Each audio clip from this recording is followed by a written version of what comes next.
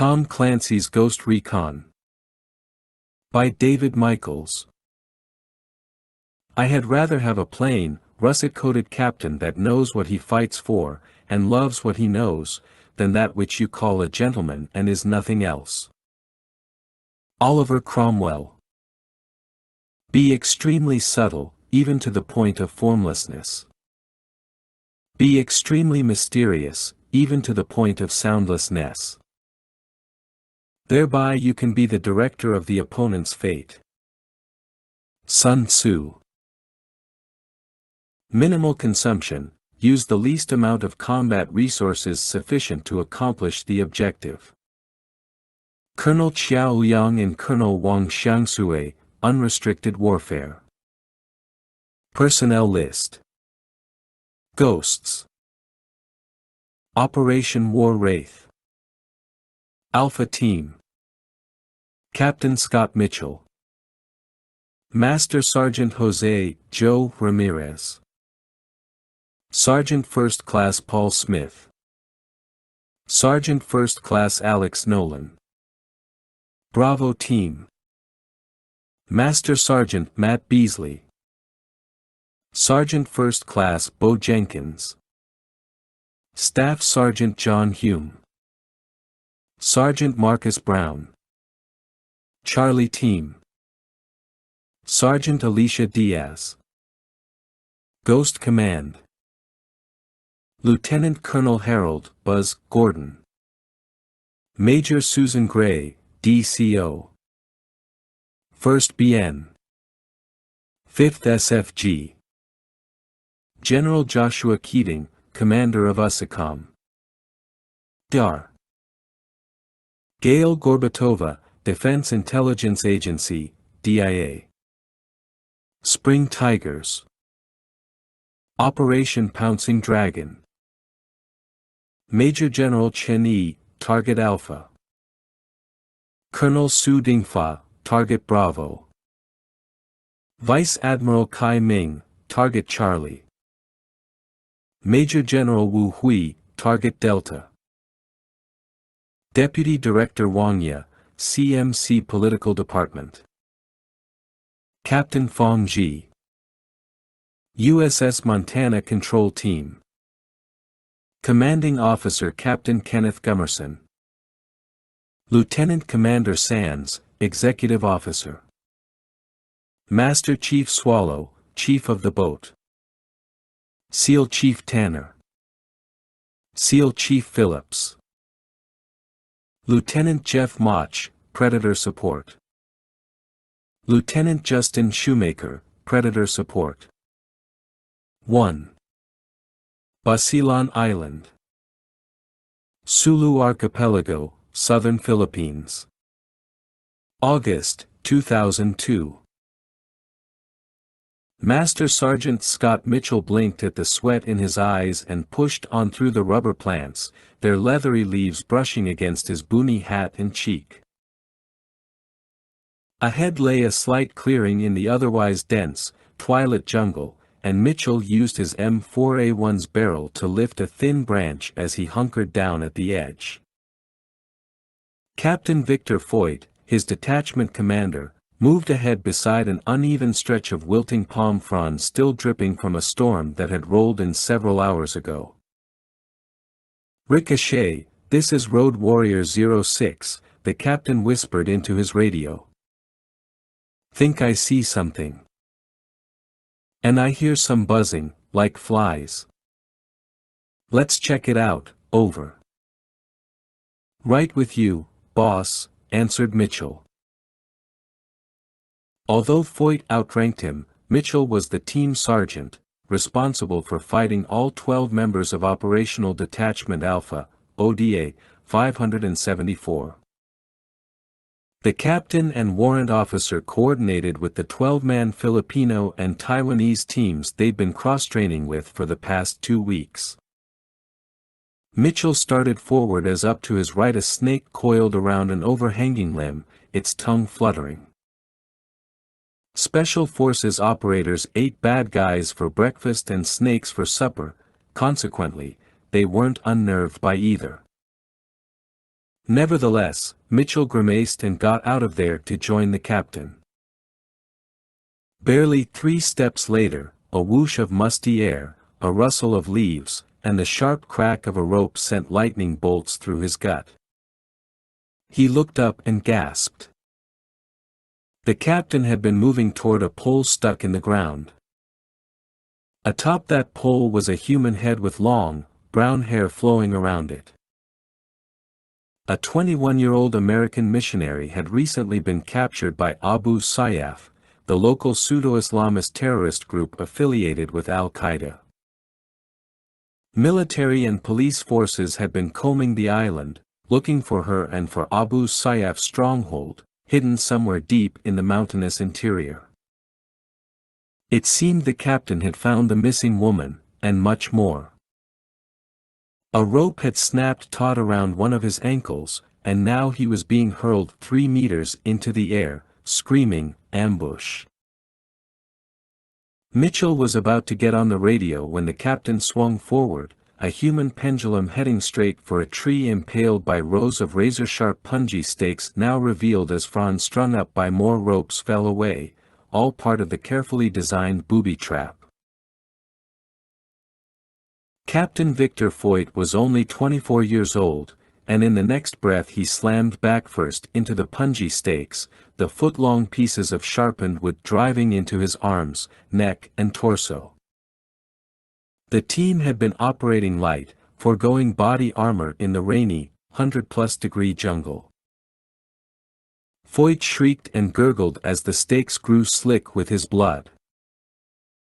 Chief Warrant Officer 02 James Alvarado, who'd been positioned about a dozen meters behind them, burst forward crying, "Captain!" Alvarado cut loose multiple rounds below the tree where Foyt now hung, inverted and bleeding to death. Again, Mitchell keyed his mic, ready to issue orders, but Alvarado's gunfire cut him off. This was Mitchell's first live mission as a Special Forces operator. He was an experienced infantryman and team leader from an opposing force, OPFOR, recon unit at Fort Irwin. He already had an impressive resume and was hoping to make a name for himself in the Special Forces community, yet in a flash, he'd already lost his first CO. A strange thumping noise sounded as Alvarado ceased fire and advanced into the clearing. The warrant suddenly clutched his neck, where a tiny dart extended from between his fingers. He screamed as he tugged it out. Mitchell dropped onto his gut as more thumping sounded behind them. Alvarado wobbled forward then crumpled to the ground, poisoned and probably dead. The team was, it seemed, being attacked by loinclothed savages whose traps and blowguns had ironically overpowered the men with their thunder sticks.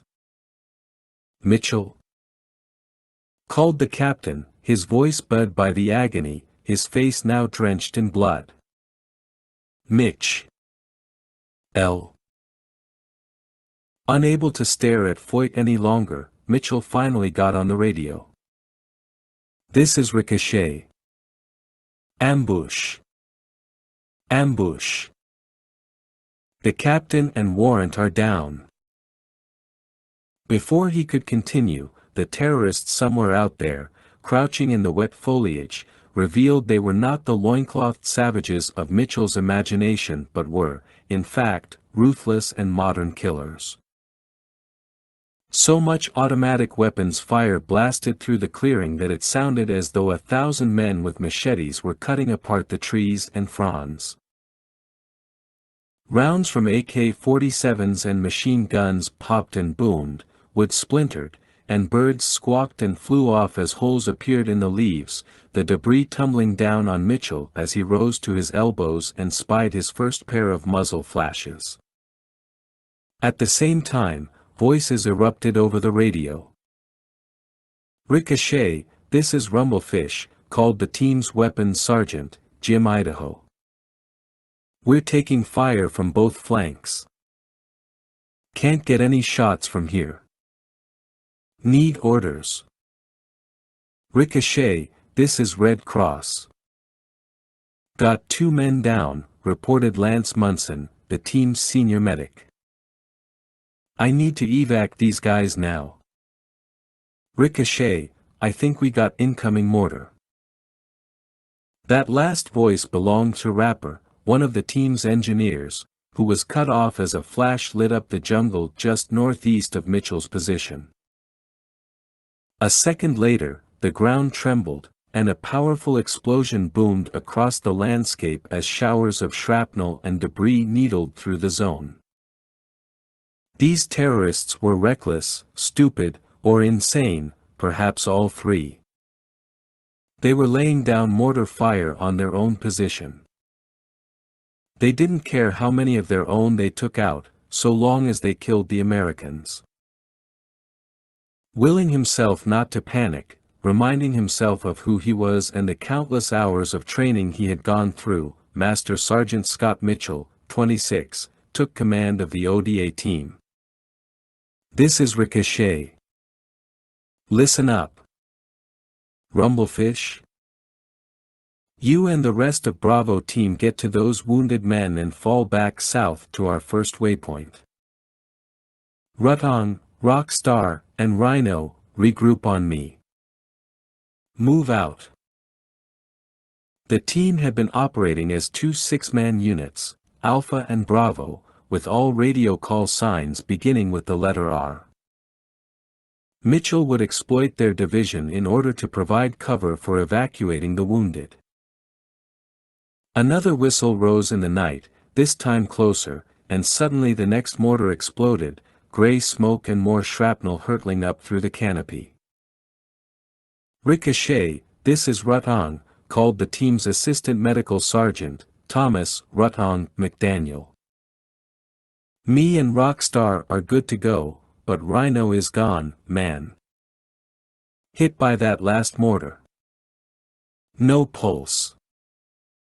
There wasn't time to tally up the dead. All Mitchell knew was that he needed support, ground, air, anything, and he needed it now. He acknowledged Rutang's call, then switched frequencies, calling up Captain Fong Ji's Taiwanese team. They were much closer than the Filipino team and were working the grid on the other side of the creek. Wushu 06, this is Ricochet, over. He waited, listened to the sound of his own breathing, the withering gunfire booming somewhere nearby, the shrill hiss of yet another mortar round, falling. Wushu 06, this is Ricochet, over. Mitchell switched frequencies once more to call upon the Filipino team. Black Tiger 06, this is Ricochet, over. Boom! That distant mortar finally detonated. Ricochet, this is Black Tiger 06. I've heard what's happening. We're moving to your location, but we're still pretty far. ETA about 20 minutes, over. Roger that, Black Tiger. I have a lot of men down. Need you ASAP. Mitchell fed the captain his current GPS coordinates, then added, don't be late. We are running, Sergeant. Good. Ricochet, out.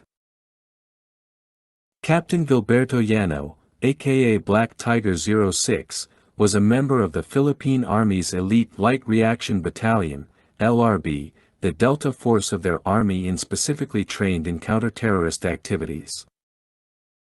Llano was well liked by his men and the rest of Mitchell's team. Knowing Llano and his boys were already on the way felt good, but it was going to be the longest 20 minutes of Mitchell's life. And quite possibly the last. Again, where the hell was Captain Fong Ji? Mitchell called once more. No answer. Was he back in one of the Nipa huts, smoking a cigar, while men died out here in the jungle? Rutong and Rockstar hustled up and dropped down beside Mitchell. Rutong was a baby-faced assistant medic and competitive video game player. He'd even entered and won several national tournaments, though he rarely bragged and was, for the most, curiously insecure about himself and his skills. Staff Sergeant Bennett "Rockstar" Williams was the assistant engineer, a hard-faced African-American who hated rock music but who had pissed off the company commander by insulting the commander's AC/DC collection. The incident had become infamous, and the call sign had stuck. Mitchell eyed both of them, drenched in sweat like he was, eyes bugged out, breath ragged. "We need to cut off these guys and buy Bravo some time to evac. I saw muzzle flashes on our flanks." "Me, too," said Rutong. "No telling how many yet, damn." "Don't worry," Mitchell said, pouring more confidence into his tone. "We'll swing around, come in from the west, and tag their asses. That's simple. You ready?" "Sergeant, are you sure about this?" asked Rockstar. "Of course he's sure," said Rutong. "Shut up. I'm just saying." "Rock, I'm sure," said Mitchell, putting some real steel in his voice. "Go now." Mitchell took point, and they began scissoring their way through the jungle. He clutched his rifle a little too tightly, and the chin strap of his boonie hat began digging into his skin. He took a sharp turn around two trees, and the sounds of gunfire grew louder, along with the trickle of running water out there, beyond the jagged tree line. At the next cluster of palms he called for a halt and slid back his boonie hat. Then he dug out his binoculars and scanned the area. Despite the growing darkness, Mitchell still picked out several men dressed in nondescript fatigues with bandanas tied around their heads. They darted south, back toward Bravo Team. He issued hand signals to Rutong and Rockstar, "Got 3, there, let's go." They charged off, with Mitchell once again taking point, Rutong and Rockstar on his rear flanks, Rockstar checking their 6 o'clock as they advanced. The ground was muddy, sucking too loudly at their boots as they cut through the brush, came around several more trees and clusters of dark shrubs, and right into a swarm of malaria-carrying mosquitoes that had all of them swatting at their faces. He prayed the layers of bug spray and the vaccinations would do their job. As Mitchell's vision cleared, he spotted the 3 guys, 10, 15 meters ahead, still weaving forward, seemingly unaware they had been followed. Mitchell bolted to the base of the next tree, whose reddish-brown bark was alive with ants. He signaled the others to drop and prepare to fire. "Got one in my sight," said Rutong. "Me, too," Rockstar added. "Fire!" Mitchell cried, breaking the silence, but it didn't matter, because their M4A1 carbines echoed like rolling timpani drums, hungry rounds chewing through the air until they caught flesh. Bang, bang, bang, they're dead. Rutong grunted. He wasn't lying. They'd dropped the trio cleanly, efficiently. "Move!" cried Mitchell, knowing that before they could blink twice, they'd draw incoming fire. He was wrong. It took 3 blinks before the trees and ground exploded as they sprinted past the men they had killed. They moved onto a steep mound, then Mitchell descended and turned back. Rutong came up hard on Mitchell's heels. A triplet of gunfire cracked too close for comfort as Rockstar reached the crest. The stoic-faced black man gasped and shook as more rounds tore through his chest a second before he collapsed right on top of Mitchell. "Bennett!" cried Rutong as he pulled the man off of Mitchell, who was now lying flat on his back, the tiny speaker in his ear rattling with yet another voice, "Ricochet, this is Red Cross.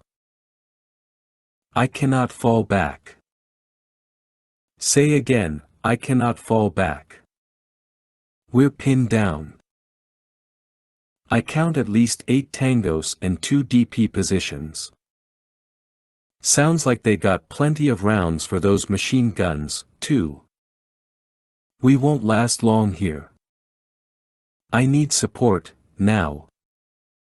Ah, Bennett, man, come on. Rutong gasped. Mitchell rolled over, took one look at Rockstar, and knew.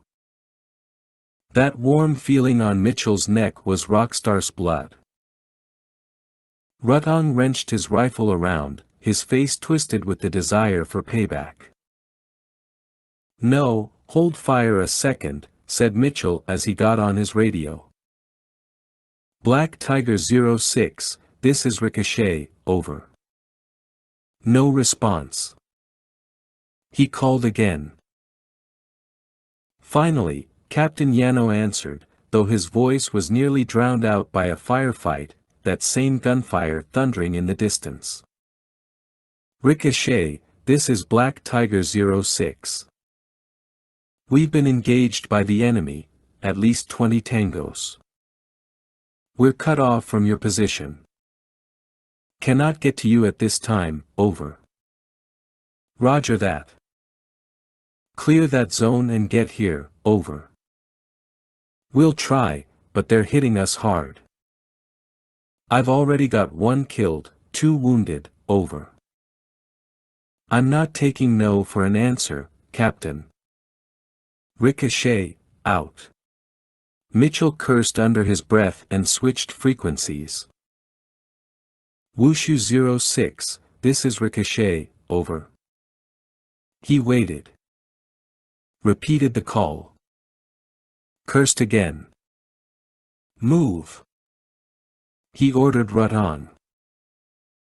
They burst from cover and sprinted off, rounds tearing into limbs and leaves behind them. Ricochet, this is Red Cross. Too late, man. We just lost another 2. And I've been hit. I'm bleeding out pretty bad, Sergeant. I can't stop it. You need. The transmission broke off as Mitchell and Rutong found themselves running near a volley of machine gun fire hammering the trees a few meters ahead. He and Rutong thudded hard into the mud as the Degtyarev Pikotnyi, DP, light machine gun rattled and brass casings jingled and plopped into puddles. For the first time in his life, Scott Mitchell doubted if his courage, skill, and audacity were enough to carry him through. His eyes burned as the senior medic's voice broke once more over the radio. Sergeant, I'm dying, man. Please. 2. Basilan Island. Sulu Archipelago, Southern Philippines. August 2002. Captain Fong Ji, leader of the Taiwanese team, was propped on his elbows and observing the valley below through a pair of night vision goggles. He had taken his men away from the creek and into the mountains when the first shots had been fired. Though frowning over his orders, his team had obeyed without question, and only now did Sergeant Zima, 33, the oldest and most experienced soldier among them, voice his concerns. Sir, I am not doubting you. But I am confused. Why haven't we answered their calls for help? Why have we moved up here, if not to prepare sniper positions? Fong lowered his goggles and regarded the man whose deep-set eyes widened. You attended the briefing. Yes, Captain. Then you heard what I said to Major Liang and the Americans and Filipinos. I did. And they said they cannot provide the air reconnaissance you requested. Because it is cheaper for them to use us as bait. But, sir, our morale is already far too low, our recruitment numbers dropping. I won't waste good men on an ill-conceived mission. We need a victory here, but the Americans have not planned one for us. They plan to sacrifice us to save $1. Sir, they will call us cowards. Fong raised his voice. We are not cowards. And we are not sheep. Do you think they care how many of us die? But, sir. With his temples beginning to throb, his teeth gnashing, Fong rolled over and burst to his feet, reaching over his shoulder and into his pack. His gloved hand locked onto his sword cane, a one-of-a-kind weapon and family heirloom that had been passed down to him from his father, who had died last year. The cane's wooden shaft was slightly longer than an eskrima stick and had been hand-carved with a tiger stripe pattern. The blade inside was much more than just a flat sword, its cross-section forged to resemble the Chinese character representing a square, side, part, or scheme, but, more importantly, the Fong family name. Although the sword's design prevented it from cutting in the traditional sense, whipping strikes produced distinctive welts. Repeated strikes resembled the tiger stripe pattern of the cane itself. The ultimate signature was the puncture wound from multiple sharpened tips. Fong Ji's great-grandfather, who had designed the weapon, had wanted his enemies to never forget the Fong name, whose bloodline could be traced to one of the premiers of the Tang dynasty. As he had risen through the ranks, Fong had employed the sword cane to keep his men in line, beating them with the wooden sheath for minor offenses, drawing the sword and whipping them to produce welts for larger transgressions. He reserved the thrusting signature mark for those he wanted to teach the ultimate lesson. Thus far in his career, he'd never had to do that. Yet at the moment, his anger had bested him, and the sword slipped fluidly out of the cane. He clutched the round handle, the ornate steel pommel etched with the same character representing the Fong family name. Yes, he could easily bludgeon someone to death with that hardened globe, but it was the sword he raised above Sergeant Zima's head. The sergeant scrambled up, raised his hands in defense. Captain, please. How dare you question me? Fong reared back and struck the sergeant in the side of the neck, even as Zima ducked from Fong's advance. Fong followed up with 2 more heavy blows to Zima's head, dropping him. Then Fong stood there, panting, seething, listening to his sergeant whimper in pain. Finally, he could take no more. Get up! He screamed at Zima. Get up! Rubbing his wounds, the bleary-eyed sergeant glanced at Fong and nodded. Yes, sir. Zima got to his feet, stood a moment, then collapsed. Fong's breath vanished. He dropped to his knees beside the sergeant, checked his neck for a pulse. Nothing. Zima. I didn't mean to kill you. Then. There it was, a weak but steady pulse. Fong closed his eyes and sighed as Sergeant Gao called, Captain. Has Sergeant Zima been hurt? Fong opened his eyes, slowly craned his head toward Gao, who was staring in awe at the sword in Fong's hand. Yes, Sergeant, he has. Get Sergeant Dong here right away. Captain Scott Mitchell backhanded mud from his eyes and lifted his chin at Rutong. I need you to get back to those wounded guys. I'll take out that machine gun. Wait for my signal. And if you don't signal? Mitchell just looked at him. I will. Sergeant, if they close on us, we won't make it. What the hell happened to the Taiwanese guys? They were right there, just on the other side of the creek.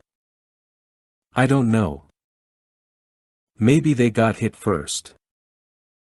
Booby-trapped, just like the captain. I don't know. Just wait for me. And with that, Mitchell eased back on his hands and knees, then suddenly bounded off to the left flank, bringing himself around toward that machine gunner's position. The jungle had grown considerably darker, every frond, trunk, and limb drawn in silhouette, with only the brief muzzle flashes from the machine gun to determine his path.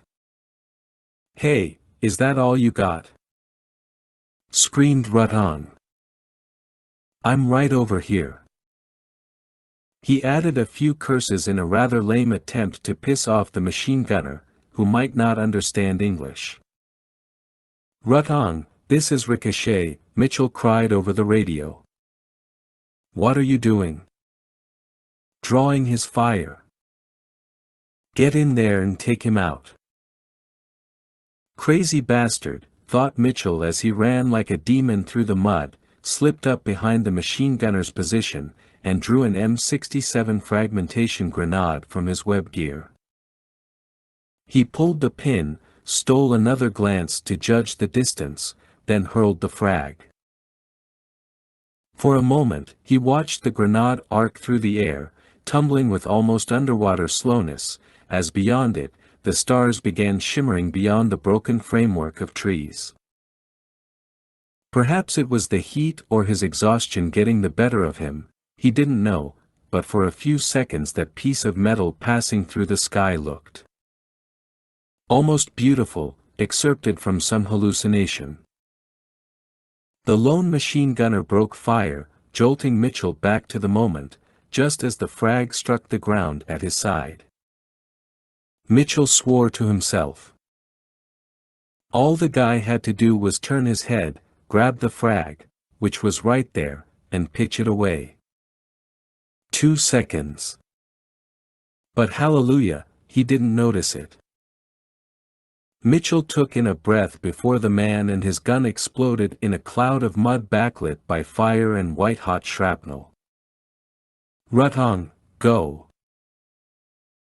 Mitchell shouted in his boom mic, although his order was easily loud enough for the assistant medic to hear without equipment. The sound of another machine gun sent Mitchell back to his feet. He started toward a narrow passage between trees, picked up the pace, but suddenly tripped and hit the ground hard, losing his grip on his M4A1, though it was still tight in its sling. He rose to his hands and knees and glanced back, wondering what the hell had caught his boot and guessing it was probably a tree root. One of the terrorists stood there where the tree root should be, his AK-47 pointed at Mitchell's face. Shoot me, Mitchell blurted out in surprise. No.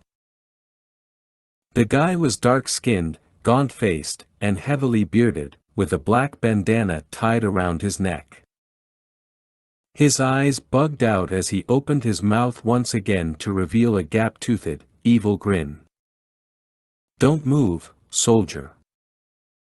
This guy wasn't just Abu Sayyaf, Mitchell knew. His accent indicated he was the real deal, an Arab, a member of Al-Qaeda, on the island to help train Abu Sayyaf the way they were helping to train the Filipinos and Taiwanese. Mitchell suddenly imagined his own head stuck on a pole, just like that missionary's. They would use him to send another message. Mitchell's father, 2 brothers, and sister back home in Ohio would watch it all on CNN. His torture and murder would break their hearts. And his mother, looking down from the heavens, would weep for her son, the boy she had left behind when he was only 14. Now. Get up, said the Arab. You told me not to move. Get up. Mitchell narrowed his gaze and bared his teeth. No. The Arab chuckled under his breath. Whoa, you are a big man, huh? Big American. When I get you back to the camp. Mitchell rolled around, coming up with his rifle, knowing he'd be a second too late. That was all right. They wouldn't take him alive. And they wouldn't take him without a fight. He fired a half-second after the Arab did. However, and this was a big however, he was still coming around as the Arab fired, and only one of 3 rounds made contact. That round pinched Mitchell's left biceps, just as he flinched and lifted his rifle a bit more, directing his bead across the Arab's chest, hammering the bastard with his 3rd and 4th rounds. The guy went down, groaning, and Mitchell silenced him with another salvo. He sat there a moment, catching his breath, his hand going reflexively for his wounded arm. It looked like a clear entry and exit, not too much blood. But the wound was beginning to burn now, really burn. Raging aloud, he got up, one-handed his rifle, and started toward the sound of that second machine gun. He fought for more breath as he ran, the air growing thicker, more humid, and there was no dry spot on his entire body. He neared a long ditch where the rain coming down from a small hill had eroded the jungle floor. At the top of that hill came the rat-tat-tat of the second gun. Ricochet, this is Rutong, over. Mitchell got onto his haunches, keyed his mic. Go ahead. You okay? Yeah, you in position? Rutang's voice began to crack. Scott, it's freaking horrible, man. I think you and I are the only guys standing. Can't get anyone else on the radio. Billy and Carlos are here, and they're shot up bad. I can't do anything more with them. And it sounds like those tangos are moving in on us. We can't stay. There's a hill about 15 meters back, but I can't carry them, not with all the incoming. Tang, listen to me. Calm down. I'll get the other machine gun. When you hear the bang, grab Billy or Carlos and fall back to that hill. I'll get the other guy. Scott, I don't know. Tang, you know everything you need to. Right. Roger that. Okay, stand by. Mitchell tugged out another frag and started furtively up the hill as the machine gunner opened up, the racket like a jackhammer on Mitchell's brain. In the distance, more gunfire echoed, and 2 more mortars dropped in succession, assumably in the Filipino team's zone. Mitchell wanted to check in with Yano, but there just wasn't time.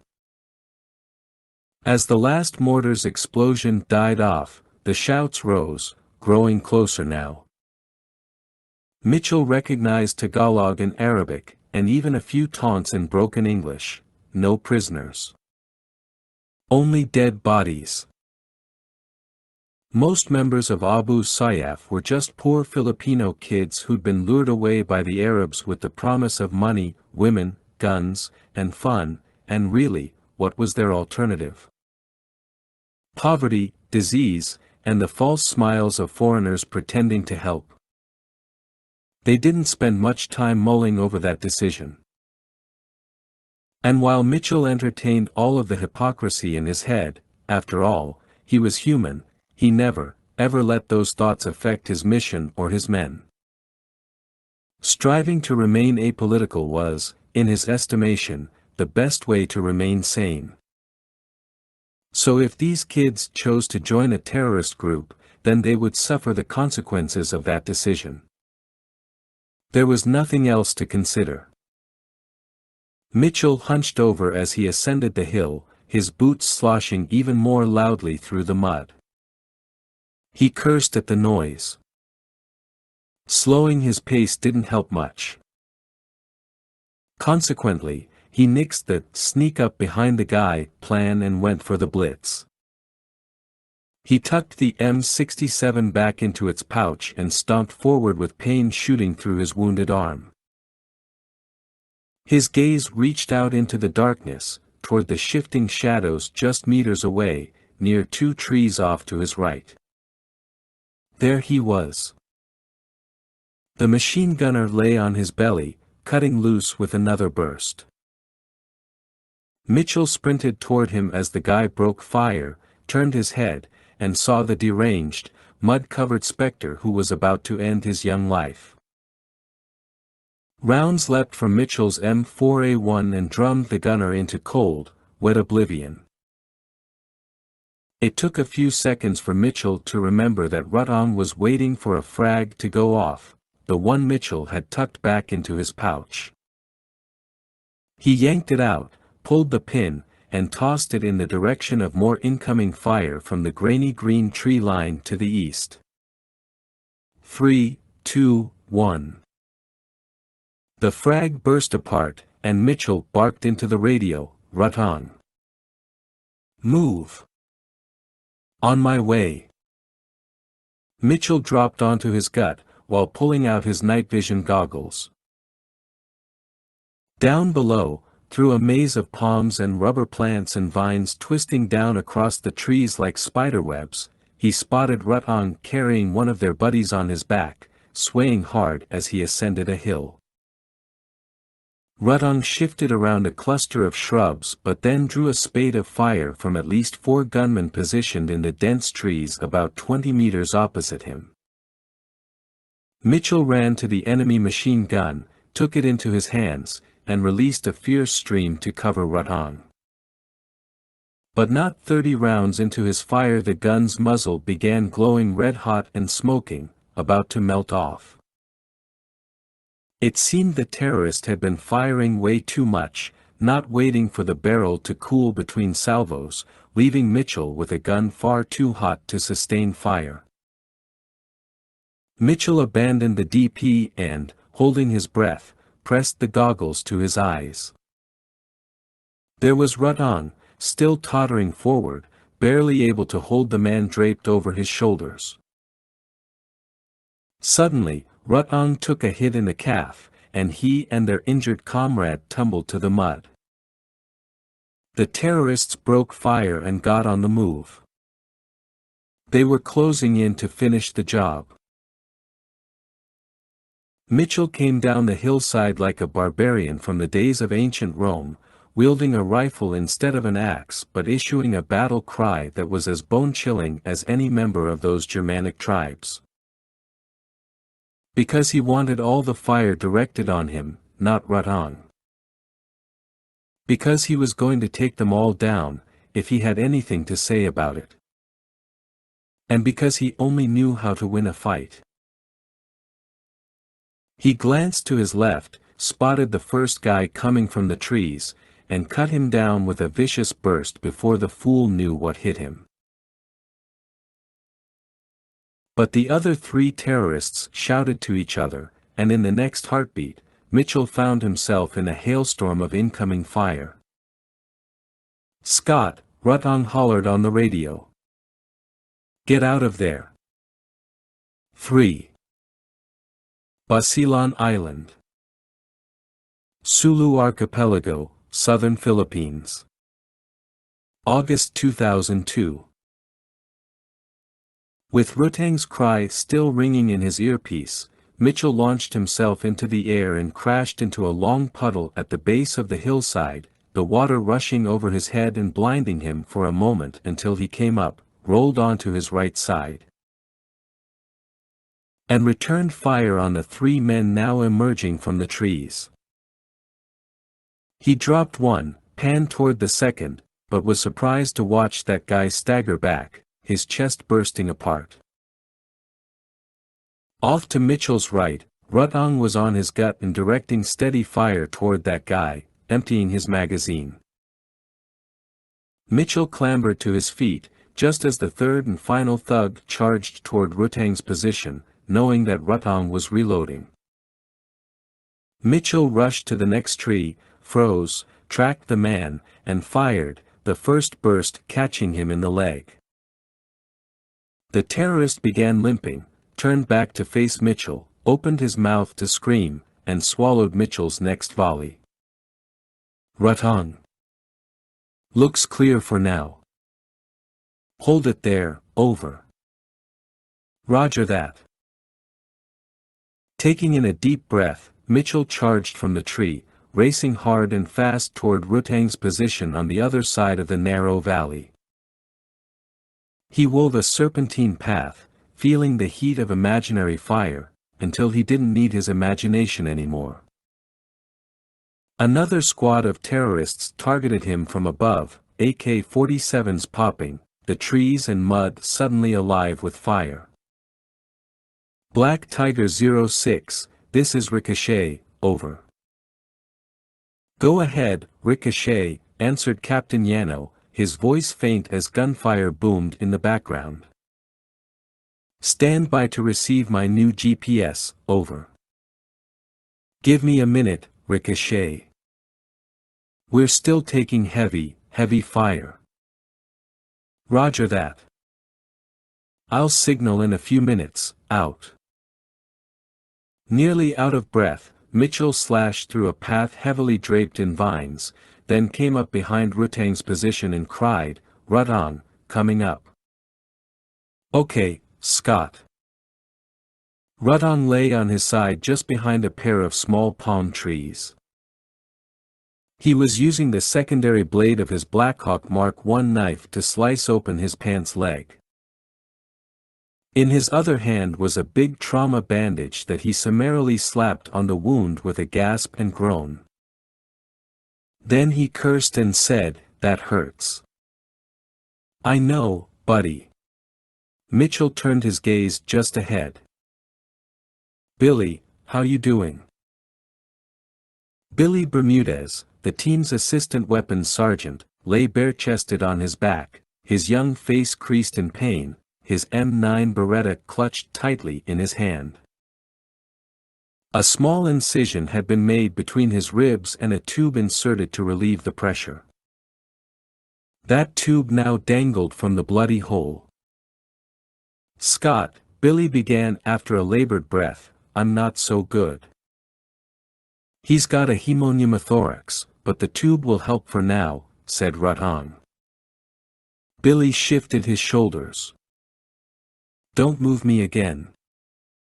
It hurts too much, man. I know, answered Mitchell. But you'll take the pain. Mitchell locked gazes with the man. Billy hesitated, then nodded.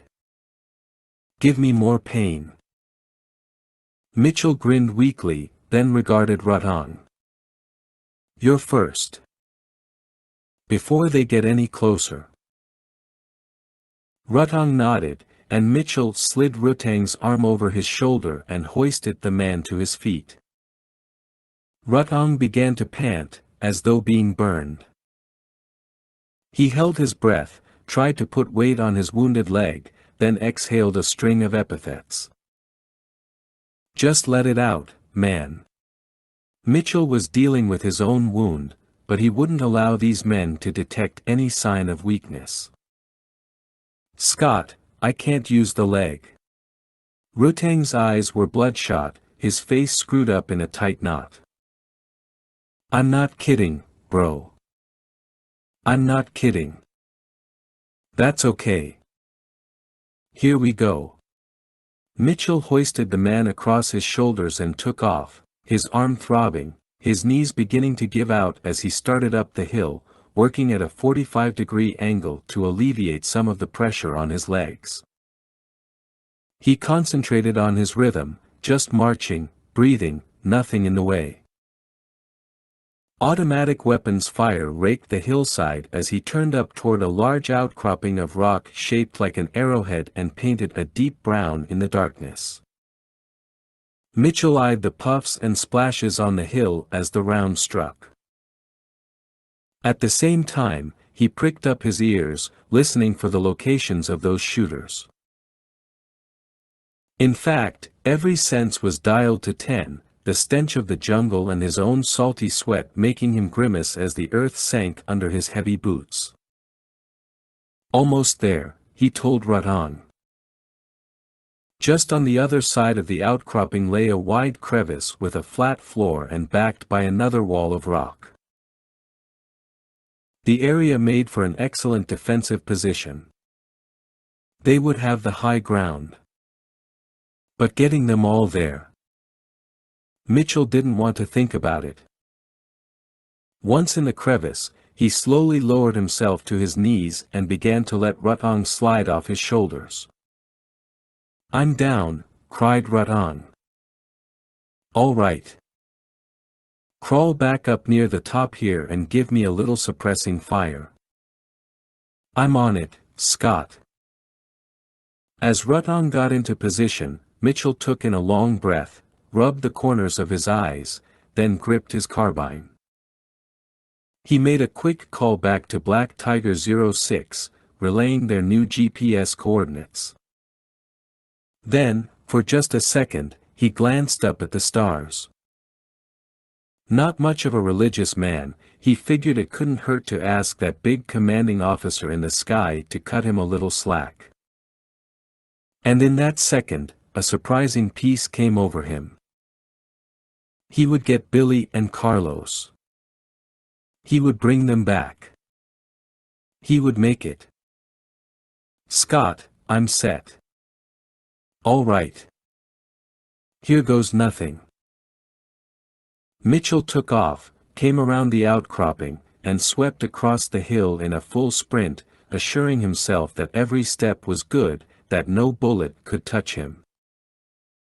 Blood dripped from his wounded arm, but he ignored it, swept a little wider, as the mud-covered hill boiled with even more incoming fire. The drumming of all those rounds, the clinking of brass, and the screams in Arabic and Tagalog all funneled into a steady hum that no longer bothered him. In fact, the hum drove him harder, faster, back toward his fellow operators. Mitchell stumbled down on his heels through a little washout, fell backward onto his rump, and began sliding along with the streaming mud, landing with a sharp thud on a bed of broken rocks.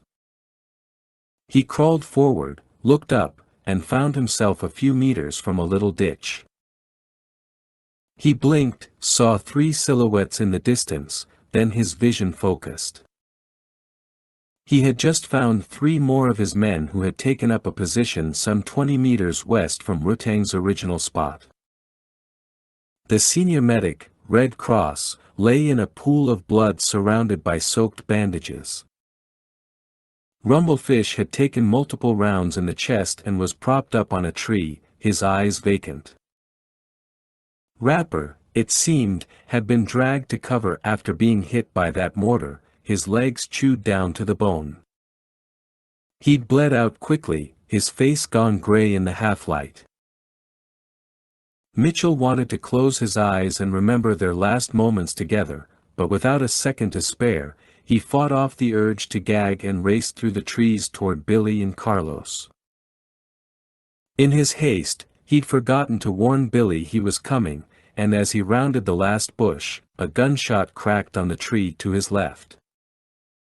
"Billy!" he cried. "Geez, Scott!" He reached the man and dropped to one knee. "Sorry, my fault. Thanks for having bad aim. Forget me. Go check on Carlos. I've been calling, and he's not answering now. He's right behind those palms." Carlos Alejandro, the assistant communications sergeant, was arguably the most eloquent and scholarly member of the team. He spoke expertly on world politics, religion, and philosophy and could schmooze with majors, colonels, and even generals better than most officers Mitchell knew. And because of that, he wasn't one to ever go silent. Mitchell found the man lying supine, his head turned to the right, as though he were listening to the ground. His eyes were wide open. "Carlos?" The sergeant turned his head, looked up, his gaze slightly unfocused. "They're moving. You can tell?" "Yeah, I just heard them scream." "And you didn't hear Billy calling?" "I figured if I didn't answer, he'd finally shut up." Mitchell shook his head and smirked. "Ready?" "I'm carrying you back." "Not in my lifetime." Carlos had been hit at least twice in one leg and had taken a serious round in the shoulder. There wasn't a single white spot on any of his bandages. "Don't give me any BS. You're coming." Feeling guilty about having to lift the man but without another choice, Mitchell helped Carlos up to his feet, the man balancing on one leg and moaning softly. Behind them, Rutong opened up on the men across the valley, muzzles winking from both sides of the jungle now. And just as Mitchell pulled Carlos around and got him onto his back, a rocket-propelled grenade flashed and went streaking overhead like a falling star, casting harsh white light over the jungle as it headed toward Rutang's position. Mitchell screamed into the radio, trying to warn the man, but his words were cut short by the explosion. Smoke billowed, and rocks plummeted, as Carlos said through a shudder, "They got him." "No," snapped Mitchell.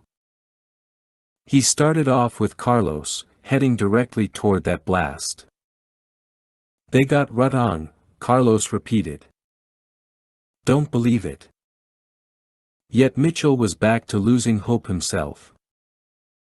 Was it all for nothing, the mission, his military career, his whole damned life?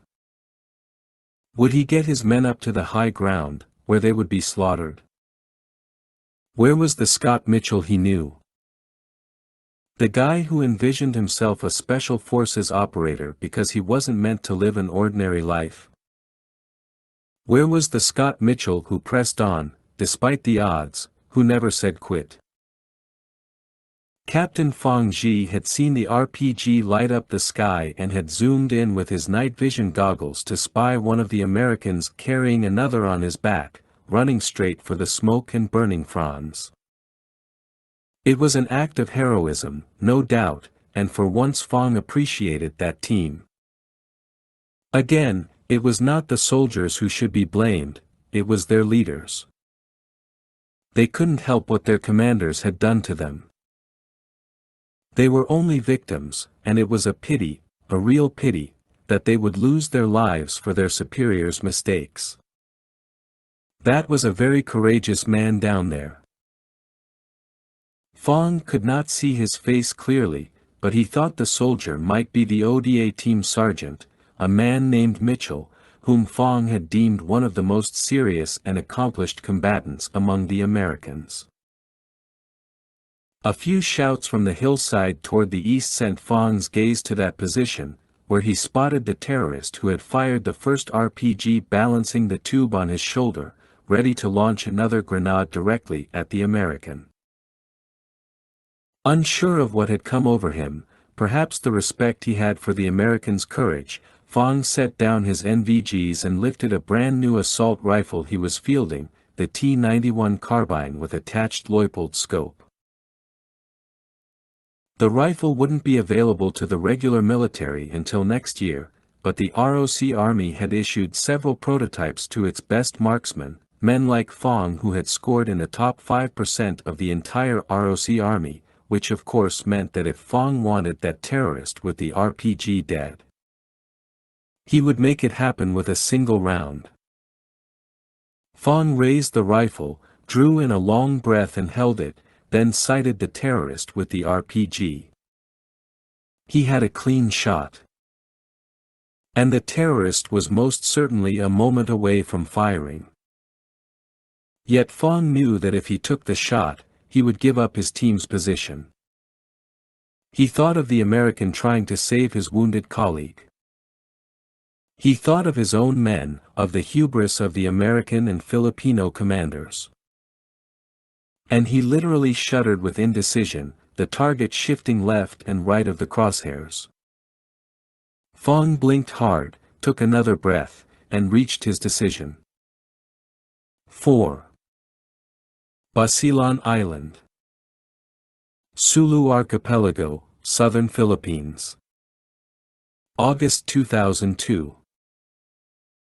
The withering gunfire closing around Mitchell like a set of sharpened teeth began to taper off, and soon he heard only his breathing, his footfalls, and the soft groans coming from Carlos draped across his back. He started up the hill toward the dust clouds still obscuring the rocks. A single shot echoed across the valley, followed by the telltale whoosh of another RPG. Mitchell whirled toward the sound. This was it. He took a last breath. But the RPG arced wildly across the sky, raced over the trees, and vanished. He frowned, spun back, and resumed his pace, reaching the shattered rock face where the outcropping had been. He came around the other side to find Rutong huddling deep in the crevice, illuminated by a penlight and inspecting an arm pinpricked by shrapnel. "Oh, man, Scott." Rutong groaned. "Hey, you're still alive. Don't complain. Turn that light off." "Roger that. Just wanted to see how bad it was." "It's not bad. Feels bad." Mitchell carefully set down Carlos. "Just hang on here, bro." Carlos winced and nodded. "Somebody needs to go back for Billy." Mitchell smirked. Yeah, that'd be me, and without covering fire this time." The hell with it." He tugged out his M4A1's near-empty magazine and shoved in a fresh one as his earpiece buzzed. "Ricochet, this is Black Tiger 06, over." Captain Yano's voice was freighted with tension. Mitchell swallowed. "Go ahead, Black Tiger. We're still dug in pretty deep. You have at least 10 tangos moving toward your position, maybe more, and we can't cut them off from here. We've been calling for air support, but they're saying the zone is still too hot. You need to get out of there, over. Thanks for the heads up. Ricochet, out." Mitchell hadn't bothered calling for air support because he knew it would only come if the battalion commander was willing to risk those birds flying low over the jungle. The commander was no doubt monitoring all communications and knew very well what was happening. Nevertheless, Mitchell made one last attempt himself, and to his utter surprise, Major Vic Sikowski, the company commander, said he'd convinced the battalion commander to commit their 3 evac choppers to the fight. The Black Hawks were en route, ETA 10 minutes. Rutong and Carlos still had their headsets clipped on and had been listening to the channel. "They'll be late," said Rutong. "I just know it." Mitchell nodded, keyed his mic. "Billy? I'm coming to get you, over." "I hear that. Better run. I'm seeing movement out in the trees, those guys Black Tiger called about." "On my way." Mitchell eased himself across the rocks, came around the other side, then rushed down the hill, a wave of adrenaline coursing through his chest. Once again, he slid down the muddy stream, dropped onto the rocks, then stole his way past his dead teammates to reach Billy, who was right where they'd left him, M9 in hand, tube dangling from his chest. His breathing had become more labored, with blood now leaking from the tube. Between labored breaths, Mitchell managed, "Hey, Sergeant. Time to go." The man's face tightened in agony. "Okay. Here comes the part you won't." Mitchell cut himself off at the sound of a faint whoosh growing louder, an incoming mortar. He dropped down over Billy, shielding the man's head and face as the mortar round blew apart the hill above them, the boom stinging Mitchell's ears. As if cued by the burst, rounds scissored through the trees behind them, and Mitchell pushed himself in tighter against Billy. He knew if he returned fire they'd finish homing in on his position, despite his carbine's flash suppressor. If those Arabs had trained the kids right, they'd been taught to estimate enemy positions based on the telltale pops and cracks. But Mitchell did have a couple of frags left. He reached into his web gear, drew one out, pulled the pin, then turned and hurled it toward the string of muzzle flashes, for, maybe 5 in all, festooning the rows of trees like Christmas lights. "Okay, Billy, here we go," he said, a second before the grenade exploded. He hauled the weaponed sergeant onto his back and started off, leaving behind the shouts of the remaining terrorists and several incoming volleys of AK-47 fire. "Ricochet, this is Rutan. I can see you. I know you can't talk, but they're moving in from your 6. I can hear the choppers. I'll pop red smoke down there. Just keep running, Scott. Don't stop." The first mortar round had dug a crater surrounded by dozens of muddy pools, while rocks and split tree limbs now littered Mitchell's path. He circled around, but it was getting harder to see through the swirling dust. His right leg ached, and a warm, trickling sensation drifted down his calf. Don't stop. That was right. No matter how he felt. No matter what he heard or saw. But his legs just weren't capable anymore, every muscle blazing, his hip straining against the load until his boot rested squarely on a rock, and his ankle began to twist. He screamed and shifted his weight, getting off in time before the searing pain ripped through the ankle. He staggered forward, nearly fell, regained his balance. "It's okay, Scott. Just put me down." Another mortar exploded off to their right, maybe 40 meters, followed by a fresh wave of incoming rifle fire. "Hang tighter," he ordered Billy, then raging silently to himself, Mitchell poured everything left into his stride. He bounded up the hill, digging deeply into the mud, grunting through his teeth with every breath. The fire in his legs had worked into his spine and fanned across his shoulders. He stooped over even more, about to drop Billy. He had a dozen more steps. Rutan appeared up top, reared back, and hurled his M83 smoke grenade, which landed far behind them and began to hiss. 10 steps now. 6. 4. On the day he'd announced he was joining the army, Mitchell's father had told him, "If you're going to be a soldier, Scott, then be the best." A mortar whooshed down, somewhere directly behind him, and with the hairs on the back of his neck tingling, Mitchell threw himself and Billy around the rocks and into the crevice as the mortar exploded behind them. They tumbled across the rocks and came to a bruising halt on the stone, arms and legs jutting into each other's faces. Mitchell held his breath a few seconds more, then chanced a gasp, the stench of the explosion sending him into a fit of coughing. He pulled himself out from beneath Billy, then turned his gaze skyward at the spirit-lifting whomp of incoming Black Hawks. Billy began screaming, the chest tube nearly wrenched from his body. Rutan was already attending to him while Carlos could barely keep his eyes open. Above the drumming helicopters came shouts in Arabic, shockingly close now, right near the base of the hill.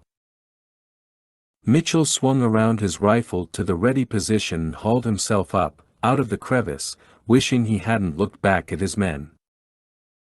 They were barely recognizable behind all the blood and mud. He moved forward and shifted along the rocks, keeping his shoulder tight to the stone until he could hazard a look around the corner. 2 gunmen came charging up the hill. Mitchell burst from cover and unleashed fire on the lead man, cutting him down. The second guy dropped to his belly and rolled. Mitchell fired on him, but Rutang's red smoke began wafting back over the hill, blanketing the entire area. Even as Mitchell squinted hard, rounds suddenly chewed into the rocks at his shoulder, ricocheting and sparking, sending him down low behind the rock. He swore and caught his breath. One of the Black Hawks wheeled overhead, the door gunner leaning hard into his M134, rounds and tracers lashing out into the jungle like a phosphorescent tongue. Mitchell came back around the rock, blasted by rotor wash and smoke, but even through burning eyes he spotted the thug below, who was running straight up at him to avoid the minigun fire stitching into his path. All 3 of Mitchell's rounds punched into the guy's chest. He staggered back, fell onto his side, and rolled right into the door gunner's fire. Before Mitchell's lips could even curl in a smile, something flashed from within a tree cluster across the valley. And from that flash came a fiery streak of light, an RPG to be sure, arrowing straight for the Black Hawk. In the time it took for Mitchell to crane his neck, the rocket struck the chopper and detonated inside the bay. Wrapped by the surreal image, Mitchell just stood there a second as the bird pitched and turned erratically, trailing smoke and descending directly toward him. One of the door gunners, his body engulfed in flames, bailed out, dropping some 30 feet to the ground. Mitchell blinked, and the enormity of the moment took hold. He dove onto his gut as the Black Hawk wailed over him, passing within 20 feet, one of its landing skids scraping into the rocks behind him as the bird continued on, over the hill, then suddenly plunged down toward the trees. He couldn't see the chopper, but he heard the rotors chewing into the limbs and the horrific whining of its engine until a series of smaller explosions and loud creaking of metal echoed away.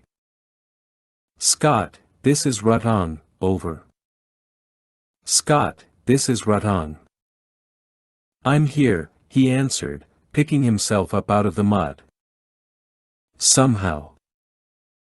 I'm up to the edge with the NVGs. I think I see Captain Yano's guys out there. Tell him he needs to help secure this area. I'm going over to the chopper to see if anyone made it. Don't waste your time. I can see it from here. Nobody survived that. I'm going anyway. Be right back, out." Mitchell rushed down the hill, then worked his way through the trees toward the column of smoke. The other 2 Black Hawks were off to the west, both door gunners hosing down the mountains, their laser beams of lead flickering in an eerie light show. At the top of the next hill, Mitchell paused to survey the crash site with his NVGs, panning 180 degrees around the forest. No sign of enemy activity yet. He started toward the downed bird, the stench of fuel hanging thick in the air. Admittedly, no operator in his right mind would go in there. But there was always a chance that someone might still be alive, and Mitchell couldn't live with himself if he didn't have a look. Just a quick look, he assured himself. So he held his breath and broke into a sprint. The Black Hawk was listing to one side but still lay on its belly in a steaming trench. The tail and main rotors were gone, the landing skids ripped apart and jammed in mangled pieces behind the fuselage. Oddly, the cockpit panels were still illuminated. As Mitchell neared the bird, waves of heat warmed his face, and he was forced to sneak a breath. The stench made his eyes tear as he stormed into the bay. The charred crew chief lay in pieces on the floor, along with another of the door gunners. Mitchell nearly gagged as he made it to the pilot, who was barely conscious but alive. The co-pilot had caught several large pieces of shrapnel in the back of his neck, and Mitchell checked for a carotid pulse. Nothing. "Captain, I'll get you out. I told them the damn zone was too hot." "It's going to get hotter," Mitchell said as he unbuckled the man. "Can't move my legs." Mitchell tugged a penlight from his web gear, directed it into the pilot's lap, his legs showing no signs of injury. But then he checked the back of the pilot's seat, which had been shredded by shrapnel. As he took the pilot by the shoulders and moved him forward, Mitchell noted bloodstains on the man's lower back. He had a spinal injury, no doubt. Unable to get a good fireman's carry in the cramped quarters, Mitchell took hold of the pilot's shoulder straps and dragged him out of the cockpit, through the smoking bay, and outside, onto the ground, where he caught his breath.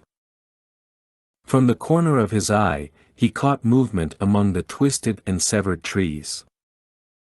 He brought his rifle around and hit the deck. The perimeter had come alive with the silhouettes of gunmen, shifting in and out from behind the trunks to get a bead on him. One ricocheting round off the chopper's fuselage could ignite all that fuel that had spilled into the mud. "Scott, this is Rutong, over." "Rutong, stand by." Mitchell breathed a curse and braced himself for yet another gunfight. 5. Basilan Island, Sulu Archipelago, Southern Philippines. August 2002. "I won't lie here and die without a fight," said the pilot at Mitchell's side. He reached for his sidearm. "I'm taking one with me." "Just hold up," Mitchell said, aiming at the nearest gunman leaning out from behind a tree, barely visible in grainy darkness. "Something's weird. They see us. They should have fired already." "Ricochet, this is Black Tiger 06, over." Mitchell lowered his voice. "Go ahead.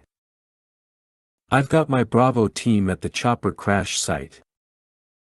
They see you but are holding to continue recon, over." Mitchell sighed deeply.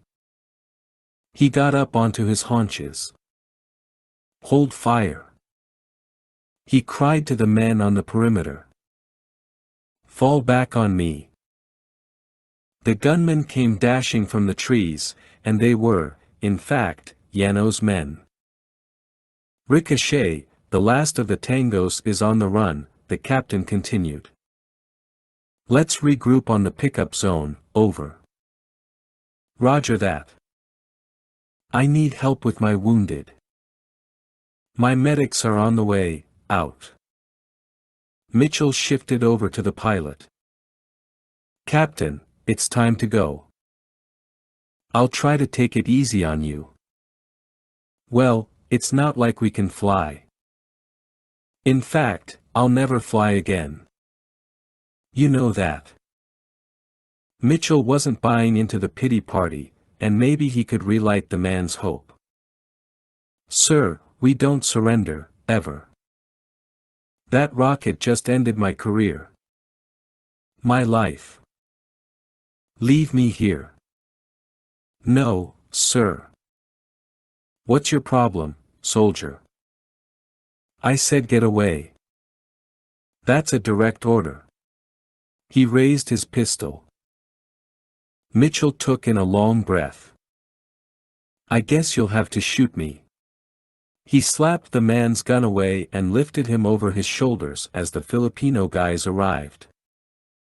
"I got him," he said, waving off their offers to help. "What's your name, soldier?"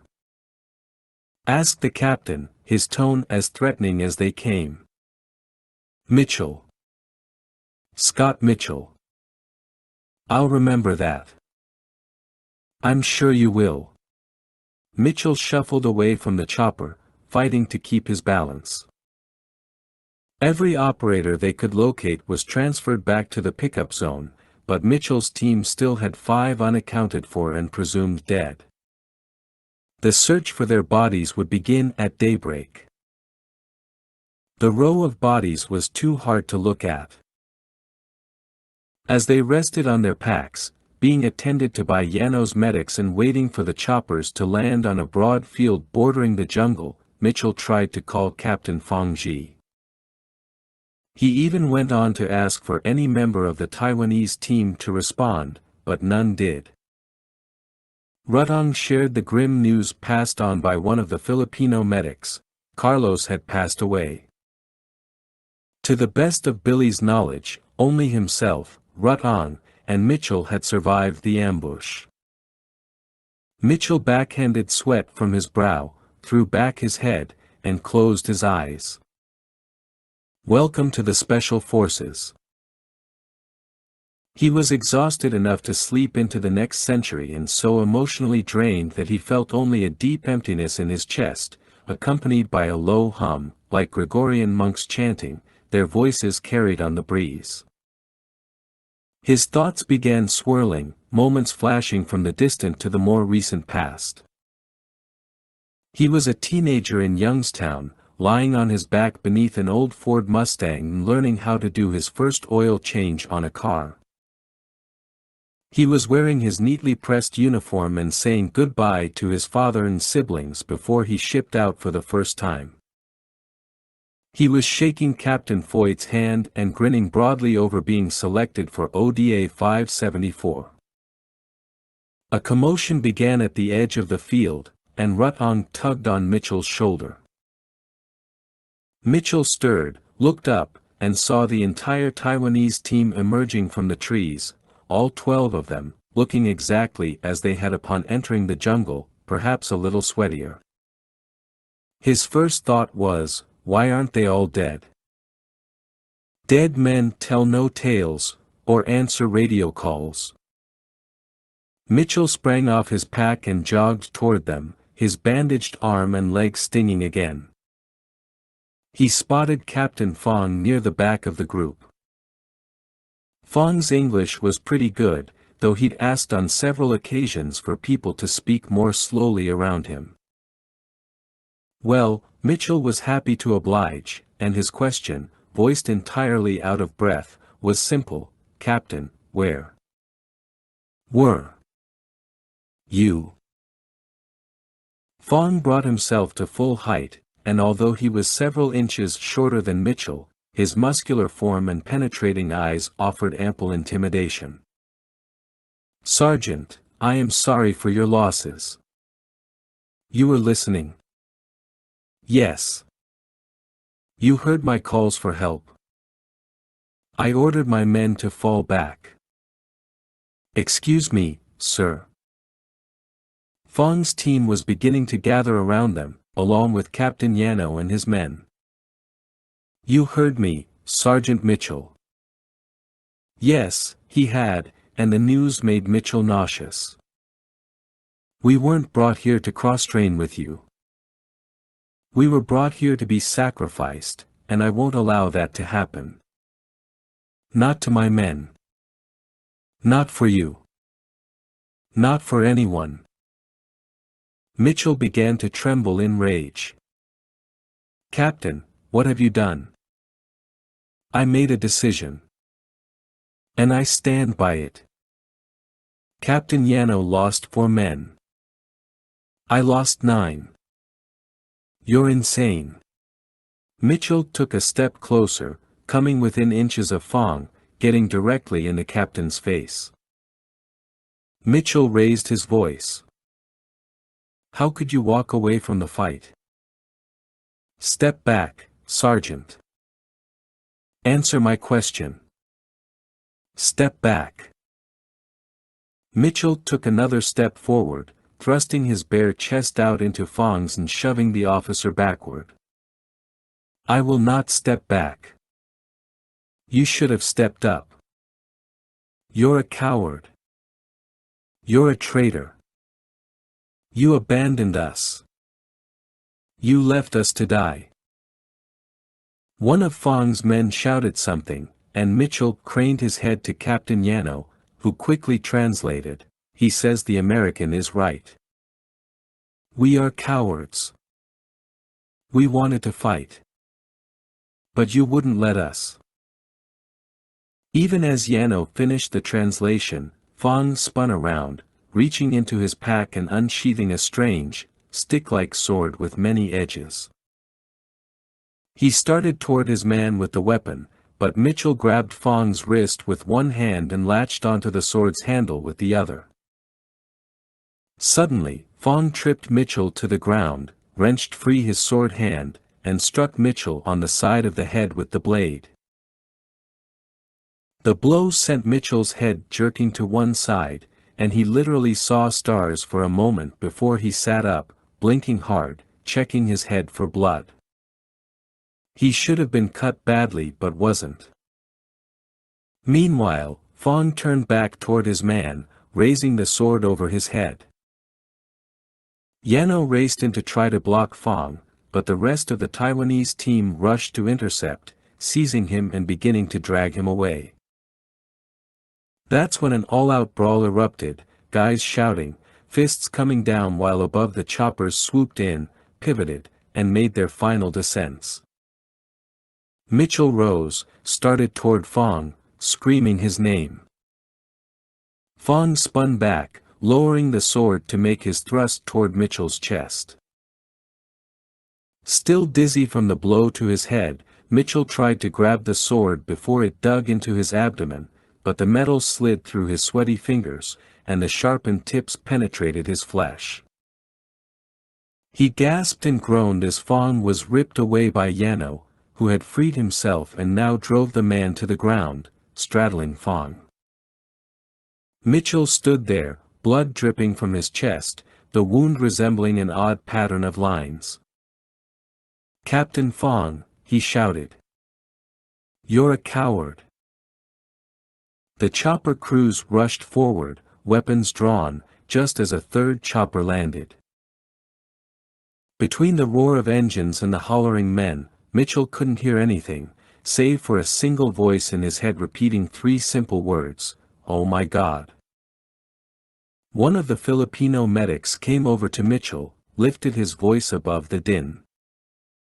Let me see that wound, Sergeant. What? You're wound. Oh, it doesn't feel that deep. Deep enough for a good scar, though. Mitchell shrugged and pushed past the medic, watching as the COs from all three teams began shouting and breaking up the riot. It was a scene unlike anything Mitchell had ever witnessed in his military career. But then again, none of them had ever hiked through this little corner of hell. Fong's CO, a stout, hard-faced major named Liang, began reprimanding him, then raised his voice even more and slapped Fong in the face, in front of all the men. Liang then seized Fong by the back of the neck and escorted him toward the chopper. Fong's gaze met Mitchell's for just a second, and all Mitchell could do was shake his head in disgust.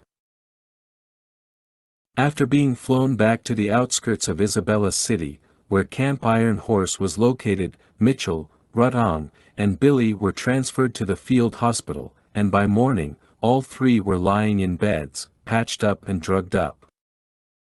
Scheduled to be shipped back to the States within 48 hours. I just don't believe what that guy did, said Rutong. Mitchell sighed and rubbed his still swollen head. You've said that 3 times. Said it 3 different ways. You're not surprised. There's more to it than we know. You got that right. It's just not like them. It's not in their culture to act like that. Am I wrong? You'd think just the opposite. While we were training, he seemed like he'd send those guys to their deaths and not think twice about it. He still cared about his men. Maybe too much. Who knows? He wasn't shy during the briefing. He's got politics, and they interfered with his ability to lead. It is strange. Strange? Damn, I'm in a state of shock. I just keep wondering what would have happened if he'd answered our call. Who'd still be alive? And who died because of him? If I had my hands around his neck right now. I think his CO will do the job for us. What was going through his mind? We'll never know, so stop obsessing on it. In truth, Mitchell couldn't take his own advice. At least not at the moment. He already knew he'd be playing out 1,000 different scenarios in his nightmares, and night after night, revenge would be exacted brutally, efficiently, with extreme prejudice. On a warm, sunny afternoon, the Army held a ceremony for Scott Mitchell at Fort Campbell, Kentucky. The following was read aloud.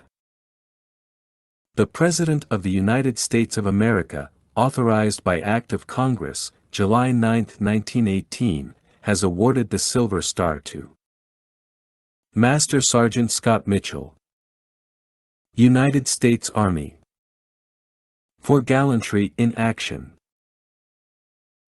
Master Sergeant Scott Mitchell, Team Sergeant, Operational Detachment Alpha 574, is awarded the Silver Star for gallantry in action on August 18, 2002 in the vicinity of Basilan Island, southern Philippines. On that date his detachment was ambushed by Abu Sayyaf rebels who killed ODA 574's commanding officer and executive officer at the onset of battle. Despite intense mortar, automatic weapons, and small arms fire, Master Sergeant Mitchell, with forceful leadership, reorganized his men, saving the surviving team members from being overrun. Inspired by his heroic conduct and absolute fearlessness, the detachment successfully held off a numerically superior force until rescued. Master Sergeant Mitchell was wounded during this attack. The gallantry and inspirational leadership displayed by Master Sergeant Mitchell reflect great credit upon him and the military service. The digital cameras flashed as the medal was pinned on Mitchell's uniform. Behind him glowed a huge screen displaying the PowerPoint slides of the battlefield on Basilan Island. Like Rutan, who also received the Silver Star, Mitchell told the crowd that he was just doing his job. He wasn't being falsely humble. He had done what he'd been trained to do. Mitchell found out much later that sitting in the back of the room were two officers who had a lot to say about his potential as a special forces operator. They were part of an elite, highly covert organization known as the Ghosts. 6. Kaohsiung City, Southern Taiwan, May 2007. 5 years after the ambush on Basilan Island, Fang Ji stood on a street corner, smoking a cigarette and reading his newspaper in the late afternoon glare. Yellow taxis lined the curb, and across the street, near the Toyota dealership, Fang's man, Ye Chun-chang, sat parked in his gray sedan, waiting for a cell phone call from Fang. In less than 30 minutes, a man would die. And not just any man. This individual represented the primary obstacle between Fang and his future life. It was not the man's fault. He was simply a victim of his own skills. With car horns resounding in the street and the wind of a passing bus buffeting him as it roared by, Fong tried to calm himself. Nothing could go wrong. He had spent too many hours planning it all, waiting, watching, determining exactly what he must do. Nearby, a small group of middle-aged Americans obviously on vacation were marveling over the cans of Coca-Cola they had just bought, cans imprinted with Chinese characters. Fong wanted to strangle the smiles from their faces. Their country provided the model of arrogance, wealth, and self-indulgent lifestyle that had poisoned Taiwan's government. Officials routinely exploited their citizens to benefit themselves and gain American support. In doing so, they had created a culture of haves and have-nots, just like in America. The Republic of China, ROC, Army in Taiwan, taking its cue from the government, behaved the same way. They would march Taiwanese troops into the fire if it would please the United States. The more Fong thought about it, the shallower his breath became. He scowled at the tourists as they walked by, then his gaze shifted to a man standing on the corner. Fong did a double take. It was Zima. Old Sergeant Zima from Fong's last mission as an army officer. He was dressed in civilian clothes but still wore a crew cut, suggesting he might still be in the army. Fong tucked his newspaper under his arm, ditched his cigarette, and approached the man. Zima, who was simply waiting for the light to change, glanced up. His lip twitched as he recognized Fong. Probably out of habit or reflex, he blurted out, "Captain." Fong's voice came coldly. "Sergeant. What are you doing here?" "I came to look at a car across the street." "How have you been?" Zima frowned. "Captain, years have passed, but I will never forget that night. That terrible night. And now, seeing you here again. I don't know what to say." Fong bared his teeth, slapped a hand on Zima's shoulder, shocking the man, and said, "Do you think I deserved what happened to me?" "It doesn't matter what I think. I want to know." "I'm sorry, Captain." Fong grabbed Zima's arm and tightened his grip. "Are you married now? Do you have a family?" "Yes, one little girl." "And does she know that she would not exist were it not for me and what I did to save your life? You beat me with your sword. You refused to let me fight. I have not changed my mind about such things. You would be dead. And for what? To please the Americans? Let me go. Because if you don't, what will you do to me that they haven't already done? Strip me of my rank, my duty, everything I worked so hard for. Years spent in Fengshan at the academy. All for nothing. Captain, I'm sorry. I need to go." "So do I," said Fong. "So do I." With that, he released the man, who hurriedly crossed the street before the light changed. Zima reached the opposite corner and stole a worried look at Fong, then he started toward the car dealership. With a start, Fong was struck by what he was supposed to be doing. His gaze probed the street. He checked his watch and cursed. Even as he reached for his cell phone, it began to ring. Yeah, Chun Chang was calling. "I saw him," said Yeah. "He crossed the street just like you said he would. He was wearing the jacket. I saw you talking with that other man. I could have done the job, but you told me not to go until you called." I'll call you back. Fong broke into a sprint, reached the corner, turned left, then raced down the sidewalk, past rows of buildings, looking for a man wearing a white athletic jacket with red sleeves. The jacket bore the 2008 Olympic Games logo, along with a dragon wrapping around its side.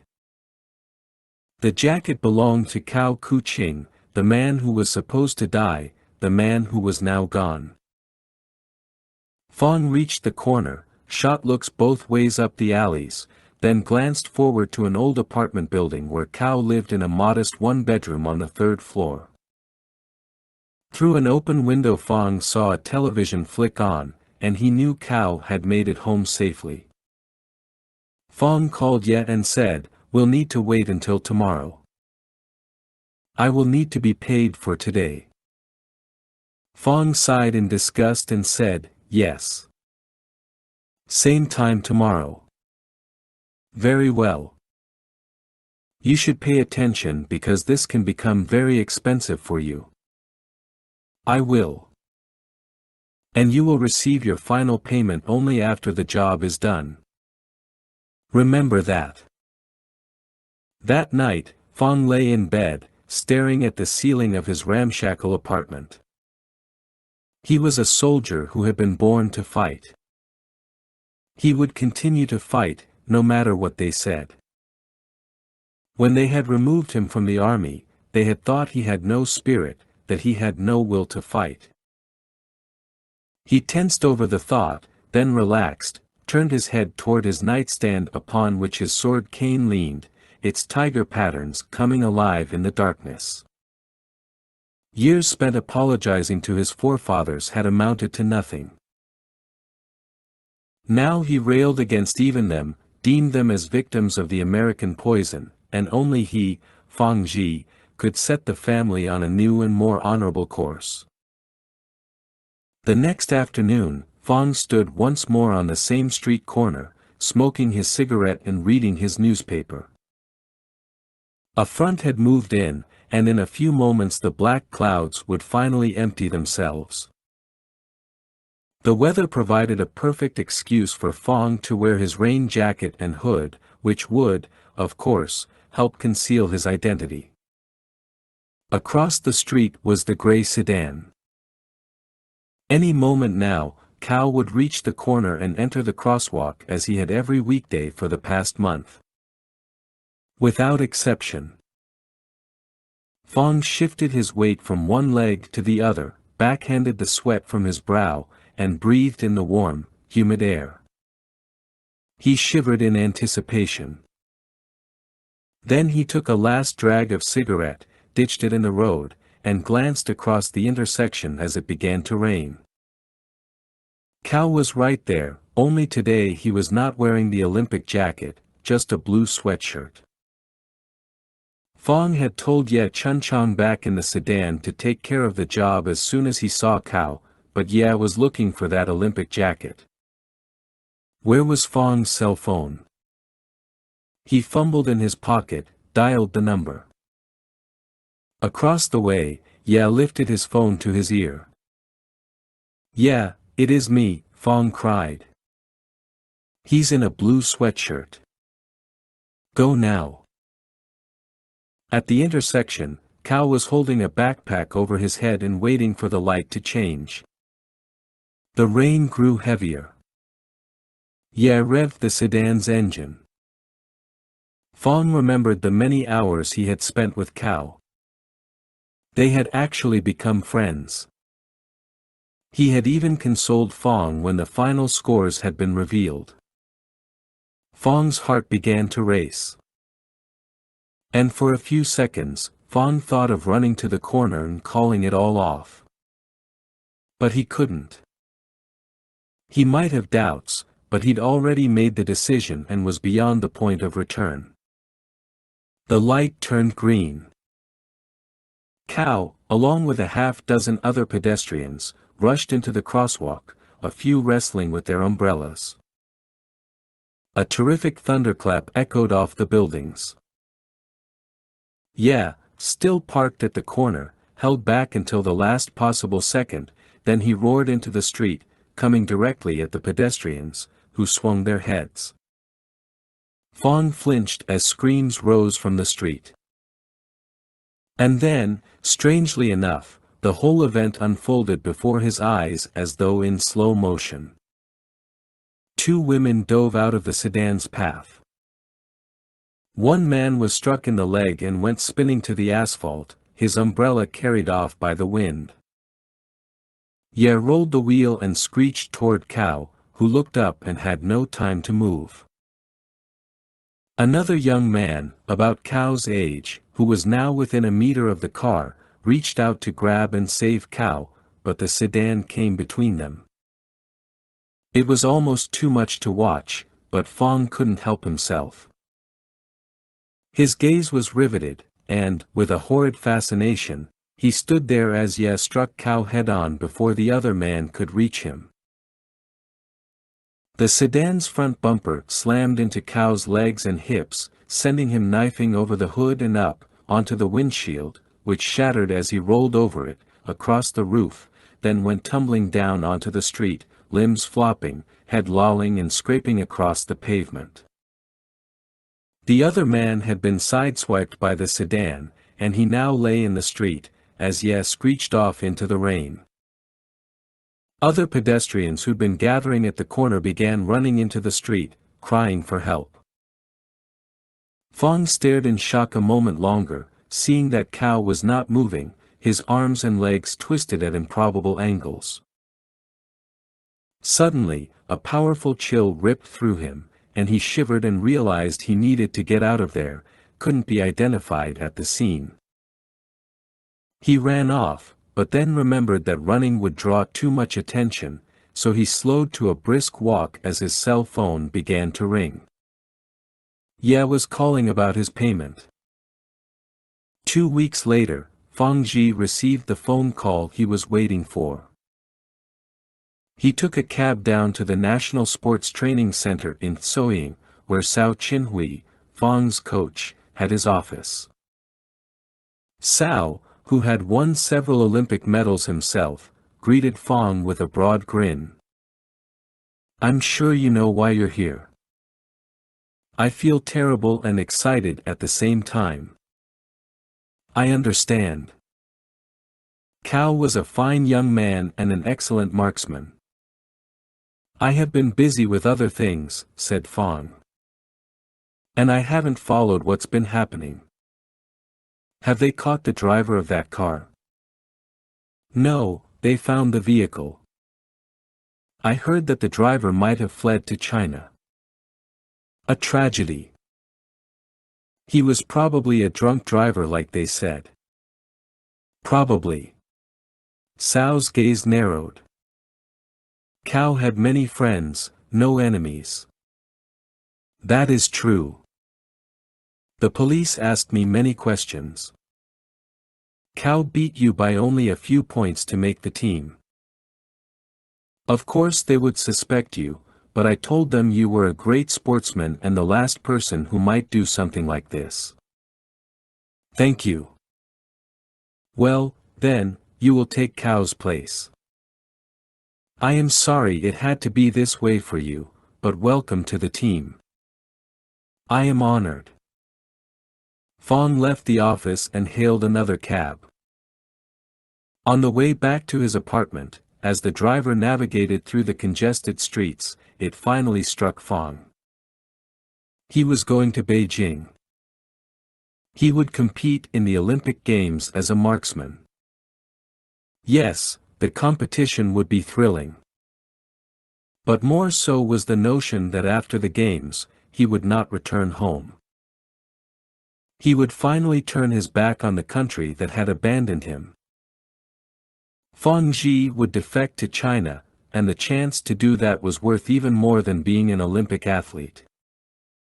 It was worth Cao's life. 7. Fort Bragg, near Fayetteville, North Carolina. June 2007. Scott Mitchell took a deep breath and grinned in satisfaction over the scent of fresh-cut pine. He was out at the storage garage he rented, just 15 minutes off the base, where he'd set up his woodworking shop. Although it was only 10 a.m., he was already soaked in sweat. He tugged off his t-shirt and used it to wipe away the perspiration running down his chest and over the scar on his abdomen. That curiously shaped mark often drew questions that he avoided in an effort to bury the past. He got back to work on the table saw, cutting his next piece. Some Special Forces operators went hunting or fishing in their off time, and Mitchell did a little of both. He'd bagged a few nice deer in his day and could tie on a Texas-rigged worm to base fish with the best of them, but it was the woodworking that gave him both a perfect release of stress and an incredible sense of accomplishment when he finished a piece. While he was hardly as accomplished as those woodworking hosts on TV, he had designed and built some very intricate and ornate pieces, writing desks, curio cabinets, gun racks and display cases, and even a large entertainment center that he had sold to the battalion commander, whose wife had ordered Mitchell to do so. His current project was a little different. One of the warrants of an ODA team in his company was a breeder of African and South American tortoises, sulcatas, leopards, and redfoots, respectively. And Mitchell had been hired to build several tortoise tables upon which the critters would roam and live indoors when the weather did not permit them to graze outside. So he'd come up with some rather simple but attractive designs for these enclosures and was hoping to finish the first table and have it ready for staying by the end of the day, because he'd be quite busy that evening. Ah, yes, the smell of fresh-cut pine in the morning. Better than napalm any day. The party was supposed to be a surprise, but Mitchell knew all about it. So when he walked into the banquet hall, he mouthed a wow, then delivered the broad grin for which they'd been waiting. They had even strung a banner across the wall. Congratulations, Captain Scott Mitchell. Getting promoted to captain was a pretty big deal. When someone referred to the detachment commander, they'd be talking about him. That would feel a little weird.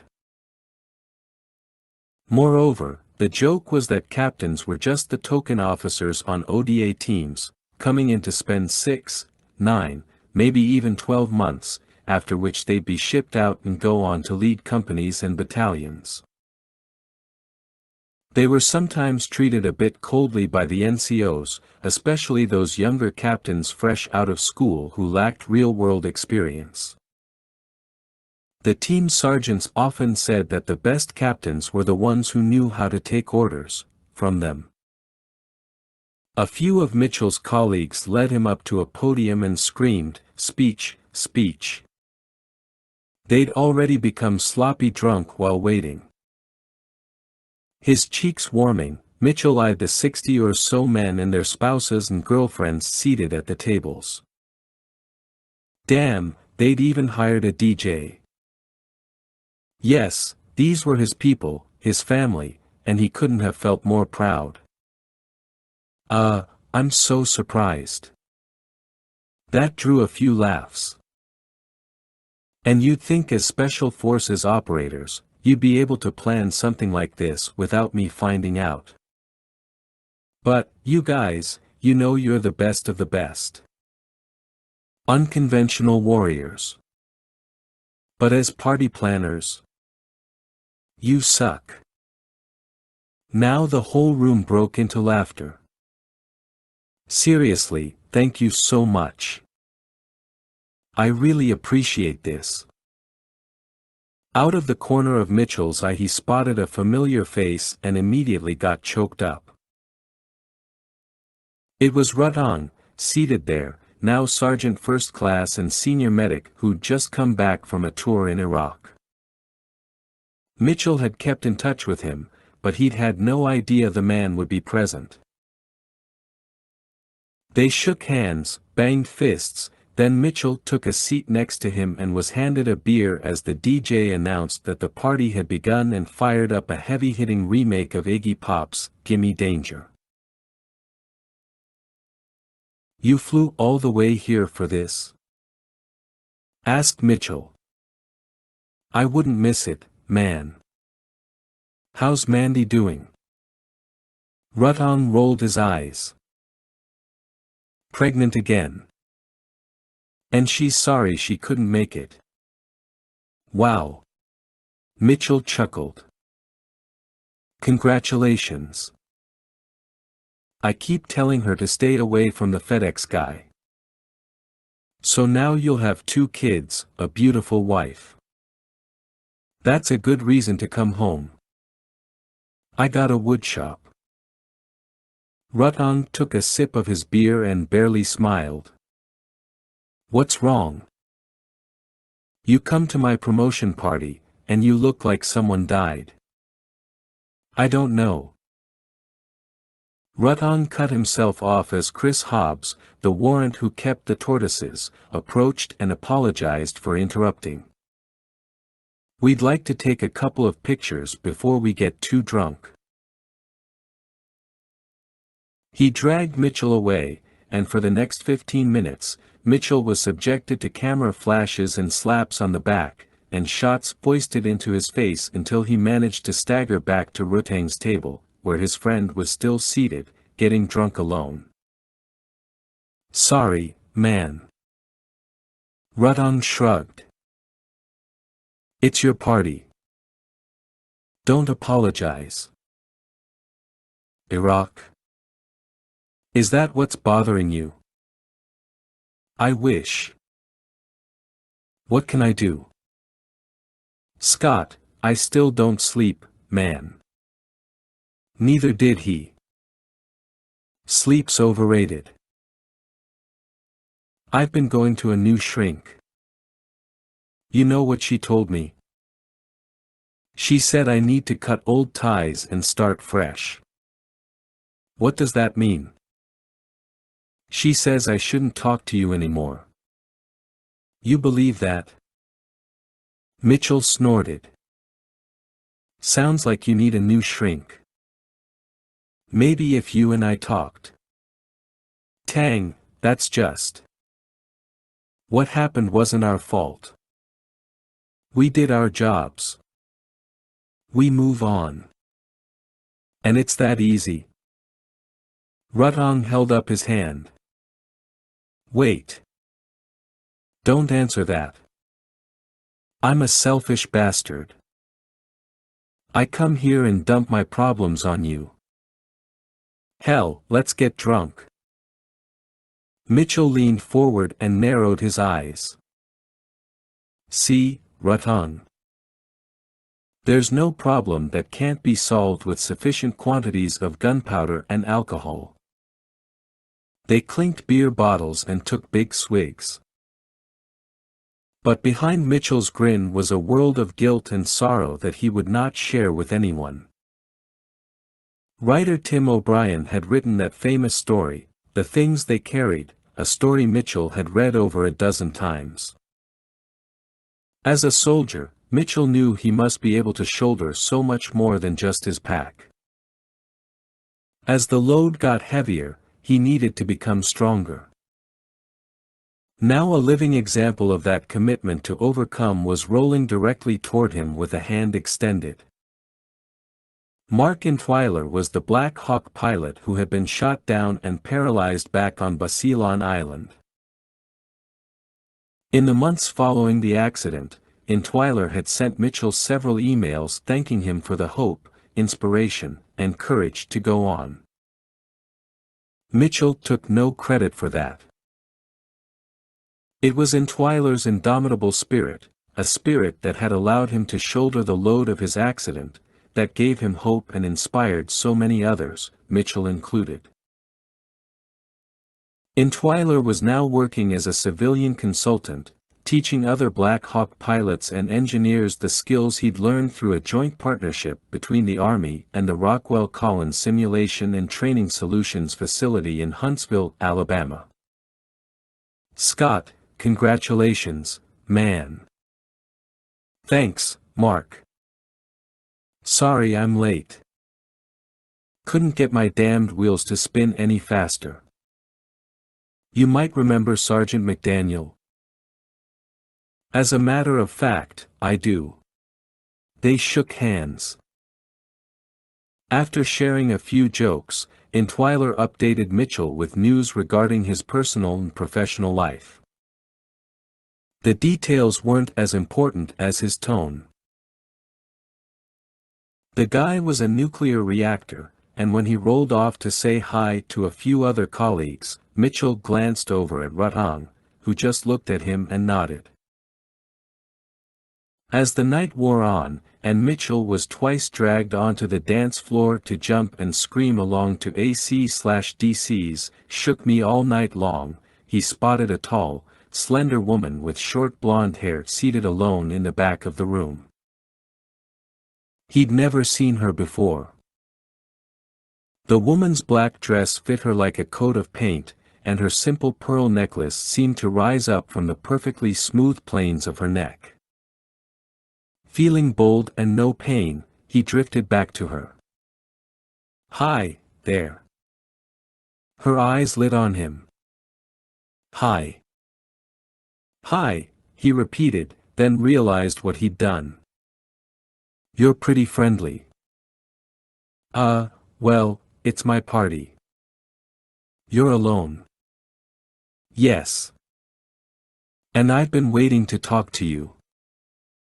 Mitchell grinned and turned back to his friends still on the dance floor. Oh, man. Those guys put you up to this?"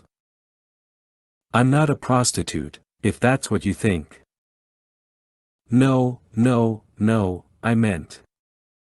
What did you mean?" He sighed. "Look, I'm sorry I bothered you." She snorted. "I said I wanted to talk to you." "Have a seat." Okay." He sat and tried to keep his gaze from her cleavage. Mission failed. "I'm here at the request of Lieutenant Colonel and General Keating." "Excuse me." She offered her hand. "I'm Captain Susan Gray." He took her hand. "Lieutenant, I mean Captain Scott Mitchell." She made a face. "I know. I drank a little too much. Sorry. We've been watching you for a while, and we like what we see." He wanted to answer, "So do I," but instead said, "Who are you? And why have you crashed my promotion party?" "Sorry about that. My schedule is incredibly tight, and this was the only opportunity one could find before I ship out tomorrow." "Where you headed?" "Classified." "Sounds pretty classified." "You're cute, Captain, but only half as witty. I'll cut right to the chase before your mouth gets you in any more trouble. You're a captain now, getting ready to lead an ODA team. Well, we've got something else in mind." "Again, who are you?"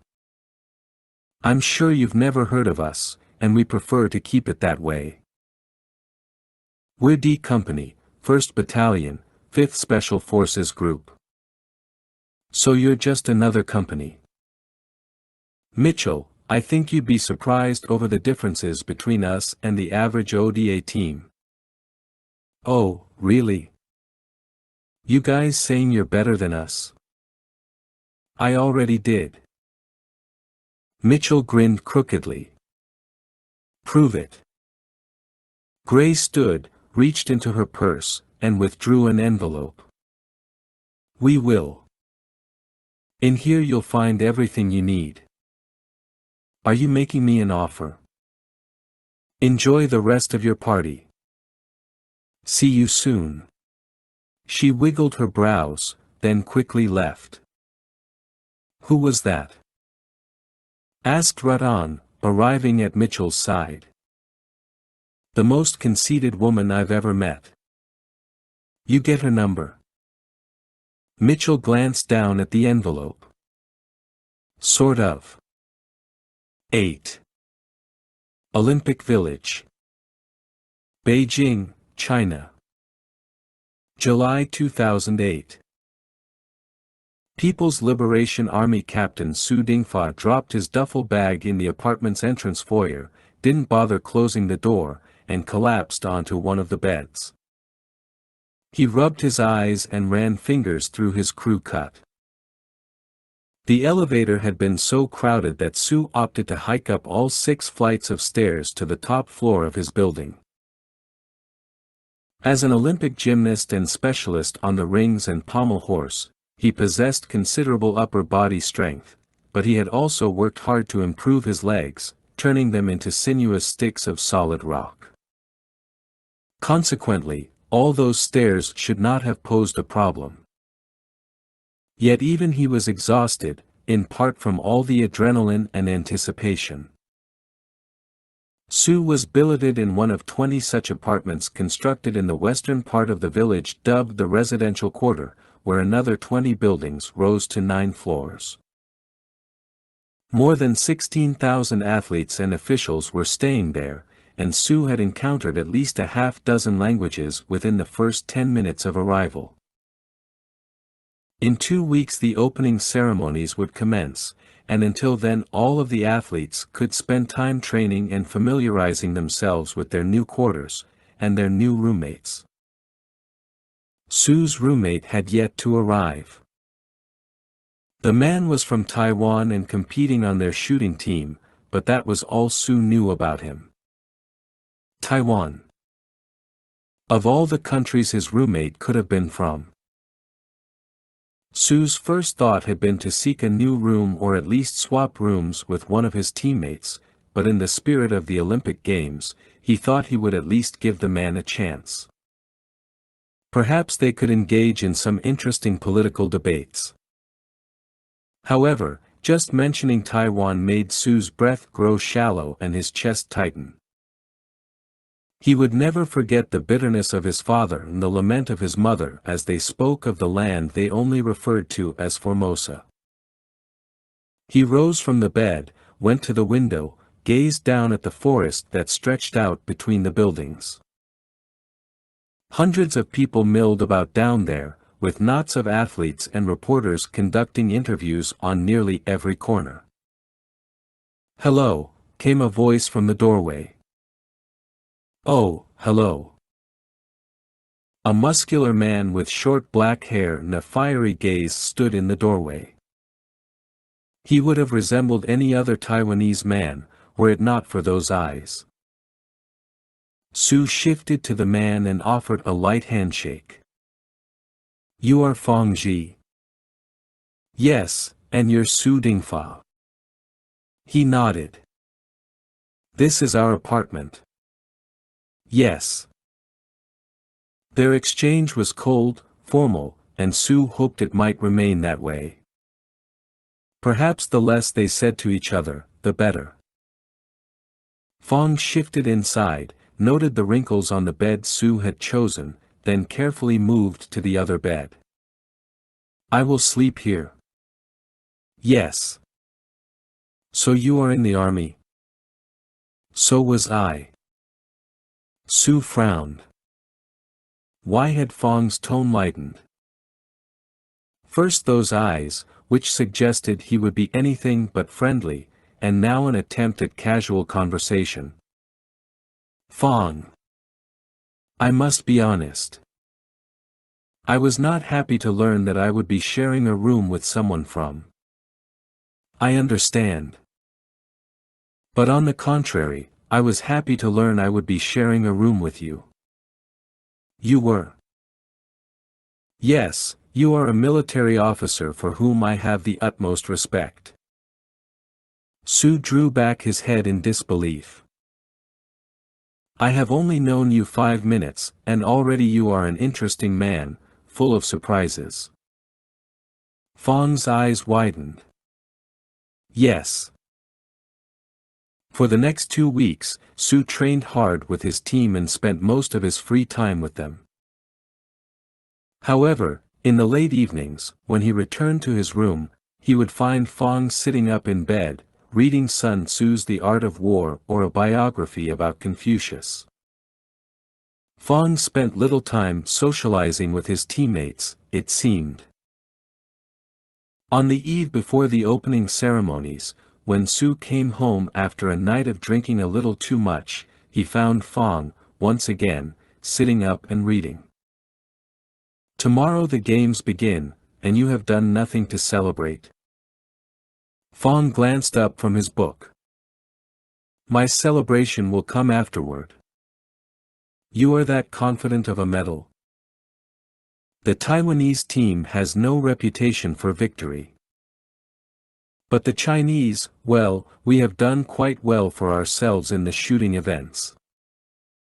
"I was not referring to the games." Fong set his book on his lap.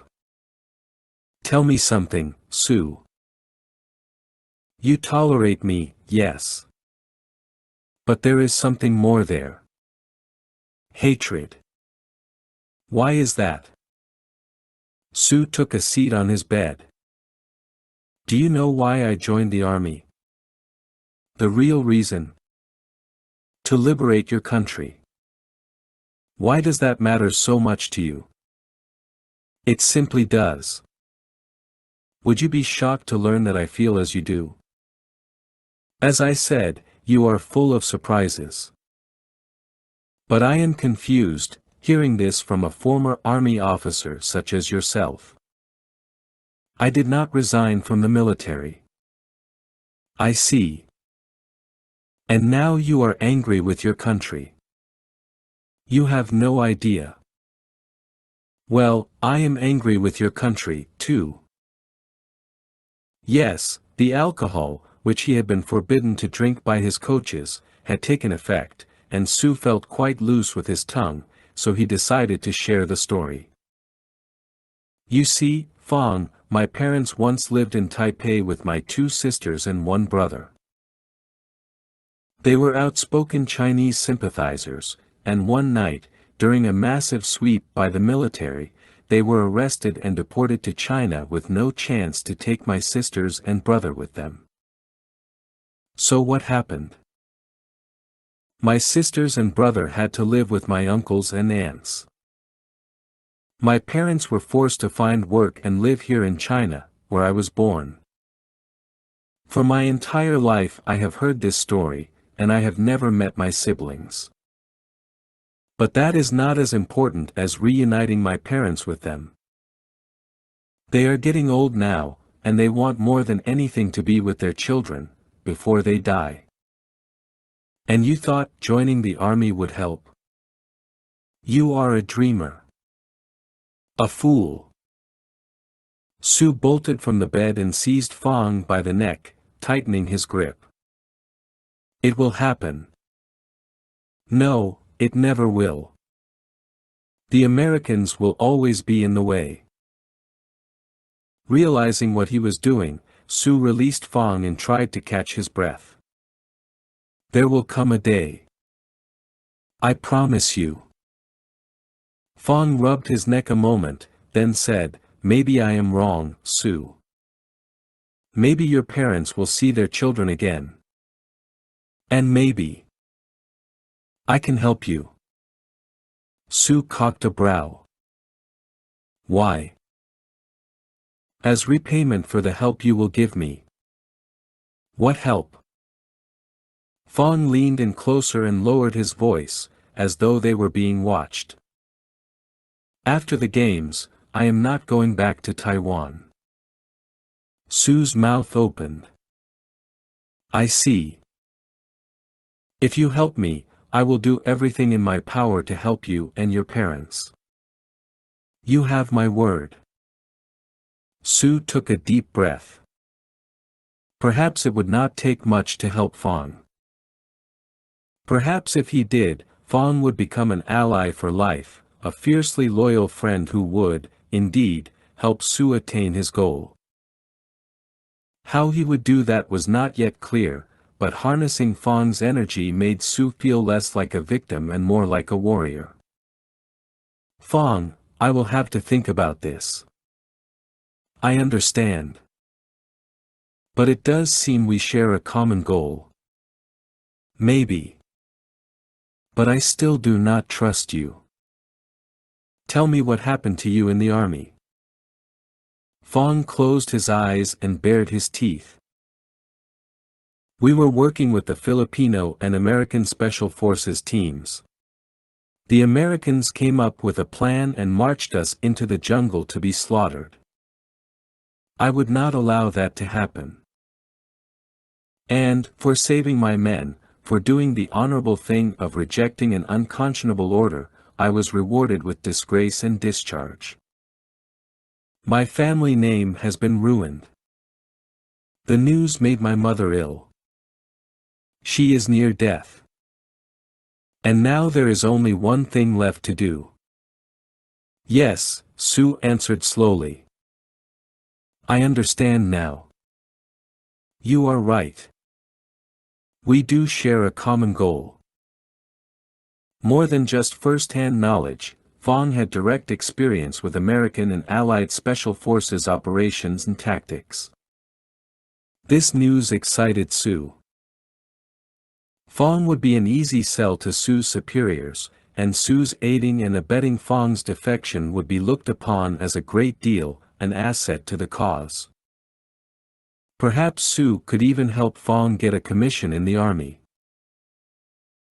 Fong's audacious military cunning, fueled by unbridled hatred and an unquenchable thirst for revenge, would be welcomed by Sue's inner circle of friends, men who thought like him that they must inspire the government and military to act more swiftly, more aggressively. "Yes," Sue confided to Fong. "A select group of my peers has need of a man with your knowledge and talents. You will not be leaving China." 9. Northwest Waziristan. Afghanistan-Pakistan border. January 2009. Captain Scott Mitchell, Ghost Team leader, lay prone on a ridgeline approximately 50 meters south of three mud brick houses standing in sharp relief against a frozen hilltop. Smoke wafted from stone chimneys and fluttered like pennons before dissolving into the night air. Somewhere in the valley below, within the snow-covered alleys between dozens more homes, a dog howled and firelight flickered from more windows. Then it grew eerily quiet. Up ahead, Staff Sergeant Joe Ramirez and Sergeant Marcus Brown shifted furtively toward the houses, following a gully that ran up near a lone, leafless tree. Sergeant Alicia Diaz, the team's marksman, had darted off west toward the opposite hill overlooking the houses to select her sniper's perch. Mitchell cleared his throat and tapped a button on his earpiece with integrated camera and microphone. Crosscom activated.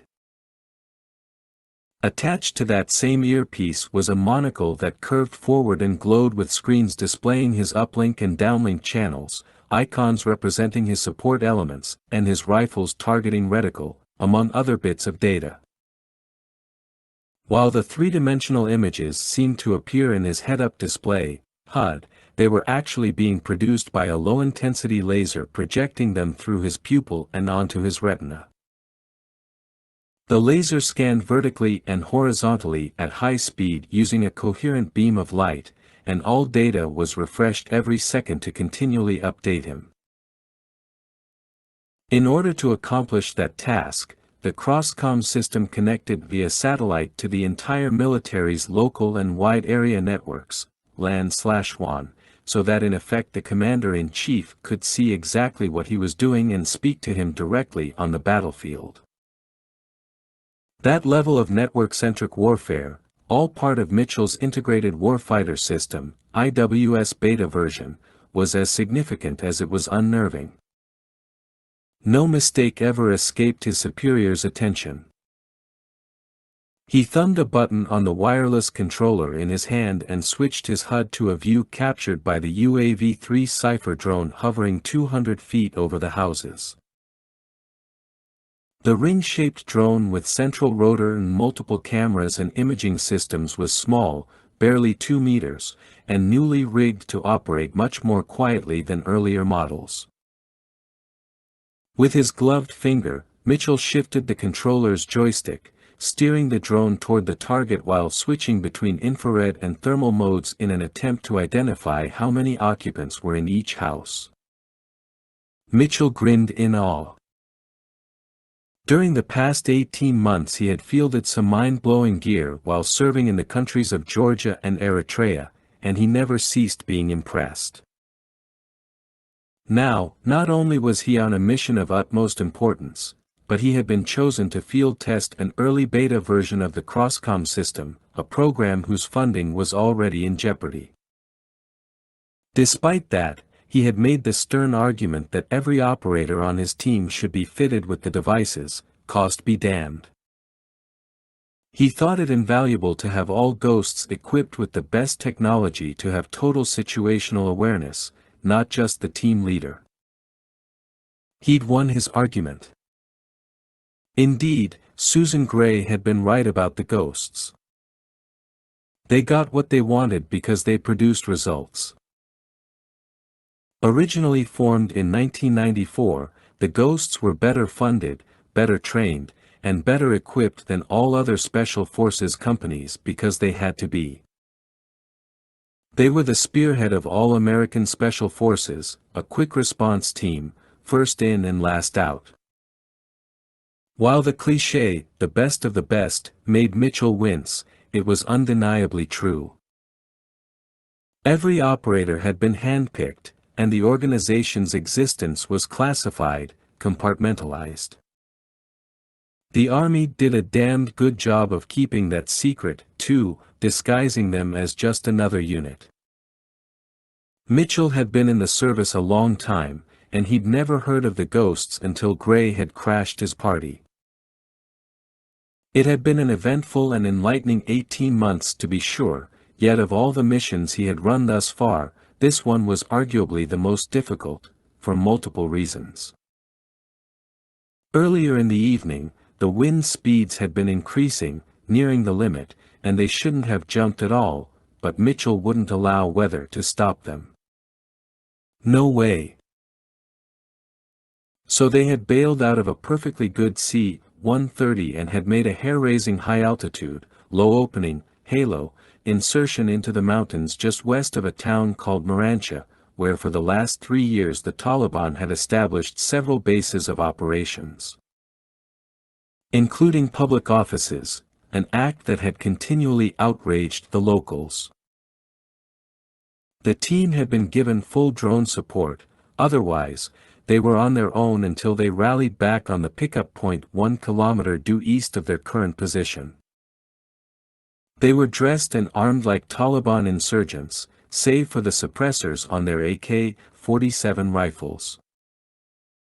Even Diaz was toting along a Dragunov sniper rifle instead of a silenced State Route 25 or some of the other rifles she preferred. For his part, Mitchell had offered his people the requisite sarcastic welcome to the tribal lands of Waziristan, the most hostile part of the entire country. A Wild West ruled by local leaders or maliks, kings, who had either made deals allowing the Taliban to live and train within their territory or who had been coerced into making deals. Over the years, over 200 maliks had been slaughtered trying to stand up to the Taliban. Despite that legacy of death, Mitchell had no reservations about taking on the mission, especially when he'd learned about who was involved. He maneuvered the drone to the farthest house, descended a few meters, centered the reticle and grid overlay, and whispered to himself, "Come on. Be there." The drone hummed quietly. Mitchell's breath steamed. He sniffled, tensed, waited. Abruptly, 3 brilliant green diamonds flashed in his HUD, along with 3 familiar names and their blood types. The diamond zoomed in on the locations of each man in the house. He'd found them. And he repressed the desire to shake a fist in the air. Signals coming back from specially modified, green, force tracker chips under the skin of each man had allowed the computer to discern them as friendlies.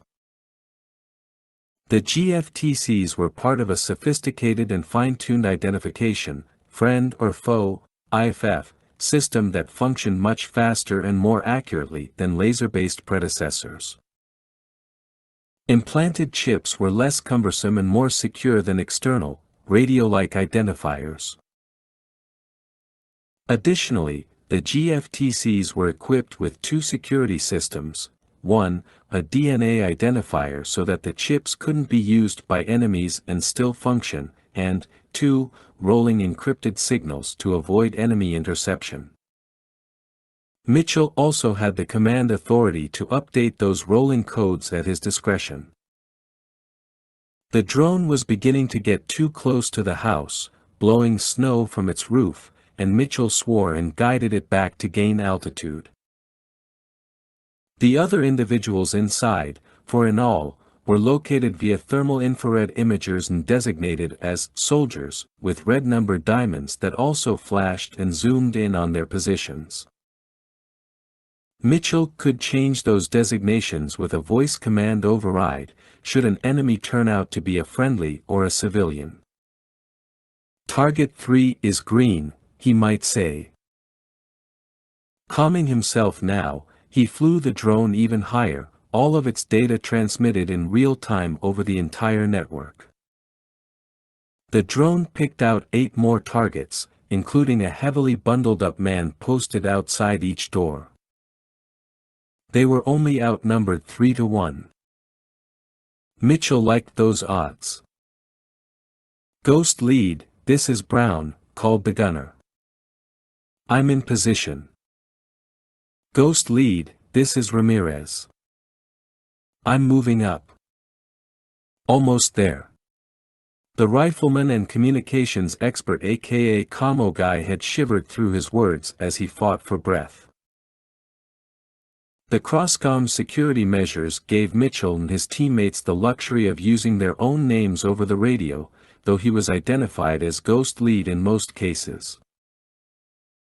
Sometimes he missed the old call signs, all starting with the same letter on an ODA team, Rockstar, Rapper, Rutong. He took a deep breath. Ghost Team, this is Ghost Lead. Check your HUDs. You can see our package of 3 is in the last house. Looks like we have 12 Taliban here. Note their positions. I'm sighting the first guard. Talk to me, Diaz. Membership in the elite gun club, better known as the Army's Special Operations Forces, was closed to women who wanted to participate in combat roles. Therefore, Sergeant Alicia Diaz could not possibly be a Special Forces operator. She could not possibly be crouched on a mountainside in Pakistan, peering down the scope of her rifle, about to whisper her report to her team leader. But she was. It had taken the open-minded leadership of the Ghosts brass to recognize that a woman who had won the service rifle category of the National Long Range Rifle Championship at Camp Perry, Ohio, for an unprecedented 2 years in a row belonged on a Special Forces team. U.S. Army doctrine notwithstanding. And Diaz wasn't the only female ghost, either. She'd crossed paths with now Major Susan Gray, Lindy Cohen, Jennifer Burke, as well as a few others. However, she was the only female marksman within the company, a distinction that had garnered her much respect. She had joined the Army to prove that she could perform as well if not better than any man in any situation. Those were strong words, and she had done everything within her power to back them up. Admittedly, she'd been taken down hard during her combatives training, and there was that incident in Kabul back in '05 when she'd almost been knifed to death, but she had learned to use cunning to compensate for her size. The fact remained that when Sergeant Alicia Diaz was lying on her belly and clutching her rifle, she was the queen of the battlefield, and they would all bow willingly, or unwillingly, as these men were about to do. Ghost lead, this is Diaz. I'm in position. I have your first target.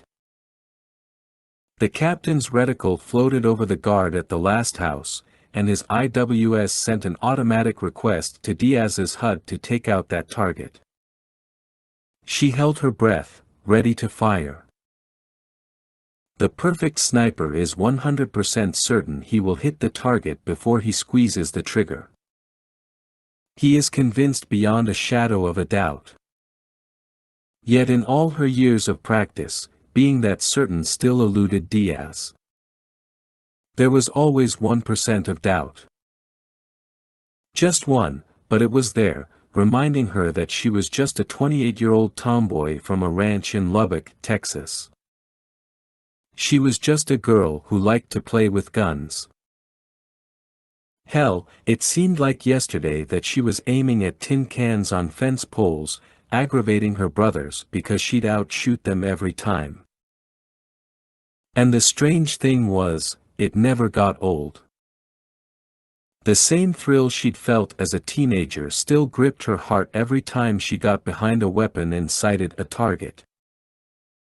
However, the thrill now was tempered by a healthy dose of fear, because if she missed, the entire operation could go south in a heartbeat. She studied her target. He was seated and had fallen asleep on the job. Awake or asleep, he'd never know what hit him. He had an AK balanced across his knees, his head lowered. Her angle was perfect so that the round would not penetrate the house after traversing his skull.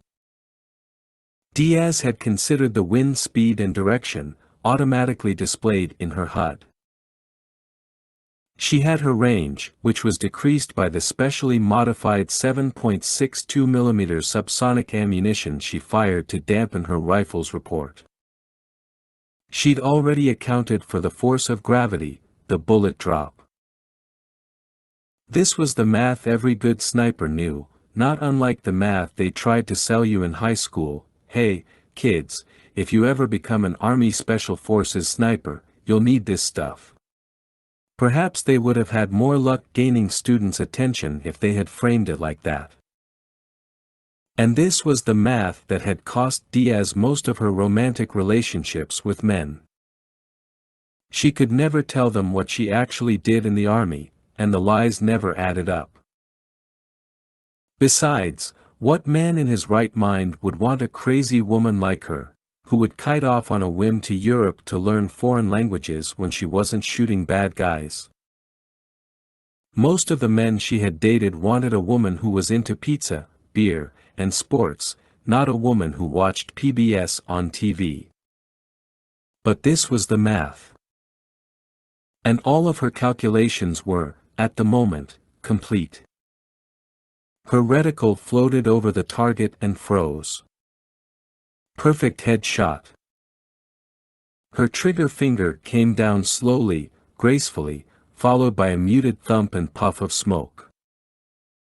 The round struck the guard's head, took most of it off, and left him slumping sideways. No piece of him had struck the door. Even Diaz couldn't believe she'd killed him so cleanly. "Nice," said the captain. "That's one." "Stand by," she said, hearing the voices of her brothers like she always did when trying to take aim. "Come on, girly girl, shoot it. Bet you'll miss." "I don't think so, Carlos. She ain't going to hit it." "Watch me, Tomas. Just watch me." The second guard had stirred and was now looking up. Diaz didn't have much time. She checked the readings in her HUD, adjusted her aim, and found the guard's head. Her brothers were screaming now. And the round cut loose from her rifle. The guard joined his comrade, spilling blood onto the snow, dying silently. "Last one," said the captain. "I have him," answered Diaz. "Brown, Ramirez, stand by to move," warned the captain. "She ain't getting this one," said Carlos. "Maybe," said Tomas. "She ain't missed one yet." A gust of wind ripped over the mountain, blowing snow across Diaz's field of view. She cursed and readjusted her position. Particles of ice had gathered on her scope. She wrenched her microfiber cloth from a pocket and quickly cleaned the lens, then settled back into position. "Diaz, what are you waiting for?" called the captain. "Come on." Wind burst. "Stand by." She could barely hold the rifle steady. Snow cut across her cheek, and her lips were sore and chapped. In came another gust, and the guard was shaken awake. He rose, yawned, extending his arms in the air, then leaned forward, glancing up to the next house to spot his dead comrade in the snow. Diaz sighted him, gnashed her teeth, and willing herself into a being of pure steel, frozen, unmoving against the wind, she squeezed the trigger. 10. Northwest Waziristan. Afghanistan-Pakistan border. January 2009. Staff Sergeant Jose Joe Ramirez had his eye on the remaining guard, whose head snapped back as he tumbled to the snow. The last thing that had gone through the guard's mind was 7.62 millimeters long, weighing 21.8 grams, and Ramirez gaped over Diaz's outstanding shot. Captain Mitchell barked his order to move out, and Ramirez and Sergeant Marcus Brown sprang up from the snow like thawed zombies and charged toward the houses. It felt good to run. For a while Ramirez thought his legs and a few other more important parts were going to freeze and crack off. They reached the door of the farthest house, and Ramirez dragged what was left of the guard's body out of the way so that he and Brown could position themselves on either side of the warped wooden door. Captain Mitchell would join them in a minute, while Diaz was booting her way through heavy snow to reach her secondary position. The houses were only about 4 meters apart, so if they made any serious noise, the Taliban guys next door were sure to come out, or at least begin writing letters to their homeowners association complaining about the noisy neighbors firing all those guns. This was the part about being a ghost that frustrated Ramirez. If they could just blow the other 2 houses while simultaneously raiding the last one, they'd only have 4 bad guys to deal with. However, most of the really fun explosives tended to be a little noisy, and the team was supposed to get in and out without drawing attention. If they could change their name to Big Loud Badasses, they could awaken the pyromaniac in every operator.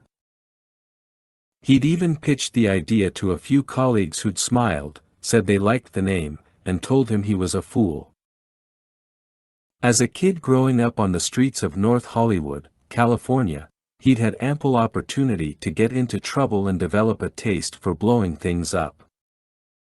But it hadn't gone down that way. Not at all. His parents had immigrated from Mexico and had held fast to the old ways. He couldn't relate to them or to the kids running the streets. So he retreated into himself, got into ham radios, and talked to people all over world. During high school he flourished on the ever-growing internet but lacked the social skills to have any close friends. By the time he graduated, he was part of a hacker community that, well, got him into a little trouble. Petty stuff, initially, but his skills soon implicated him in a case of identity theft that left him staring into the eyes of a North Hollywood detective, Ms. Roberta Perez, who took him under her wing, got him off of some serious charges, and suggested that he join the army before he did something even more stupid. Perez's brother Enrique was in the army, and he sat down with Ramirez to explain that the military wasn't just for people who couldn't hack it in society like Ramirez had thought. Ramirez wouldn't lie and say that the army didn't have its share of dummies and criminals, like most government-run organizations, and he had encountered a few of those exceptional individuals during boot camp. But his time in boot was life-altering. His drill sergeant, Paul "Papa" Montgomery, had taken a liking to him, and, after driving him to within an inch of death, Montgomery had practically ordered Ramirez to apply for Ranger School. Long story short, he was accepted and served 2 tours right here along the border and had already won the Purple Heart and a Silver Star, all while working on his undergraduate degree in history. And then some administrators at Officer Candidate School got the bright idea to offer him a desk job. Were they kidding? They'd advertised it like a promotion, even hinted that he was getting a little old for the battlefield. He was now only 31. Ramirez had tried to be polite, saying what an honor it was to be offered a desk job after engaging in some of the most exciting, adrenaline-pumping operations known to mankind. Yes, what an honor it would be to replace inkjet toner cartridges and squint at applications files stored via outdated software instead of thwarting the efforts of those who wanted to terrorize and control others.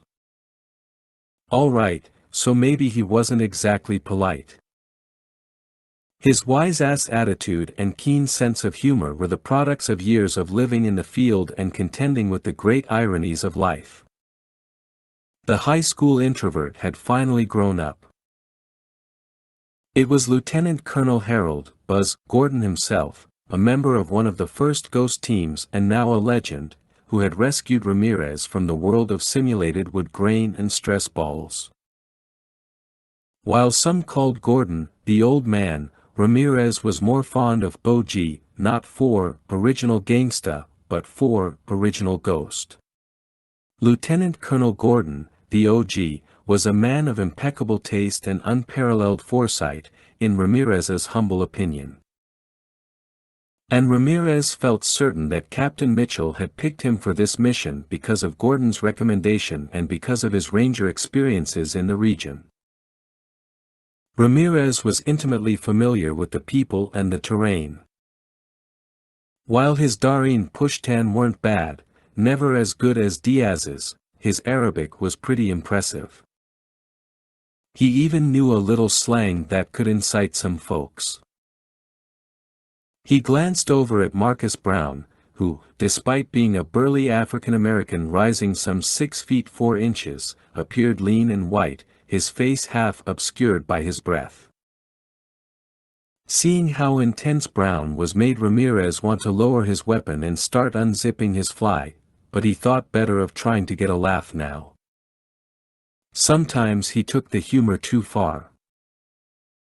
The captain stole his way toward them, then hunkered down behind Ramirez as Diaz, with her mild Texas accent, cut in over the radio, Ghost lead.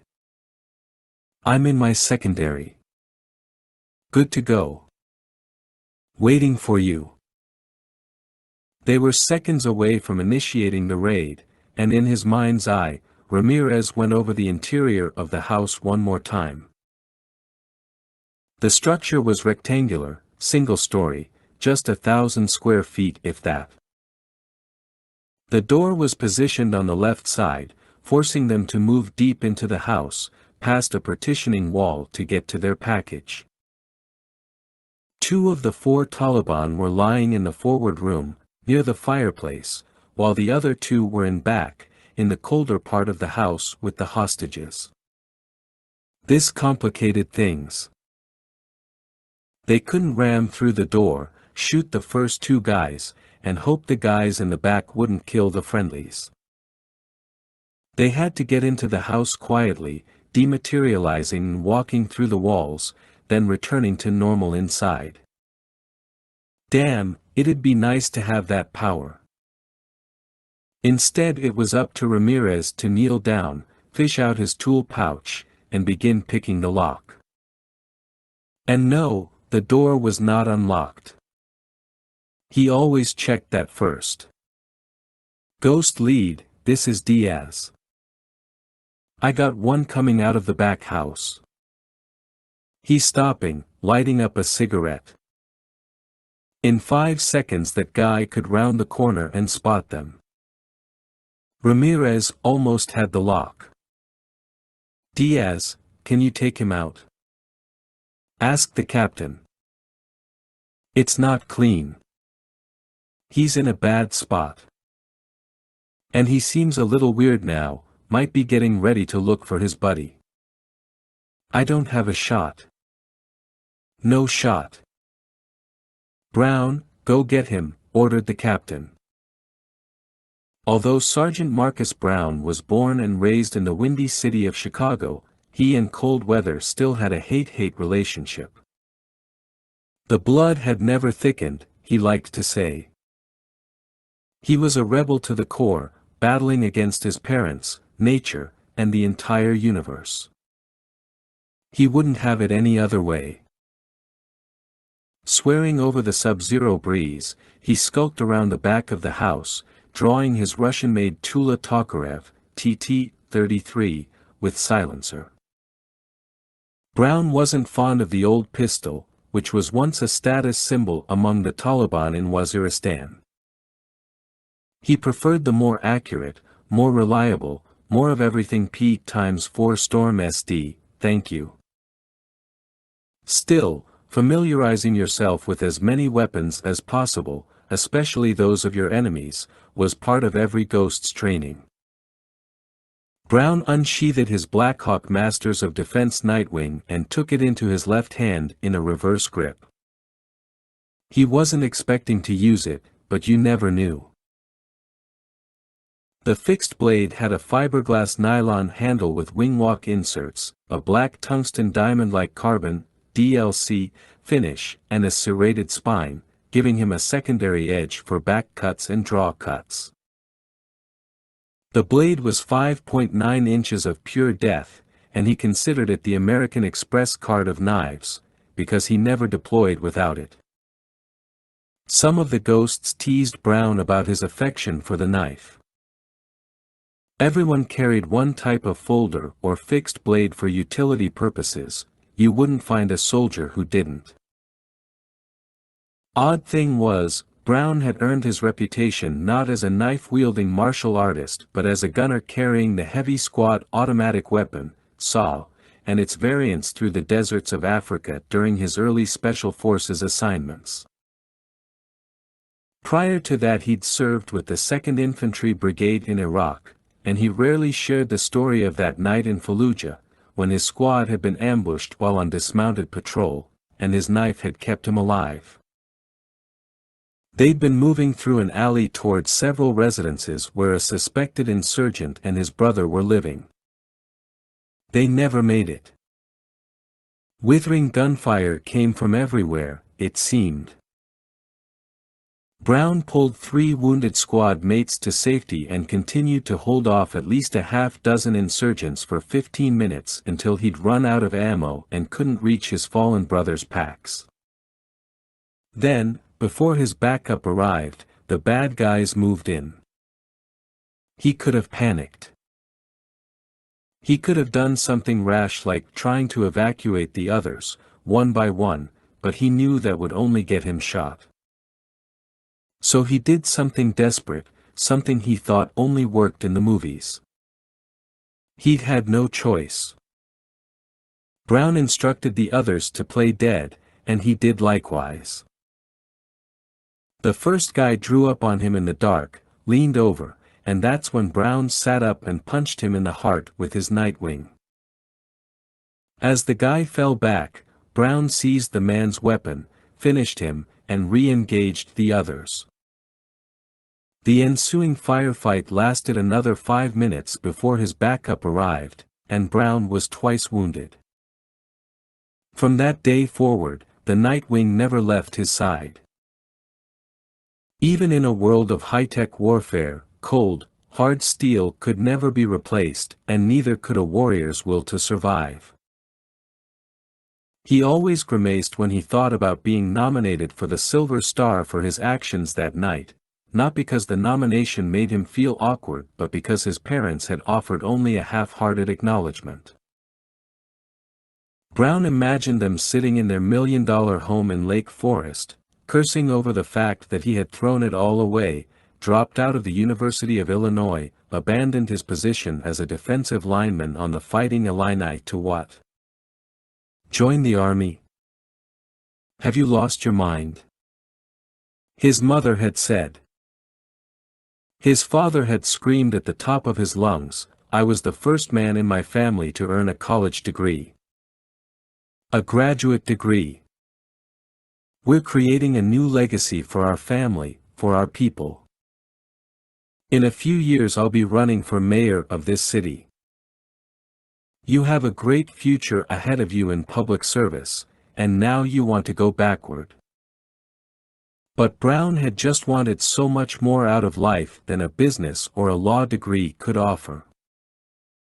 He never saw himself sitting in meetings with city council members, discussing community issues. His methods of effecting change were much more aggressive. Consequently, the guard who'd come out of the mud brick house for a smoke never stood a chance. Brown put a silenced round in the man's forehead and caught him before he hit the snow and made too much noise. After lowering him to the ground, Brown sheathed his knife and dug under the guy's arms to drag him round the side of the building, out of sight. That done, Brown crouched low near the corner to catch his breath, relief flooding through him like a warm cup of coffee. He issued his report to Captain Mitchell. As confident as Brown was, there were more than 1,000,000 ways you could screw up any mission, and he liked to joke that he had already discovered at least 72 of them. Mitchell lifted his chin at Ramirez, who nodded and tucked away his tool kit. The door was open. Diaz, what do you see? All clear now, Captain. After taking one more look through the eyes of the drone and reconfirming the positions of every combatant, Mitchell waited as Brown returned and got into position. Ramirez would take left, Brown right, and Mitchell would come in low, on his belly, an unconventional choice to be sure, but that's the way he rolled. Ramirez and Brown would draw first attention should the guys in the front room awaken, and that would give Mitchell his chance to fire from his elbows. It would all happen in gasps and whispers, fingers of mist pulling triggers and heart stopping.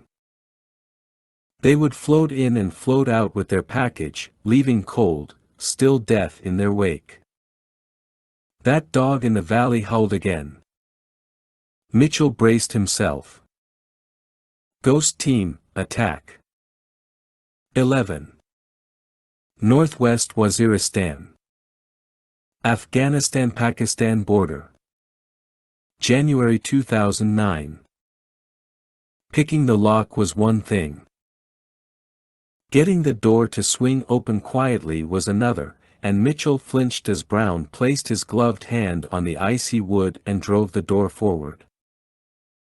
Ramirez wore a smirk of confidence, thoroughly convinced that their entry would be smooth and soundless. After picking the lock, he had sprayed the corners of the door with his own custom blend of lubricants that he insisted would seep down, get into the metal, and eliminate what he called those haunted house Michael Jackson thriller-type door squeaks. The hinges, of course, were located on the inside of the door, so Mitchell remained dubious about the amount of lubricant that had actually reached them from the outside. But lo and behold, the door glided open. However, the cold wind rushed in, a wind they had no control over. The two men lying in small wooden beds on either side of the fireplace stirred, and one lifted his head. Before Mitchell could fire, Ramirez and Brown put their pistols to work, sending both men back to eternal rest, blood pooling on their pillows. Mitchell bolted to his feet and moved inside, closing the door behind them. A voice came from the other room, a guy complaining in Pashto about the door being open. Mitchell shifted around the partitioning wall toward the voice and took in the scene at once: another two beds, two guys, hostages in the corner. One guy rolling over. Mitchell directed his own silenced pistol at the first guy and cut loose a round, hammering him in the chest. Continuing in one fluid motion, he turned to his right and targeted the second guy, who was reaching for the rifle propped beside him. The guy's head twisted as Mitchell shot him. But now the first guy was moving again. Mitchell rushed up to the bed and finished him with two more rounds. One would have been enough, but his frustration got the best of him. "Clear," he grunted into the radio.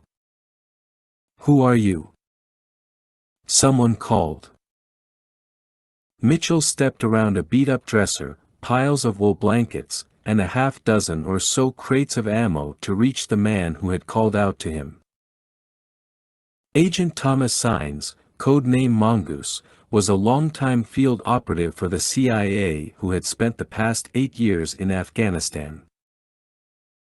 With a ruddy complexion, long beard, and matted, shoulder-length hair, Mitchell could barely distinguish him from his Taliban captors. His hands were bound behind his back with a pair of heavy police cuffs. Beside him sat Agent Eric Vick, code-name Viking, a broad-shouldered, stocky man with a shock of chestnut brown hair and a wiry beard.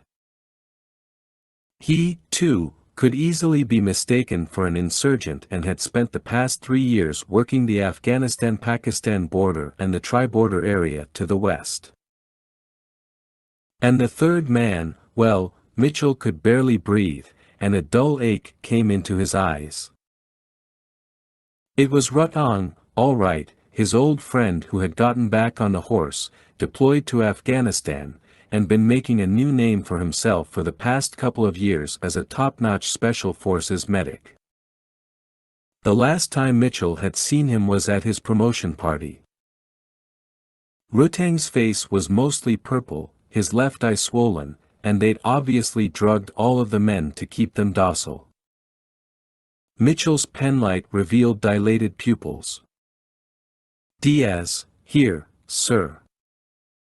Got another guy coming outside the center house. Better hurry." "Roger that." "Ramirez, keep covering the door." "Brown. Get in here, now." Mitchell glanced over his shoulder as the gunner entered. "They're cuffed. I need keys." "I'm on it." "Tang, can you hear me?" "Who are you?" asked Sines. Mitchell regarded the man with a weak grin. "We're the guys getting you out of here." He faced Rutong once more. "Come on, bro, you with me?" "Scott, is that you?" "Yeah."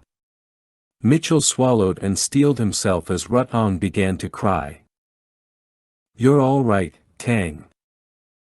Stop." They had beaten him so thoroughly that Mitchell feared picking him up. "Keys," said Brown, after wrenching them from the nearest insurgent's pocket. He crossed around the bed and began opening Sines's cuffs. Then he worked on Vic's. "Captain," called Diaz. "The guy outside is moving around the back. He'll spot the bodies. I have a shot. Take it." Rutong cleared his throat. "Scott, I let everybody down again. No. The cache was blown. You stayed alive. 3 days ago Rutang's ODA team had been tasked with entering Waziristan based upon intel provided by Signs and Vic. A pair of arms dealers with Chinese connections had arrived with a massive shipment of Chinese-made small arms, and the team's mission had been to kill the dealers and destroy the cache before it was delivered to the Taliban insurgents. Those small arms would undoubtedly be smuggled across the border into Afghanistan and could even reach Iran and Iraq. Those arms would no doubt be used against American and coalition forces in the region. Part of a split-team operation, Rutang and the rest of his 6-man group, along with the 2 CIA agents, had served as the outer cordon, providing security and overwatch while the other 6 moved into the small village to take out the dealers and blow the cache. What happened after that only Rutang and the agents could tell.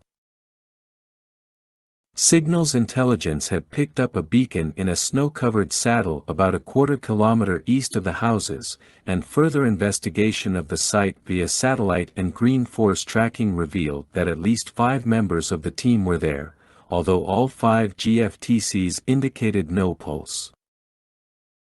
The weapons cache had been destroyed, and Hire assumed that Rutang, Signs, and Vic had tried to hide the bodies then escape across the border into Afghanistan. Somewhere along the way they were captured. They got us because of me, Scott, Rutang said through a groan. Because of me. No time to worry about that. Listen. First team got taken out in the explosion. But the others. We couldn't just leave him there. Tang, forget it. We planted a beacon on the site so Hire could bring him home. Hire knows about the marker. They'll send in a recovery team. Don't you worry, brother. Nobody gets left behind. Brown finished removing Rutang's cuffs, just as Diaz's voice broke once more over the radio. Captain, I got him. But the bodies are piling up out here, you'd better move. Roger that. We're getting them out right now. Ramirez, they're drugged. I need help. Ramirez rushed back into the room, helped Signs to his feet, draped the guy's arm over his shoulder. Brown assisted Vic, while Mitchell got Rutang to his feet, and it was now even more clear that he'd been the worst beaten of the group. Get some jackets, hats, gloves, whatever you can find. Bundle them up and get them ready to move, Mitchell ordered. Ramirez and Brown got to work, and within minutes they had all 3 dressed and ready to face the weather. Buddy, I have to lift you, Mitchell told Rutang. I know. Mitchell hoisted Rutang over his shoulders. Just like old times, eh? Yeah.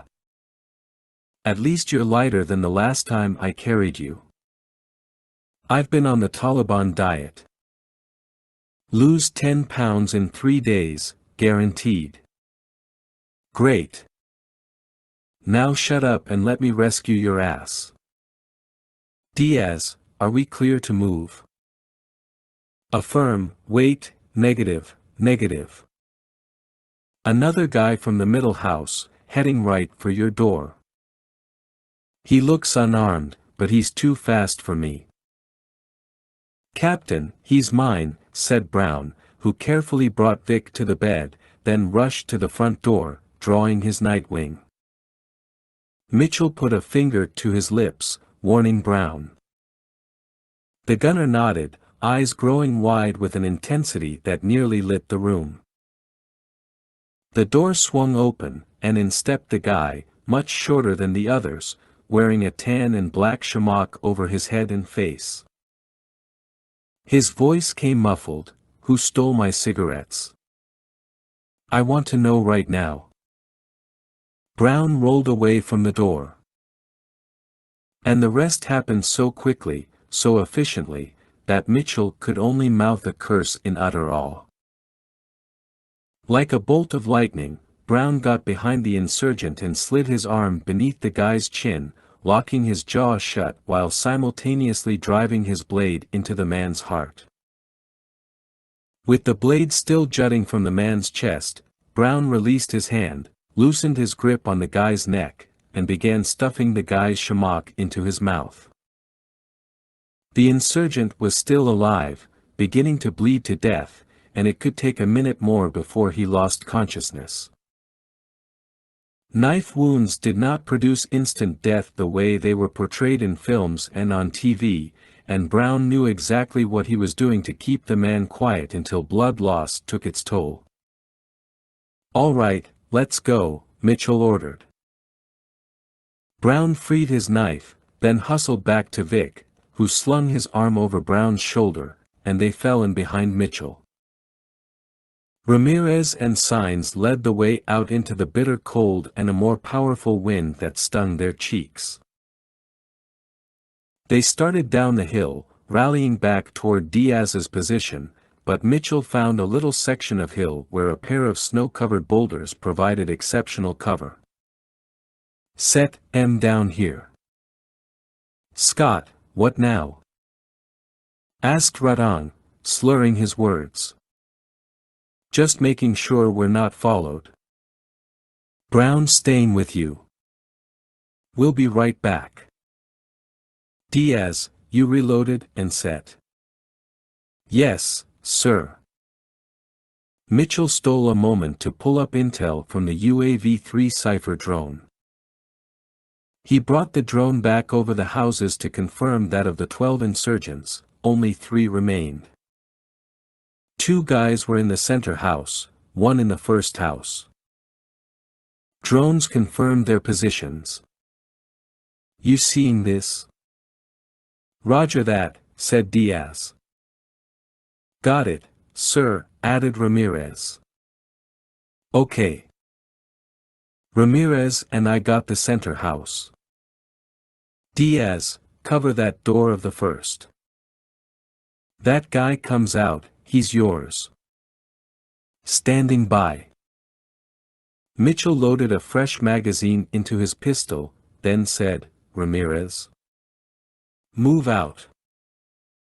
Boots digging deep in the snow, they drove up the hill and reached the middle house, entirely out of breath. They weren't wasting time with the lock now. Ramirez drew back and kicked in the door. Mitchell rushed in, knowing that their targets were on the left side, near the fireplace.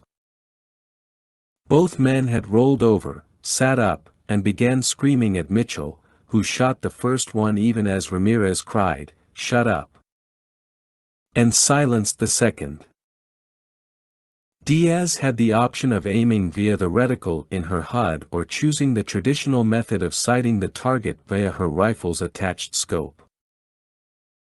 The choice came into play now because the IWS allowed her to zoom in on the target and actually see him behind the door. A flashing red outline appeared, indicating the insurgent's exact position despite the wood between him and Diaz. She had range, wind speed, and direction, and most importantly, the talent and desire to drop the very last man standing between them and completing the mission. She wouldn't give him the luxury of opening the door and taking a last cold breath. Holding hers, she squeezed the trigger. The Dragunov thumped, the sound echoed by a distant crack from the door as her round penetrated the wood and pierced the man behind it. The red outline turned white. "Ghost lead, this is Diaz. Third guy is down." "Roger that. We're out of here. Fall back on me." Diaz rose and tried to shudder off the chills. Her blood felt icy, and her joints ached. She was beginning to lose sensation in her toes. "The cold is my friend," she muttered, resorting to survival school mantras drilled into all operators. Shouldering her rifle, she picked her way down the hill toward the others, their position glowing in her HUD. She smiled to herself as Carlos and Tomas shook their heads in disbelief over what she had just accomplished. Carlos was now helping run the ranch with Dad, and Tomas had gone on to become a distinguished professor of agriculture at Iowa State. However, whenever they got together, Diaz would gaze into their eyes and always see the jealous 12-year-old still lurking inside. She reached the bottom of the hill, just as Captain Mitchell called their chopper, Black Hawk 29er, "This is Ghost Lead. En route to pickup zone. Terrain's rough. ETA 20-30 minutes, over. Ghost Lead, this is Black Hawk 29er. Roger that. We're on our way." Carrying an approximately 180-pound man about 100 meters to the next hill was within Mitchell's capability. Carrying the same man a full kilometer over rocky, snow-covered terrain in sub-zero temperatures, in the wind, was being unrealistic, but Mitchell gave it a shot nonetheless. Because it was Rutong, his friend. Mitchell lasted about 300 meters before he had to stop. He and Diaz unrolled one of their portable stretchers, velcroed Rutong into it, then sought the smoothest paths they could follow while dragging him through the narrow pass, utilizing the stretcher's built-in harnesses. The delay only lasted a couple of minutes, but Signs and Vic appreciated the break. When they reached a large boulder to their left, marking the top of the pass, they paused to recon the barren valley below, where their Black Hawk would land. Now Mitchell paused a moment to bring in the UAV-3.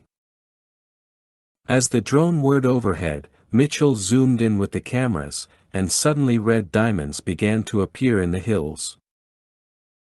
There were 2 at first, then 3, 4, a dozen, maybe more now, all moving along a trail leading directly toward them. "Ghost Lead, this is Black Hawk 29er, called the pilot, who was no doubt observing what Mitchell saw via the network. "Hold position. The zone is hot." But it was already too late for a stealthy escape by the pilot and his crew. They'd been swooping down and immediately drew a storm of small arms fire from the insurgents on the ground. "Get them back," Mitchell ordered the others. "Back behind the rocks." Then he called to the pilot. "Black Hawk 29er. Zone's too hot. Pull out. We'll need more support, over." "Sorry, Captain. None available. We're all you got. And we didn't come all this way to leave you behind."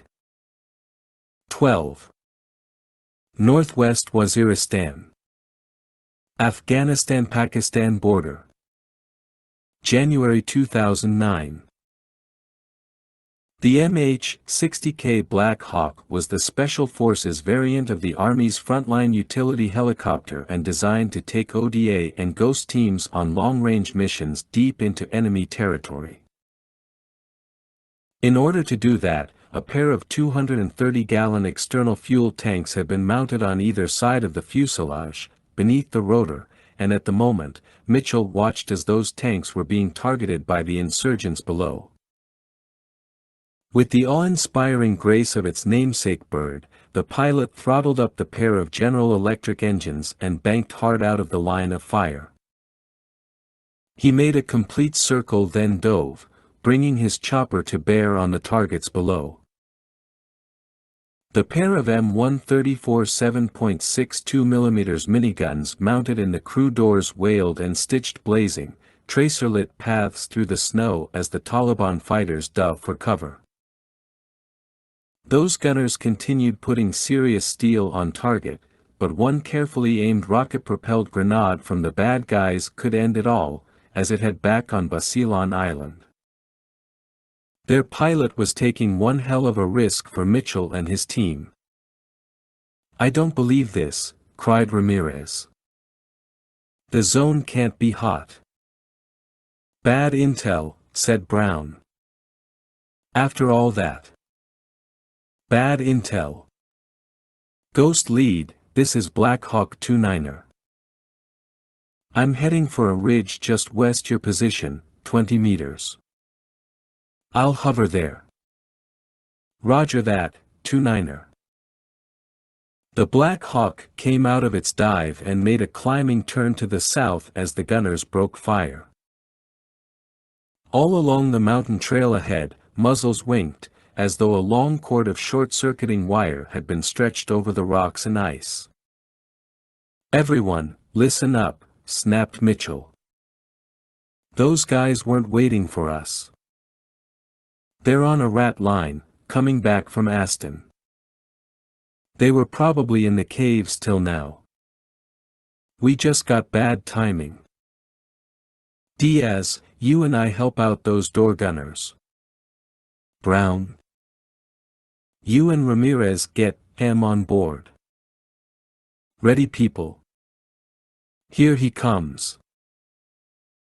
As the Black Hawk roared by, and a fresh wave of gunfire pinged off its fuselage, Mitchell craned his head and realized that Ramirez and Brown were taking the CIA agents. "No!" he cried, pointing at Rutong still strapped into the stretcher. "You get him first." "Roger that," hollered Ramirez. "That how it is, Captain?" shouted Agent Sines. "You decide who lives and dies." Mitchell gave the man a look, then regarded Diaz. "Move out." He sprang from cover and broke left, with Diaz right behind. They picked their way along a stretch of broken boulders and snow, then dropped behind a narrow spine of mottled rock, able to prop up on their forearms. Mitchell's HUD began to light up with so many targets that he thought the IWS had crashed. He estimated near 30 now, and who knew how many more to come. "I'm hunting for the RPGs," announced Diaz, ready to shoot any Taliban fighter shouldering a rocket meant for the chopper. "Got one. Taking the shot." Were it not for his HUD, Sergeant Marcus Brown would not have seen a thing through all the whipping ice and snow. Superimposed over those gray curtains was the green, glowing outline of the chopper, its ID flashing, Black Hawk 29. He and Ramirez hauled Rutong up and over a few rocks, then fought their way through gusts tugging hard on their shoulders, threatening to topple them. The chopper was just 10 meters away now, its gear floating precariously a meter over the spiny ridgeline. There was no level spot to land, and the pilot had come in as low as he dared, with his nose pitched up, his main rotor slicing the air just a few meters away from the mountainside. The scene reminded Brown of that YouTube video he'd watched of a Black Hawk crashing on Mount Hood, and now those whomping rotors began to seriously unnerve him. As they reached the chopper, the door gunner, who had already ceased fire, lowered a harness, and Brown and Ramirez rushed to get Rutong fitted. If the pilot had been able to descend just a little more, they could have avoided the delay, but you played the hand you were dealt, and once they had Rutong buckled up, they gave the gunner the signal. Rutong rose via winch toward the open bay. Brown and Ramirez headed back for the CIA agents. One down, two to go. While there was no time to discuss it now, Brown wanted to speak with Ramirez about the captain's decision to take Rutong first. Brown and Ramirez could have evacuated both agents in one shot, then come back for the medic. It wasn't a big deal, but if something happened in the interim, it was better to save two than just one. Or was it more important to save your friend than a couple of CIA agents, who they all knew could turn on you in a heartbeat if that furthered their agenda? Brown had worked with Mitchell before, yet this was the first time the captain had revealed personal bias during a mission. With Mitchell it was always cut and dried, the mission and the team came first. Brown called that professional bias. Still, Mitchell could have ordered Brown to take Rutong and Ramirez to grab one of the agents. Brown could have dragged the medic, albeit slower than two guys could. But Mitchell was all about them double-teaming his buddy. Even the CIA guy had called him out on it. Interesting. Diaz's round hit the Taliban insurgent squarely in the chest, and it appeared as though he had swallowed a grenade. The RPG he'd been shouldering hurtled away like a boomerang, trailed by what was left of him. People often asked if the grim nature of her job ever got to her. They'd ask about how the military prepares you for killing people. She didn't talk about that. She just did her job like she'd been taught. She removed targets and did everything she could to detach herself from the emotions. She thought of the operators to her left and right, her friends. She ignored the fact that the men she killed could have families they'd be leaving behind. But was it possible to kill with no guilt, no remorse?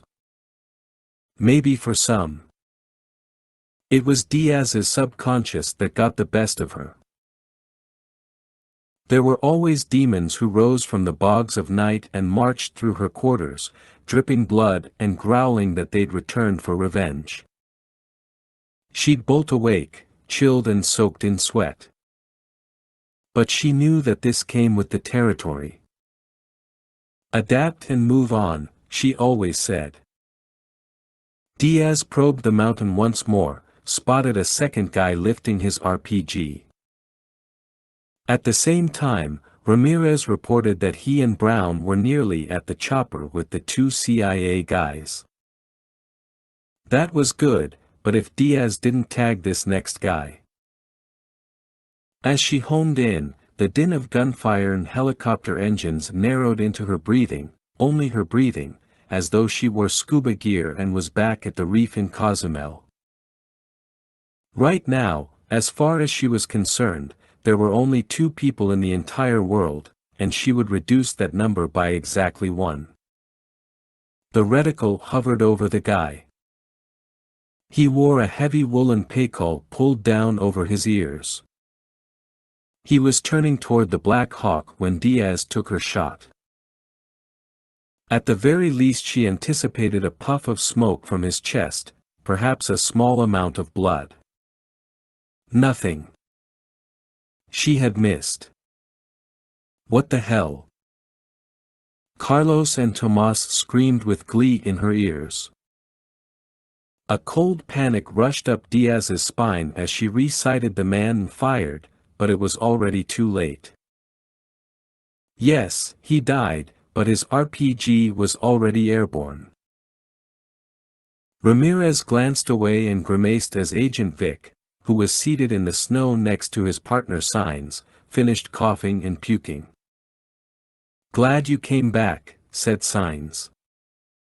"We know where we stand with your captain. We evac the most seriously wounded first," Ramirez said through his teeth. Signs grinned and snorted. "Whatever you say, soldier." He regarded Vic. "Look at him. All this running around and the drugs. We're getting sick." "And you're getting out of here," Brown said, hauling Signs to his feet. Ramirez got behind Vic and struggled against the big guy's considerable girth. "Promise me something," he said in the agent's ear. "You won't throw up on me, will you?" Vic began coughing again. "Oh, man," moaned Ramirez, guiding the man forward. Here we go. The captain and Diaz, along with one of the chopper's door gunners, did an outstanding job of keeping the insurgents along the mountain busy while Ramirez and Brown ushered the agents out of there. The pilot had pulled off his spot and now wheeled overhead to engage the enemy. But once he saw them nearing the ridge, and Ramirez gave him a shout to confirm that, he swung around and descended. With the Black Hawk in its deafening hover, they seized the harness and line. Vic got buckled in and went up first. Signs followed, and even as he was halfway up, just a meter from being pulled in, he took a round in the shoulder, making Ramirez curse and holler for the guys up top to move faster. Then a flash came from the corner of Ramirez's eye. One of the Taliban fighters had launched a rocket-propelled grenade. Ramirez screamed over the radio for the pilot to lift off. As the engines roared, he and Brown dove from their little ledge, dropping at least 2 meters into a huge snowdrift below. Just as Ramirez was swallowed in all that white, the RPG hammered into the mountainside, heaving up fountains of rock and shrapnel. And yet the snow kept coming, shielding Ramirez at least a little, large pieces of snow and ice resembling foam rushing over his head as he slid down several more meters and came to a jarring halt. Brown stopped with a blast of snow beside him. Ramirez flailed his arms, relieved that he was buried only a quarter-meter deep in the snow. He sat up as the chopper arced overhead through the starlit night, with signs just now being hauled into the bay. Brown crawled next to him, his face barely visible behind his new camouflage suit of snow. "We're supposed to be dead. Ghost lead, this is Black Hawk 29er. I have your package on board, coming back around to pick you up." "Negative, negative," replied Mitchell. "It's getting even hotter down here." "Roger that. I got another valley directly east of your position. Got it marked on your TAC map. Stand by." Mitchell ducked behind the rock and with a voice command pulled up his tactical map so that it filled his entire HUD. He spotted that second valley indicated by the pilot's flashing green designator. He zoomed in, saw how the more level ground provided a good LZ and that it put a hillside between them and the oncoming Taliban fighters. "Black Hawk 29er, put down in that valley, and we'll rally on you." "On our way, Ghost lead." "Okay, people, we're pulling out," Mitchell said over the radio. "Fall back on me." He glanced over at Diaz, who was just rising from the rock, getting ready to move. Out past her, a figure rose from the ridge about 30 meters off, lifting his rifle at Diaz as a red diamond and outline appeared around him. Mitchell cut loose with silenced rifle fire directly over Diaz's shoulder, dropping the guy as she turned and gasped. "Whoa. I owe you big time, Captain. I'll settle for a beer." "You got it." They charged off along the hillside, meeting up with Ramirez and Brown, then all four started up through the rocks, threading their way to the top. Sporadic fire tore into the ground ahead. A brilliant yellow square lit up in Mitchell's HUD, indicating the chopper's new position in the landing zone, and he turned left, taking them along a much steeper embankment, the snow giving way beneath his boots. Ramirez, pulling up the rear, opened fire and cried, "They're closing on us."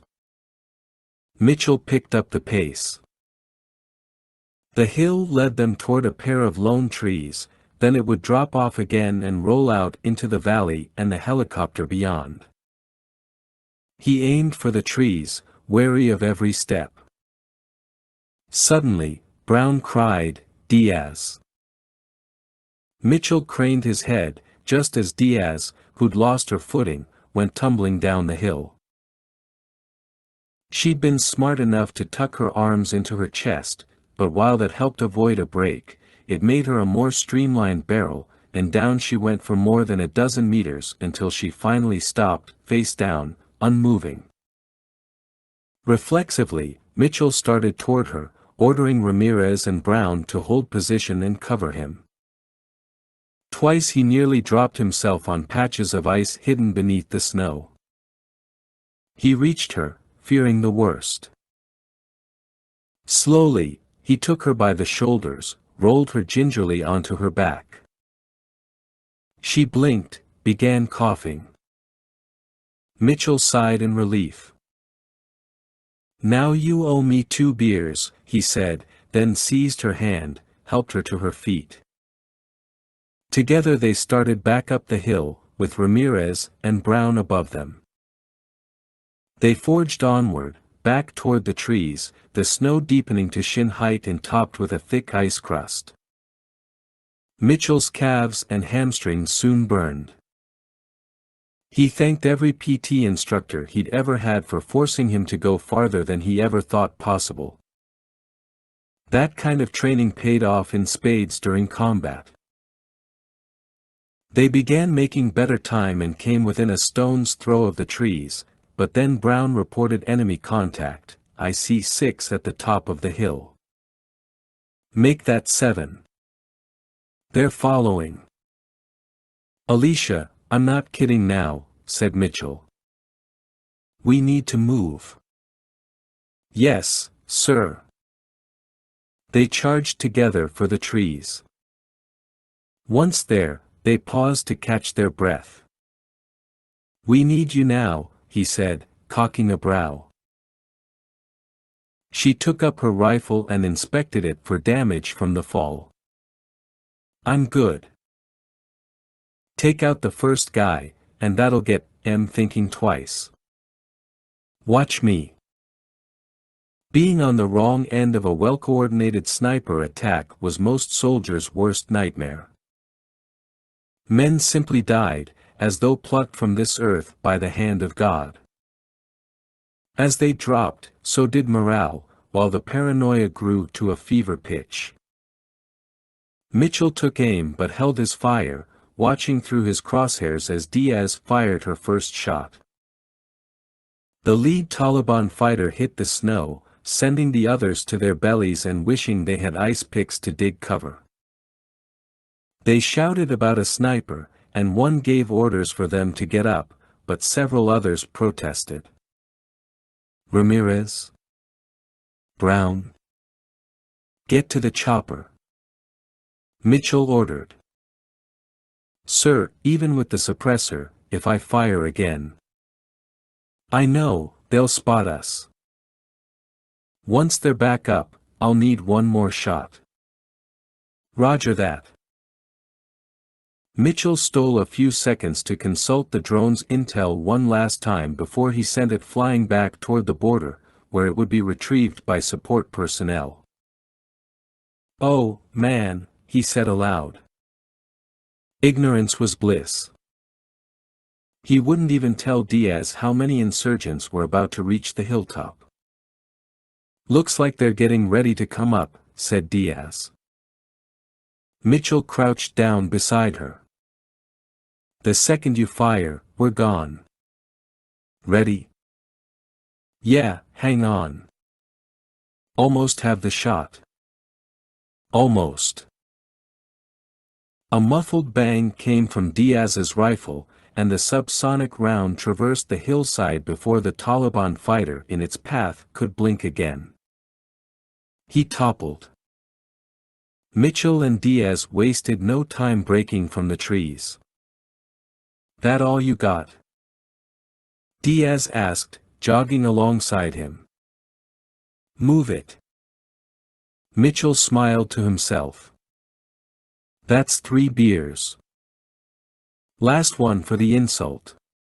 He picked up the pace, boots now slipping across those hidden rocks and sheets of ice. Near the bottom of the hill the grade grew steeper, forcing them to sidestep down to reach bottom. Mitchell stole a look back over his shoulder. What he saw left him breathless. Finally, they started across level ground and into a field of scree, the broken and eroded rocks creating yet another challenge. Mitchell slowed to avoid several larger stones to their left.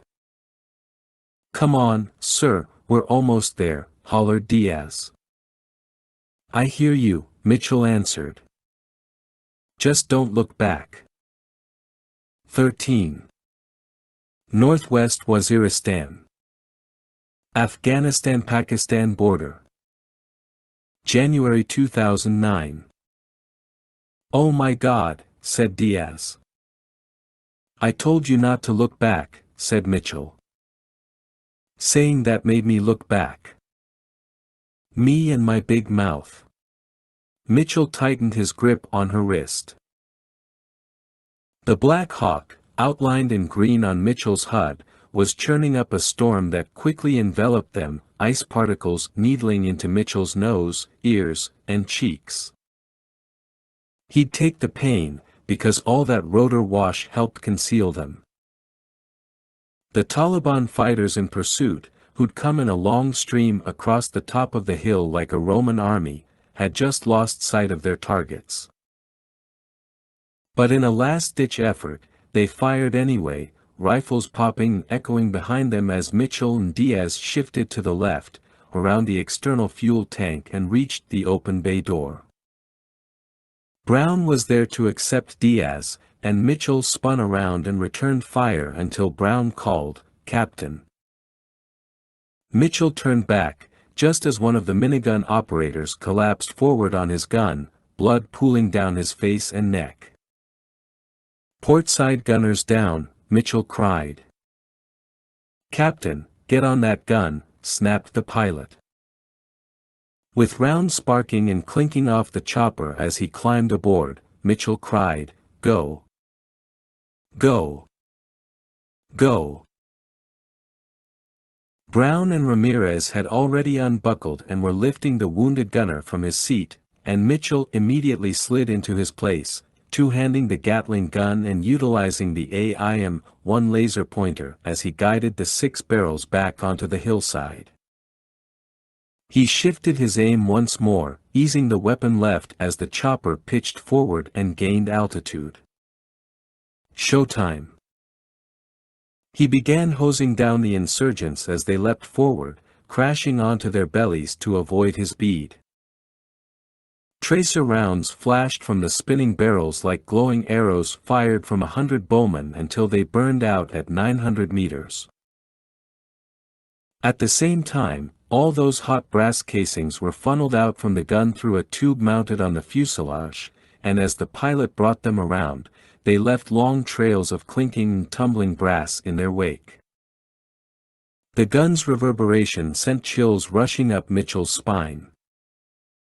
It was hard to imagine that he was firing roughly 50 bullets per second. He needed to carefully select his targets, too, since he only had 4,000 rounds of linked ammo in the box before he'd have to reload. But the pilot didn't seem to care about that. "Come on, Captain, keep up that fire." Mitchell obliged, sewing a jagged seam in the hill, his HUD and the AIM-1 putting him on those red diamonds that quickly turned white as his hailstorm of fire left behind walls of flying dirt and snow and death. As he and the other gunner maintained fire, Ramirez and Brown worked on signs and the wounded guy, though they were probably using hand signals since the racket inside the helicopter made voice communication impossible. Reminding himself of all the good people who had been lost in Waziristan, Mitchell kept the minigun on target, drawing more lines through hordes of fighters before the Black Hawk rolled right and descended over the hill, on a course due east for the border. He released his white-knuckled grip on the gun and slumped in his seat. Every muscle ached. He could sleep for a year. A hand came down on his shoulder. It was Ramirez, who pointed to the wounded gunner, then to signs, and flashed a thumbs up, both guys would make it. Mitchell nodded and, as Ramirez returned to his seat, directed his attention to Rutong, still barely recognizable beneath his swollen face. The medic had been through several lifetimes' worth of combat, and Mitchell had been proud of his comeback after his battle with depression and stress. He'd gotten off the propranolol and was managing to be a good father. Mandy had had that second baby, a boy, who Rutong had said definitely resembled the FedEx guy. As Mitchell sat there, growing numb from the cold and exhaustion, he wondered what would happen to his friend. Could Rutong bounce back yet again? The Black Hawk set down on a small, de-iced pad on the outskirts of Bagram Air Base in Kabul, Afghanistan. Mitchell asked Diaz if she would stick with Rutong, and they, along with Signs, Vic, and the door gunner, were transferred to HMMWVs and driven off to the Army Field Hospital. Mitchell took Brown and Ramirez with him to be debriefed by Major Susan Gray and the company commander, Lieutenant Colonel Harold Buzz Gordon. They met inside a drafty, dimly lit Quonset hut used to store aircraft parts and loaned out to the ghosts by the Air Force. Gray, bundled up and red-nosed, welcomed them with an uncharacteristically warm smile and led them over to a cluster of desks cast in the burnt orange glow of portable heaters positioned on the floor. Lieutenant Colonel Gordon was leaning back in a chair, a notebook computer balanced on his lap. He squinted in thought and spoke softly into a boom mic with attached earpiece. He was speaking with the man himself, General Joshua Keating, whose gritty voice crackled all the way back from the United States Special Operations Command, USACOM, in Tampa, Florida, and was loud enough for even Mitchell to overhear. Gordon was polite to the general, who was gunning to become commander of all of USACOM, but near the end of the conversation, his tone turned a little dark as he said, "Your patience is appreciated, sir." Mitchell liked Gordon, whose white crew cut was trimmed weakly because being squared away was, in his words, the way God intended him to be. Mitchell appreciated Gordon's old-school tactics and belief that people made the difference. Technology only enhanced their skills. There were some in the Special Forces community who were beginning to argue that putting boots on the ground had become too risky, too damaging, and too wasteful. Gordon would refer to them by certain body parts and brush off their further assertions like lint from his sleeve. He was 54 years old and liked to say, "I was too old for this crap 20 years ago. You can imagine how much I'm enjoying it now."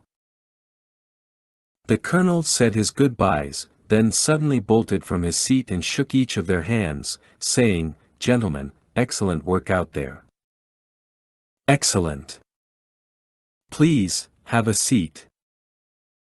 "Sir, if you don't mind, I'll stand," said Mitchell as Brown and Ramirez flumped into chairs. Gordon frowned. "I know, Scott, you're pissed about those insurgents at the pickup zone." Mitchell shrugged. "I assumed they were on a rat line, holing up in the caves." "We're still working on that, but you're probably right.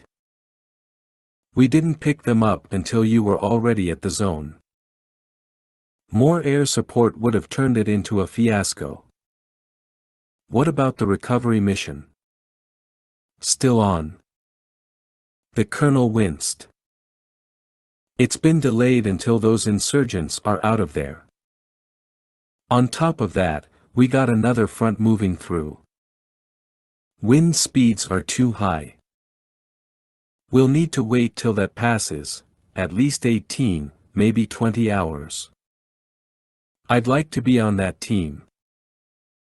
"I know you would, but that maniac Wolda in Ethiopia has got his eyes set on Eritrea, and I suspect Hire will want you there." "I already want you there." "Guess we're sleeping on the plane, again." "Captain, we appreciate you helping field test the new crosscom," said Major Gray. "We'll need your evals ASAP, though I hear we're still 3 to 4 years out before full implementation." "That's a shame, because that's a damned fine system and a great piece of equipment." "Yes, it is, for many reasons. Now, Captain, I do have a question. I was playing back your HUD recordings, and I noticed you corrected the sergeants when they were evacuating Agents Vic and Signs." "That was our fault," Ramirez blurted out.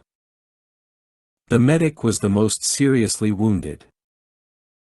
We should have evac'd him first." Gray barely turned toward Ramirez, who was already swallowing and lowering his head. "Sorry, Major. Just thought you should know." "I already know." To answer your question, Major, yes, I did correct them," said Mitchell. "Why?" Mitchell thought a moment. He could answer carefully, or he could get it all off his chest. "Let's back up a moment. I fought to be assigned to this mission.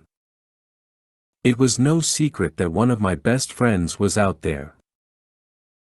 You knew I'd bring him home, and to be honest, I was going to make sure he got on that chopper, first. He was the most seriously wounded, and I didn't see a problem with that. Even though Agents Vic and Signs might have intelligence that is far more helpful than anything Sergeant McDaniel might have gathered. They've been operating along the border for a long time, much longer than your friend. That's speculation. Those spooks might have nothing. And even if they have, once they've been treated, they'll be questioned. Yes, but they'll only give you so much. We all salute the same flag, but don't forget their paycheck, and bonuses, come from Langley." Lieutenant Colonel Gordon sighed in disgust. "Major Gray, to be quite frank, I don't give a rat's ass what order the captain used for his evac plan. In my book, that's trivial. Point is, they all got out. End of story. And to be honest, I would have done the same damn thing." "Thank you, sir." Mitchell narrowed his gaze on Gray and thought a curse. Gray quirked a brow. "I just find it curious." Outside the hut, on their way back to the field hospital, Mitchell stopped and turned to Ramirez and Brown. "You guys think I made a mistake?" "Absolutely not," said Ramirez. "And don't let Howitzer get to you, sir. She was born pissed off." "What about you, Marcus? You don't look so sure." "I don't think it was a mistake, but...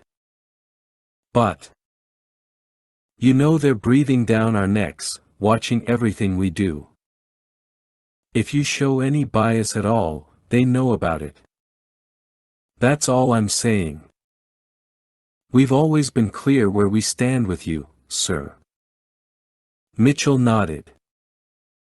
"It's the old reminder, don't let it get personal." "I know. And if it were anybody else." "You did the right thing, sir," Ramirez said. "You heard the colonel. And what the hell did they expect? If they were so worried about you showing bias, they would have denied your request to lead this mission. Come on." "Yeah. Well, there's no love lost between us and the CIA, and this didn't help. I think that's Gray's problem. I've put her in an awkward position." "Like you said, we're all on the same team," said Brown. "Those spooks will figure that out. And they'll get over it." It took another 15 minutes to reach the hospital, and once there, Brown and Ramirez went off with Diaz to grab something warm to drink while Mitchell checked on Rutong. To his surprise, Rutong was sitting up in bed, awake, and 4 already in. A nurse there said they'd already drawn blood and that they'd had him scheduled for x-rays because of the blunt trauma to his head and face. "Yo, Tang, what's up?" asked Mitchell in his best spirit-lifting tone. "Scott, I think I'm done. Stick a fork in me. Whatever they drugged you with is wearing off. Your eyes look good. Don't change the subject. I told you, I'm done." "Done with what?" "Filling your bedpan. Between this and the Philippines. Let's see, you've had 2 missions that went south out of what, 100? It's like plane travel. You only hear about the crashes. That's what my cousin keeps telling me. The bastard just made colonel, too. Good for him. But we're talking about you." He closed his eyes. "When they were beating me, I just kept thinking about Mandy and the kids, about how selfish I am for wanting to do this and how they were going to lose me, when this is the time they need me most. Everybody warns you about having a family. That's a cop-out." He snapped open his eyes. "Then why is everybody single or divorced? Look at you." Mitchell made a face. "Rutong, this isn't the time for career decisions. You focus on recovery." "Yeah, whatever." He glanced away. "Listen to me, bro. They'll come in here tomorrow, and they'll ask you a million questions. And can you do me a favor?" "What?" "Just don't be a wise guy. Answer the questions. The people I work for are not very patient." "Who do you work for?" "Those very impatient people." Rutong rolled his eyes. "I won't embarrass you. And there is something I need to tell them. It's small, but you never know." When the captain's team got close to the arms dealers, they got out the big ear and eavesdropped on a conversation. They heard Bems say, "Pouncing Dragon," a couple of times. Well, that's something. Probably the code name for their operation. Maybe the intel people can trace it. I hope so.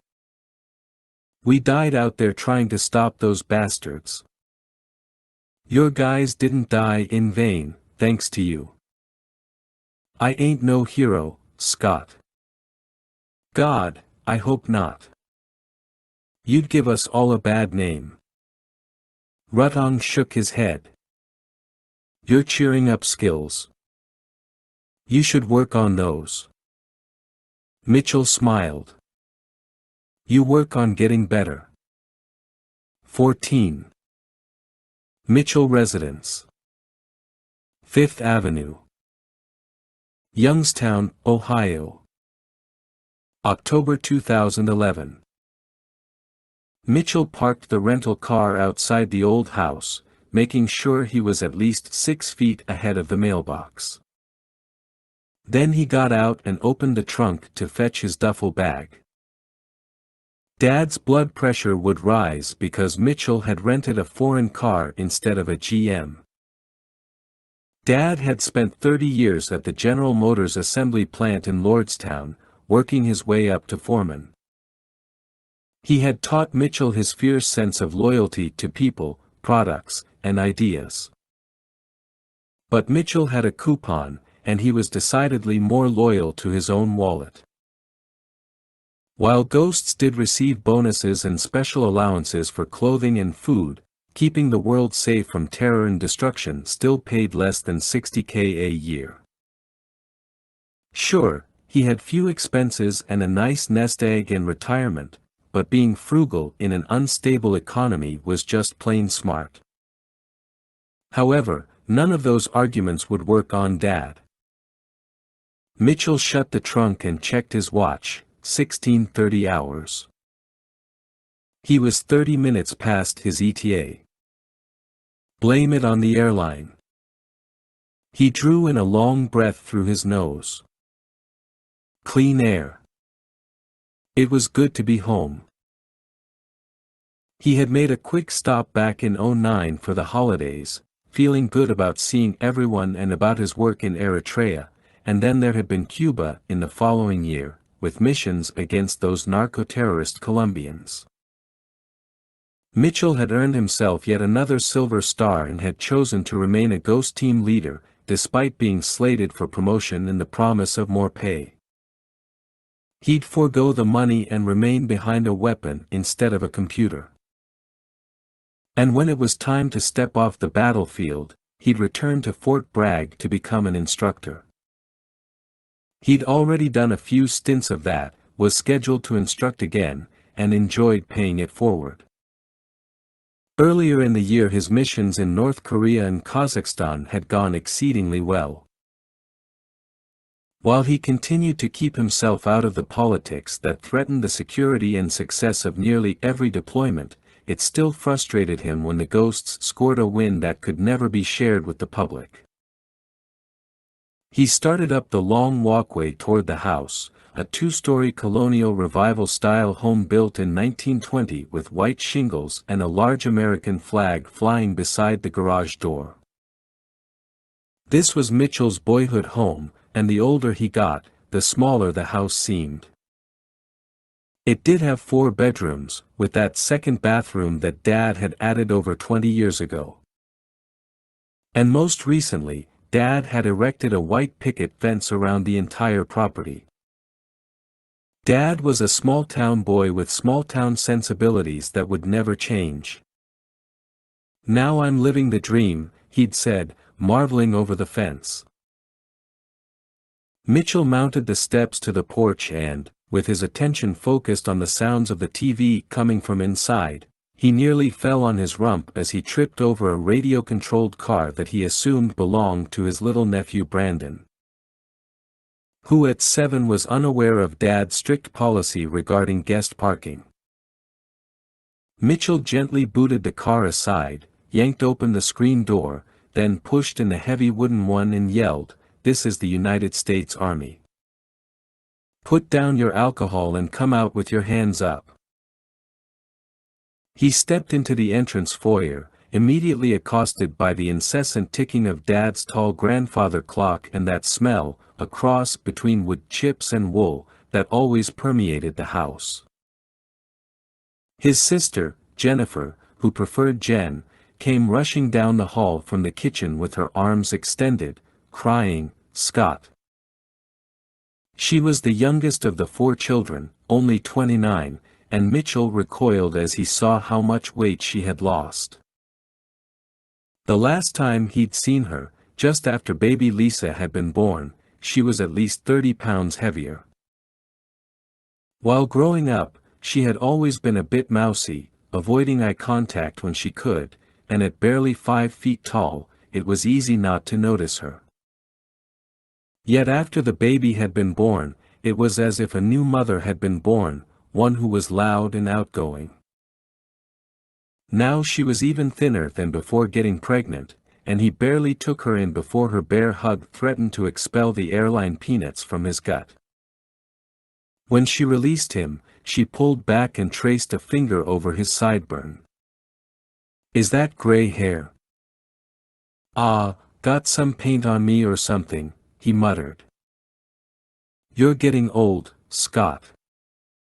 Thanks for the tip." "Hey, I almost killed myself out there on Brandon's car."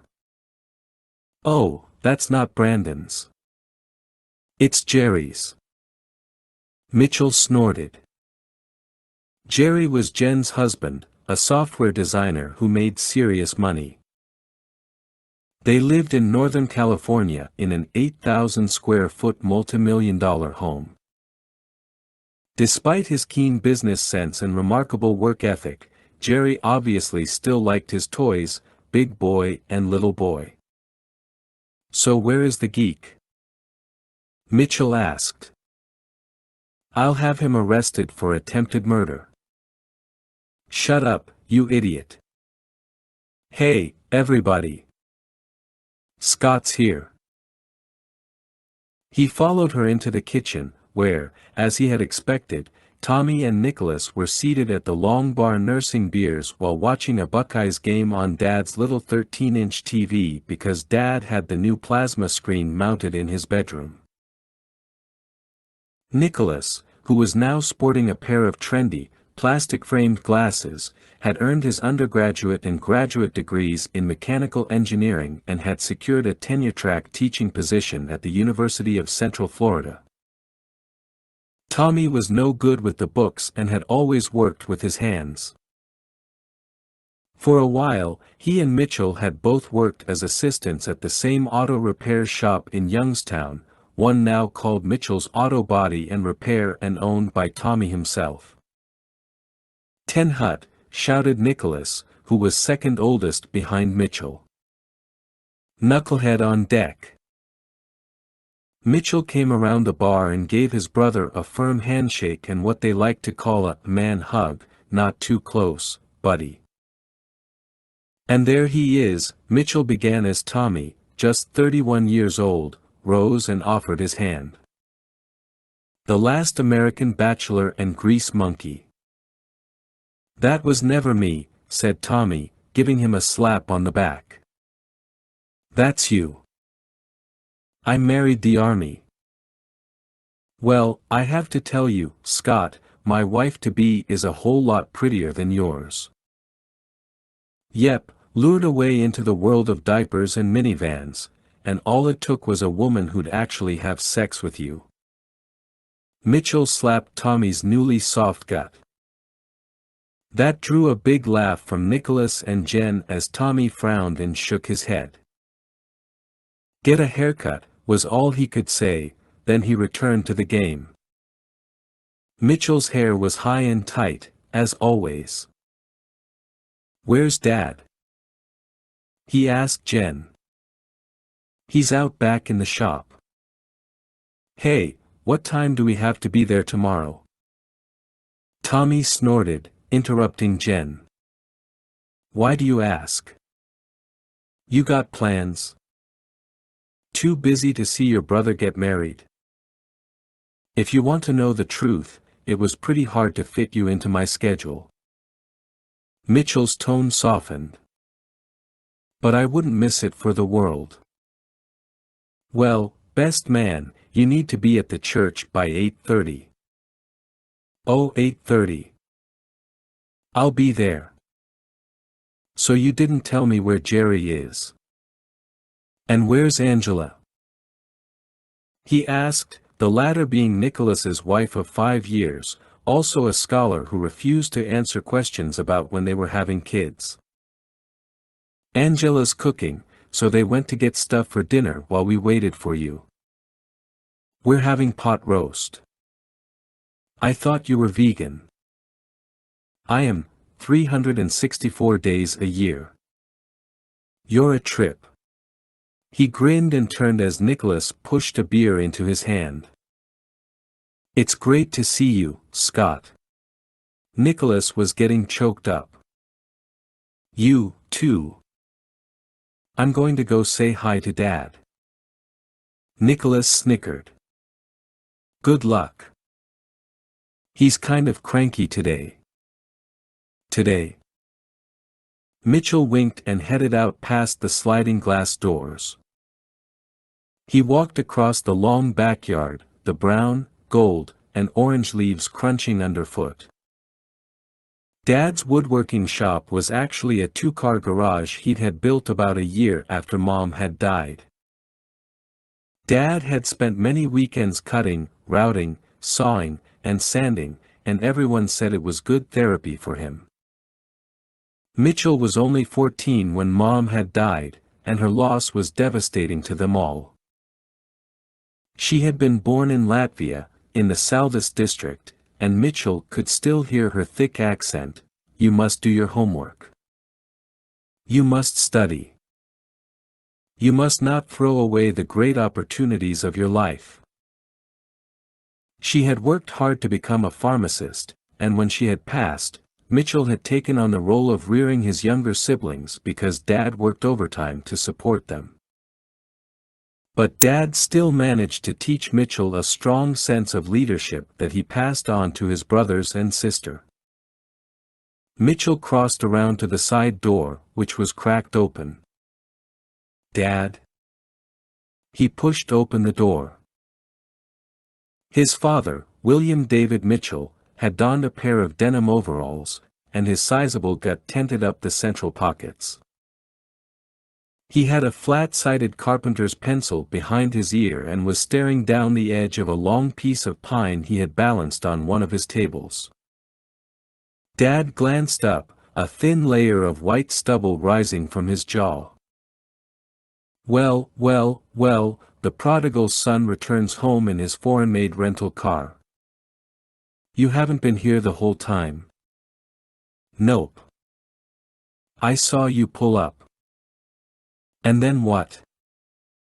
You came running out. You trying to avoid me? You. He chuckled under his breath. You know I hate all that hello crap. Damn house is so noisy with everybody here. Nice to see you, too. What are you making? A tortoise table. Mitchell's mouth fell open.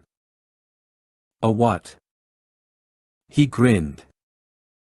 Just kidding. Your sister forwarded me a couple of your emails way back when. All those weekends out here with me, and you're not even building furniture anymore. Dog houses and turtle houses. I just finished up a real nice piece for my company commander. It's a custom footlocker for stowing military mementos. I even engraved it.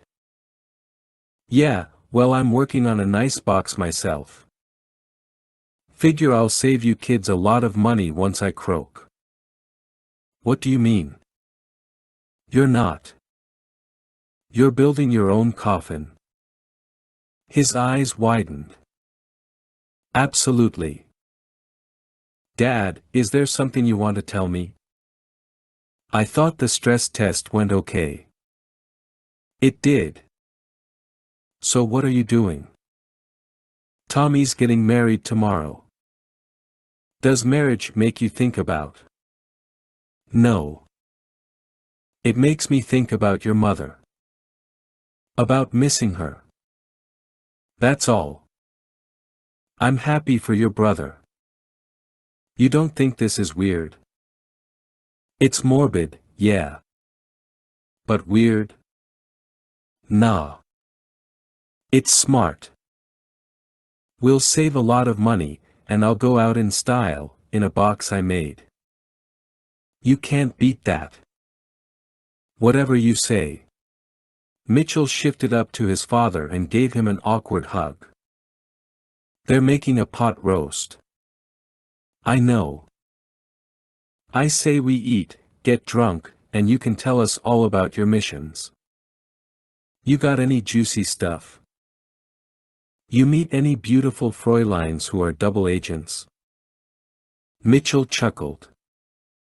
Dad, it's all pretty boring. Uh-huh. And speaking of Fräuleins, you know Tommy's fiancée just hired an accountant, and she got invited to the wedding. And I should care because it's Kristen. Mitchell slumped. Oh, man. You haven't seen her in a long time. And I don't think she'd mind a few more centuries. Whatever happened between you two is water under the bridge. She's still single, and she teaches one of those kick-step whatever classes at the gym, too. How do you know? You've been talking to her. She did my taxes this year. Gave me a good deal. But Dad, you know how it is. It never works out. One day it will. And I guess I'm just selfish, Scott. What can I tell you? Maybe you can fall in love with her, quit the army, and come back home so your old man can enjoy a few more years with his firstborn son. That's your plan. Dad wiggled his brows, then he frowned as his gaze lowered to Mitchell's bottle. You come all the way out here with just one beer. Take a break, Dad. Come on. You can build your coffin another day. Okay, but at the wedding, just don't ignore Kristen. Dance with her. Talk to her. Mitchell gave a reluctant nod. I'll try. Hopefully she won't draw blood. 15. Mitchell Residence. 5th Avenue. Youngstown, Ohio. October 2011. The dinner conversation focused mainly on Tommy, who had been wise enough to have his bachelor party the weekend before his wedding. It had taken him 3 days to recover, Mitchell had learned. At least he hadn't come home with any new tattoos, just a world-class hangover. Afterward, they'd had coffee and a triple-layer chocolate cake that, according to Jen, weighed over 5 pounds. Mitchell had fended off their questions about his work, saying only that it was not as glamorous as they imagined. Finally, they retired early for the evening. Mitchell would sleep in his old bedroom and, as expected, Dad still hadn't changed a thing. The dog-eared and fading Metallica and Michael Jordan posters still hung from the back wall, the Atari 2600 game console still sat atop Mitchell's dusty old Zenith, and the Uncle Sam poster, I Want You for U.S. Army, was still tacked to the wall above Mitchell's bed. In fact, Dad had left all of the kids' bedrooms untouched. Mitchell assumed that all the memorabilia made Dad feel less alone. Jen had been arguing with him for years to get rid of everything, sell the old house, and get a nice little house in the Villages, Florida. Dad would have none of it. He still had a few more years to go before retirement, and with work and his wood shop, he was too busy to even think about that. Even Mitchell's comic book collection still sat in plastic milk crates inside his closet. He thumbed through the stacks, pulling out an issue of DC's SGT. Rock and another, Marvel's The Phenom, both among his favorites. He brought them back to the nightstand. After stripping down to his t-shirt and boxers, he sat on the bed and looked around. He could never have imagined that the little boy sleeping in this tiny room would, years later, travel around the globe. He was just a small-town kid who had joined the army because he couldn't afford college and had planned to use his GI Bill benefits to help pay for tuition once he got out. He and thousands of other guys had the same idea. But army life suited Mitchell. The camaraderie, the loyalty, and the pride he felt were unlike any he had experienced in civilian life. One night at the hospital, just a few days before the cancer had taken Mom, she had held his hands and said, "Scott, just remember, you are a very special boy. You were not born to live an ordinary life. Do everything you can to make the best of it. I know you will make your father and me very proud." He never forgot those words, and he often thought that his mother somehow knew what would happen to him. Mitchell shut off the main light, flicked on the small reading light on the nightstand, and settled down for a good read before turning in. There were 2 things about the wedding that Mitchell dreaded, and he was about to get past the first. He stood in his dress blues beside Tommy and his new bride, Rebecca, along with over 100 guests in the banquet hall. With a flute of champagne in one hand, a microphone in the other, best man Mitchell cleared his throat. "All right, everybody. I'm Scott, Tommy's older brother, and for those of you who know me, I'm not much of a speech maker. We soldiers leave that to the politicians. But I did want to share a little story with you." Mitchell pulled from his breast pocket a few index cards and stole a glance down for his prompt. When Tommy was in 3rd grade, he used to get a lot of homework. And he'd sit at the kitchen table and start crying about it. That drew AWS from the women and a big roll of the eyes from Tommy. Mitchell continued, "Nick and I used to make fun of him, but then we started talking, making him realize that he spent so much time crying about the homework that he could have finished it in that same time. I guess what I'm trying to say is that Tommy's always been the most emotional one. Dad likes to call him high-strung. And maybe he does wear his heart on his sleeve, but no matter what he does, he always puts his heart in it. That's why I know that he and Rebecca are going to have a great marriage. We Mitchells do everything to the best of our ability, and Rebecca, I'm sure you already know that, otherwise you wouldn't be marrying this knucklehead. And while it's true that Tommy still hasn't stopped crying, but now it's over bills instead of homework, he's become a great man who will make a great husband. Tommy. Rebecca. Here's wishing you all the love and happiness in the world." Mitchell had barely finished his champagne when the music suddenly returned and a hand locked onto his wrist. "You bastard, you made me cry." He glanced up into Kristen Fitzgerald's watery eyes. One dreaded duty down, one dreaded encounter to go. "Dance with me," she demanded, hauling him out on the floor before he could set down his empty flute. She wrapped her arms around him. Thankfully, the DJ was playing a ballad. All he had to do was rock back and forth while becoming intoxicated from the champagne and Kristen's perfume.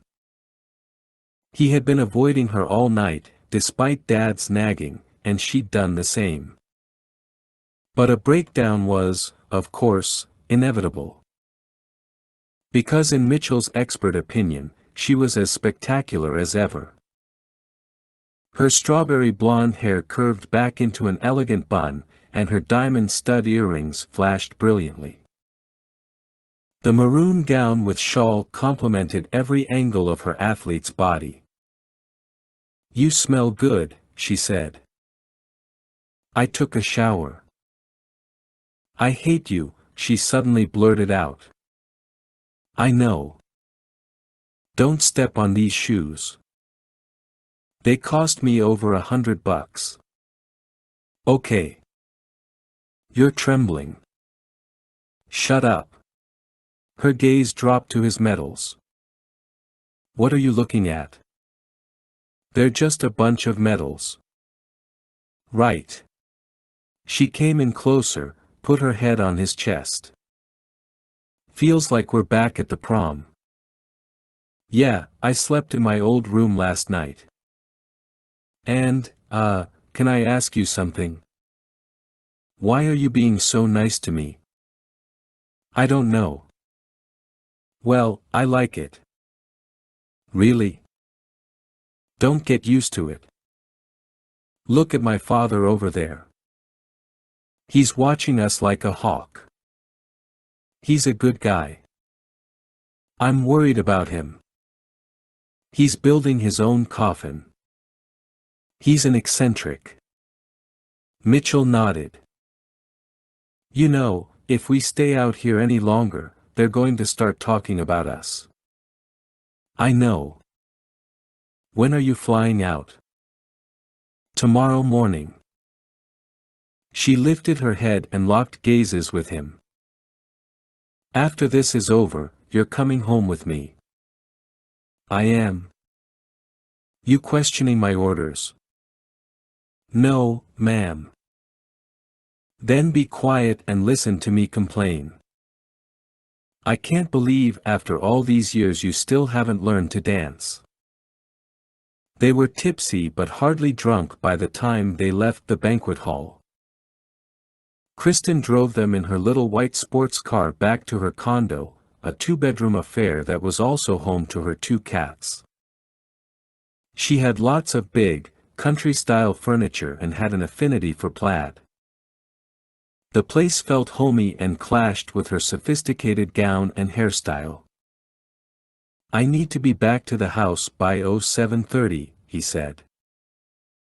I have to get to the airport, return my rental car, and make my flight. Tomorrow's Sunday. Don't worry about it.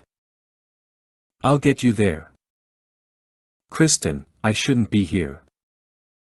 All we're doing is torturing ourselves. She pulled her hair out of the bun and shook free her long curls. No. It's not like that at all. An hour later, they lay in silence, just watching the shadows shift across the ceiling as headlights filtered in through the long windows. She leaned over and began tracing the scar on his belly. What happened here? Stupid accident in my shop. It's a strange-looking scar, like one of those Asian tattoos or something. Why aren't you married? I don't know. Maybe the same reason you aren't. Your job takes you all over the world for years at a time. She hissed. You know what I mean. I'm sorry. Don't apologize. It's our luck. My dad thinks I'll fall back in love with you, quit the army, and stay here. I don't think that's what he wants for you. Oh, yeah it is. She shook her head. Back in April, when I went over to the house to drop off his taxes, I caught him out in the shop, staring at a picture of you. He's got it hung on the wall above his workbench. There's no picture there. There was. Your dad showed me a red, white, and blue ribbon on your uniform. He said it was the Silver Star. He said you had to do something very special to earn that. So that's why you were looking at my medals. She nodded. We have a saying around the office. Do you know why, Jay? Edgar Hoover hired only lawyers and CPAs when he formed the FBI. Because of our meticulous attention to detail, our curiosity, and our persistence. What are you really trying to say? I'm saying that after I talked to your dad, I went online to the Silver Star registry, saw your name there twice. Yeah. Then I clicked on the citation block. Really? Mitchell began to tense.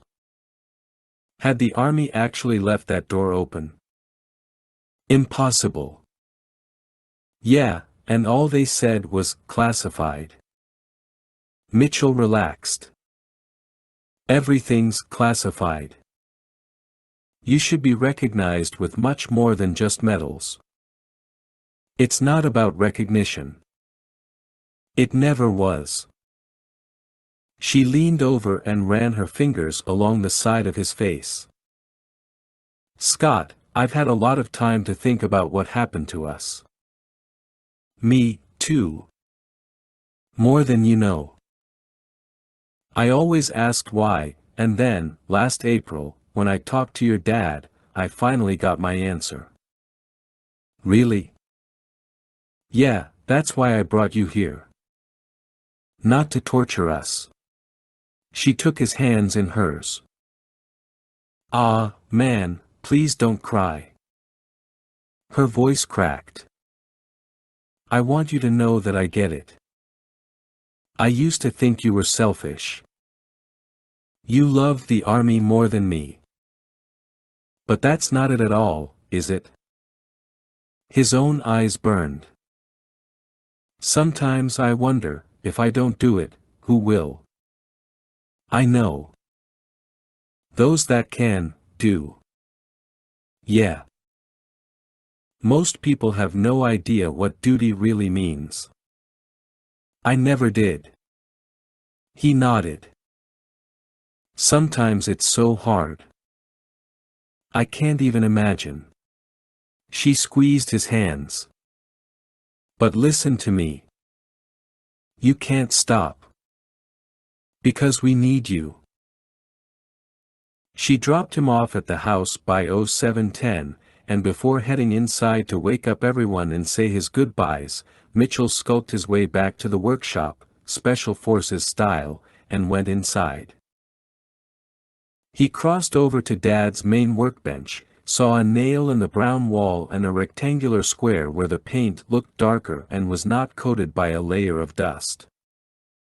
Indeed, a picture had hung there. Mitchell opened one of the bench's side drawers and found it. So Dad had remembered the picture at the last minute and had rushed out to the shop to hide it. He was proud of his son but too self-conscious to show it. Mitchell slipped the frame back into the drawer and smiled. Kristen had given him much more than she knew. This was a homecoming he would never forget. 16. 31st Group Army Headquarters, NMR. Special Operations Forces Offices. Xiamen, China. February 2012. Special Operations Forces of the Nanjing Military Region of China were codenamed the Flying Dragons, and consequently People's Liberation Army Colonel Su Dingfa had suggested back in 2008 that the operation be called Pouncing Dragon. Since colleagues from his old Special Forces group would play a key role in the attack on Taipei. The name had remained unchanged for all that time. At the moment, he was seated in his office, sharing a cup of morning tea with his most esteemed colleague, Major General Chen Yi, commander of the entire region. Only a select few were aware of Chen's visit, and Su understood why the general did not want to discuss matters electronically or over the phone. As you predicted, the time is drawing near, Su said, lifting his chin at a copy of the Beijing Daily resting on his desk. They completed their negotiations yesterday morning. Chen smiled knowingly, his lazy left eyelid barely moving. Spring comes early this year. Taiwanese officials had announced that they had reached an agreement with the United States to forego 3 diesel submarines for 1 new conversion Ohio-class SSGN. The Ohio SSGN was capable of ripple-firing 154 Tomahawk cruise missiles. No modifications were needed to Qingshan, Taiwan's recently completed secret submarine pen carved into a mountainside on the east coast. This was the first nuclear submarine the U.S. had ever considered selling to a foreign government, though Su knew that the sale was subject to ratification by Congress. If all went well, their government would deem the sale a provocative act and deploy additional ground troops to its military facilities from Shanghai to Xiamen. Live-fire and force-on-force concentration exercises, along with aggressive amphibious operations exercises would commence immediately. Moreover, the country's revolution in military affairs, RMA, the phrase coined to outline the military's desire to build a smaller, more technologically advanced force, had resulted in the creation of many more high-tech units designed to target enemy communications and computer systems as well as jam the guidance systems of precision-guided munitions. These smaller, better-equipped units, along with Su's Special Forces teams, were exactly what the Spring Tiger Group required to initiate the first stage of its plan. Tigers born in spring were on their own after the second year, the third spring, but Su and his group had been waiting much longer than that to exact their will when others in Beijing were too cowardly to do so. The time had drawn near for the East and West to vie for supremacy in the Pacific. General, we will continue to monitor the situation very closely. I trust you will notify me when it is time to prepare for the final session. I will send the usual courier. Chen's attention turned to the photograph on Su's desk. And you may tell your parents that it will not be long now. Su nodded. After a long night of drinking, he had, quite regretfully, shared that most intimate story with the general, whose own lifelong frustration with the government motivated him to act. Chen stood. I have a very busy day and a plane ride this afternoon. I will be meeting with the Deputy Director tomorrow. Deputy Director Wang Ye of the Central Military Commission's General Political Department advised one of the most senior members of the PLA. Wang was a Zhengzhi Juanguan, political officer, a graduate of the Chinese Academy of Military Science, a member of the State Council appointed by the National People's Congress, NPC, at the 13th National Congress. Chen would speak with the group's most powerful ally in the compound in western Beijing. From the beginning, Wang had offered his strong but silent endorsement of the Tiger's activities. When the time came, Wang's influence would be invaluable. General, thank you for coming. I will await your message. Excellent. And remember, when the time comes, we will need to move very quickly. I understand, sir. As he showed the general out, Captain Fang Ji was waiting for him in the outer office. Fang hurriedly entered and said, "Have you heard the news?" Su grinned. "Hours ago, my friend. Do you think the time has come?" Su hesitated. During the past 4 years he and Fang had become close friends. Neither of them had performed very well at the Olympic Games, but it was there that they had forged a relationship. Once Su had managed to secure a commission for Fang in the PLA, he had very slowly, very carefully, introduced Fang to his colleagues. Fang had, indeed, shared intimate knowledge of American and Allied Special Forces operations and tactics. But Fang had still come from Taiwan, and Su had been warned by Chen and others that Fang should never be fully trusted. Consequently, Fang was quite aware of the group's existence and its membership, but he was not part of its inner circle and unaware of the exact nature of its plans. His task, as always, would be to lead the security teams whenever the group convened. Su finally answered, "Has the time come?" "I don't know.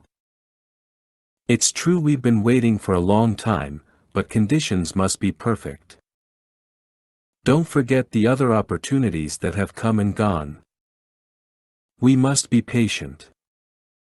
"I understand. However, I would like you to go up into the mountains, meet with those elders, and see if we might secure that meeting place we discussed." "Do you have an exact day and time?" "Not yet. But I want you to see how quickly they can accommodate us." "I will take care of it immediately." With his heart pounding, Fang Ji left Su's office and climbed into his Brave Warrior, a new four-wheel drive off-road vehicle that resembled a smaller version of the American Hummer and was painted olive drab.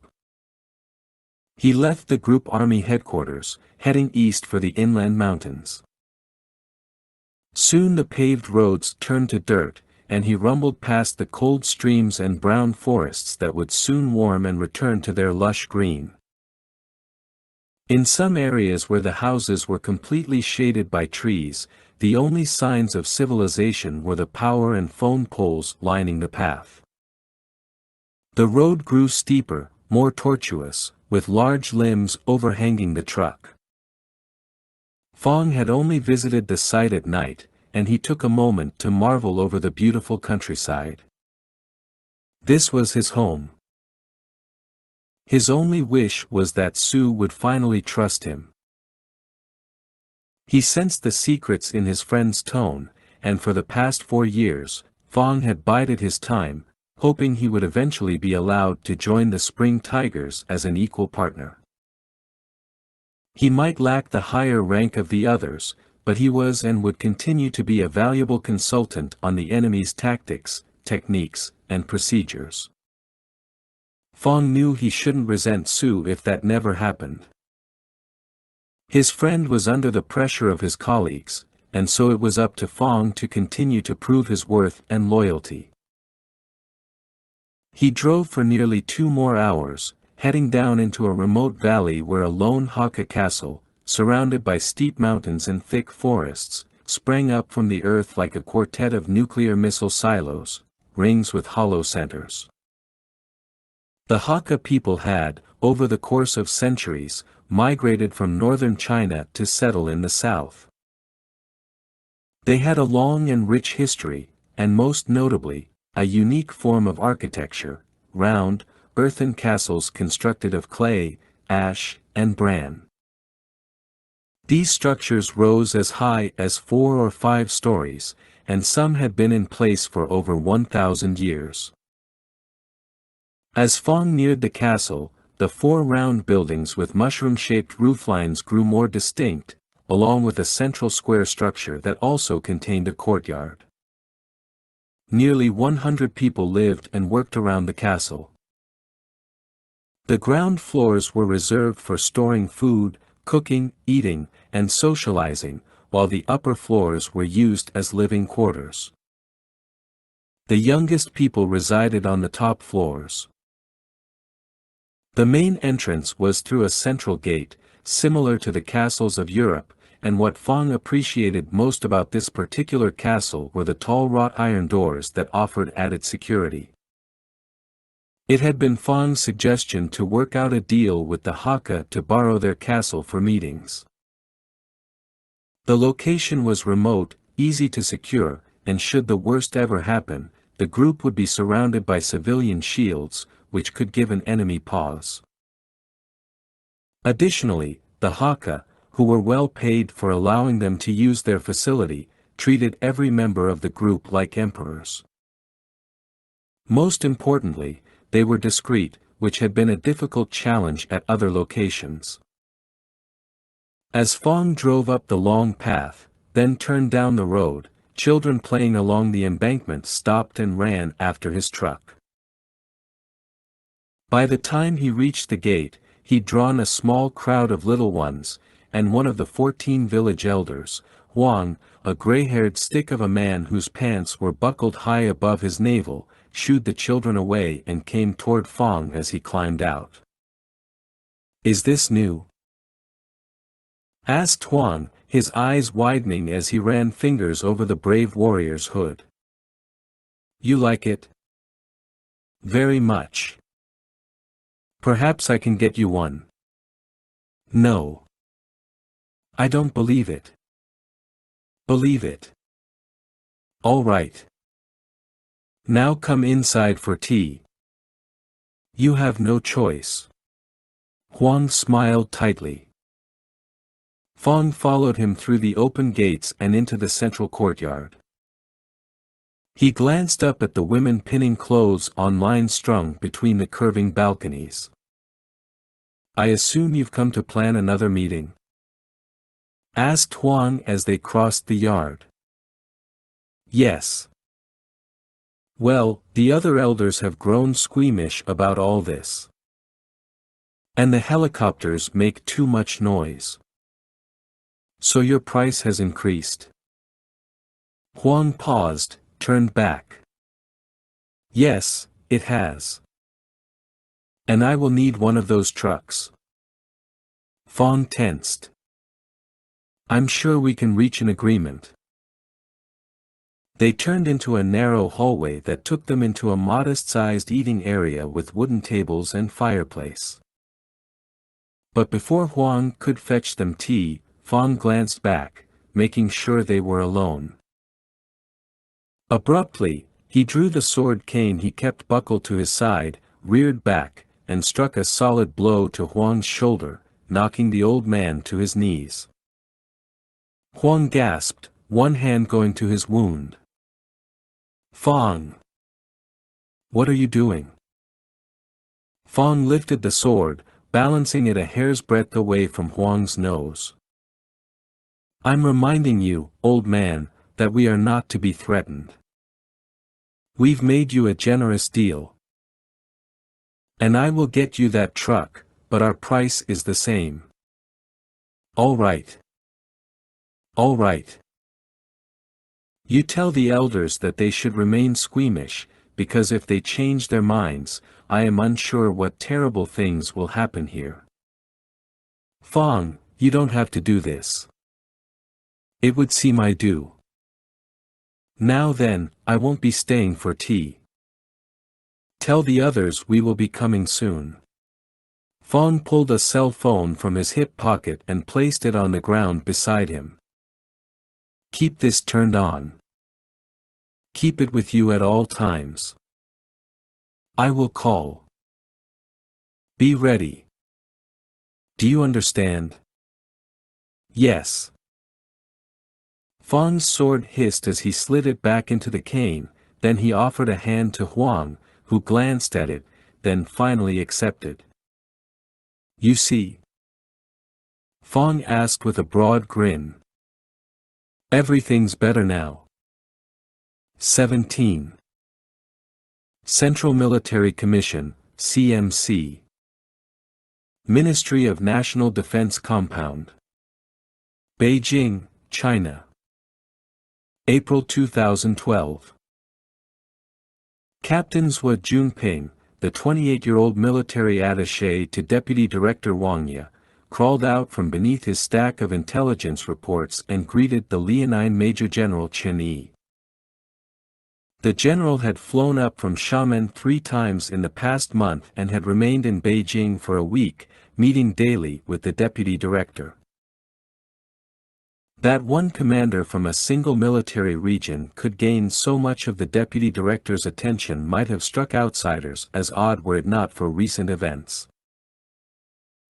Since the U.S. had announced the sale of that submarine to Taiwan nearly 30 days prior, the entire Nanjing region had been at the highest military alert, and the office had been flooded with intelligence.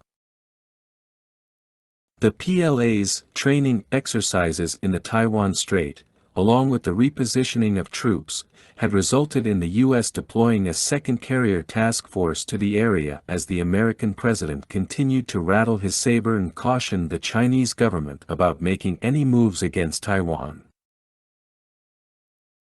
In response, China's Air Force had repositioned fighter and aircraft bomber squadrons, and on recommendation of Deputy Director Wang, the commander of the PLA Navy had ordered 2 Shan-class nuclear fast-attack submarines from its North Sea Fleet at Qingdao to the East Sea Fleet.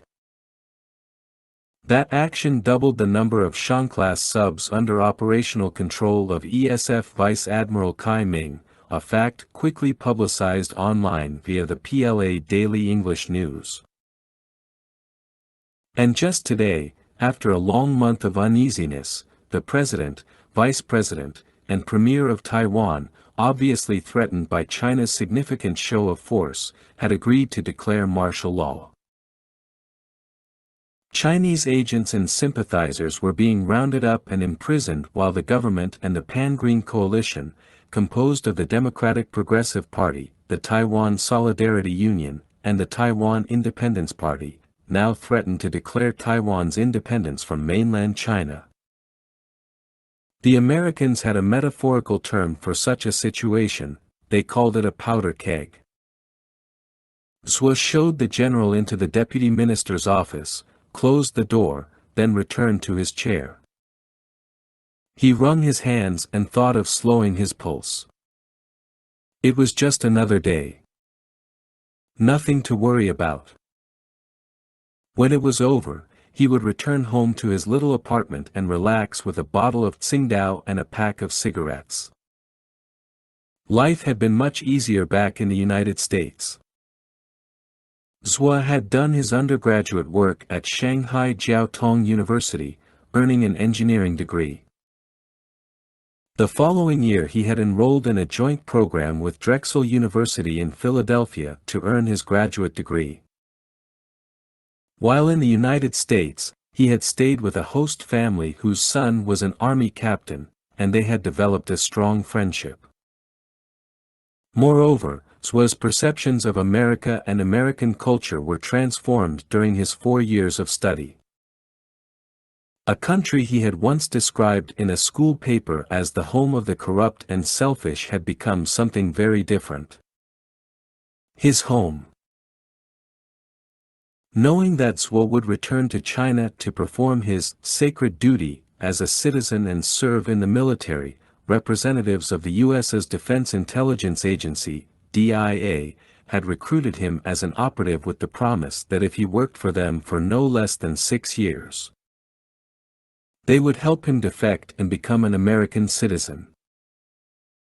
Zhua had agonized over the decision for months, but finally he had agreed. After returning to China, he had assumed his military duties and also taught classes at the Chinese Academy of Military Science, where Deputy Director Wang had discovered him teaching the citizen soldier in American Society course. Wang had been impressed by Zhua's scholarship, public speaking abilities, and keen sense of humor. Despite Zhua's youth and lack of experience, Wang had taken him under his wing and become his mentor. Wang's own ego was bolstered with every success that Zhua achieved. Indeed, Zhua's remarkable ascension in the PLA was beyond his American employers' wildest dreams, and they had made him offers to extend his contract for another 4 to 6 years. He had already worked 5. It seemed the higher Zhua rose, the less chance he would have of actually leaving the country. Consequently, he had turned down their offer and had responded with one of his own, begin plans to get him out of the country immediately. If they did so, he would turn over intelligence he had gathered for the past 2 years on an operation known as Pouncing Dragon, one the DIA had queried him about in 2009, when they had first heard the phrase in Waziristan. Zhua told them he had names, dates, and a forthcoming meeting day and time, but he would not deliver them unless they got him out of China.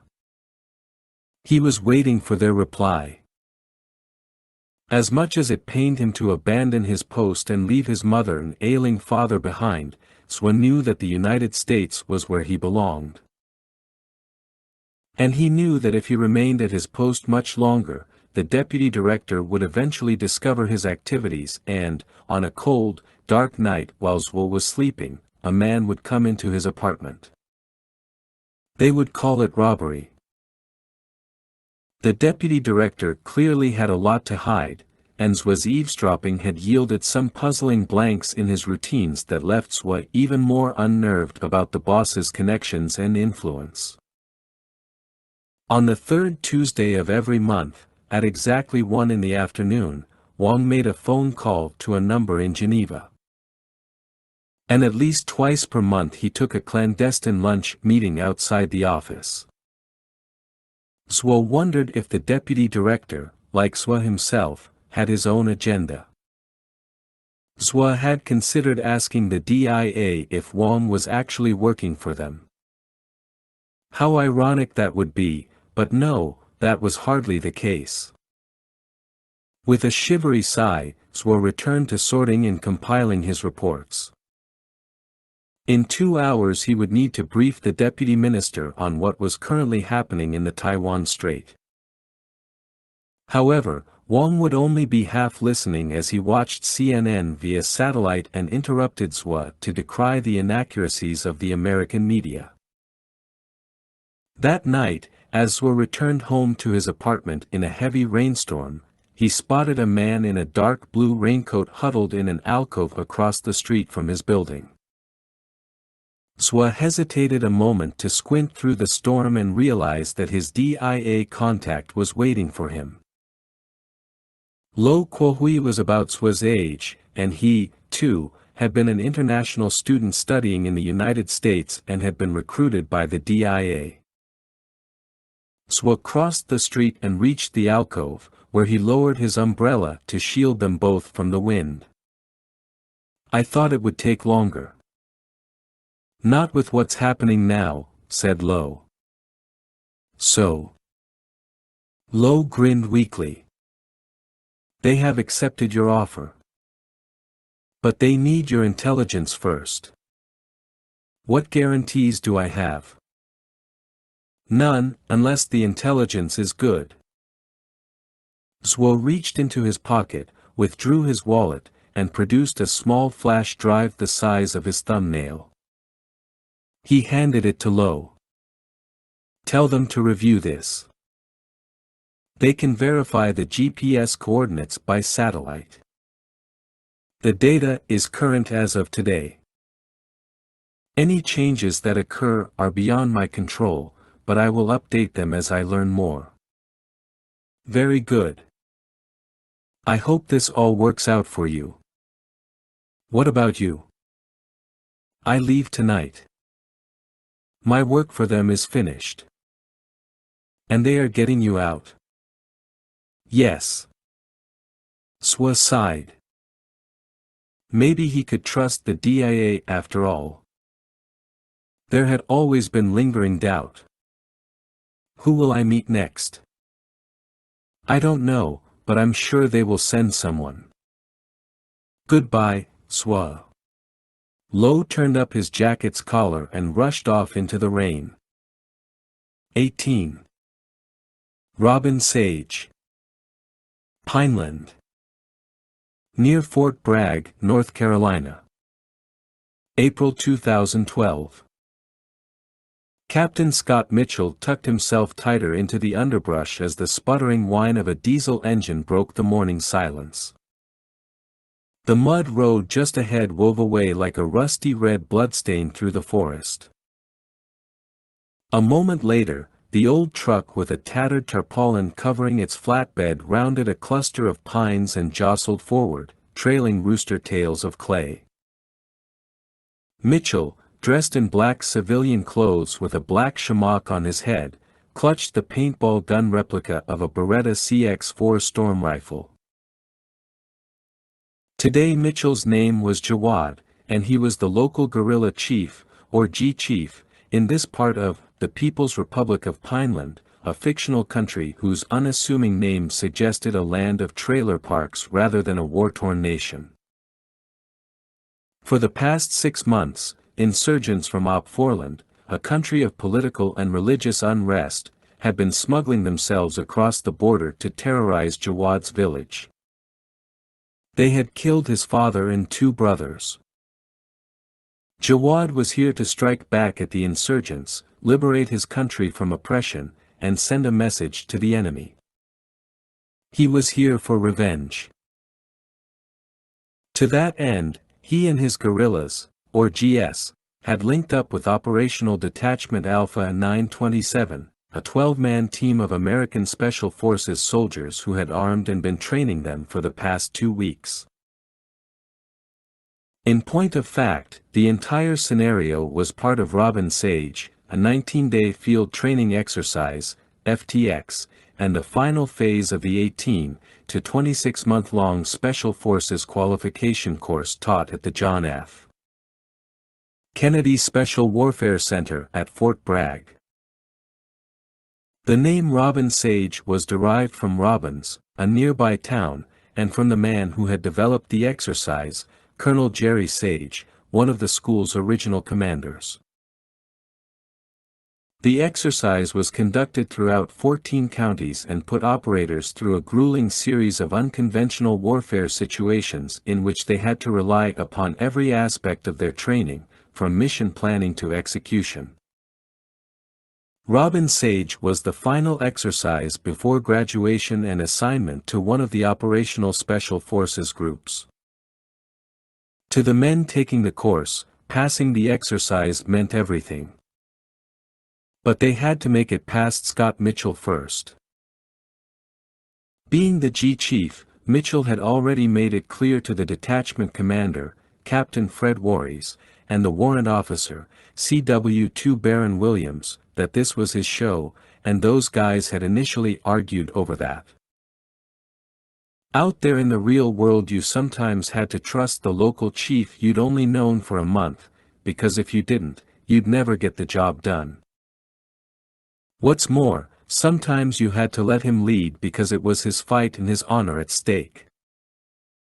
That was difficult for many operators to accept, men who thrived on being in control.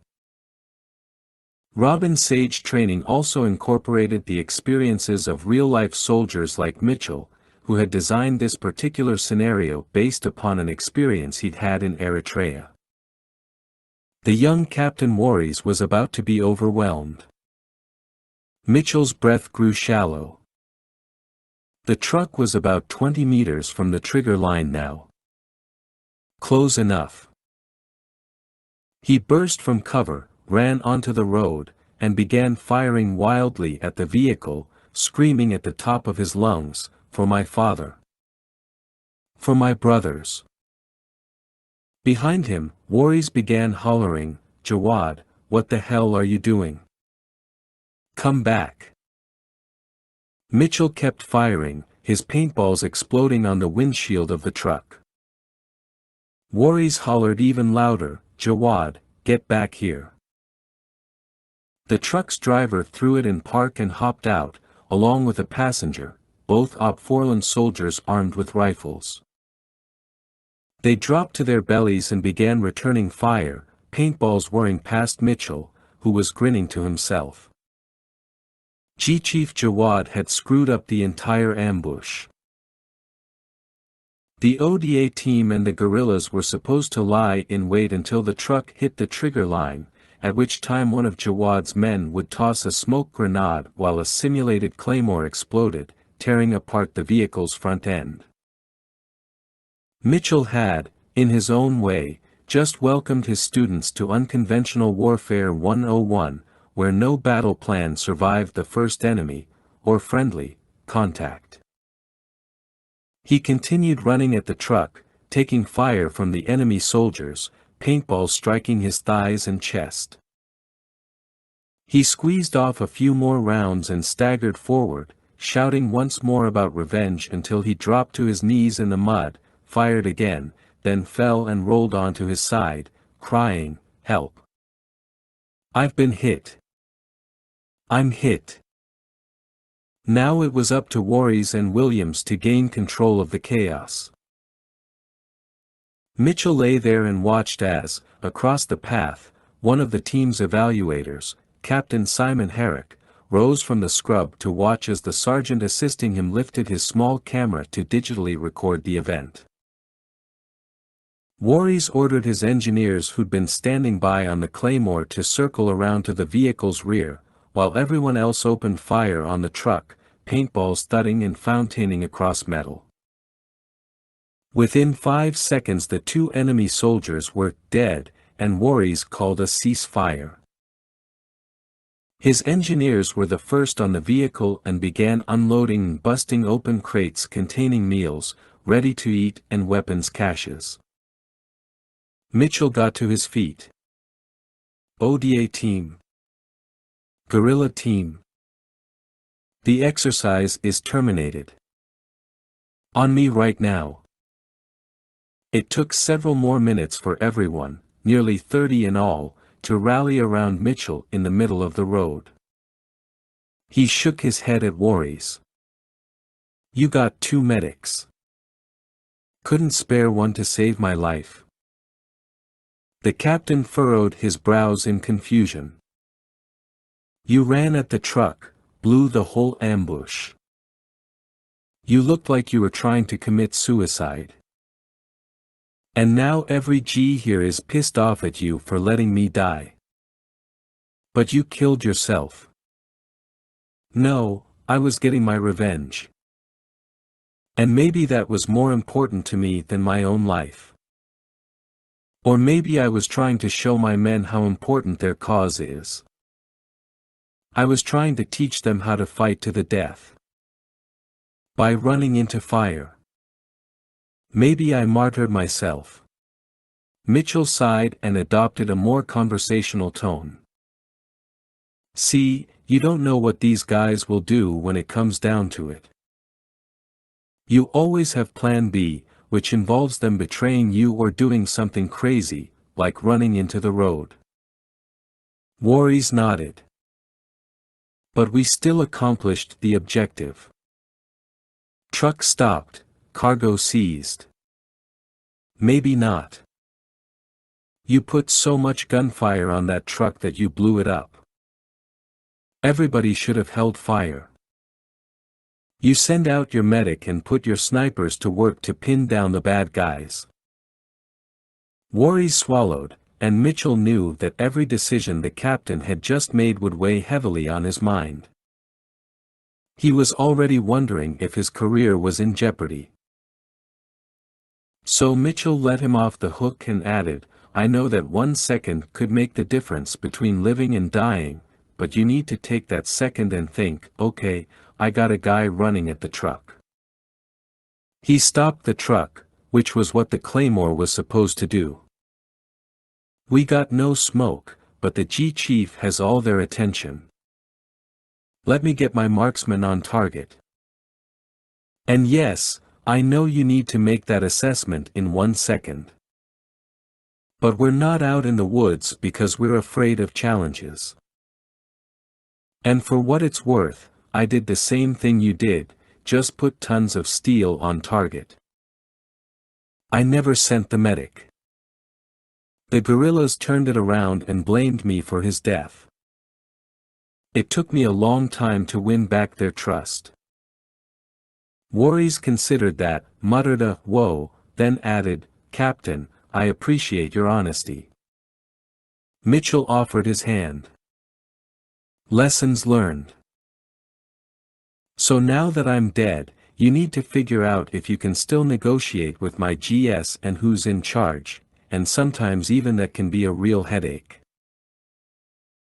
And oh, yeah, the GS are going to loot those bodies, then after that, they might want to chop off their heads and put them on poles. How do you feel about that? Warries' eyes grew wide. Mitchell gave a short nod to Captain Herrick, who began barking new instructions to the group as up ahead, an HMMWV came rolling forward and stopped. Hi, I'm looking for Captain Mitchell, said the young PFC at the wheel. Mitchell drew his head back. Really, because I've been looking for you, Private, he read the woman's patch, Morgan. Sir. Yeah, I haven't had a hot shower in 2 weeks. Can you take me to the nearest hotel? The private grimaced. I'm sorry, sir. Yeah, I smell. You'll get over it. Just get me to a shower. I mean, I'm sorry, sir, they sent me up here to get you. I've been waiting back at your FOB all morning. Just got cleared to come up. I have orders to drive you back to Bragg, no detours. Mitchell frowned. Great. He climbed into the Hummer and collapsed into the seat, mud and paint splashing all over the floorboard. Sorry about the mess. That's okay, sir.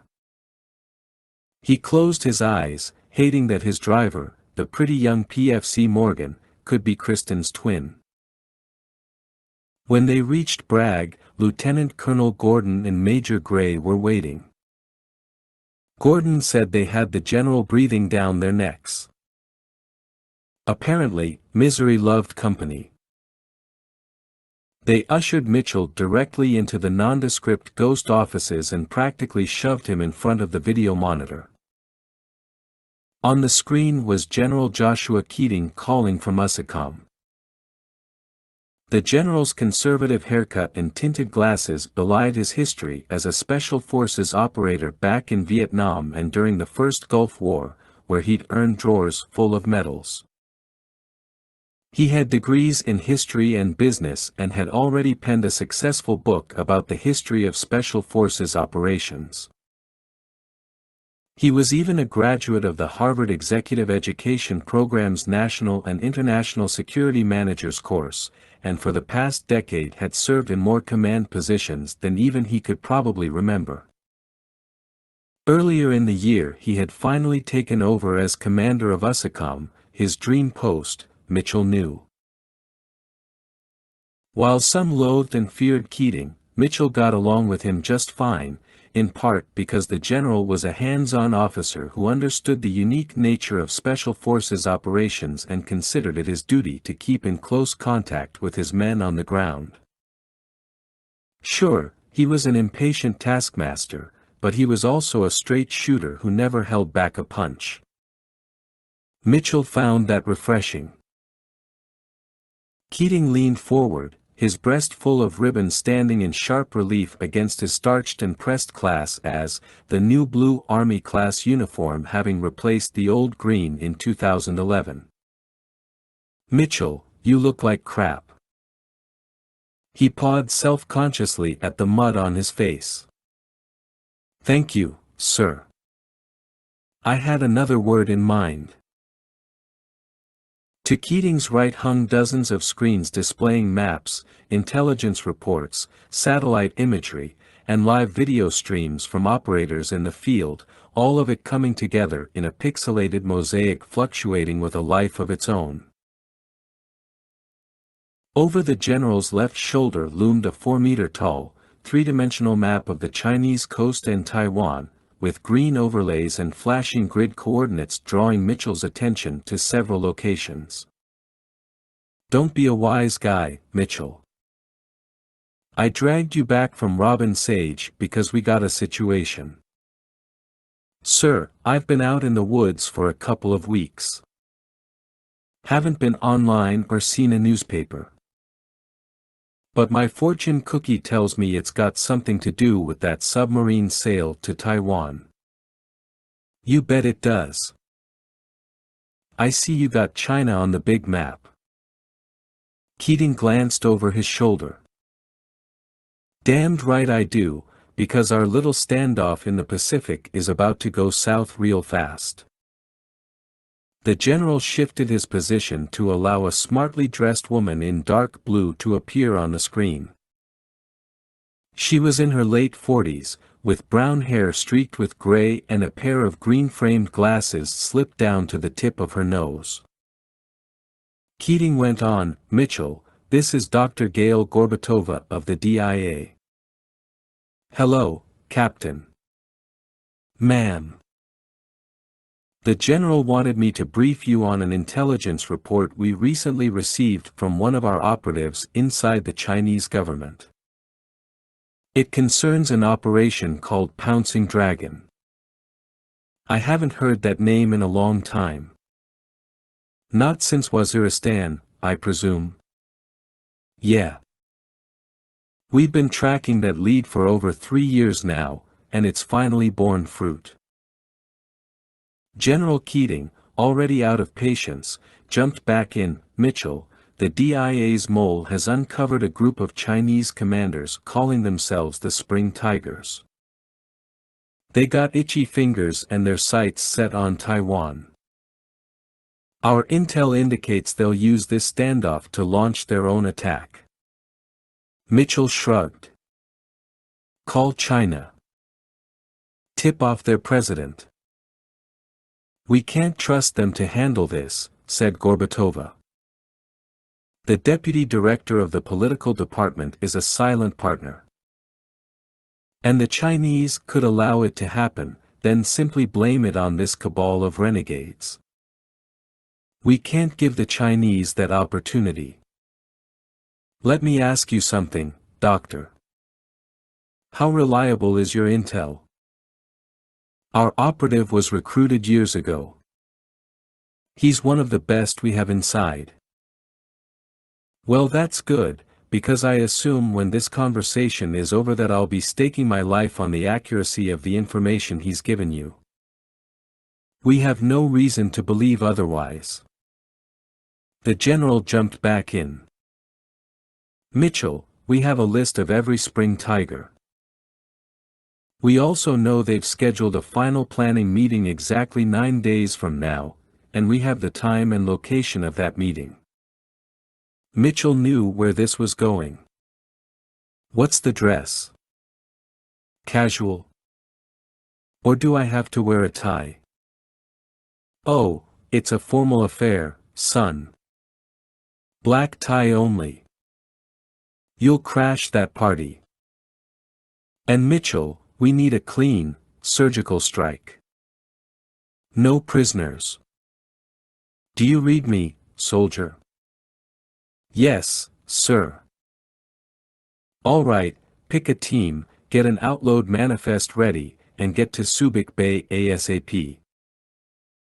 We'll have an ISOFAC set up, and by then your target intel package should be updated and ready. When the general said black tie, he meant black operation sans paper or electronic trials. They would literally wear black and carry nothing that could identify them as U.S. soldiers. No one would claim responsibility for their actions. Who could? The ghosts did not exist. Their isolation facility or ISOFAC would allow them to engage in the planning phase of their mission without interruption. Finally, their target intelligence package, or TIP, would contain timely, detailed, tailored, and fused multi-source information describing a host of elements related to the mission. However, Mitchell didn't need to review their TIP regarding the infiltration phase. Their Black Hawk pilots would be sitting this one out. Mitchell and his people were going to Subic Bay to board a submarine, because that's the only way they could infiltrate the Chinese coast while armed for bear, or in this case, tigers. Gorbatova's tone turned grave. Captain Mitchell, I want to remind you that our operative took a huge risk to retrieve this data. What's he get in return? You helping him defect? As a matter of fact, we are. I just hope you and your people can make it all worthwhile. Mitchell nodded, then regarded Keating. General, I'm wondering why you don't want SEALs on this one. With a sub-infiltration, this sounds like a job for them. Are you kidding me, son? You don't want the job. Mitchell stiffened. Sir, I didn't say that. You implying that I might be biased? That I picked an army unit to prevent World War III because I'm an SF operator myself? Sir. Well, you're damned right I did. You'll have 2 SEALs to assist with infill and exfil, and a couple of CIA agents to help you get closer to the target, otherwise, it's your show, Mitchell. And do me a favor, don't you get yourself killed on my watch. Are we clear? Yes, sir. Then why are you sitting there? Get cleaned up and get the hell on a jet. I'll update you once you're in the Philippines. Mitchell bolted from his chair and saluted the general. On my way, sir. The screen switched to the computer's desktop, and Mitchell glanced wearily at Gordon and Gray. Call the president. Tell him to hold up on World War III until after I've had a shower. Gray smiled. Speaking of calls, as soon as you have your list, send it over. A lot of operators are out on R&R, and we'll need time to get them back. Mitchell nodded. You got a pen? I already know who I want. 19. Town of Big Valley, Modoc County, California. April 2012. Sergeant First Class Paul Smith, Ghost Team Rifleman, was home in rural Northern California for a few weeks. And it was not 2 days into his R&R that his boyhood friend Hernando Alameda called to say that he could use a hand loading about 200 bales of alfalfa hay onto some flatbed trucks. Hernando had taken over the farm from his recently deceased father, and Smith knew that he was short-handed, so he couldn't say no to his old buddy. Hernando was 27, a few years older than Smith, and he'd been complaining all morning about the difficulties of finding good help. He worked out his frustration on the bales of hay, loading twice as fast as Smith did, both of them sweating profusely. Soon the conversation turned to women, as it always did, and Smith asked about Hernando's longtime girlfriend, Vicky, who had sweet-talked him into financing a brand new pair of boobs. "She just dumped me last week," Hernando said between breaths. "How many times is that?" "3. You don't need her." "Nope. But you'll be calling later." "Yup. I'm calling in alone." Smith grinned. "Damn that woman. Hey, your dad told me he's retiring next year." "Yeah, I can't believe it. He's been sheriff of this podunk county for 30 years. You ought to take over." Smith laughed. "I joined the army to get away from all this horse dung." "You hate us that much?" "No, but come on, bro, you know my parents. Dad wanted me to be a rocket scientist. And they're both still mad about the whole college thing. But I have my own life now. And the army's that much better." "You never thought about quitting?" Smith shrugged. There had been a time, near the end of his 4th year as an infantryman. The service hadn't been as glamorous or challenging as he'd thought. He'd spent the better part of his life outdoors, hunting and fishing. He was a bushman at heart, and a lot of guys from the city used to say he had a sixth sense. They always put him on point, like a bloodhound. And that was great, but he'd grown bored. "There was a time when I wasn't going to re-up," he told Hernando. "But then I met this special forces officer, and things changed." "He gave you the sales pitch?" "No, he just came in to do some combatives and martial arts training. The guy was amazing. He told it like it was, and to this day I still remember his training philosophy." "Which was?" "Well, he thought the mental advantage was just as important as firepower. He told us our training should always be mission-specific. It had to be short, and it shouldn't require us to be flexible like gymnasts. And even though he was shorter and lighter, he dropped me like a bad transmission every time. He was the most professional soldier I'd ever met." "No kidding. You never told me this story." "I thought you just did it. But I was right. He convinced you to re-up." Smith nodded. "After working with me, he said I was Special Forces material. What he didn't tell me was how the Q course would kick my ass, especially Robin Sage at the end. I thought I would die out there." "What was the guy's name?" "Captain Scott Mitchell."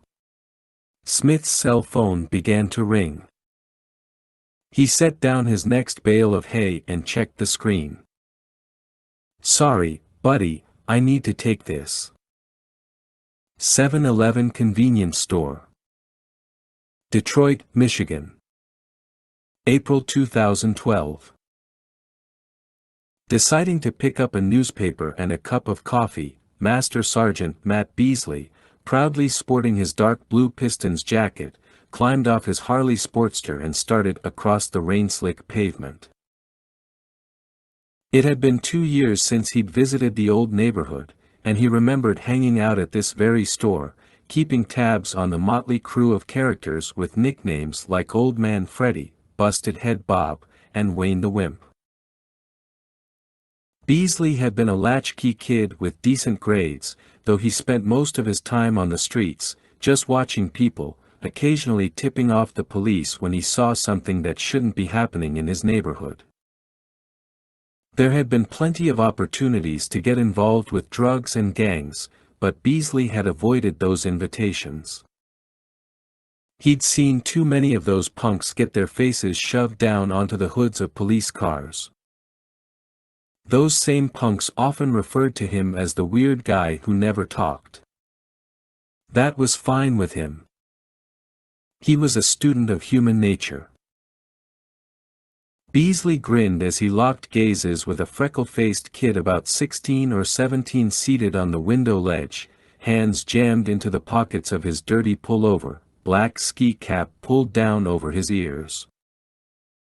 His long, reddish-brown hair wandered down past that cap, and he repeatedly backhanded his runny nose. He was Beasley, half a lifetime ago. The kid just looked at him, then averted his gaze. Beasley stepped inside, announced by the store's familiar ding-dong, and went to the coffee machine. An elderly African-American couple stood at the counter, bickering with the heavy-set clerk over their expired coupon for milk. Otherwise, the store was empty. Beasley finished making his coffee, grabbed his paper, and by the time he reached the counter, the old folks were gone.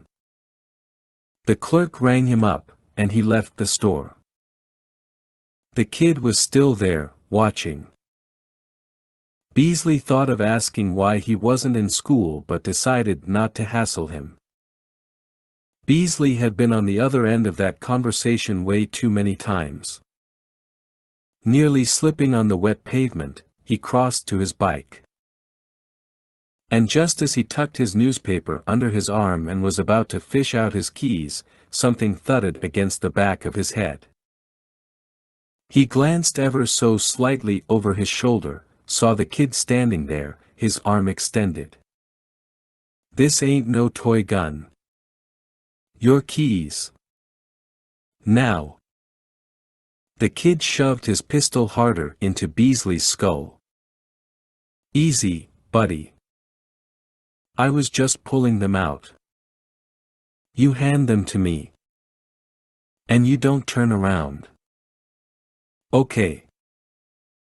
Beasley drew in a long, slow breath to calm himself.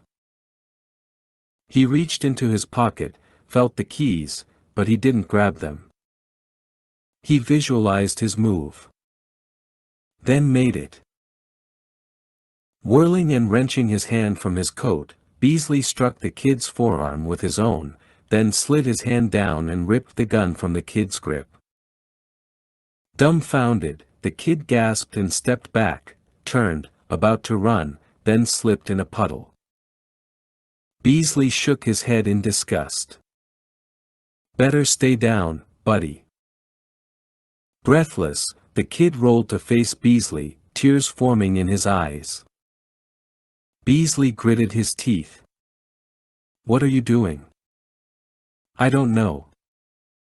"What are you doing with your life? Throwing it away trying to jack me?"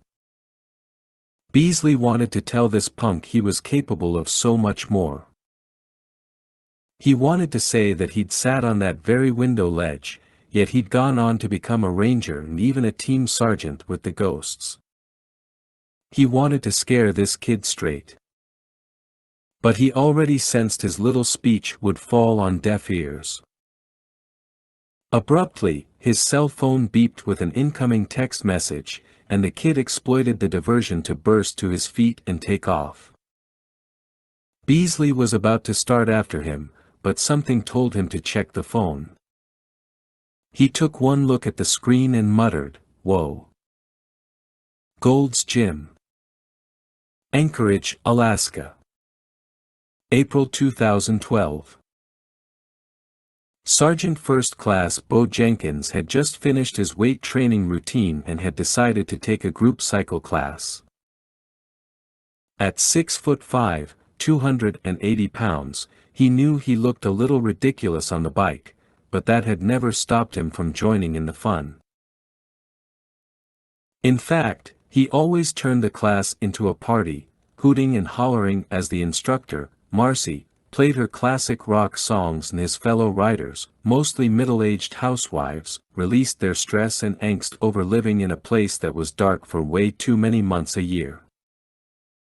Marcy was in her late 30s and liked to touch Jenkins's high-end tight crew cut. He'd once told her that if he applied enough mousse, he could balance a full bottle of water on his hair, and the bottle would never touch his scalp. She grinned. "You are definitely husband material with talent like that. Hey, you know, women are always looking for skills." Now, as he was about to enter the class, his phone rang. It was Aunt Judy. "Bo, you'd better meet me at the hospital. They've admitted your dad again." His heart sank. "I'm on my way." He raced to the locker room to grab his bag. After his parents had gotten divorced when he was 14, Jenkins had gone to live with his father in Anchorage, where Dad had become a commercial fisherman. Dad had spent most of his life on boats, and all that hard work and hard drinking had taken their toll. He had liver problems and a host of other issues that were steadily growing worse. And if it weren't for Aunt Judy, who had helped raise Jenkins, he wasn't sure how he'd get through now. Watching his father slowly wither away was far more difficult than all those missions in the Philippines, Indonesia, Eritrea, and Cuba. They were nothing compared to standing in that hospital room and holding Dad's hand, remembering that he was the one who'd said, "Bo, I think you should join the army. You need focus. They'll give it to you." Jenkins was the most physically imposing member of the Ghosts, joking that he sprinkled brass casings on his cornflakes instead of blueberries, but he wasn't strong enough to handle this. Not this. He could barely breathe by the time he left the gym and headed out to his car. The phone rang again. It wasn't Aunt Judy. And Jenkins's heart sank even more. No, no, no. Not now. Come on, not now. Massachusetts Institute of Technology. Cambridge, Massachusetts. April 2012. Alex, I really appreciate this. Just thought it'd be nice to see another life. Sergeant First Class Alex Nolan smiled and lifted a thumb to shove his spectacles higher on his nose. It was a nervous habit that occurred every time someone embarrassed him or made him feel awkward. Even a sincere thank you like the one Hume was offering could trigger the response. "Hey, man, it's cool. And don't feel bad. I didn't get to go here either." Nolan's buddy John Hume was a staff sergeant, anti-tank gunner, and demolitions expert with the Ghosts. He'd been in the 5th Infantry Brigade in Iraq, had been an engineer sergeant on Special Forces teams, had fought in the Philippines and spoke fluent Tagalog, and was one of the first guys to befriend Nolan when he had been selected for the Ghosts as a senior medical sergeant. They were both a handful of years older than the average Ghost and had become fast friends. Hume had opted to spend the first few days of his R&R with Nolan in Nolan's hometown of Boston. Hume had asked if they could visit MIT, and, after walking the campus, they had headed inside the museum to check out the Robots and Beyond exhibit featuring the work done at MIT's Artificial Intelligence Laboratory. Despite all the fascinating displays, Hume couldn't hold his attention on anything for very long. His brother Billy had called from San Francisco to say he was upset that Hume hadn't come straight home to see their mother. It seemed that Hume's brother had become the caregiver for their elderly mom. Hume had made a rather terrible faux pas by opting to spend a few days with his buddy first. Nolan could tell his friend was upset and had even let him off the hook by saying it was fine if he had to leave.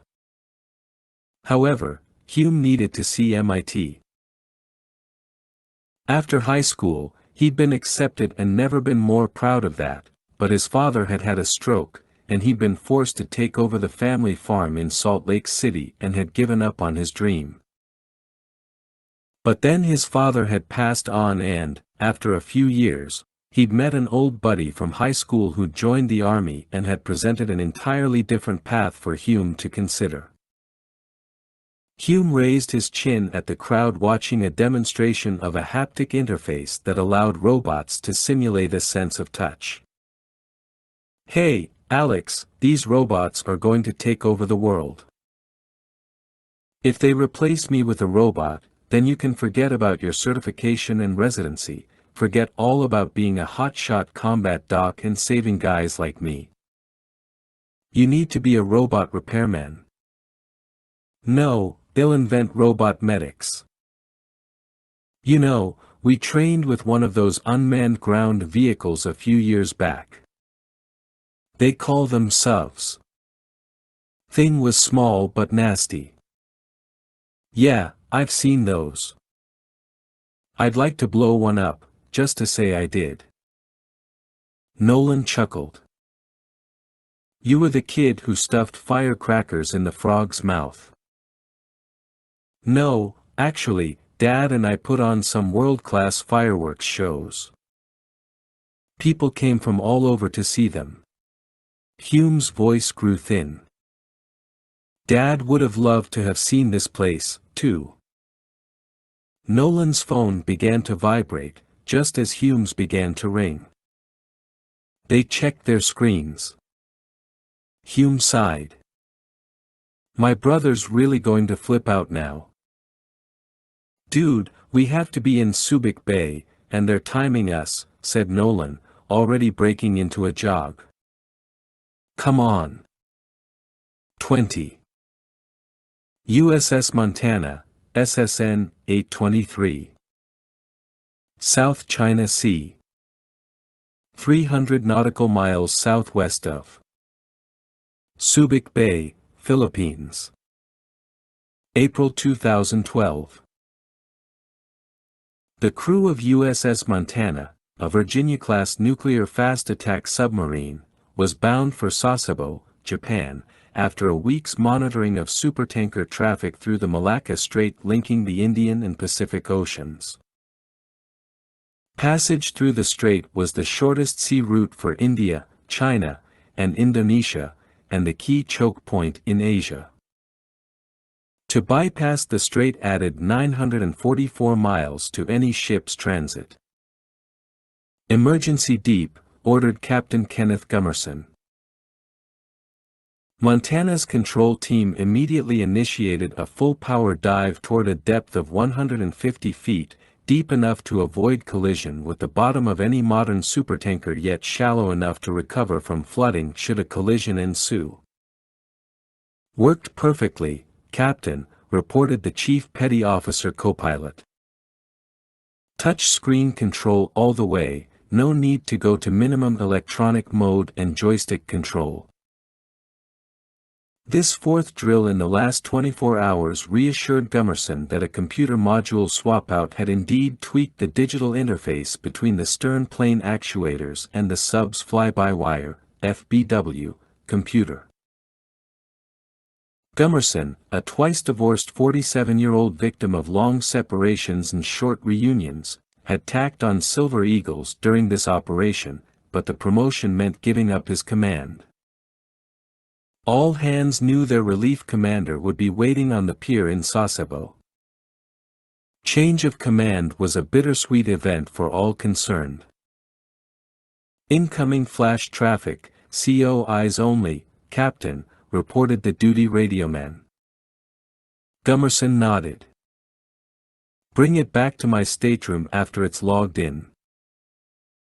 Minutes later, in the privacy of his quarters, Gummerson carefully studied his new orders. 100938 ZAPR 2012. Flash. FM, Comsopac. 2. USS Montana SSN, 823. Info, Compactfult USIC.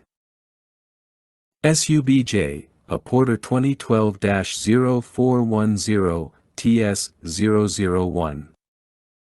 Top Secret. BT //. 1. Upon receipt, terminate current ops, proceed Subic Bay. Arrive NLT 1000 local, 120408. 2. On arrival Subic unload dry stores, fresh provisions, 30-day deployment. 3. Offload Advanced Seal Delivery System, ASDS, and embark Seal Det -2, qualified lockout instructor/operators. 4. Inventory/update all nautical charts, aids to navigation, emphasis littoral East Coast China, Taiwan Strait, and environs. 5. Embark U.S. Army SpeakOps team, rig for 1 female rider. 6.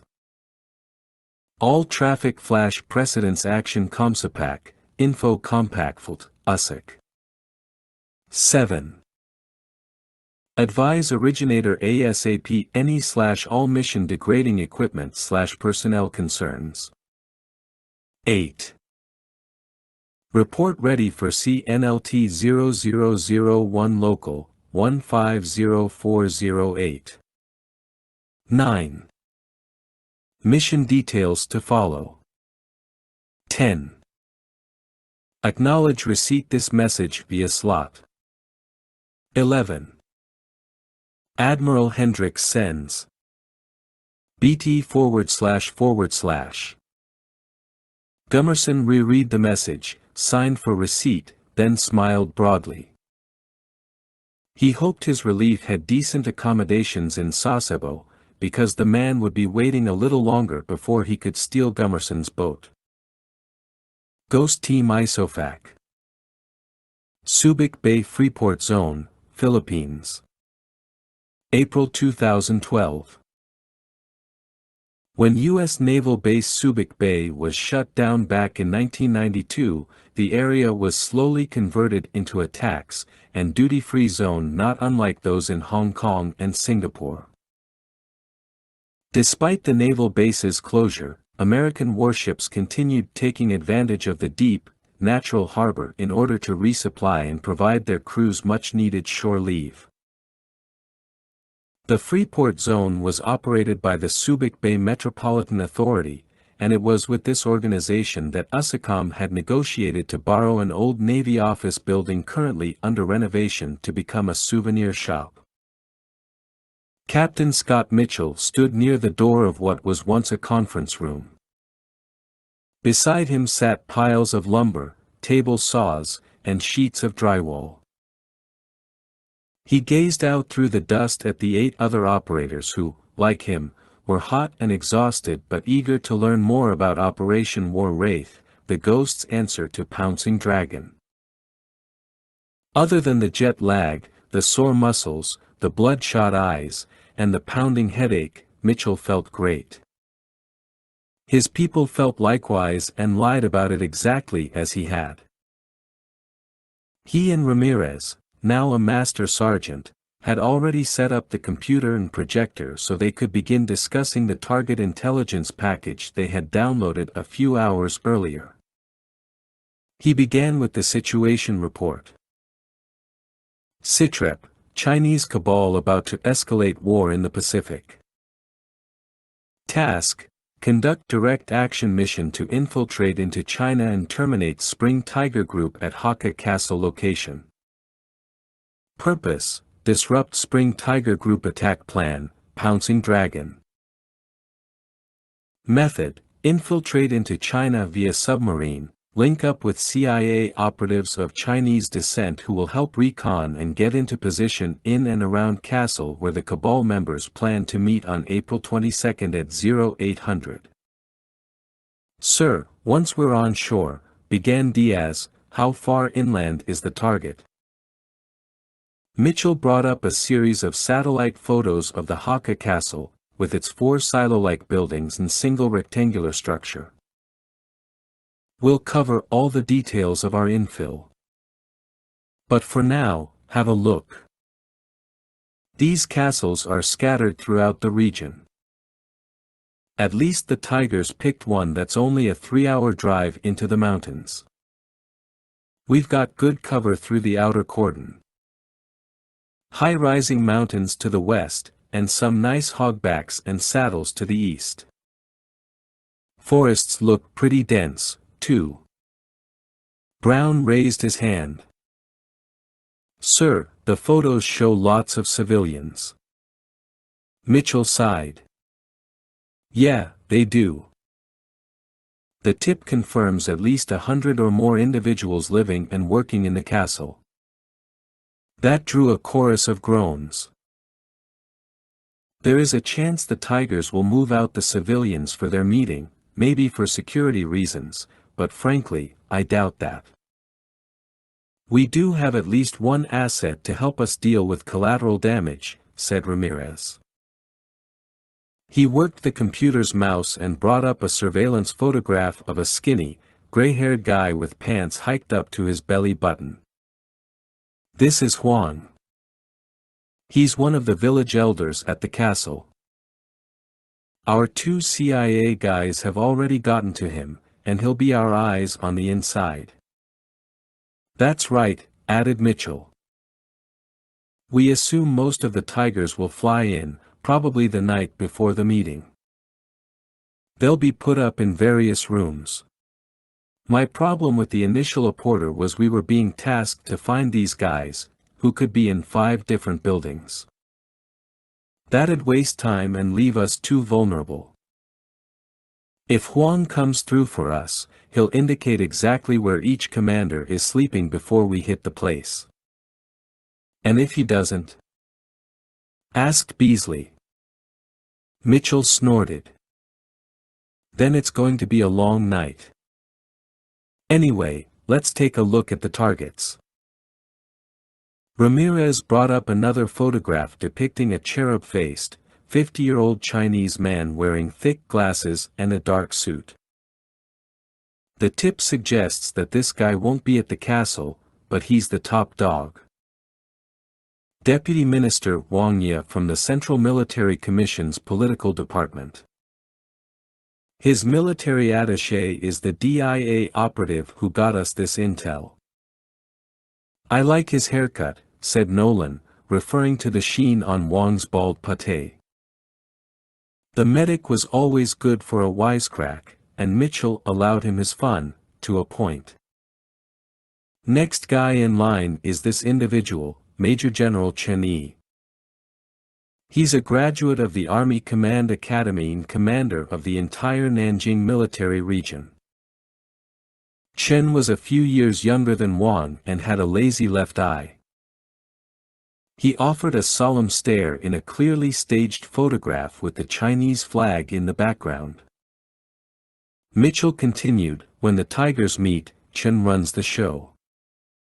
And then there's this guy.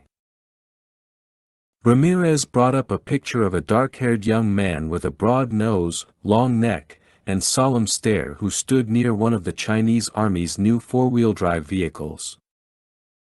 He's Colonel Su Dingfa, a graduate of the Communication Command Academy in Wuhan. Su was actually a member of the '08 Olympic gymnastics team. He didn't earn any medals, but let's make sure he doesn't cartwheel his way to escape. That drew a few chuckles. Mitchell eyed Nolan, who raised his thumb and nodded. The next photograph depicted a short but muscular man wearing a robe and slippers and holding the leash of a small dog. Behind him rose a lush garden. Say hello to Vice Admiral Kai Ming. He's the commander of the East Sea Fleet in the NMR. Here he is taking his dog for a dump near the HQ in Ningbo. I like his dog, said Nolan. That's a Pekingese. They go good with a nice Cabernet. I prefer a Pinot Noir, said Diaz, smirking at Nolan.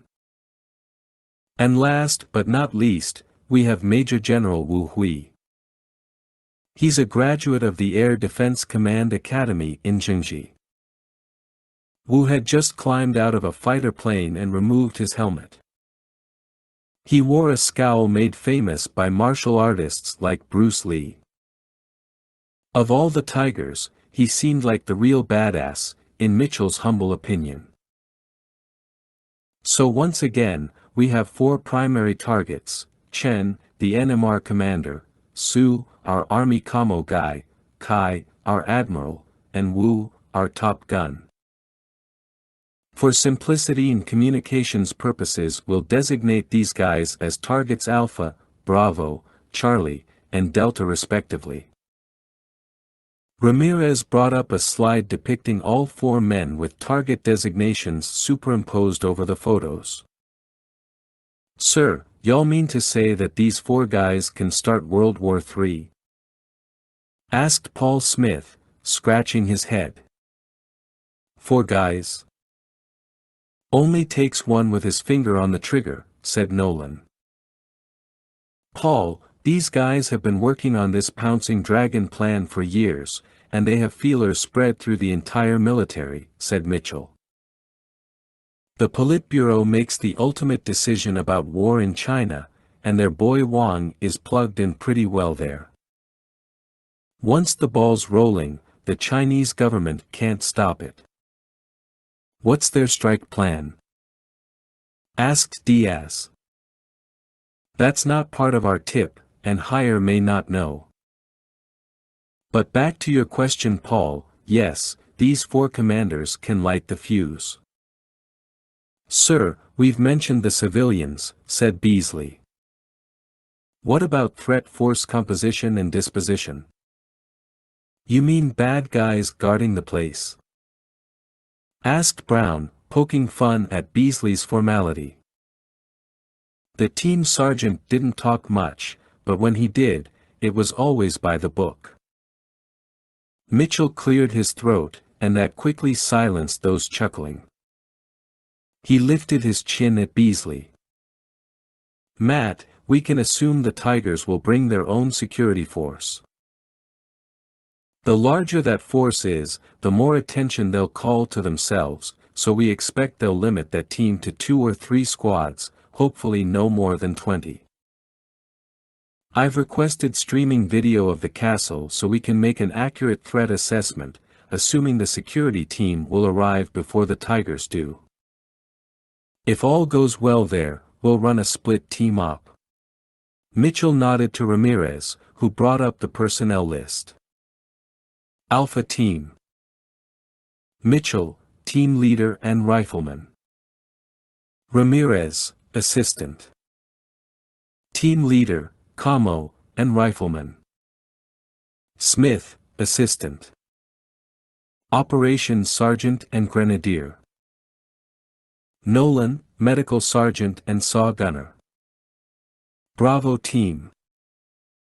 Beasley, Operations Team Sergeant and Rifleman. Jenkins, Engineer Sergeant and Grenadier.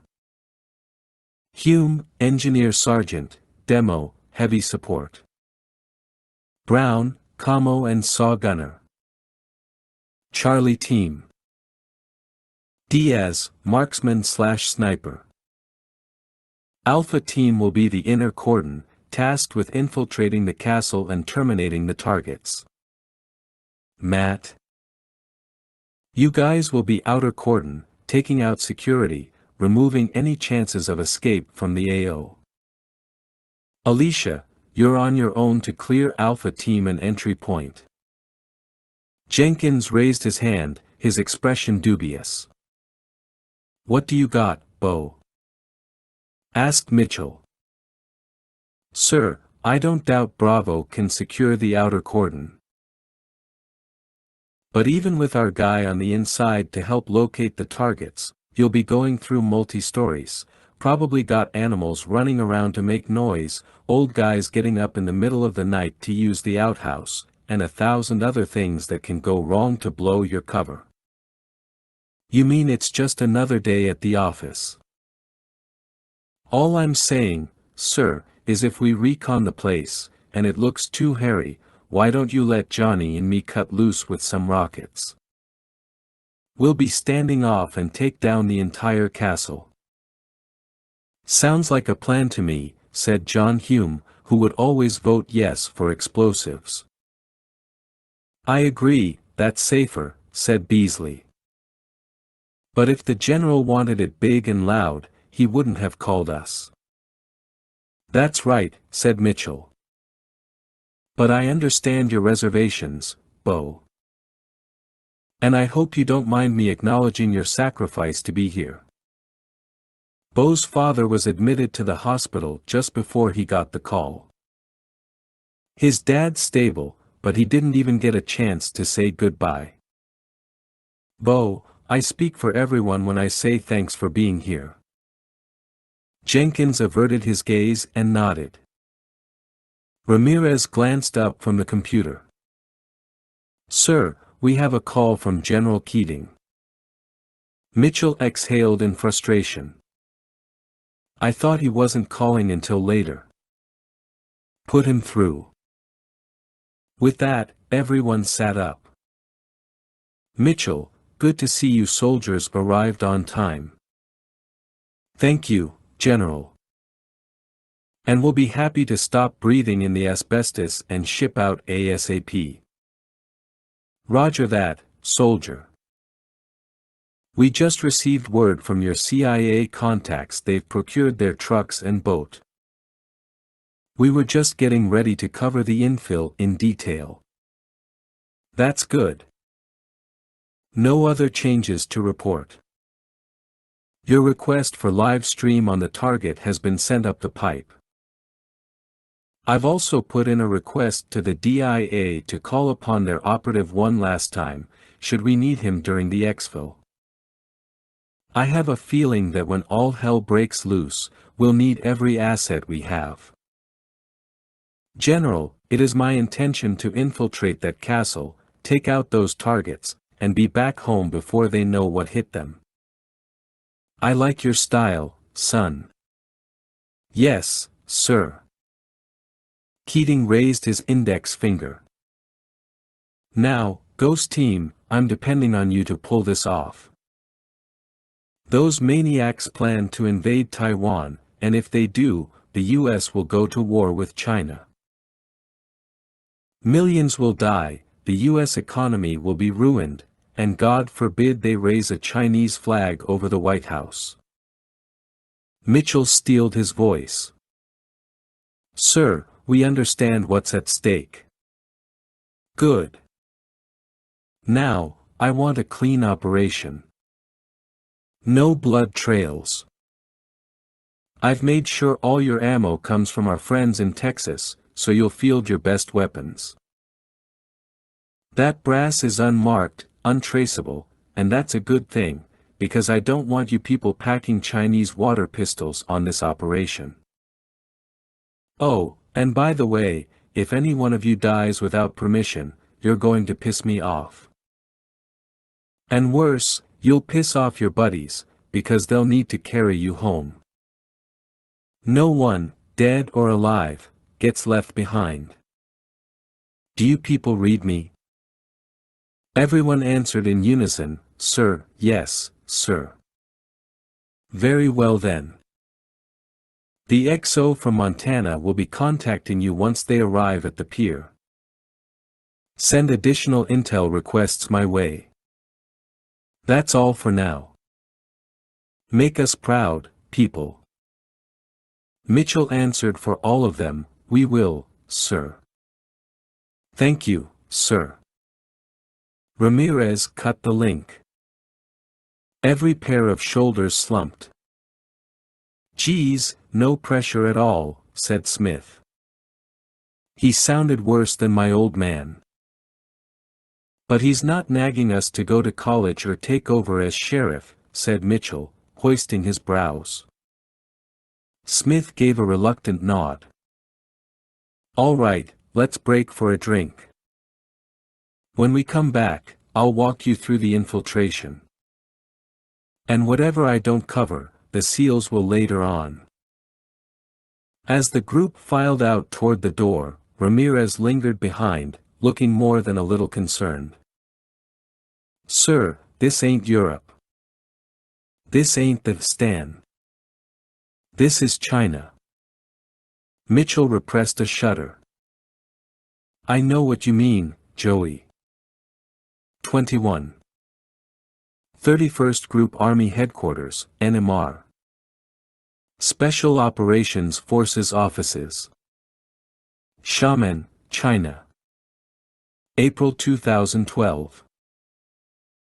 Colonel Su Dingfa had just spent a few days with his parents, and it had been exceedingly difficult not to tell them they would soon be reunited with their children. All he could say was that he had a great surprise and that they would know more joy than they'd had in many, many years. His father, well aware of the current escalation of forces between the United States, Taiwan, and China, had warned Su, "I hope, dear son, you are not talking about war." Su had not answered. He wished he could have shared the Spring Tiger's great plan. He and his colleagues had waited far too long to set the dragon free. In the days to come, the 3rd and 6th destroyer/frigate flotillas would set up a naval blockade of all Taiwan's principal cities, disrupting the flow of food and oil. The Tigers assumed that Washington would not sanction attacking a Chinese man-of-war patrolling in international waters. Moreover, those carrier commanders could not divert screening assets away from their carriers to shadow the Chinese warships, because that would leave anti-sub, anti-air, and anti-surf gaps in the screens protecting them. U.S. officials would be enraged, but their own rules of engagement precluded any military response as a viable option. Once surface elements from the 3rd and 6th were in place, air units from the 4th and 6th Naval Air Division would carry out surgical strikes on Taiwan's airfields, command and control centers, and those newly erected Patriot missile sites. This 1-2 punch would sever Taipei's communications with its U.S. protectors and eradicate the island's fledgling missile defense system. At the same time, Su's special forces already on the ground in Taipei near the Datong district would link up with 2 more companies of Chinese sleeper cell forces and continue with direct action missions to destroy radar facilities and further disrupt command and control as they moved south to capture the Presidential Office Building. At this juncture the pendulum could swing either way. The Americans could step up or Taipei could step down. Su envisioned the inhabitants of the Pacific Rim watching, waiting. Only diplomacy could keep the pendulum motionless, but Su had allowed for even that. Those 4 Shan-class nuclear attack submarines from the 22nd and 42nd Submarine Flotilla would, under Vice Admiral Kai's command, assume key positions in the Taiwan Strait, with their primary objective the 2 U.S. carriers. Major General Chen had argued that if those subs could damage or sink just one carrier, the loss would be catastrophic, and the U.S. Navy would have to retaliate with lethal force to save face. The Americans would hunt down the 4 Shan-class subs, while Major General Wu ordered the launch of Dong-Hai-10 land attack cruise missiles, LACM, with 900-mile ranges from the NMR into Taiwan, targeting major seaports. Those LACMs would inflict even greater pressure on Taipei to capitulate while upping the ante on the US to stand and deliver. The US would have to launch a direct attack on mainland China to neutralize Wu's missiles, drawing both countries closer to nuclear confrontation. In his mind, Su saw the entire world holding its breath. And if the Tigers wanted their Dragon to pounce even harder, they could launch even more missiles at the U.S. Air Force bases in Yokota, Kadena, and Misawa, Japan, as well as those in Kunsan and Osan, South Korea, all 5 within the Dragon's lair. A term coined in a Rand Corporation report made several years prior. A translated copy of that report sat on Su's desk. Indeed, the US would have to fight an all-out war with China or give up Taiwan. However, the US's ongoing war on terror had stretched military personnel and its defense budget to the breaking point. What's more, the American public was still screaming for an all-out withdrawal from the Middle East and continued to be abnormally sensitive about military casualties. Officials seeking re-election would not vote for war. Thus, the Spring Tigers had concluded that the United States could not afford to be challenged on its promise to defend Taiwan. And once Pouncing Dragon was completely underway, the Chinese government could not afford to stop it, whether they took credit or not. Finally, the plan cleverly avoided the use of large-scale amphibious landing forces, which all Tigers had agreed were far too predictable, far too cumbersome, and far too complicated to communicate with and support. After finishing his tea, Su left the office and took a drive out to a training field behind the base to see how Fong was doing with their security force, 2 8-man squads who would be leaving tomorrow afternoon, bound for the Hakka Castle. The training field included an obstacle course with bridges and barbed wire, wall climbs, and a few other training challenges. At the far end of the field stood several buildings used for close-quarters combat training, and it was there that Su spotted a circle of men. As he drove closer, he realized Fong was in the middle of the group, and another man, one of the soldiers, was lying on the ground, head pulled into his chest as Fong struck him repeatedly across the back with his unsheathed sword cane. Su parked, climbed down from his brave warrior, and approached the group.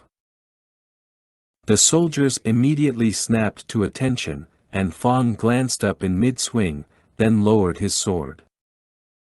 "What do we have here, Captain?" asked Su, flicking his gaze down to the soldier, who chanced to look up at Su, his face covered in blood. "We have a discipline problem, sir," answered Fong, trying to catch his breath.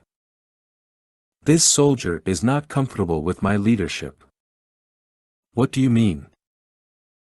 "Apparently, and I'm unsure how, a few of them learned that I was born in Taiwan. Sergeant Chung here has already referred to me as a spy." Su leaned down and got into the bleeding man's face. "Is that true, soldier?" "I am sorry, sir." Frowning, Su faced the men. "Captain Fong's loyalty is without question. Is there any man who disagrees?" The men stood, statues dressed in camouflage. "Excellent. Carry on, Captain. You have less than 24 hours to be ready." "Yes, sir." As Su climbed back into his truck, a chill woke at the base of his spine. Fong Ji's anger knew no bounds, but he would earn the respect of his new force. Still, that rage could turn into something uncontrollable. Su would continue to watch the man. As Su left the field, his cell phone rang. One of his smugglers in Pakistan was on the line. Another arms shipment had been successfully sold to the Taliban. Sue congratulated the man. The Tigers had turned their gun-running operation into a most profitable venture. They used the money to buy the silence and fierce loyalty of many more military commanders within the region, men who, while not part of the group, would do as they were told when the time came. Hakka Castle, Xiamen, China. April 2012. Buddha stood on the ridge overlooking the castle, watching as Huang ascended the dirt road winding back and forth like a brown snake, or better still, a noodle, the thought of which made Buddha's sagging gut growl. Buddha's real name was Si Chia-shin, but over the years he'd actually come to prefer his CIA moniker. He had been working for the agency for more than 2 decades, recruited at the ripe old age of 41. He'd had a full head of hair when the Americans had come calling, and Bill Clinton had been in the White House. Yes, times had surely changed. Now the agency had paired him up with some college kid.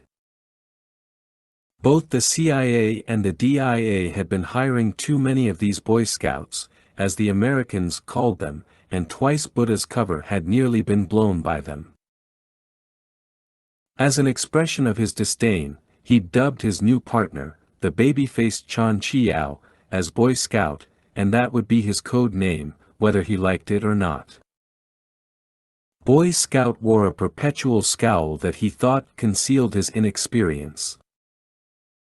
At 24, what he knew about the world could fit in a teacup.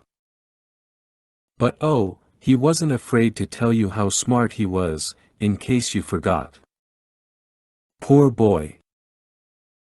It might take him 50 years, but he would realize what a young fool he'd been and that he should have had more respect for his elders. This new generation had been raised by wolves. Buddha fished out his handkerchief and wiped the sweat from his brow, then shoved up his spectacles. The temperature was mild, but that didn't matter.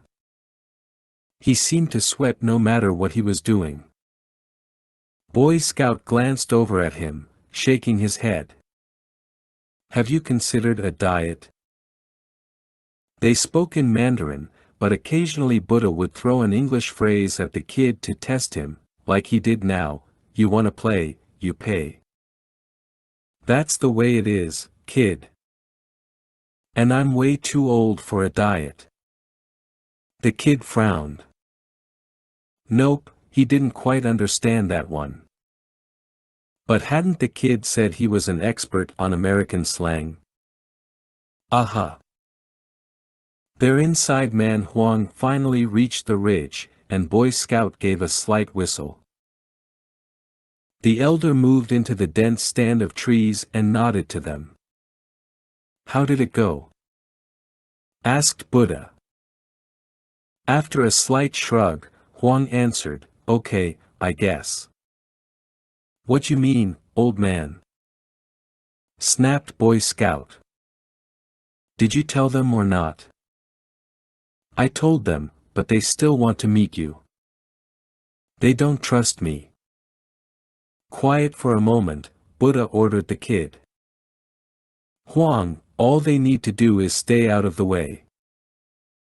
You keep telling them that those men coming tomorrow night are drug smugglers working with the army. You tell them the secret police will be coming to arrest them, and that everyone should remain in their rooms. And when we're finished, I promise you that those men will not bother you or your family ever again. I want to believe you. Just do as we say. And when you know exactly where each man will be staying, you will call us with that information. And if I don't? Then we'll. Buddha slapped a palm over Boy Scout's mouth. Then we'll assume you're dead. If you want to save your village, help us. But you are not with the secret police, are you? What makes you say that? Huang flicked his glance to Boy Scout. He is too young and too stupid. Buddha smiled. I agree. But the police are desperate these days, and we need anyone we can get. Okay, but remember our deal. The man I told you about? Yes, Fangji, said Buddha. Huang nodded. You will kill him. Of course. Better go now. Fang will be calling you soon. And so will we. For a moment, Huang just stood there, looking at them, and Buddha pitied the man. He was just a simple farmer caught up in something far more dangerous than he could possibly imagine.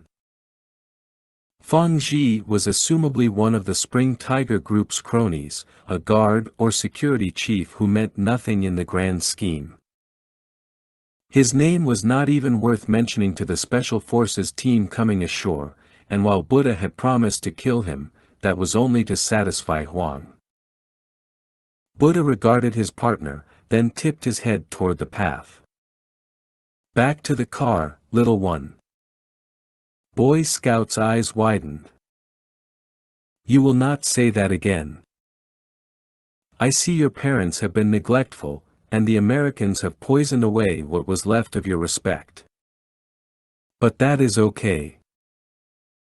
You will do as I say, or I will strangle you until you are blue then white then dead. And then I will communicate the unfortunate accident to Langley. Buddha narrowed his fiery gaze, and Boy Scout withered where he stood. Then, abruptly, Buddha threw his arm around the kid and chuckled. We're going to have a lot of fun in the next couple of days. Let me ask you something. Other than in training, have you ever been shot at? No. That's not good. Why should I be worried? This is an assassination, nice and quiet. Buddha chuckled again. My dear boy, when the Americans are involved, nothing is ever quiet. 22. Pier 3E. Subic Bay Freeport Zone. Philippines.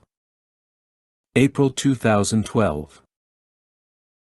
Captain Scott Mitchell drove one of the team's two SUVs around some cargo pallets, then he and Ramirez, who was at the wheel of the other truck, slipped beneath a row of 6-inch thick hawsers secured to the bollards of a supertanker on the opposite end of the pier. They drove farther out, then finally parked alongside the submarine, whose hull glistened like the black skin of a killer whale in the moonlight. Their weapons and other gear were packed in more than a dozen heavy loadout bags and stowed in the cargo areas of each truck. Jenkins and Smith began unloading, but Mitchell told them to hold off until they talked to the crew. Captain Mitchell called a tall, broad-shouldered man coming forward. That'd be me, sir. I'm Lieutenant Commander Sands, the XO, and this is Master Chief Swallow, chief of the boat. We call him COB. After shaking the XO's hand, Mitchell turned to the shorter, stouter man with the forced grin and did likewise. Master Chief. Captain.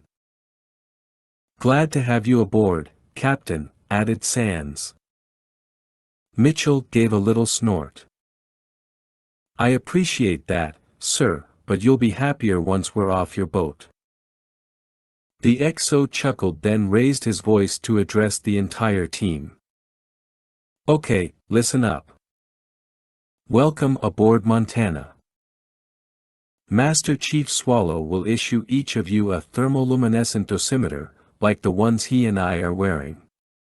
Sands reached down to his belt and gestured to a device slightly smaller than a deck of cards.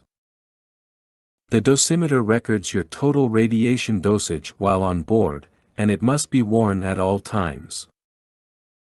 Once COB assigns you one, you'll be escorted down this after hatch, through the lockout trunk, and into the galley on the upper level.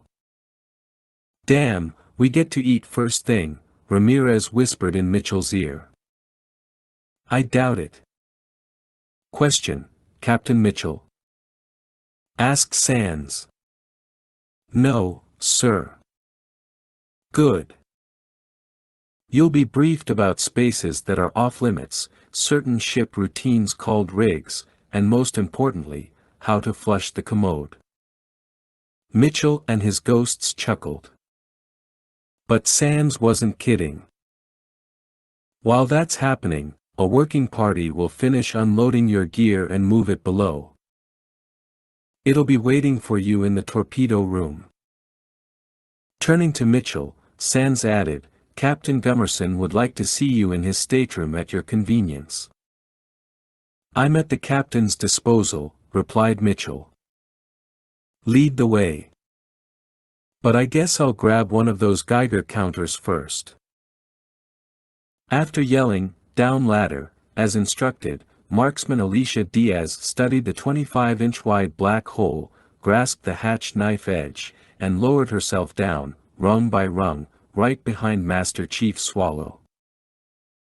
She, along with Smith, Hume, and Swallow, gathered outside the hatch at the bottom, waiting for the others. What's that smell? Asked Hume. It's Smith, said Diaz with a laugh. He tries to cover up that body odor with cologne, but he smells even worse. Smith drew his brows together in mock seriousness. You kidding? That's my natural musky odor, and it drives women wild. You must have a cold, Alicia. Cob rolled his eyes and recited an explanation he had obviously provided before.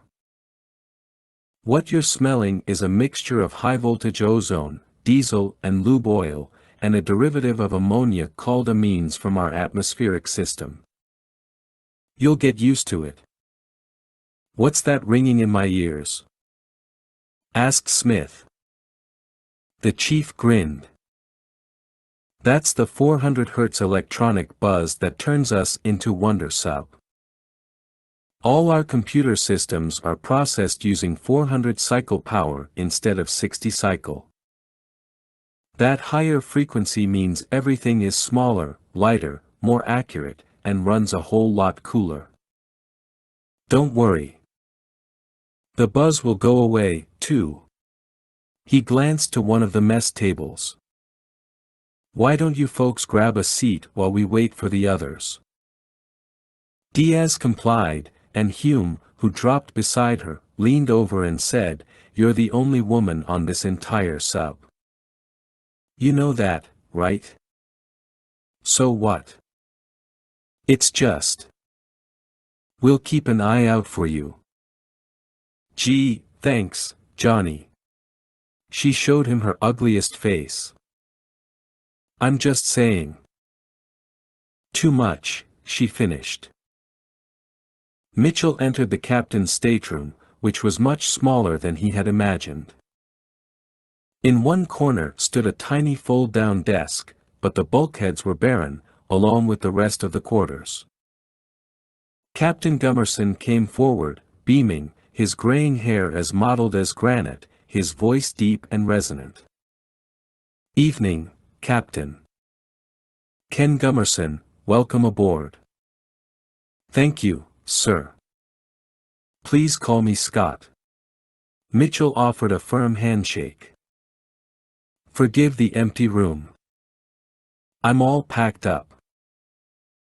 We were on our way to Japan to pick up my replacement when we got the call.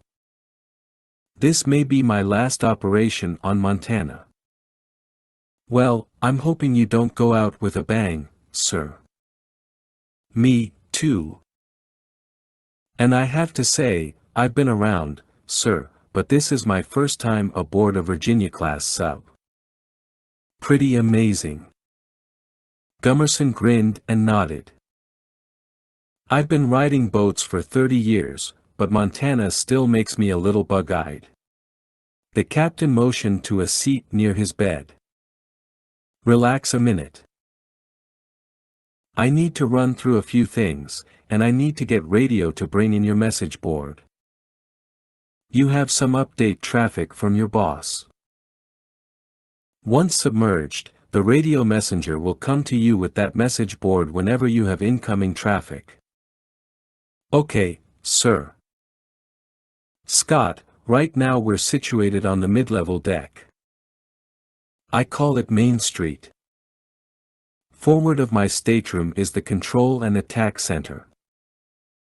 Aft of this space is a head that I share with the XO stateroom, and aft of him is the VIP stateroom. Aft of that is a bulkhead with a hatch accessing the reactor compartment tunnel. From that hatch aft is off-limits to all but engineering personnel. Gummerson paused. Understood, sir. The captain grinned. Don't lie. Even I don't remember what I just said. But you'll be taken on a tour. Mitchell returned the grin. Good idea. I've kicked the ops officer out of the VIP stateroom to turn it over to Sergeant Diaz. No need for that, Mitchell assured him.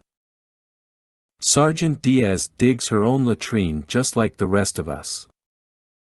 We never offer her special treatment. I appreciate that, but Montana is a 21st century machine crewed by stubborn geeks following the old naval traditions. Hell, until these guys got to sub-school in New London, they never heard of Rickover. They thought Jules Verne was the father of the atomic submarine. You don't think Verne was the father, do you? Wearing a grin, Mitchell shook his head. Phew. Now, once we're underway, we don't adhere to any specific dress code, meaning we're pretty lax on what we wear, and don't wear, especially in the berthing compartment area. Diaz will share the head with the XO and me. We'll work out a schedule for the three of us. I understand, sir. If we can address this issue as subtly as possible, I'd appreciate it. No problem. Gummerson glanced at his notepad before continuing. The lockout trunk has a 9-man capacity, which means you and your team can lock out in one evolution, but you'll need training and help from my SEALs, as I indicated to General Keating. No arguments here, sir. You'll get with SEAL Chiefs Tanner and Phillips between here and China. We'll work in 2 drills, once with lights, once in total darkness. Gummerson was about to go on when the radio messenger knocked and entered with 2 message boards. A good place to stop, he said. Let's step back to the wardroom, get some coffee, introduce you to the other officers, and plow through some of this latest traffic. Sounds good. Mitchell rose. And, sir, is it true you guys have the best food in the Navy? Oh, don't worry, Captain, you'll find out for yourself. Damn Ramirez. He had Mitchell thinking about chow. Once he'd met the other officers, Mitchell retired in privacy to a computer terminal. He accessed a pre-recorded video message from General Keating, who confirmed that their satellite surveillance of the Haka Castle was now in place and that their 2 CIA agents had already been observed meeting with their inside man earlier in the day. The general also indicated that there was a lot of activity in and around missile sites located within the Nanjing military region and that the situation in Taiwan was growing far worse. The declaration of martial law had resulted in numerous cases of human rights violations by Taiwan's military and police, and demonstrators were still picketing and being arrested in front of the presidential building. Images of bludgeoned and bleeding civilians flashed across the screen. Of course, Mitchell could have bet a year's pay that the general would repeat that it was up to him, that everything came down to the Ghost stopping the Spring Tigers from initiating their plan. Mitchell finished watching the transmission and growled, "Yeah, I know. It all up to me." A second message from the Red Cross caught him by surprise. Bo Jenkins's father had passed away. Last report was that he'd been stable, but he'd taken a sharp turn for the worse. Part of Mitchell wanted to hold off telling Bo so that the man's head would be in the mission. The other part said that wasn't fair and that Bo deserved to know immediately. Then again, given what was at stake, Mitchell needed every ghost operating at peak performance. He sat there a few moments more, putting himself in Bo's place. And that got him thinking about his own father, who was probably back home, using his router to round off the corners of his casket. A young lieutenant with what Sergeant Alicia Diaz called a Cocoa Beach crew cut, bleached blonde with highlights, watched her leave the VIP stateroom opposite the wardroom. She smiled perfunctorily, noting the gold wings above the lieutenant's left breast pocket. He was cute, so she asked, "Are you a pilot?" "I'm a naval aviator." "There's a difference." He offered his hand. "Jeff Mach." She took it.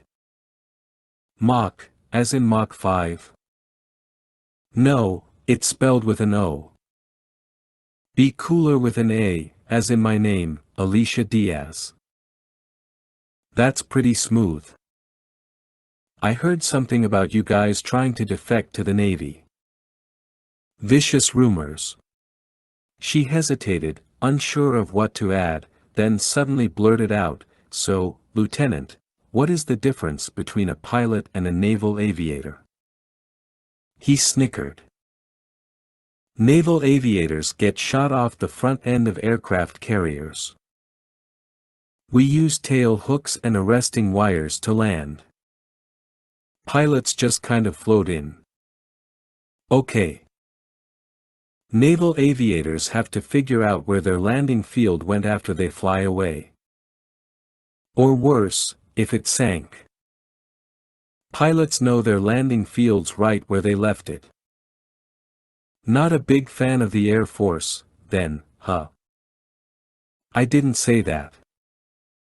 But I've never met an Air Force pilot who could stop a train without using guns or bombs." "Stop a train? What do you mean? You got time for a story?" Diaz looked around. "I'm stuck here for 20-something hours till we reach the strait." "Right. Okay, so once you solo at Pensacola, the unwritten rule is you got 3 days to stop a train. You can't do it before you solo because it ain't legal, and up till then you always had some hard-ass instructor riding along. So how exactly do you do this?" "Well, if you never noticed, Florida's flat, so it's easy to find a nice 20 to 25-mile stretch of railroad track to watch. And here he comes, Seaboard Coastlines 7:10 p.m., running late." "But you're right on time," she said with a smirk. "You bet. Now I have to come in high to clear the pines. At the last minute I slip down, opposite rudder to aileron, drops my bird like a rock, and I turn off my navigation lights, bleed off speed to just 120 knots, flap speed, and swoop in 20 feet over the track. Is this where I go? Whoa. Let me finish. Then, and only then, I turn on my landing light. Now it's just me and that train, 2 lights coming right at each other." "You really did this?" He nodded. The engineer sees that single light coming at him and he's wondering, did the traffic coordinator screw up? Switchman error. Is it another one of those crazy kids from Pensacola? He hits the brakes, can't take the chance. As he's listening to his whole train rumble and screech, I thunder right over his head, "Gone, UFO style, beam me up, Scotty." Mach was only half as cute now. It was hard to see his eyes within that swollen head. There's no way you guys get away with that. You're right. I got a letter of reprimand, which got pulled when I graduated, because the Navy saw I was crazy enough to get shot off an aircraft carrier. So as a reward they put you on a sub. Yeah, they really like you. She wiggled her brows. No, I'm here because of you. Lieutenant Shoemaker and I are flying the Predator. I'm telling you, she's one badass little bird. Diaz had worked with all sorts of unmanned aerial vehicles, UAVs, in her career, and none were what she'd describe as badass. That was a phrase she reserved for people, not machines. She shrugged and said, we've packed our own UAVs. As a matter of fact, the captain's going to field a brand new drone on this mission. I heard that, but our Predator still has greater speed and range than your drones. We launch right from the vertical tube. Subs rigged like this have 10,000-foot periscopes, so to speak. Trust me, you'll be glad we're up there. Now what's your story?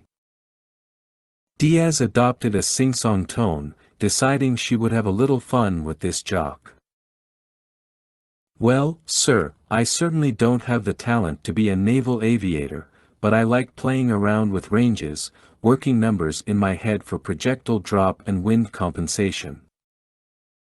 I like slowing my heart rate, taking a deep breath, letting half out, and squeezing off the round between beats. I like listening to old Bee Gees songs and watching some bad guy's brains splatter over a 50-foot area from the kinetic energy imparted on impact. I call that a woman's touch. Mach blinked hard. Alicia, why don't you step into the wardroom, fill a chair, and let me buy you a cup of our fine Navy coffee? She chuckled under her breath. You don't have any bourbon. Mitchell found Jenkins in the torpedo room, along with Beasley, Hume, and Smith. The men were doing another inventory of the gear and double-checking batteries. Bo, can I speak with you? Yes, sir. They crossed over to one corner of the room, where Mitchell leaned on the bulkhead and said, So it's the future, and you're captain of your own ghost team. Initially, Jenkins was confused, but finally his brain caught up to the moment. Okay, sir, but, I made it through college. Yeah. Damn, that's good. Play along. So you're captain, and it's the day before a huge operation. You know that you need every guy with a clear head. You know you can't afford any distractions.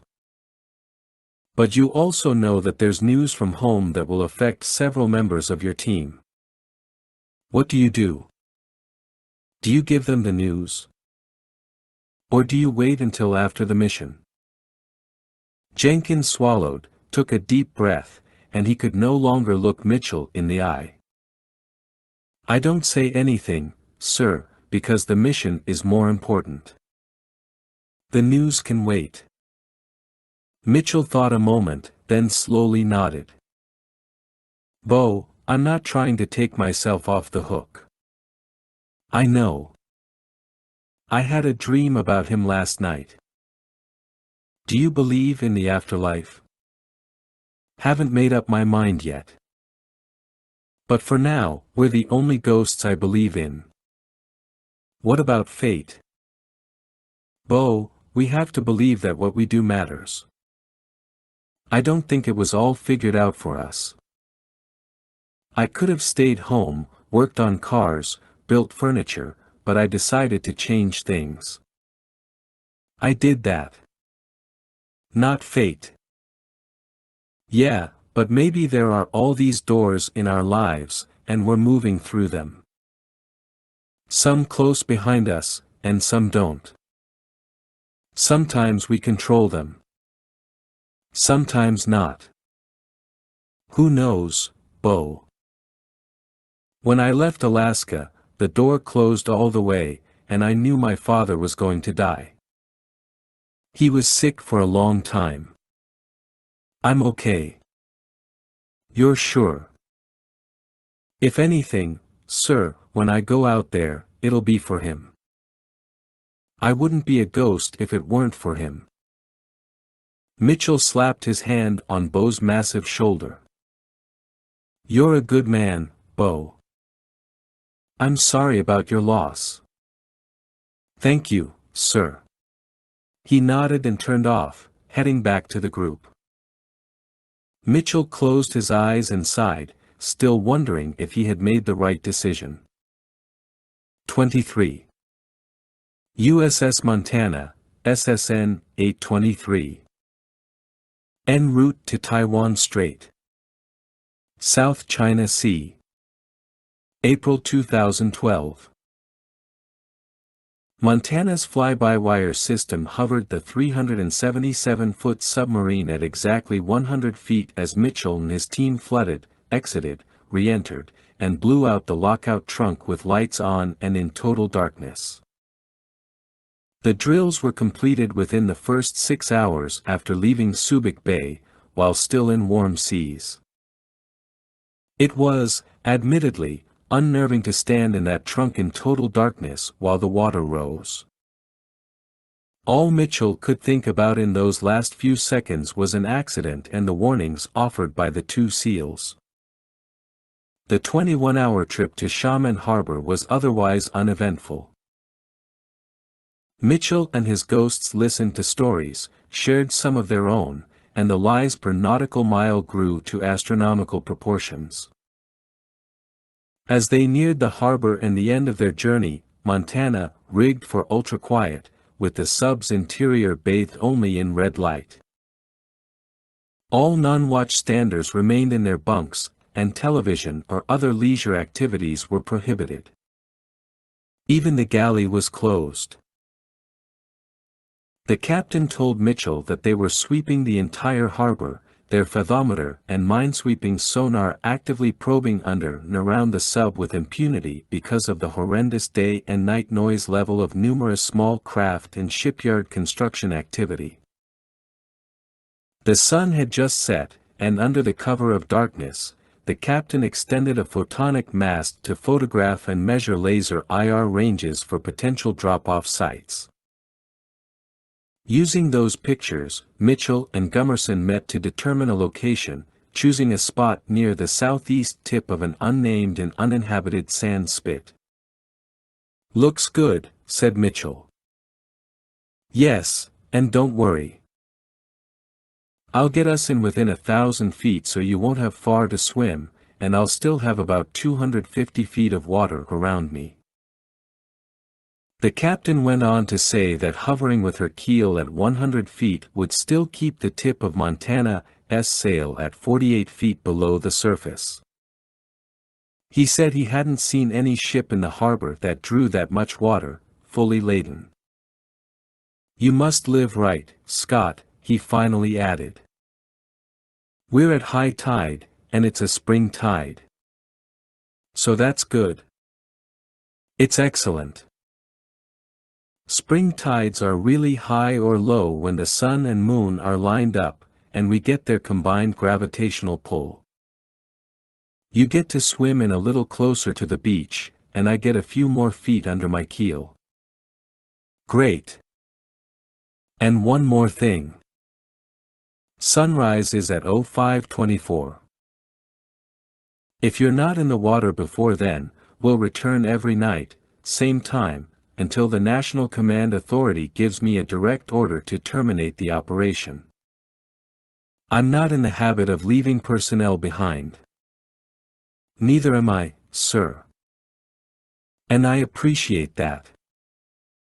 But if you have to bail on us, we'll just hijack a rickshaw and head west." The captain grinned. "I'm sure you will. Now I'll have our drop-off point forwarded to your hire, and they'll get it to the agents you'll link up with on shore. Thank you, sir. Within 15 minutes, Mitchell and the other 8 members of his team were standing in the cold metal confines of the lockout trunk. Everybody good to go? He asked. 8 thumbs lifted. They had donned wet suits and goggles and had buckled on their Draeger LAR Versus, which were worn on their chests. The LARV was a self-contained breathing device specifically designed for covert operations in shallow water. Mitchell and his ghosts would breathe 100% oxygen, and their exhaled breath would be recirculated in the closed-circuit system through a filter that removed the carbon dioxide. Consequently, the Draegers allowed them to swim without the bubbles produced by conventional scuba gear. Each operator also carried an equipment pack, a PX-4 Storm SD pistol, and a rifle or 2 of his or her choosing. SEAL Chief Tanner, a blue-eyed being of pure muscle, stood outside the hatch and lifted his thumb. "Remember, Captain, slip that beacon in one of your rebreathers on the beach.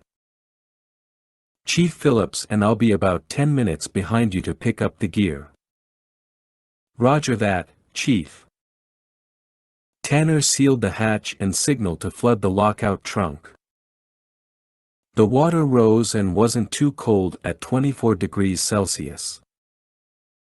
They slipped the rebreathers into their mouths, and once submerged, the hatch opened, and they swam out into fluctuating curtains of darkness. During the brief crossing to the beach, Mitchell remembered Chief Phillips's instructions to spread out, putting about 20 meters between themselves, so that they didn't surface as a group but as individuals. He also said to try to stagger their dashes from the water. So they'd given each operator a number, beginning with Jenkins and ending with Mitchell. He slowly lifted his head as his knees scraped bottom and watched as, one by one, his team made it onto the barren shoreline, according to the pre-planned sequence. Behind them, to the southeast, lay the resort island of Galangiu, its multicolored lights winking in the haze. Mitchell slid his mask onto his forehead and grimaced over the water's nasty stench. He dragged himself closer and removed his fins, leaving on his wet shoes, and rushed onto the shoreline. There, he and the others stripped out of their gear, piled it up for the SEALs, then Mitchell set the beacon and gave the hand signal to move out. They hustled off, heading west through a fairly dense forest toward the opposite end of the spit, where a long pier jutted out into the channel between themselves and the mainland. A lone wooden fishing boat, lights off, was roped up at the end of the pier and idling loudly, its engine exhaling plumes of black smoke. The boat could barely accommodate 6 people, let alone 9 or 10. Mitchell gave another hand signal, and the team bolted from the forest and out, onto the pier, keeping low. Once at the boat, a bald, bespectacled Chinese man with a sizable paunch lumbered up to the gunwale. He raised his voice above the coughing inboard, his English surprisingly good. "Everyone come aboard. Quickly now, quickly." "And who is Captain Mitchell?" "I am," Mitchell answered, climbing over the rail and cramming onto the deck. "Hello. They call me Buddha. I'm taking you across the channel to a small pier used only by the fishermen. We have 2 trucks waiting. You will change in the trucks." "Outstanding. And that's a good name you have." "I think so."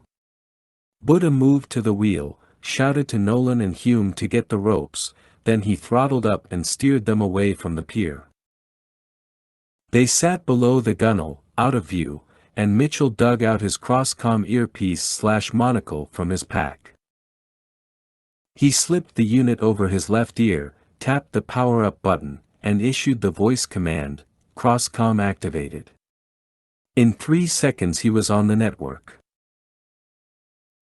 The screen glowed to life, and he immediately issued several more voice commands, bringing up his first support asset, that streaming satellite video from the castle itself, and even as the image sharpened from static to an overhead night vision enhanced picture of the 4 silos and single rectangular building, Mitchell watched as a lone helicopter landed in an adjacent field. "Right on time," he whispered. The trip across the channel took but 15 minutes, and as they neared the fisherman's pier, Buddha cut the throttle way too late. They slammed so hard into the pylons that the rail actually cracked. "Sorry," Buddha said. "I'm a lover, not a sailor." "Dude, you need some lessons," said Nolan as he helped tie up the boat. A young man, probably in his mid-20s, stood waiting for them by the trucks. The guy ditched his cigarette and cocked a thumb at the tarpaulin-covered flatbeds. "Oh, you have to be kidding me," said Brown. "Just get in," snapped Mitchell. The truck's engines didn't sound much better than the boat's, and judging from their large fenders and big, round headlights, they were probably built in the 50s or 60s. "They couldn't get anything better than these?" Ramirez asked as he passed Mitchell. "I don't know. I'll ask." As the others piled in, Mitchell pulled Buddha aside and voiced his question. "Captain, these old Jifangs are not uncommon along the mountain roads and more rural areas. The PLA sold a lot of them to the farmers. A brand new SUV would call much more attention. But will they make it up the hills?" "I think so. We can't be late." Buddha's eyes widened. "Then why are we talking?" Mitchell nodded and started back for the truck, but Buddha called after him, "Captain, if we are stopped, be sure everyone is wearing their masks and that no one talks. We are the secret police. I have all the paperwork. And oh, yes, my partner's name is Boy Scout." "All right." Mitchell reached the tailgate and hoisted himself inside, where he found Diaz, Nolan, Smith, and Ramirez donning black, nondescript uniforms over their wet suits and black balaclavas to conceal all but their eyes. "How are we doing?" he asked. "Good, sir," said Diaz. "My uniform actually fits." "Excellent. Welcome to China, everybody. USS Montana, SSN 823. South Taiwan Strait. South China Sea. April 2012. 5 miles offshore, Captain Gummerson plugged into a secure satellite tactical feed and watched as 9 green dots inched across his screen. And 12 time zones away, Gummerson imagined the most powerful man in the free world sitting alone, studying those same green dots. "Captain, the Predator is ready for launch," said the XO with a slight hint of resignation in his voice. "Very well. We need to time this just right so Mitchell and his people can bleed every second out of that bird." "Yes, sir. And, sir, I'm still concerned about detection during launch." "As well you should be, XO. We've got time to push out another 20 miles. Can't do much to minimize the glare from the Predator's booster propellant, but there's no need to wake the neighbors." "You read my mind, sir. We'll both sleep better knowing we got plenty of water around us. Last thing we need is some sharp-eyed merchant's lookout spotting our big ear." Aye, sir. And, sir, for what it's worth, Captain Mitchell was a true professional. Agreed. He would have made an excellent submariner. We can't afford to lose a guy like that. Yes, sir. If they can do their part, we'll do ours. That's a very capable team he has. Gummerson narrowed his eyes on the screen. Sometimes being capable was hardly enough. Hakka Castle. Xiamen, China. April 2012. Captain Fang Ji had just received radio reports from his three-man teams posted outside the north, south, east, and west buildings of the castle. They were in position. No issues to consider, other than one man had been bitten by a dog while trying to assume his post. Fang was still waiting to hear from the two-man team inside the central building, where the Spring Tigers were just now gathering to welcome Vice Admiral Kai, the last to arrive. Fang himself was up on the 5th floor of that same building, where he could quickly access the roof to view the entire castle, and he wasn't the only guard with that vantage point.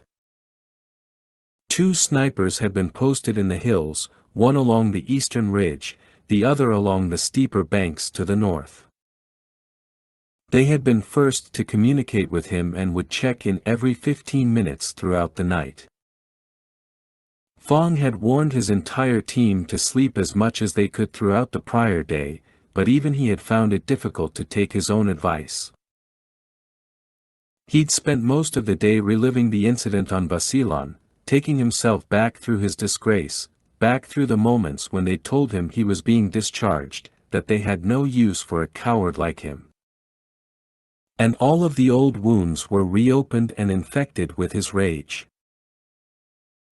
Now, on the eve of justice, he yawned deeply, then finally listened to a report coming in from Sergeant Chung, the fool who'd accused him of being a spy.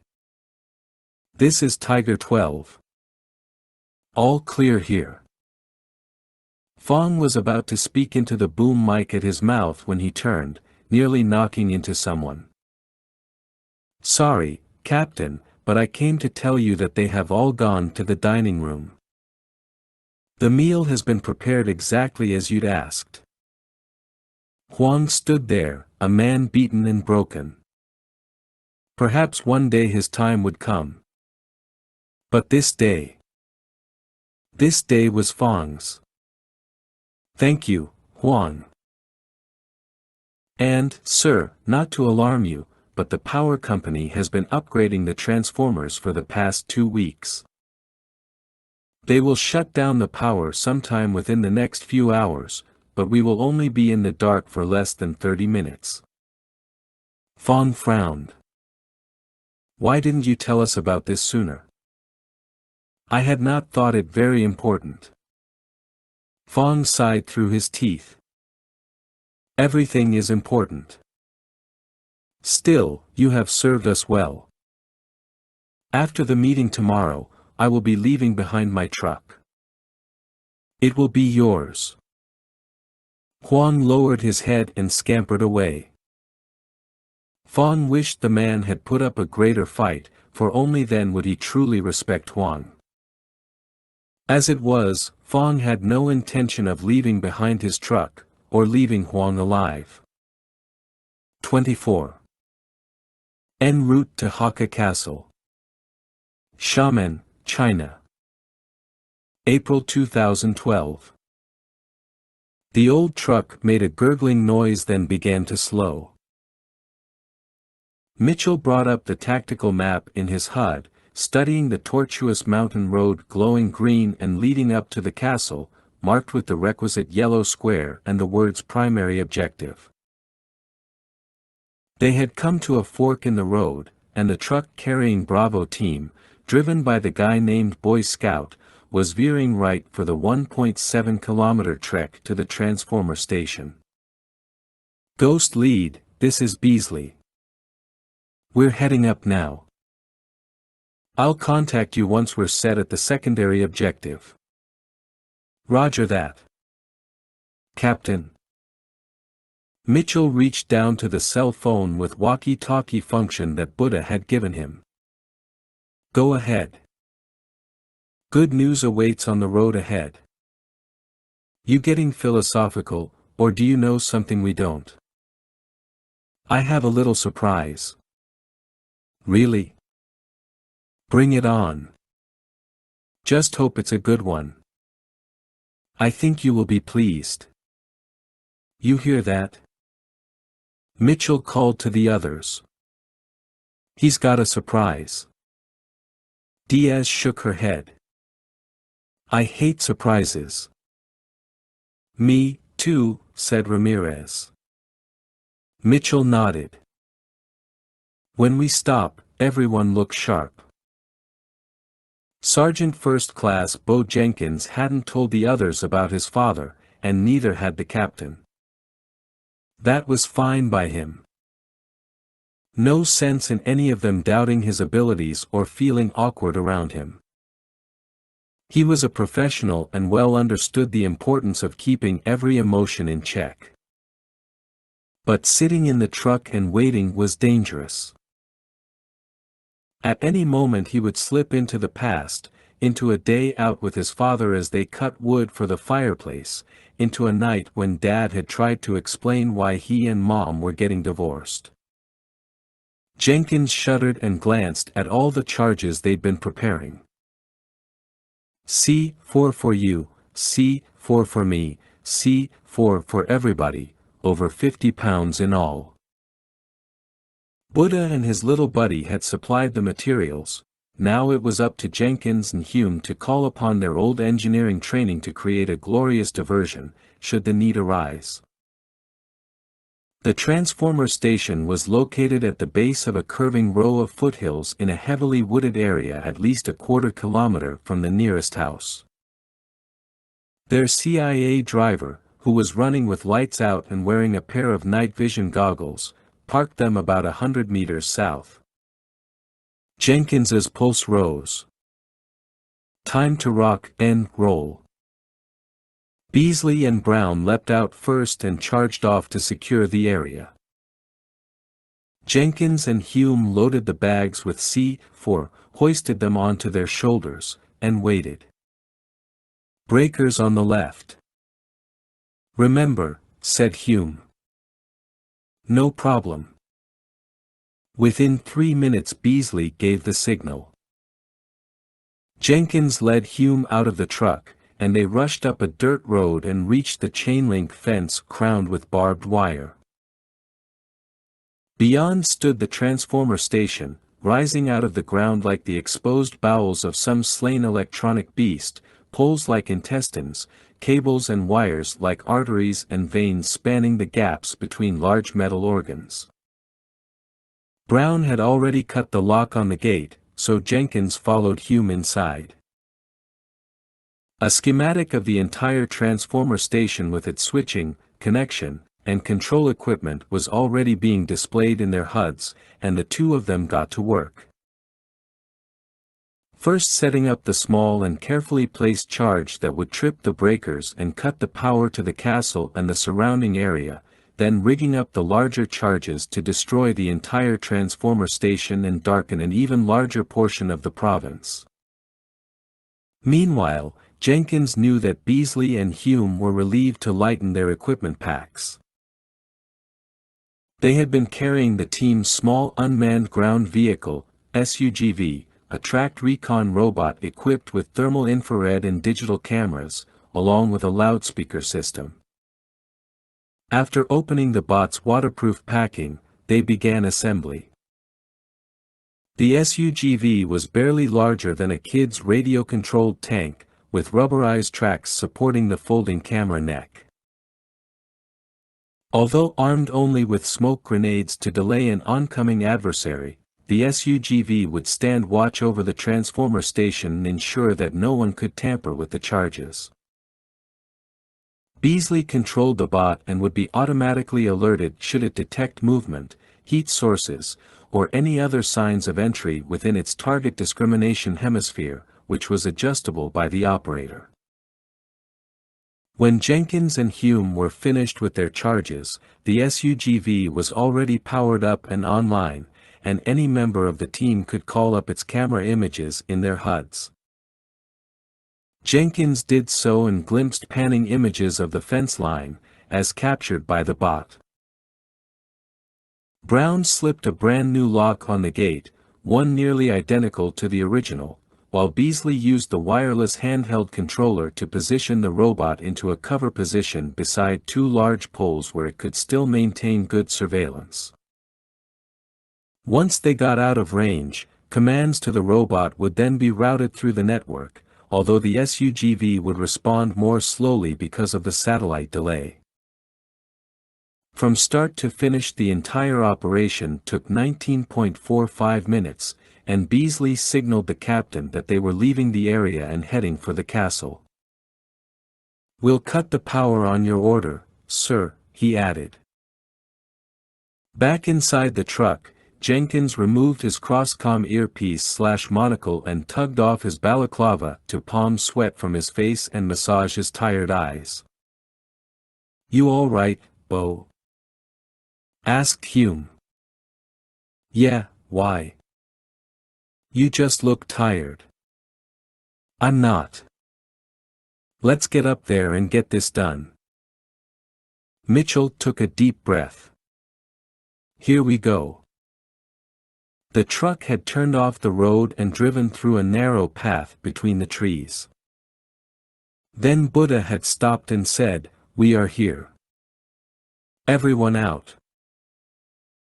He led them farther into the adjoining forest, where they found two vehicles, late-model four-wheel drive SUVs, both black and parked under camouflage netting. "We ride up in crap for a good disguise. But we ride out fast and in style," said Buddha. Mitchell grinned. "Good surprise." Buddha winked. "We take no chances for our escape. Now check your map. The castle is right over the next hill. I will hide the truck and remain here, waiting for you, along with Boy Scout, after he drops off the other team. If you need us to come up, okay, but I would rather not. And I warn you, my partner is a rookie." "So a good surprise comes with a bad one," Mitchell said with a groan. "Is there anything else you want to tell me?" "No, Captain. I am just a fat man with two cars." After a lopsided grin, Buddha trudged off. "All right, let's go to our eye in the sky," Mitchell said as he waved them on and started back toward the road, reaching up to his earpiece. Crosscom activated. Live streaming video from the castle revealed dozens of lights shining from the windows of all 5 buildings, and Mitchell zoomed in on each structure, noting the men posted outside. They were only silhouettes, and it was hard to positively distinguish between them and the several dozen civilians still milling about.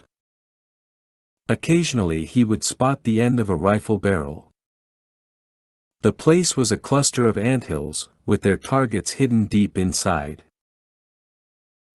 Once they reached the edge of the tree line, Mitchell led them up the hill, and near the crest, they tucked themselves deep into the underbrush and set their own eyes on the valley, a rolling, dark green mat speckled with a cluster of yellow diamonds. "It looks a lot bigger in person," said Diaz. "No kidding," Smith added. "And those buildings do look like missile silos from up here." "Paul, get the drone ready for deployment," ordered Mitchell, cutting off the small talk. "You got it, boss." Paul Smith dug into Mitchell's pack and withdrew the MAV-4MP Cypher, a newly designed man-portable drone not much larger in diameter than a frisbee and even quieter than the UAV-3. While Mitchell continued studying the satellite images, Smith activated the drone via its controller, then announced that it was ready for launch. "Bravo lead, this is Ghost lead," Mitchell called over the radio. "Stand by to cut power." "Roger that," answered Beasley, whose truck had just stopped to let off his team. "And we're inbound for the choppers and vehicles." Mitchell switched views to his situational awareness tactical display showing the 4 green diamonds, Bravo team, heading toward the north side of the castle, where 2 choppers were parked in the field, along with 2 more trucks. The map was color-coded, with hostile terrain glowing orange, secured terrain in blue, and inaccessible areas in gray. Bravo team would quietly ensure that none of those rides remained operational. If any Tiger tried to escape, he'd be doing it on foot. Abruptly, the uplink channel window crackled to life with the image of a young man with bleached blonde hair impaled by a headset. "Captain Mitchell, this is Lieutenant Mach, sir." Ah, yes, Mitchell had met him briefly and heard more about him from Diaz. "Go ahead, Lieutenant." "Sir, we had a clean launch, and you'll have Predator support in 1 minute, 30 seconds, sir." "Roger that. And just remember to keep that flying lawn mower on the perimeter. You scan for outside threats and complement the satellite. We've got the AO covered from here." Roger that, sir." Mitchell grinned to himself. The aviator wasn't happy, but he had admitted on the sub that the Predator's engines could blow everyone's cover. Still, having the drone provide additional surveillance of the mountains was certainly welcome. "Ghost lead, this is Bravo lead. We have drivers and pilots posted near their vehicles, and we're in position. Waiting on you, boss." "Roger that." Mitchell glanced at the time in his HUD. Still a little early. He then stole another look from the satellite images, waited a moment more, then switched to the Predator's thermal infrared sensors just as the drone came online. He immediately spotted the 2 snipers posted in the hills, red diamonds flashing. "Diaz, check your HUD. Predator's got 2 out there." "I see them." "All right, sir, they're mine." "Alicia, when that power goes down and I signal, you'll need to work faster than you've ever worked before. Snipers, then main gate sentries. Then you move again." "I understand, sir." She backed out of the brush and darted off into the woods across the path. Mitchell unclipped the cell phone from his waist and called Buddha. "Okay, where are my targets?" "Sorry, Captain. He has not called back yet." "What's the delay?" "I don't know." "Then call him." "Too risky. We must wait." "He will call." "What if he has second thoughts?" "I have read this man correctly. He is scared, but he will help. He wants the best for his village." "Buddha, I got air assets, I got people waiting." "Captain, you may launch your attack now, but it seems there are still people awake at the castle, and I can't promise how soon that information will come." Mitchell thought a curse. "Understood." "Sir, do you want to launch the drone?" asked Smith. "No, we'll wait till we cut power, but I was hoping to have our targets pinpointed before then, damn it." Of course, if they didn't, they'd be searching for 4 needles within 5 haystacks. Yet for every second they remained in position, the odds of them being spotted increased. Below, a few more castle windows darkened. The uplink channel in Mitchell's HUD switched to a view from the tiny camera mounted on Diaz's headset. "Captain, I got a bead on our first sniper. I'll have to move to get the other guy." "Hold." "Holding." "Captain, we're still waiting here," called Beasley from his position in the forest near the choppers and trucks. I know. Just sit tight." Inside the castle grounds, Huang held the leash of his dog and started toward the main gate. "Where are you going?" asked one of Fang's men posted there. "For a walk," Huang snapped. The guard frowned. "Walk him here." "He will not go here. I take him to the field." "No. Do you want me to call Captain Fang?" The soldier swallowed. "You know him." "I'm going to walk my dog." Huang turned around, moved to the gate, unlocked the door, then started outside, deliberately leaving the gate open. Once he reached the bottom of the path and was turning toward the field, he tugged the phone from his pocket and nervously made the call. 43 minutes later, Colonel Su Dingfa was lying in his quarters inside the central, rectangular-shaped building. Fresh flowers had been arranged in vases, and the beds had been made with clean and sweet-smelling linen.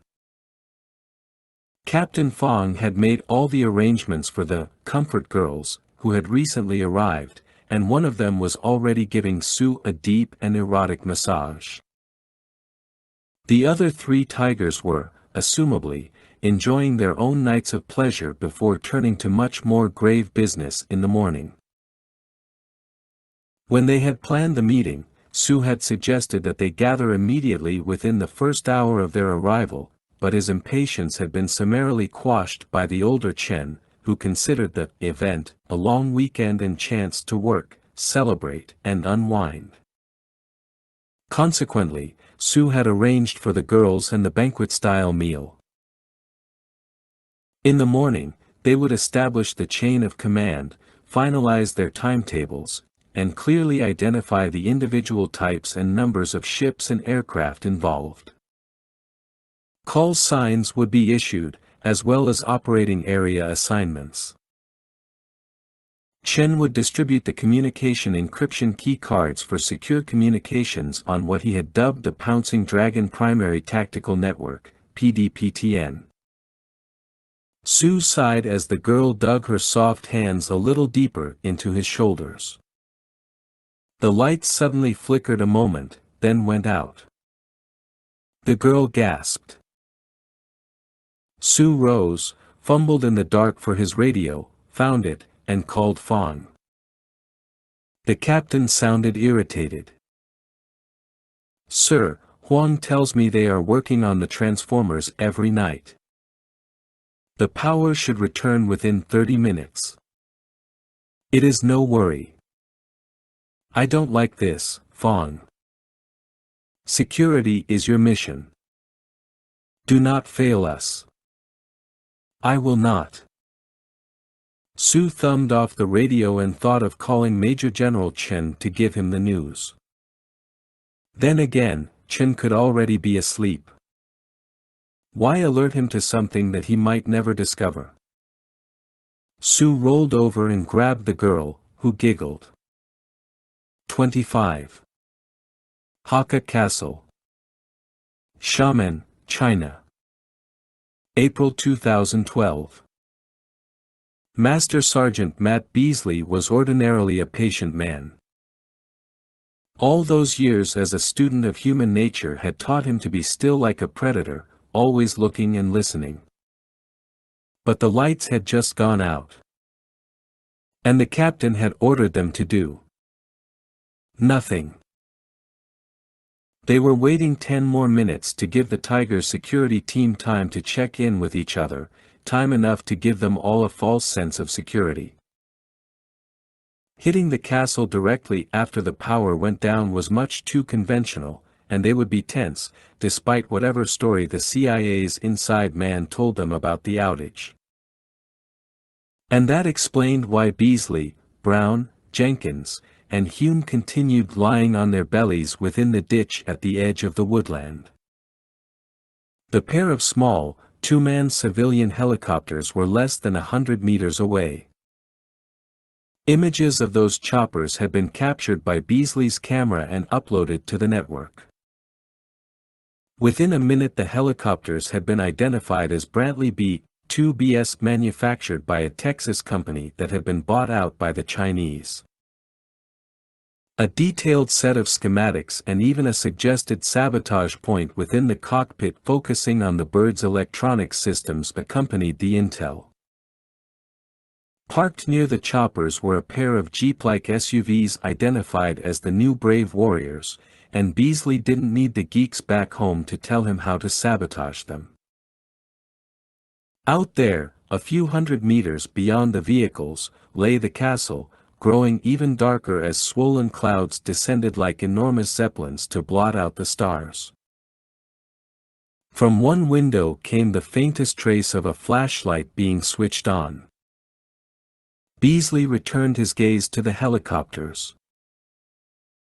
He'd hoped that the Tigers would have chosen much larger birds so that the Ghosts could have revised their exfiltration plan to include a swift chopper ride back to the coast courtesy of a Chinese pilot held at gunpoint. But as Murphy and logic would have it, the Tigers had chosen to be discreet and flown in via those smaller civilian birds. A few drops of rain struck the ditch, followed by a few more. Beasley hoped the captain didn't wait much longer, because once the storm really kicked in, their targets would seek cover in their vehicles, making them even harder to pick off. The two chopper pilots and two drivers had gathered near the open tailgates of the trucks and were drinking, smoking, while one was engrossed in a small, handheld computer game. Beasley had already played out Bravo Team's raid a half-dozen times in his head. He'd initially considered a standoff attack, dropping each guy quietly like snipers and taking full advantage of the camera mounted on his modular rifle, caseless, MRC, to peek around the vehicles.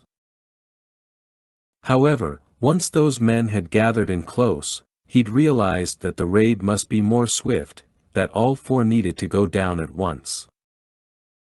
And to ensure success, Beasley knew they had to get in close.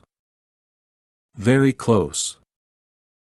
"Well, that's 10 minutes, whispered Jenkins over Bravo Team's radio channel.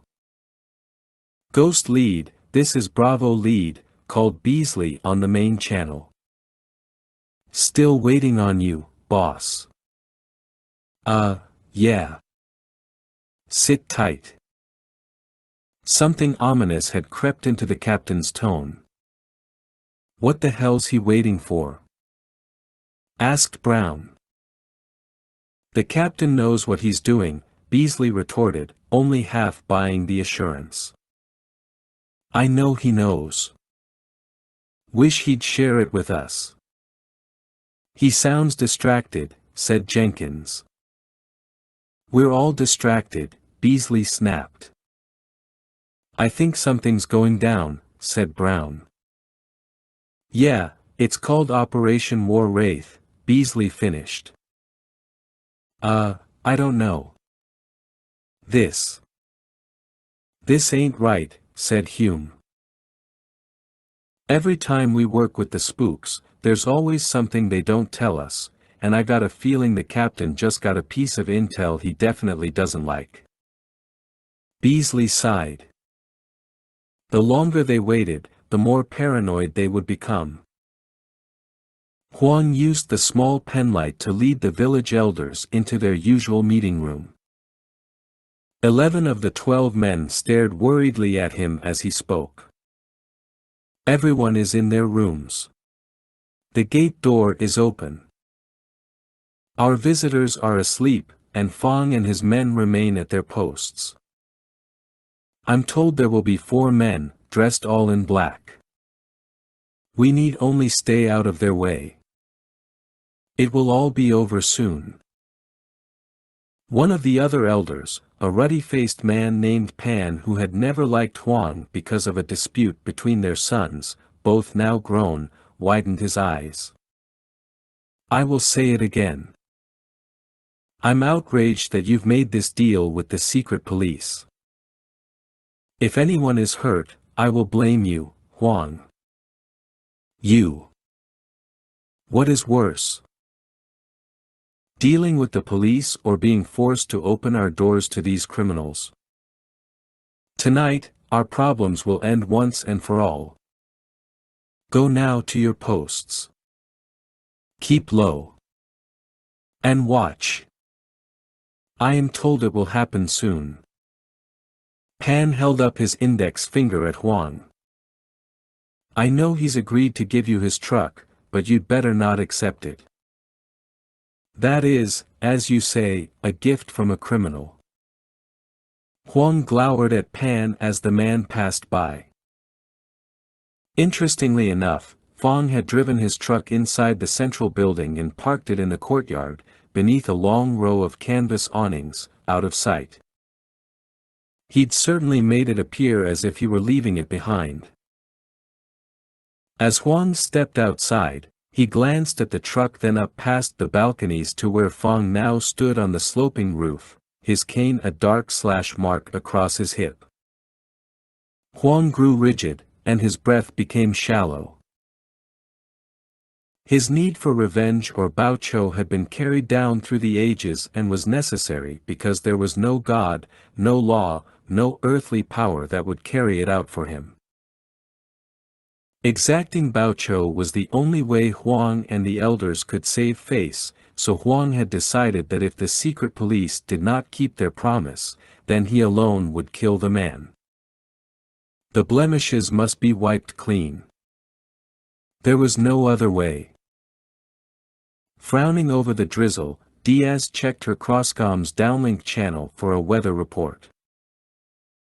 Damn, the radar indicated it would only get worse, and the wind speed was picking up, the direction shifting more to the southwest.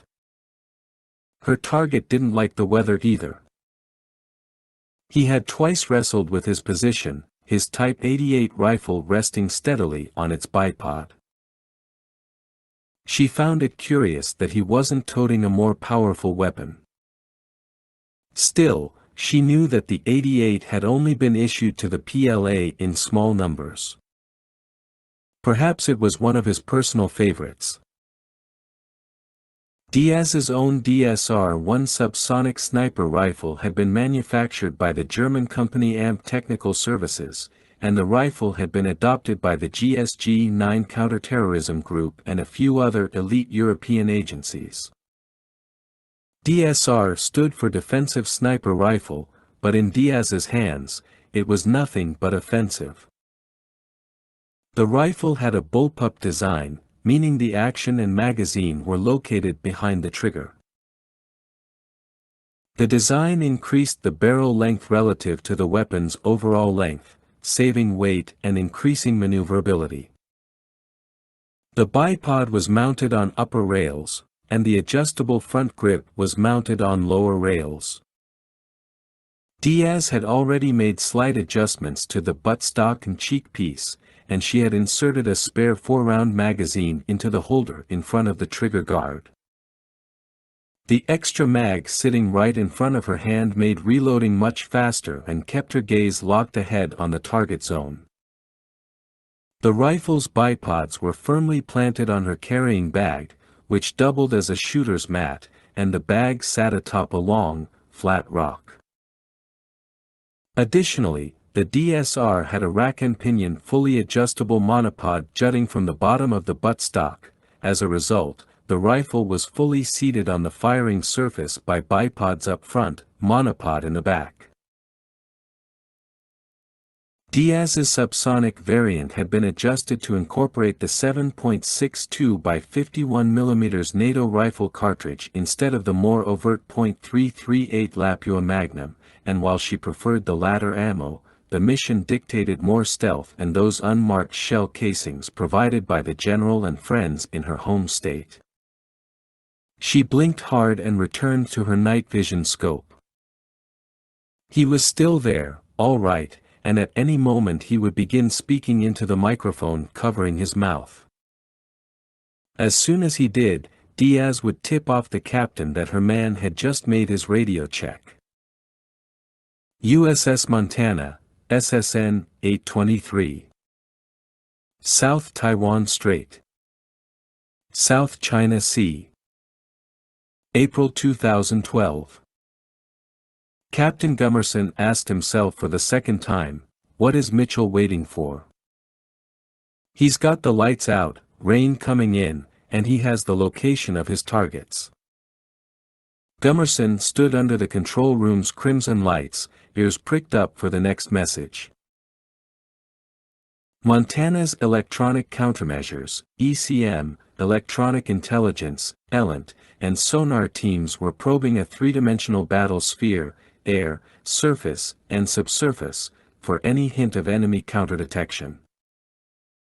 Meanwhile, the OE-538 multifunction masts that were Montana's Big Ear continued to track each ghost while monitoring all exchanges between them.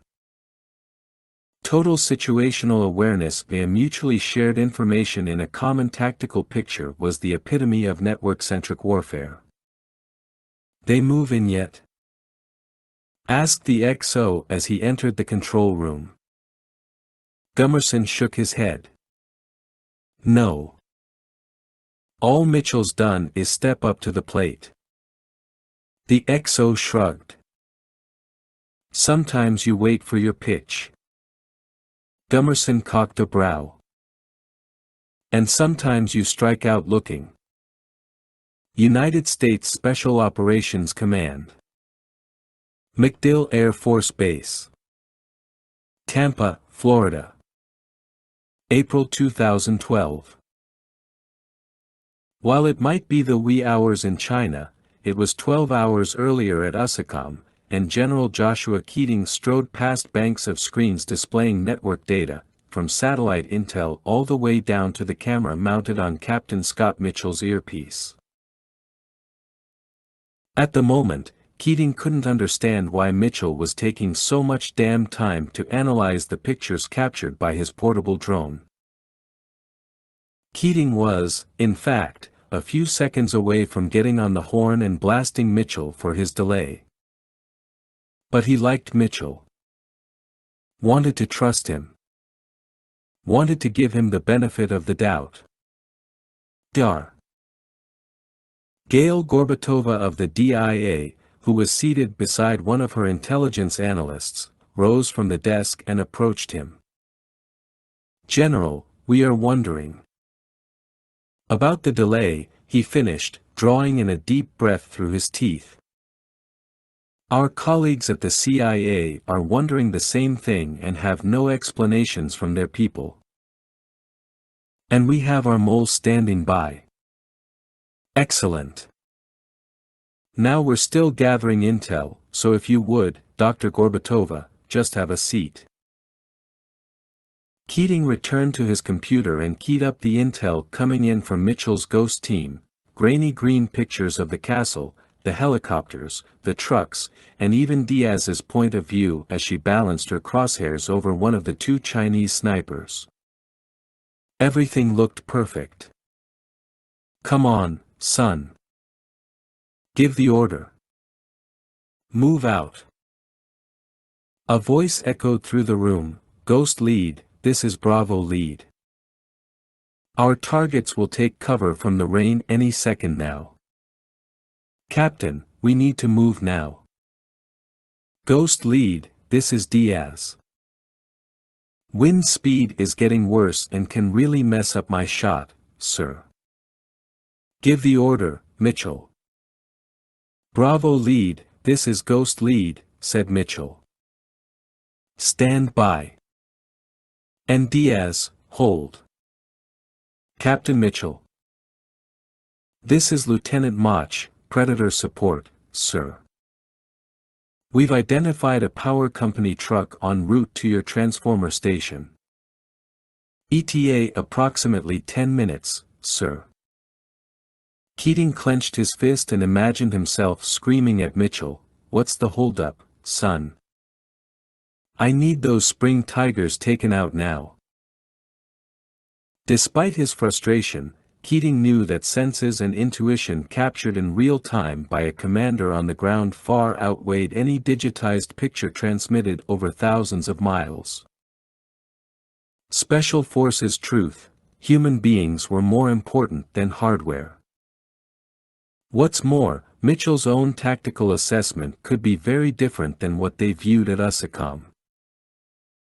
If the captain were waiting for something, then he had a damned good reason. However, and this was a big however, he'd made no attempt to explain himself, and that was highly unlike him. "Damn it, Mitchell. Attack." Hakka Castle, Xiamen, China. April 2012. More voices echoed in Mitchell's earpiece, and more faces appeared in his HUD, but he just lay there, mouth hung open. At the moment the power had been cut, Mitchell had ordered Smith to launch the MAV-4MP cipher.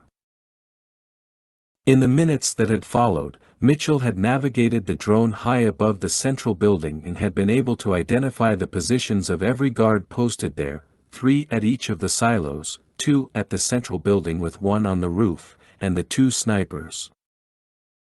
His threat assessment, replete with flashing red diamonds, was complete and available to his people.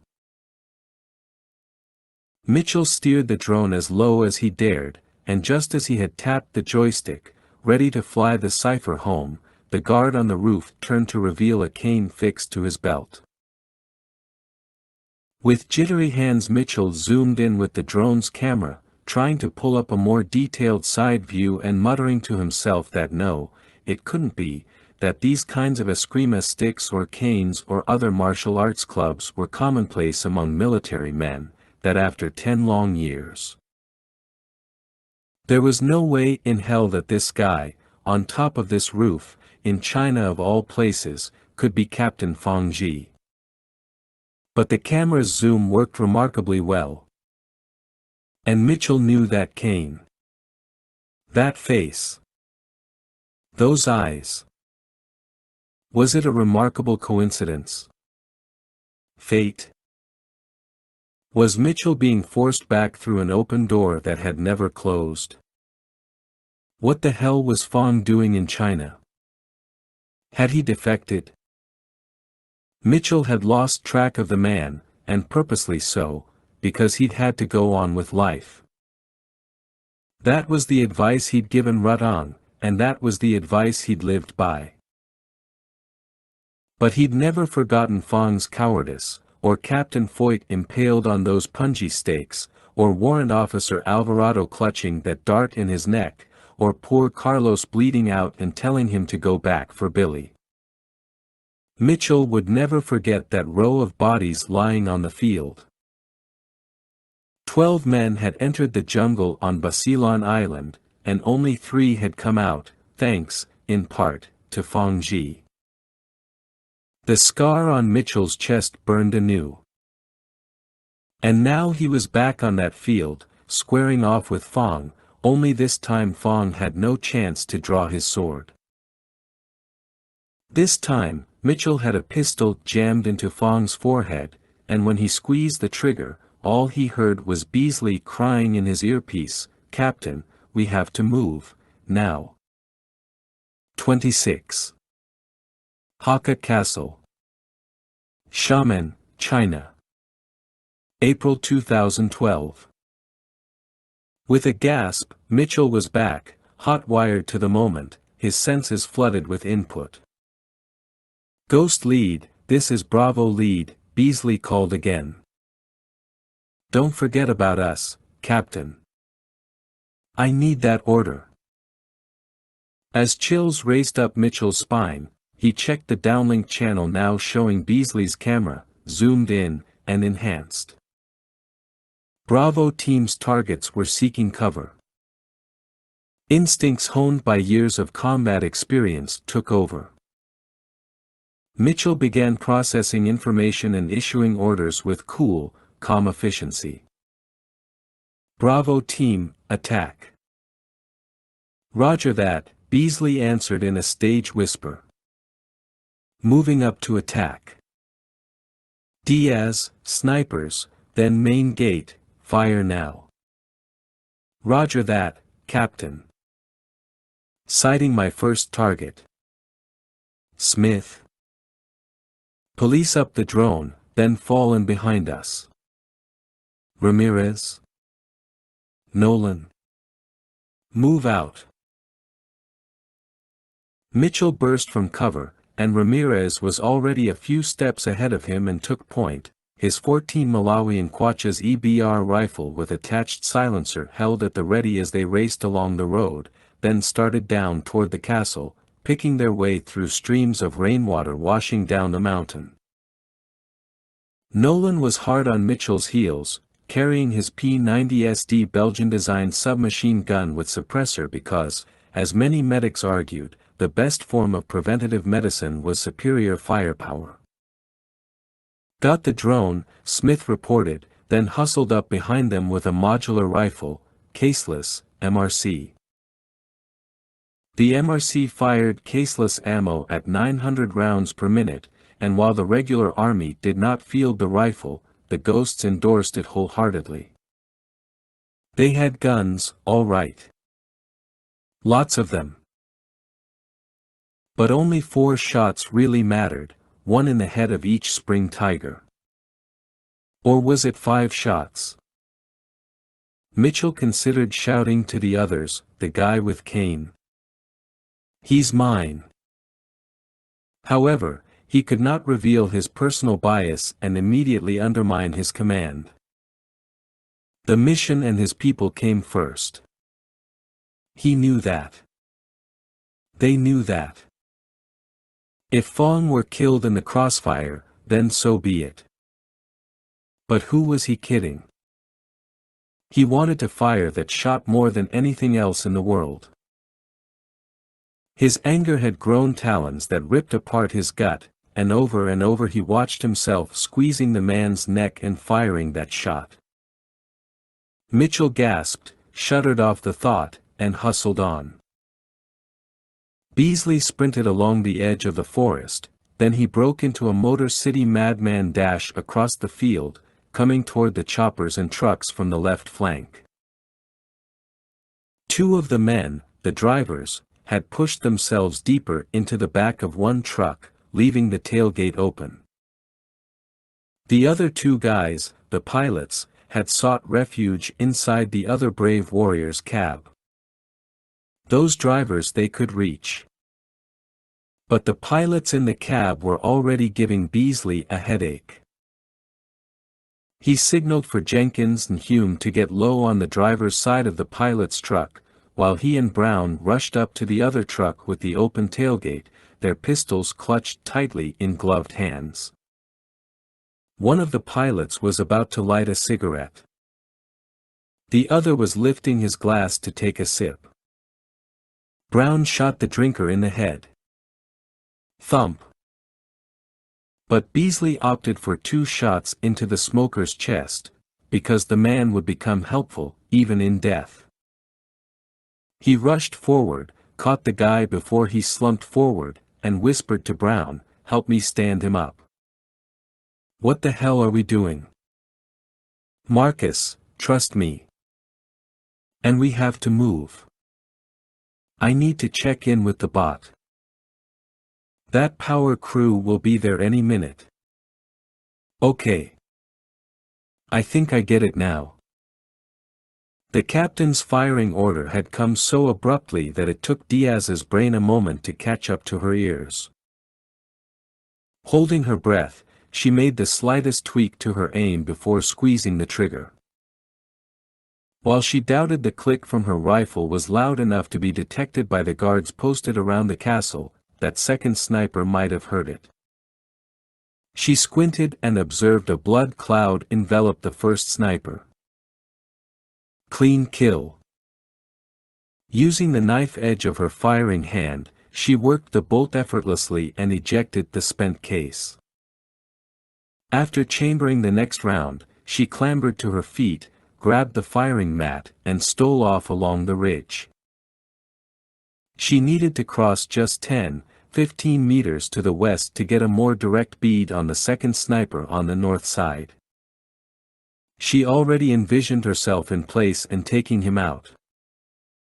The rain was torrential now, and the first jagged seam of lightning ripped through the sky, backlighting the gnarled and dripping limbs in her path. Just a little farther, she assured herself, her boots thumping, her breath growing shallow. She was at once scared out of her mind and riding an adrenaline high unlike any she'd ever experienced. She'd been in a lot of foreign countries before, but none held the mystery and foreboding of China. Too bad she didn't have time to sightsee. She was here to meet exotic people, and, like the old bumper sticker said, kill them. In fact, Captain Mitchell and the rest of Alpha Team were already heading to the gate, and they needed those entrance guards taken out, so every second counted. Every last one. But she hadn't found her next firing position yet. She sighed loudly in frustration and gritted her teeth. The balaclava, with a small hole cut out for her cross-comm earpiece, was soaking wet and beginning to itch. She cursed and reached up, removed the earpiece/monocle, then grabbed the balaclava, tore it off, and kept running. "Come on, come on, come on," she whispered. Within a minute Diaz finally settled into her next spot, the balaclava now tucked behind her belt, the cross-comm back on her ear. The cold, wet rifle felt perfect against her cheek. She homed in on the second sniper. Time for him to check out. But damn it, he was already moving, the red diamond eyeing him sliding across her HUD. She breathed another curse, dragged herself back up, and got moving again. Mitchell, Ramirez, Smith, and Nolan worked their way across the field, the mud rising to their ankles. With the rain and their black uniforms, they should be near impossible to spot. Still, sharp veins of lightning printed the sky negative, and the ground rumbled with racing cracks of thunder. During any one of those flashes, a keen-eyed guard could turn his head in the right direction, make his radio call, and open fire. Surprise party over. A long, earthen wall about 4 feet tall extended from both sides of the wrought iron gates, and Ramirez was first to reach it, followed by Mitchell, Smith, and Nolan. Crouching in the shallow mud puddles, Mitchell activated his Marcius gun cam, then he rose and slid the rifle over the wall top while peering into the camera's display, which flipped open like a portable video cameras. The screen allowed him to shoot around corners and over the tops of walls, but for now he exploited its recon possibilities. He panned right, then left, and despite the grainy image, he saw enough to elicit a huff of frustration. The 2 guards posted outside the rectangular building were still at their posts, so Mitchell and the others would have to risk moving in closer to ensure single-shot, clean kills.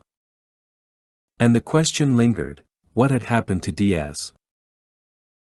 He slid back down and shook his head at the others, then he checked his HUD, switching to an image coming in from Diaz's camera. She was on the run. Diaz, Sitrep. I lost the second sniper for a minute. Got him now in my HUD. I'm moving position. Can you wait for me? Negative, I need my guards down now. Roger that. Stand by. The truck's schematics had given no indication if the windshield and side windows were bulletproof, and Beasley couldn't take the chance of allowing Jenkins and Hume to make a firing attempt through the glass. Time for Plan B, as in use an enemy body to your advantage. Beasley and Brown kept low behind the dead driver, bringing him over to and propping him up near the truck. Hume, who was hunkered down near the driver's side rear door, moved up and knocked on the driver's window. The guy at the wheel turned. Between the pouring rain and the darkness, the guy would fail to get a good look at his dead colleague, and that's what Beasley was counting on. The window lowered, and the second it did, Beasley and Brown let the body fall back, giving Jenkins, who was positioned near the truck's front tire, room enough to slide up and direct his pistol into the cabin. His PX-4 Storm SD thumped twice. Blood began dripping down the side windows. Jenkins reached in and opened the truck's door. "Outstanding," grunted Beasley. "Now start with the choppers while I take care of the bot." He opened the truck's rear door and climbed inside, out of the rain. He called up the SUG's main camera in his HUD and worked the wireless controller to pan that camera toward the main gate. Headlights grew brighter in the distance. He steered the drone away from its cover spot and began launching all 6 smoke grenades, positioning them all over the station. The new lock and the threat of an electrical fire, as evidenced by the smoke, should delay that crew a little longer. By the time he finished and returned the bot to its position, Hume signaled that all vehicles were inoperable and rigged with more C4, should they choose to create yet another diversion. Now it was time to move in toward the castle and take out as many guards as they could before falling back to cover Alpha Team's exit. Beasley updated the captain, then ordered Bravo Team to move out toward the building on the castle's west side. Diaz's attention was divided between the sniper running along the opposite mountain to the north and the 2 guards below. She had to adjust her damned firing position 3 times before she finally had her bead on the first guy. But the rain. All that damned rain. The best she could do was make her adjustments. And fire. The first guard went down, tumbling beside one wall, out of sight. The second guard, standing just around the corner from him and shivering under the overhanging roofline, turned his head, as though he'd heard something. He began speaking into his radio. Diaz waited until he was finished. Then, without warning, a burst of wind came in hard, just as she took her next shot. The round exploded into the wall just above the guard's left shoulder. Her brothers began screaming in her head as she reloaded in one smooth motion and the guard dropped to his belly, seeking cover. But she still had him in her sights. And as he crawled forward, her second shot caught him in the middle of his back. He did not move again. "Captain, this is Diaz. You're clear." Mitchell and Smith jogged forward toward the main entrance of the central building, while Ramirez and Nolan broke right toward the long, curving wall of the east building and its rows of rectangular windows. Once they drew closer, they'd have 2 guards to pick off before they moved inside. According to the CIA's inside guy, Colonel Sue was in the central building, while each of the others were staying in the south, east, and north buildings, respectively. Their locations had been assessed by the Ghost's intelligence analysts and sent to Mitchell's HUD so that he and the others need only follow the intel indicators to find the men. Admittedly, Mitchell had chosen to take out Sue because he knew Fong had been stationed on the roof of Sue's building. Fong had come down when the rain had picked up, and Mitchell assumed that the bastard was somewhere inside. Ramirez crawled on his hands and knees through the muck as he neared the first guard, who was sniffling and huddling beside the door, his weapon pointed at the ground. Ramirez needed him to turn his head a bit more, so he issued a curt, "Hey." The guard looked down, up, didn't see Ramirez. He frowned, blinked, and then he finally spotted him and made that turn. One silenced round to the head ended his surprise and discomfort. Ramirez waved on Nolan, and they kept tight to the wall, racing around to the opposite side of the building, where the second guy was posted near the other door. They got down as they approached, and Nolan drifted out a bit from the wall, lifted his pistol, just as the guard raised his head and looked at them. The shot kicked him onto his back. Ramirez rose and raced to him. Clean head shot. He glanced back at Nolan, raised a thumb. They tried the door, locked. Ramirez fished out his toolkit and got to work, while Nolan covered him. They still had one more guard in their way. He was, of course, posted outside Admiral Kai Ming's door. Nolan breathed a curse and suddenly fired. Ramirez turned his head to watch a guard posted outside the south building tumble to his death. "He was just coming around," Nolan explained. "And can you hurry up? It's not like bad guys are trying to shoot us or anything." Ramirez jabbed one of his tools into the lock. "I'm an artist, bro. Patience." Huang peered out his window and saw the dead guard lying beside the central building. It was happening now, and there was nothing he could do to stop it. They were in the west building, on the 5th floor. He glanced over at his wife, who slept soundly, the candlelight playing over her face. A knock came at the door. Huang frowned and answered it. There stood Pan, a flashlight in one hand, a pistol in the other.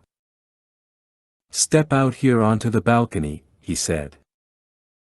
"Pan, what is this?" "You know what this is."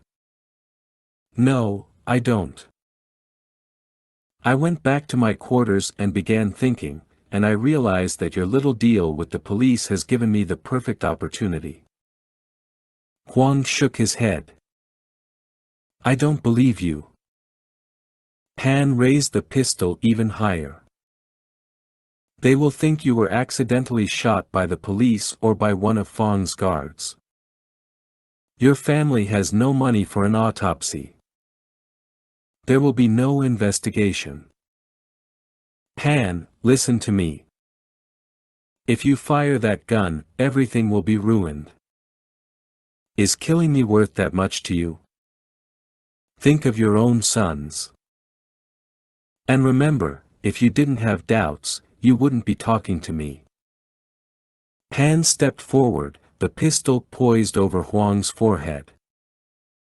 "This is the only way I can save face with the council."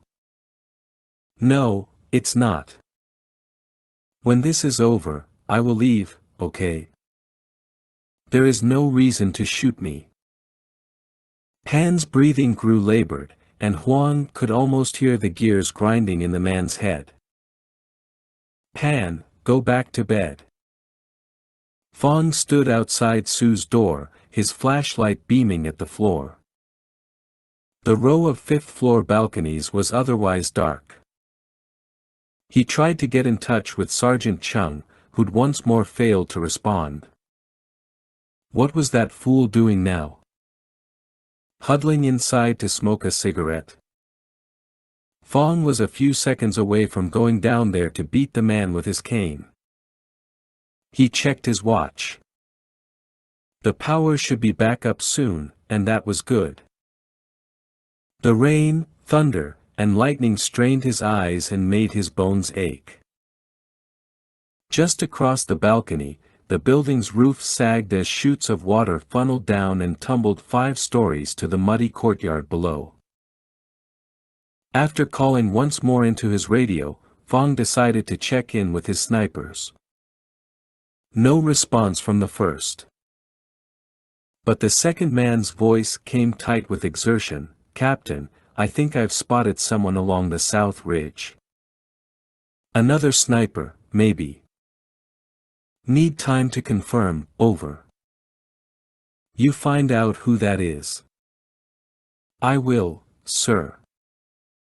Fong immediately called out to his first team of guards in the east building. After a long pause, only Sergeant Kang, the guard posted outside Admiral Kai's door, responded. Fong demanded to know what was happening with the others, but Kang was not sure. He could only see the courtyard from his vantage point. Fong rushed along the balcony and toward the staircase. He ordered one of Sergeant Chung's men to come up and assume his position, but again, his order was met with static. It took incredible force of will for Mitchell to crouch there, peering from behind the cracked door as Fong Ji jogged right by him. Yes, Mitchell could have chanced an interception. But any noise, even the slightest, could alert Colonel Su, and he was the true target. Behind Mitchell, Smith held the young village man and his wife at gunpoint, his finger to his lips after he'd ordered them to be quiet in Mandarin. For a long moment, Mitchell remained there, just breathing, his thoughts lost in another decade, in a moment that turned his blood cold. "Boss? We ready?" Mitchell stared through the sergeant. Only one fact registered, that he had allowed Fong to walk away. "Boss? Yeah. Come on. 3 doors down. Let's do it." Mitchell stood, slid over his crosscomm's monocle, then he and Smith reached into their packs and tugged out their lightweight enhanced night vision goggles, ENVGs. Their eyes had adjusted to the outside, but they wouldn't take chances within the darker confines of Sue's room. The straps fit firmly over their heads. Mitchell opened the door and returned to the balcony. He skulked along the wall with Smith in his shadow. They reached Sue's door and took up positions on either side. Mitchell gave Smith a terse nod. As the sergeant's size 13-foot connected with the warped wood, a gunshot rang out in the distance, leaving Mitchell confused as the door swung open and he dropped to the floor, with Smith coming in above him. In a bed on the opposite side of the room lay a screaming woman pulling blankets up to her neck. Next to her, on the side nearest Mitchell, was the young colonel, who rolled over toward a small nightstand, where his sidearm sat in its holster. 27. Hakka Castle, Xiamen, China. April 2012. After more than an hour's worth of dizzying passion, Colonel Su Dingfa had fallen onto the bed, breathless and relaxed, with the comfort girl's head resting gently on his chest. He had vowed in the morning to ask her name and make arrangements to see her again.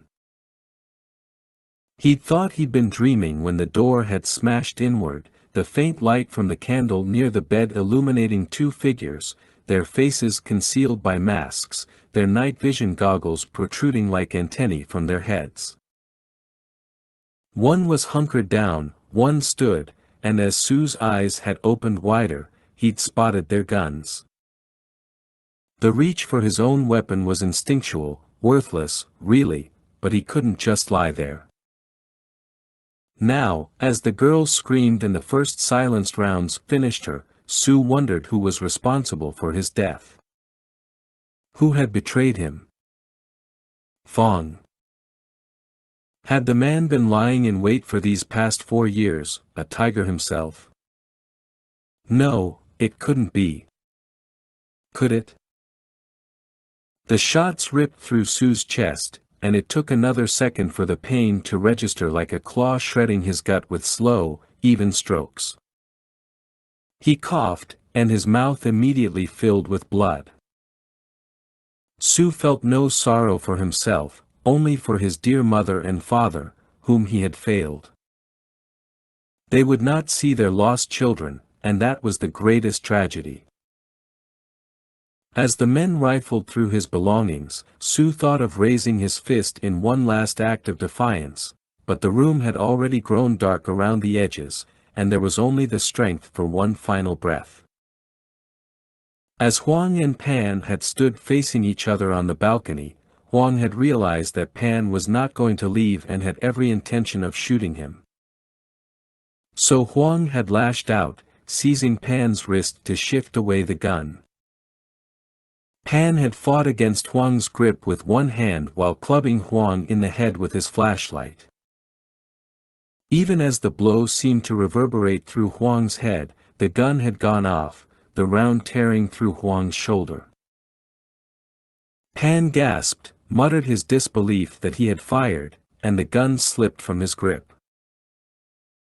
Huang kicked the weapon away and shoved Pan against the railing with so much force that the warped and rotting wood cracked and gave way. Pan flailed his arms and screamed as he fell back into the chutes of rain, plunging 5 stories to splash hard to his death. Huang's wife was crying and rushed up beside him. Down in the courtyard, one of Fang's guards ran up to Pan's body and checked for a pulse. Then he gazed up at Huang and screamed, "I heard the shot. What's going on here?" Clutching his bleeding shoulder, Huang was about to answer when a click sounded from below, and the guard's head snapped back before he toppled. Huang gasped as a fresh volley of automatic weapons fire rattled loudly through the courtyard. Buddha sat in the idling SUV, chomping on a chocolate bar and staring at the streaming video of the castle being fed to his laptop. Boy Scout was doing likewise and issuing his banal and obvious commentary on the action. That first shot had been barely audible from their range, but Buddha had pricked up his ears and now leaned out the window, grimacing over a lot more gunfire. "You were right," came Boy Scout's voice from the phone on the seat. "About the noise, yes," Buddha answered. "I was hoping I would not be. We should get in closer. The cowboys will need us soon. We stay here." "That's a mistake, old man." "Shut up. Do what I say." Buddha wiped his hands on his jeans and stared at Boy Scout's SUV, just ahead. If the kid acted rashly, he would not live to regret it. Beasley had shot the guard who'd run into the courtyard, then he paused and frowned. There were 2 bodies lying there. He glanced up, saw an old couple staring down at him from the 5th-floor balcony, the railing busted away. The other 2 guards had come in from the north side entrance of the building, and one of them had begun firing at Jenkins and Hume, who were about 10 meters behind Beasley, close to the wall. "Damn it, Jenkins, he sees you!" cried Beasley. "Move up and take him out." Just then Lieutenant Mach got on the crosscom with an intel update from his predator. The power crew was at the fence, working on the gate, and yet another truck was inbound. The news prompted Beasley to call the captain. "Ghost lead, this is Bravo lead. I'll need to blow that transformer within the next couple of minutes." When Mitchell and Smith reached the south building, only one guard had remained outside, thanks to Nolan. Smith had just tagged the other guy with an impressive shot, and the main door had split under Mitchell's foot as though it had been made of balsa, thanks to years of martial arts training. Now, as they headed up the staircase, en route toward Major General Wu's quarters and the remaining guard there, Mitchell drew in a long breath and spoke evenly over the radio, responding to Beasley's call, "Hold off on the fireworks as long as you can. Looks like Chen's on the move in the north building. Change of plan. You move in and take him out." "Roger that. On our way." "Diaz?" Mitchell called. "Help him out." "Roger that," she said. Mitchell and Smith reached the fourth-floor balcony. They crouched near the wall, taking about a dozen more steps toward the Major General's door. Suddenly, that door swung open, and one of the guards hurried out. Behind him came Major General Wu Hui himself, wearing only boxer shorts and brandishing a pistol. Both men thundered directly toward them. Their expressions changed as they spotted the two men crouched near the wall, but they were already too late. Smith got off the first shot, striking the guard just as he was lifting his rifle. Mitchell cut loose with his Marcy, hosing down the balcony with suppressed rounds and sending the muscular Wu to the wooden floor. As Mitchell dove forward himself, Wu began squeezing off rounds and hollering obscenities in Mandarin. Smith issued a half-strangled cry as Mitchell kept firing until Wu's pistol fell silent. "Paul!" Mitchell rolled onto his side, sat up, where Smith was clutching his right biceps. "Stings bad. I'll tie it off quick." Mitchell reached into his pack for his medical kit. Every ghost carried one except Nolan who, as medic, toted the full medical bag. Within 2 minutes Mitchell had Smith's arm tied off and a big trauma bandage slapped in place. "Let's go take a look," said Smith, lifting his chin at Wu's quarters.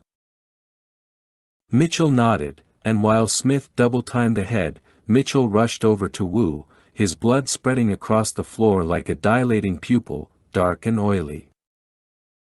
He lifted the man's head, making sure the folks back home got a good picture of his face. Then he rose. "Ghost team. Targets Bravo and Delta terminated. 2 more to go." "Captain, we got more stuff," called Smith from behind Wu's open door. They had already seized several flash drives and 2 portfolios of documents from Sue's room. "Take it all," grunted Mitchell. All that gunfire below left Diaz struggling to do 2 things: get a bead on that remaining sniper and get control of her breath. Even as she sighted him, he was sighting her brothers in arms around the castle. Although he had yet to fire, she could already hear the crack of his rifle in her mind. The bastard was set up on another rock, unflinching in the rain, as though he'd been there for 100 years, calmed by the spirits of his forefathers and waiting for the perfect shot. The rain tapered off, just a little, the forest growing more silent, as Carlos and Tomas began to voice their doubts. "Not now." She blinked hard, then took in a long breath and held it. The reticle rested squarely over the sniper's head. "Adios." She fired. And gasped. He fell away, pieces of him hurtling end over end. She swung her rifle around, positioning herself to face the north building, where the 2 guards posted outside had gone inside, presumably to defend Major General Chen Yi, the NMR commander with the lazy left eye. Despite the thick, earthen walls, Diaz could still see those guards as red diamonds superimposed over the building and rising as they mounted the staircase. Both men drew nearer the wall. She could take them, but there was only 1 round in her chamber, and the magazine was empty. After estimating the first guard's angle of ascent, she lined up, took the shot, firing right through the wall, striking him dead on. The red diamond winked out. Chills spidered up her spine. Beautiful. No more time to celebrate. She worked the bolt, ejected the spent case, dropped her firing hand back 2 inches, ejected the cold magazine, reached forward, and seized the hot magazine, slapped it home, reloaded, and sighted in on the next target, all within 3 seconds. She had him. But an odd, tingling sensation worked across her face, and the hairs stood on the back of her neck. Abruptly, static filled her HUD as a bolt of lightning struck not 5 meters to her left. The HUD flickered back to life, now showing a green diamond where the red one had been. 2 more green diamonds appeared just below the first. Oh my God! No! Diaz had been so startled by the lightning strike that she had pulled the trigger, the thunder coming a half-second after the click of her rifle. Sergeant Marcus Brown had led the way up the staircase, and with a hand signal, he had told Beasley and Jenkins to hold. The guard ahead had just rushed up a few more steps toward his buddy, whose ass had been tagged by one of Diaz's insanely accurate sniper shots. Brown had charged up behind the guy, quads burning like they did back on the gridiron. He had leveled his .48 Malawian Quachas light machine gun, a powerful and beautiful weapon used to preach the good word of democracy. He had fired a quick burst that pummeled the guard to the steps. Then he had sighed, waved up the others, reached the dead guard, and was just stepping over him, when the wall exploded behind, pieces crashing into his head. Then nothing. As Ramirez and Nolan neared Admiral Kai's door on the 5th floor of the East Building, they smelled something burning. There it was, smoke wafting from the Admiral's half-open door. Ramirez raced across the balcony, past the partially opened doors of frightened civilians peering at him. He reached the door, which was hanging half-open, booted it in, and moved into the room, squinting and lifting an arm against the heat. Flames shot up from the bed and licked the blackened ceiling. It seemed the Admiral had burned his classified documents and other materials and had fled, but where the hell was he now? Nolan, it seemed, already had the answer. Joey. Down there. Ramirez rushed outside and glanced over the railing, where below one of the guards and another man, presumably the Admiral, dashed across the courtyard. Nolan's P-90 submachine gun issued a quiet rattle as he tracked the pair, but his bead fell short, and they vanished beneath the awnings. Ramirez was about to get on the radio and call for help, but Beasley was already reporting that Brown had been hit. Ramirez waited a second until his teammate finished, then cried, "Ghost lead, this is Ramirez. Got even more bad news. My target is heading out of the East Building through the south side door. I say again, he's heading out the south side." Feng Ji had gone down to check on his men and had found their bodies. Seized by panic, he had sprinted back up to alert Sue, who was not answering his phone. Now Feng stared in shock at the bodies of Sue and the comfort girl as the radio reports from his screaming men, what few remained, rattled in his ears. It was over. And he might have called the other Spring Tigers, helped them escape, but he had never been given their phone numbers, only Sue's. They had kept him just outside their circle, and their lack of trust would cost them their lives. There was only one thing left. The brave warrior was parked under the awning below. Would he yet again be branded a coward because he chose to escape rather than stand up and fight to the death? And what would happen to him now? His only allies in this country were dead or about to die. Fong stepped out of the room and eyed the rain. Ing Long was the most famous Chinese dragon and god of the rain. Fong asked him now to bring an even greater storm to the mountains, one that would ensure his escape. Sergeant John Hume had been sent to cover the north side staircase in the event Major General Chen attempted to use that route. The rickety wooden stairs rose about 5 meters, then turned up to the next landing. Hume climbed as furtively as he could, keeping a two-handed grip on his pistol, ENVGs lighting his path.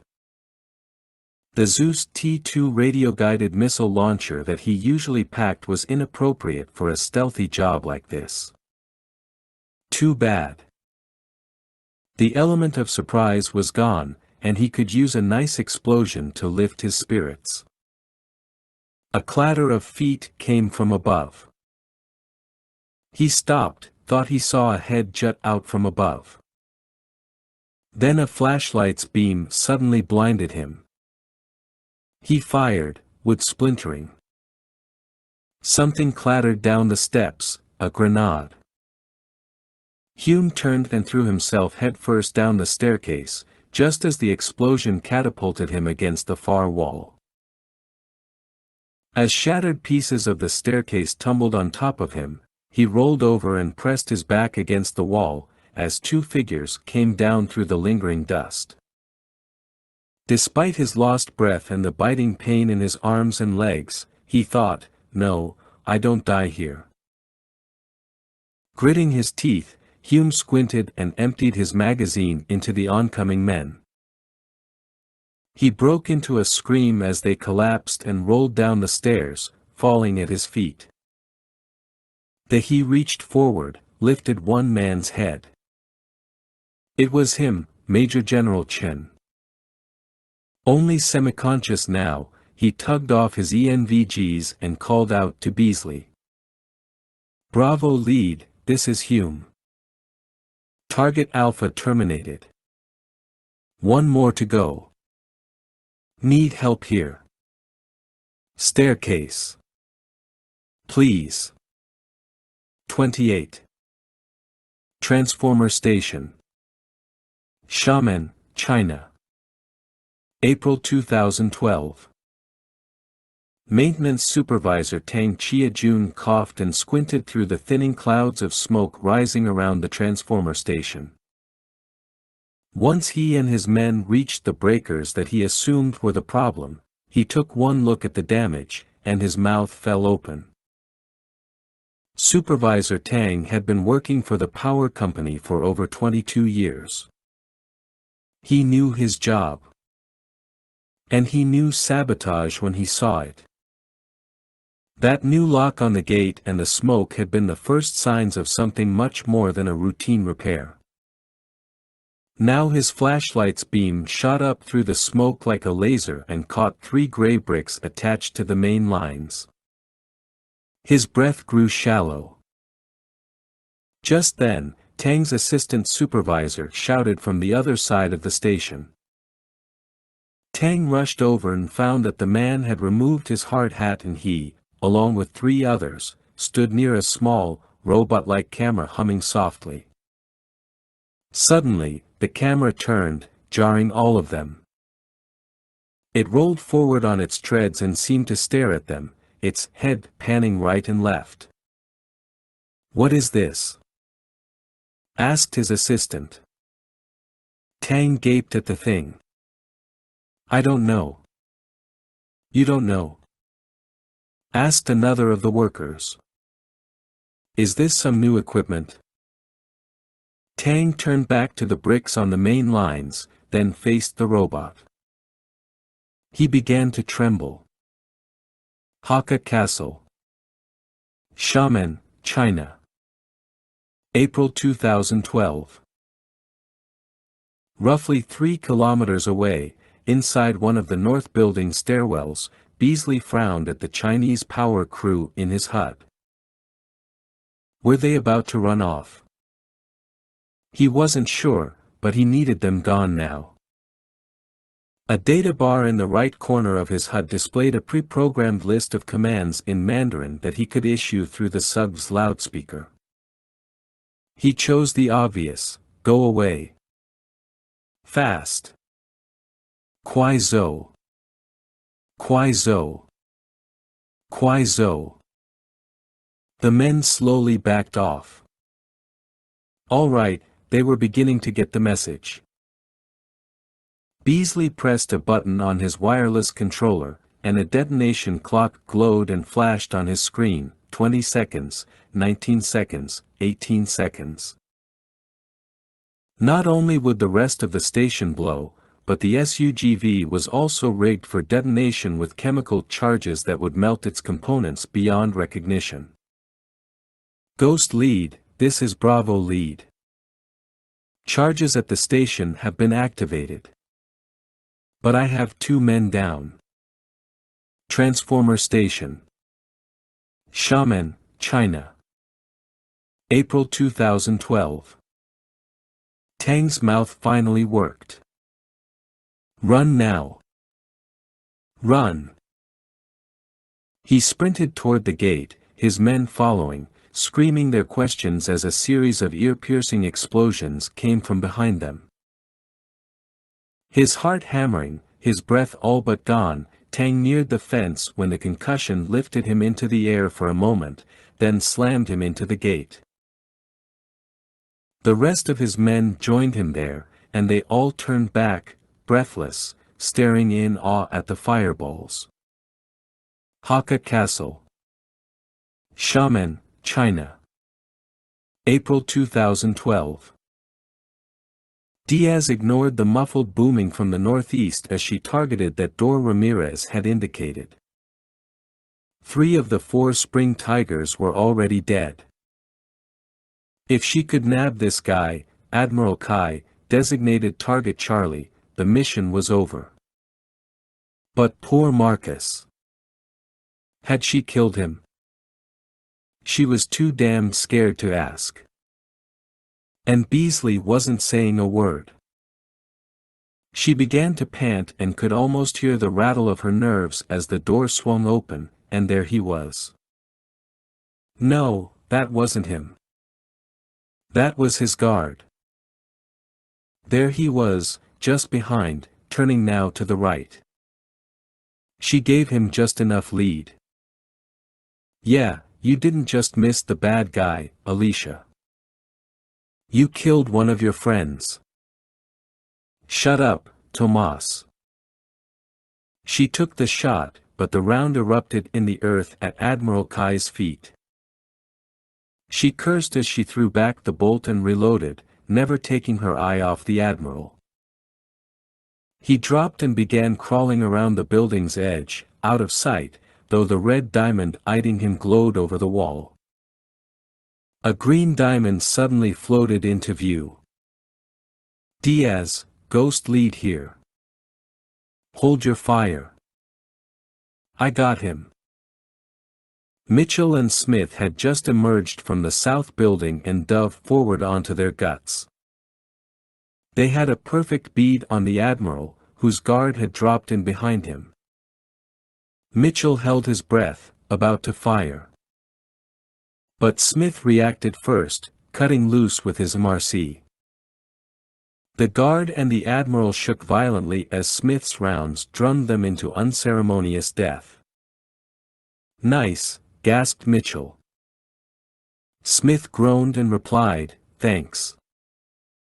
Mitchell called up Beasley's camera in the HUD, which showed the sergeant dashing across the castle grounds.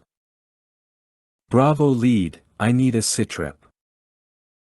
I'm here, Captain.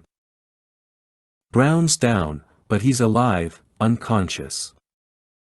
I'm en route to Hume's position. Not sure about him yet. Bo's got Marcus. You need help. I think we're good. Roger that. Everybody else? All targets have been terminated. Fall back on the SUVs. Move, move, move. Yeah, "That's easy for him to say," griped Jenkins. Sergeant Marcus Brown was still lying in the staircase. Diaz's round had missed him by a fraction of an inch, but debris from the wall had struck him in the head. That, along with tumbling down a dozen wooden steps, had knocked him out cold. Jenkins had already checked Brown's pupils to see if they were equal and reactive to light, which they were, and he had already checked Brown's ears for any fluids. They were clear.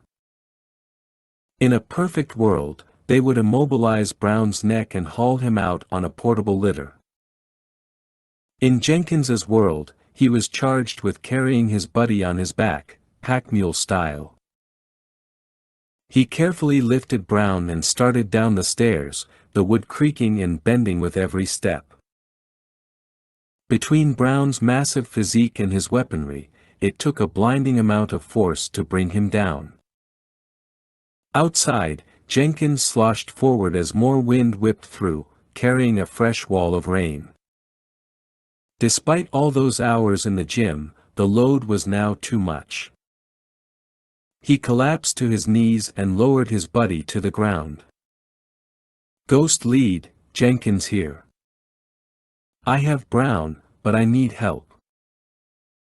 "I'm going down to get them," said Boy Scout over the phone, beginning to gun the SUV's engine as though he were about to drag race.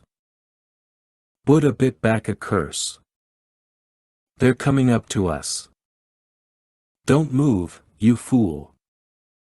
We keep protected. We have the only rides out. If they all die down there, they will not need us. Let's get in there and get them out." "You heard what I said." "Sorry, old man. We don't play it safe." Suddenly, Boy Scout threw his SUV in gear and roared off ahead of Buddha, who wrenched open his door, climbed out, leveled his pistol, and began firing at the kid. The SUV's rear window took several holes, glass splintering, but the vehicle headed up and over the hill, gone. "What are you doing?" cried the kid. "Stop firing." Buddha screamed into the phone, "Get back here. Now." "No, you fat cow. You come with me." Throwing up his arms and screaming, Buddha returned to his SUV and threw it in gear. After sending off Smith to check on Beasley and Hume, Mitchell sprinted off to help Jenkins. As Mitchell headed north, a vehicle, one of those Chinese brave warriors, suddenly raced through the central building's main entrance and crossed into the path, heading east out of the castle. Unsure who might be in that truck, Mitchell held fire and called over the radio. "This is Ghost Lead. There's a vehicle heading east. Where the hell did that come from? Who's in it?" "Ghost Lead, this is Diaz. I'm en route to the rally point. See your truck. Must be that last guard, the guy who looked like the security team leader, the one that had the cane. Not sure where he hid the truck." "Roger that. And, sir, looks like our SUVs are coming down the mountain." "What?" "That's right, sir. They're coming down." Mitchell swung around and watched as Fang Ji's truck roared up onto the east road, directly toward the first oncoming SUV. "Diaz, you see that other truck?" "I got him." "Fire." "I'll try, sir, but he's moving fast." "Just try." "Ramirez? Nolan? Get to Jenkins. Help him get Brown out of there." "You got it, boss," answered Ramirez. Boy Scout cut his wheel to the left, trying to run the oncoming truck off the road, but the driver, whose window was down, thrust his arm and head out the window and began firing his pistol. The first shot exploded into Boy Scout's windshield as he reached for his own weapon. He never brought it to bear. Just as the two vehicles passed each other, with the truck to Boy Scout's left, the driver fired once more. Boy Scout's neck snapped back as he thought a curse, fell forward onto the wheel, and all sensation vanished. Buddha rolled his wheel and drove as far off to the right as he could, bringing his SUV high onto the muddy embankment, even as he fired upon the escaping truck. That driver returned fire, then accelerated up and over the hill, gone. Beasley picked his way through the shattered staircase and found Hume sitting up against the wall, his legs and right arm pinpricked by dozens of pieces of shrapnel. Opposite him lay a guard and Major General Chin. "Johnny, it's me, Matt. Getting you out of here, buddy." Hume did not move. Beasley removed the sergeant's earpiece and balaclava, then directed a small Gladius tactical light to the side of Hume's head, checking his ears and eyes. They looked all right. He examined the wounds on Hume's extremities. The sergeant stirred and said, "Matt, I think I'm going to puke." "Your ear's ringing, too." "Yeah. You got a little shrapnel, little head injury." "Ain't nothing. Let's see if you can put some weight on those legs. Ready?" Beasley rose, got him beside Hume to dig his arms into Hume's pits and haul him to his feet. Hume hadn't been kidding about feeling nauseous. Just as he leaned over, about to hurl, Smith came rushing into the stairwell, took one look at them, and said, "Guess you got it covered here, Matt. Hold on, cowboy. Get back here, police up his gear, and help me get him out. Let's go." Seeing that the first SUV was barreling down the road, out of control, heading directly toward the east building, Mitchell raced toward it. There was, however, nothing he could do as metal screeched and the vehicle crashed through the gate, heading straight for the curving brick wall. At least the gate had helped to slow the SUV so that once it struck the wall with a low boom, the bricks slid back a quarter-meter or so, but the vehicle did not bust through and sat there idling, its black hood draped in dust and rocks. Gasping, Mitchell reached the SUV, swung open the driver's side door, and grimaced. Their young CIA contact was gone and had bled all over the seat and wheel. He shifted the lever into park and turned as Diaz came sprinting up. "Sir, I'm sorry, I just couldn't get a bead," she said, gasping herself, her face drenched, the crosscom's power light glowing like a small jewel near her ear. "It's all right. Help me get him out. You take the wheel.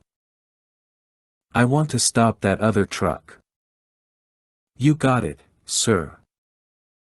He's following our route, which is good, but he's got one hell of a lead." Mitchell sighed in disgust. "I know." As they dragged Boy Scout out of the seat and toward the back of the SUV, Diaz cried, "Wait a second. There might be a way to slow him down." 29. Leaving Hakka Castle. Xiamen, China. April 2012. Mitchell ordered the others to load Brown and Hume into his SUV. Nolan climbed into the back to better assess their wounds and treat them while en route back to the coast.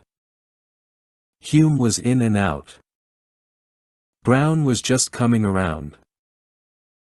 They raced off, while Ramirez, Beasley, Smith, and Jenkins climbed into Buddha's SUV. As Diaz took them up onto the slick mountain road, struggling with the wheel, Mitchell just happened to glance in the side view mirror. Buddha's SUV had yet to pull out of the courtyard. A man was running toward the truck, waving one hand. Ramirez, this is Ghost Lead. What's going on down there? They had been screaming for Buddha to get the hell out of there, but the fat man had spotted someone running across the courtyard and had cried, "Wait!" Ramirez, who was sitting up front, swung his pistol around and aimed at Buddha's head. "Drive." "No, that's Huang, our contact." "Just wait 1 second. Get moving now," shouted Ramirez. "This place'll get hot soon. Come on." Buddha faced him with widening eyes. "Patience. Get out of the car," screamed Beasley from the back seat. "Out, fat man. I'm driving." "Huang," shouted Buddha, ignoring Beasley. "What is it?" Huang waved and continued running toward the SUV, where he saw Buddha turn back and once more scream at the men inside. The pistol was tucked into Huang's pocket. He had seen Fong escape in the brave warrior that was supposed to be Huang's. He had watched the men climb into Buddha's truck and knew he was going to drive away, leaving Huang with nothing. Fong had lied and made false promises. Buddha had lied and broken his promise to kill Fong. Huang must save face. He must. "Buddha. Wait. I have something for you." The exhaustion, lack of sleep, and the high humidity had all taken their toll on Buddha, who was slow to realize what was happening. Huang did not have some last bit of information for him. He had a bullet. The scrawny old man reached into his pocket and produced a pistol. Buddha reached for his weapon, even as the back door slammed open and one of the ghosts burst outside. But it all happened too fast for old Buddha. And there was a strange sense of resignation that took hold, that feeling just before he fell asleep after a long day. Huang's pistol flashed. The first round sliced through Buddha's neck just as Ramirez fired past Buddha's face. The second round struck Buddha in the head, and while he should have died quickly, there was, it seemed, just enough time for a final thought, nothing profound, just a simple line from the Dhammapada, one he often repeated to calm himself: "Here shall I dwell in the season of rains. And here in winter and summer." Smith flinched over his wounded arm, but he still managed to leap from the SUV, and, one-handing his MRC, cut down the scarecrow with the pistol. "Get Buddha out of that seat. Get him in the back," shouted Ramirez, who then added, "Jesus, I'm hit, too." Beasley and Jenkins were out of the truck, rushing to the driver's side to haul out Buddha and load him into the cargo compartment. Smith figured they'd call higher to find out what they wanted to do with the bodies of the CIA guys, but it'd be unwise to leave them behind. Mitchell was still calling for a sitrep over the radio, and Beasley filled him in while Smith ran back around the truck to check on Ramirez, who had been lifting his arm when that first shot had passed through Buddha's neck. The round had continued on to strike him in the right shoulder, near his upper chest. "Hey, least you got shot by a bad guy," groaned Ramirez. "That old man got me." "Yeah, kind of embarrassing." Ramirez snorted. "Shut up." "Kidding." Smith checked for an exit wound, found one. "All right, it passed right on through." "I know it hurts. We'll tape you up for now."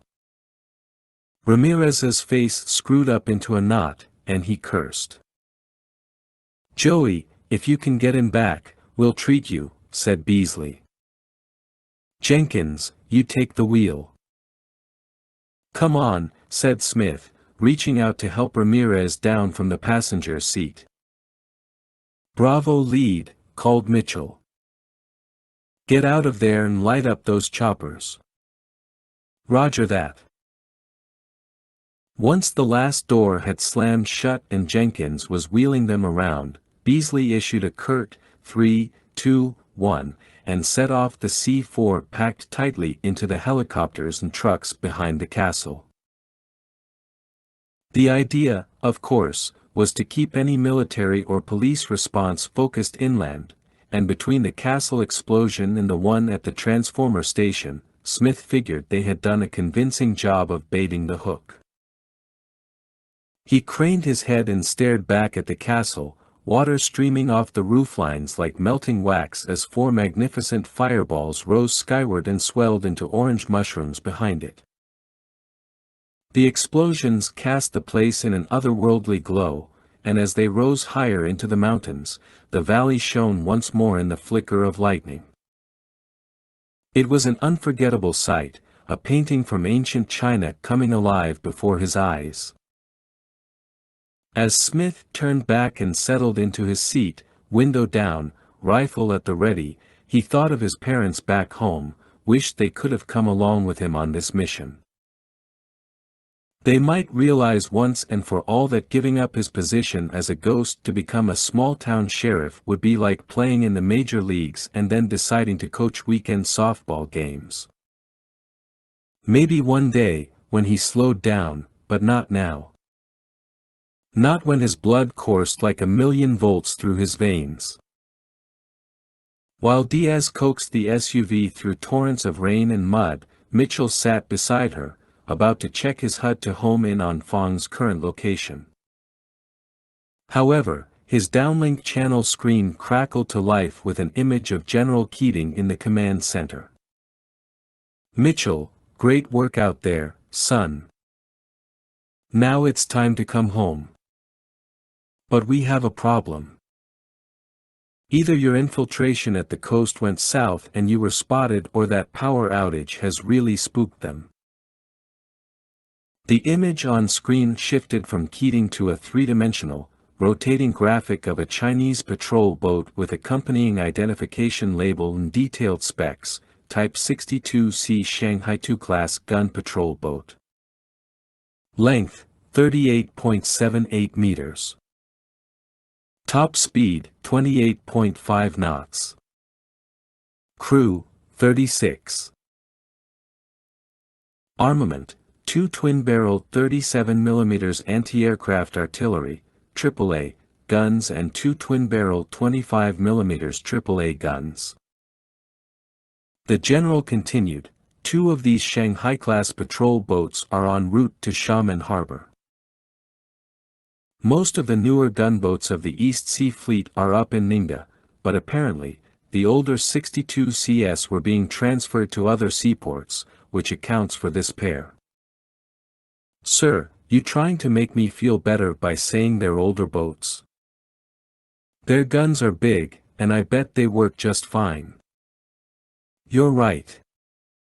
But hang in there, son. We're working some angles from our end. Sir, I've got 4 wounded. Getting back to the sub will be hard enough without those patrol boats breathing down our necks. I need them gone. I hear you, Mitchell. Just stand by. Fong Ji rumbled down the winding mountain road, spinning out in the mud as he cut curves too sharply. He had no choice but to keep the headlights on and squint through the heavy rain pelting his windshield. His thoughts continued to leap out ahead of the truck, to his destination, his future. When they discovered all the bodies, and the investigations began in the morning, it wouldn't take long before they located him, questioned him, tortured him into saying what they wanted. Someone would have to take the fall for this. The rage filled his gut and finally erupted from his mouth. He screamed at the droning wipers. He screamed at the spring tigers for failing him. Yes, it was their fault. There had been a huge breach in security, and if they had placed more faith in him, given him responsibilities at the strategic level, he might have discovered it. One of his guards had called to say that he'd heard the attackers speaking English with American accents. Fong beat his fist on the steering wheel. How many of his lives could the Americans ruin? And where was he going, except away? He couldn't stay in China. He would never return to Taiwan. Maybe he could get to the Philippines. He knew 2 men who could help him do that. They smuggled out women for the sex trade. He could pay them for help. That was it. He would go back to the base, gather all of his belongings, and be gone before daylight. His life would come full circle. He would return to the place where all his trouble had begun. As he rounded the next corner, the road grew considerably wider, the forest drifting back another 20 meters from the embankment. Suddenly, a single headlight came out of nowhere and raced toward him. He narrowed his gaze and reached over for his pistol, sitting beside the QBZ-95 assault rifle on his seat. "Calm down," he ordered himself. It was probably some old farmer with one busted headlight or some punk on a scooter or motorcycle. He accelerated and kept to the right, but the headlight veered and came straight at him. United States Special Operations Command. MacDill Air Force Base.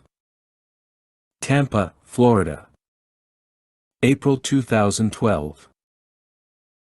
General Joshua Keating had just finished sharing the good news with the President of the United States.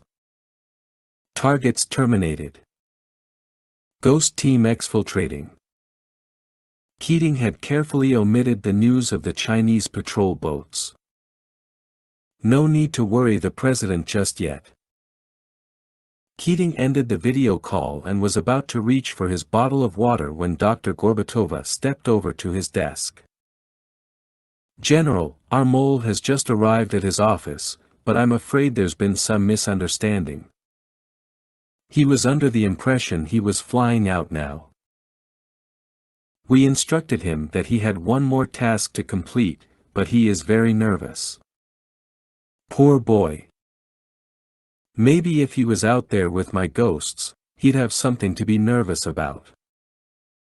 General, I'm unsure if we can count on him. I don't think he trusts us anymore.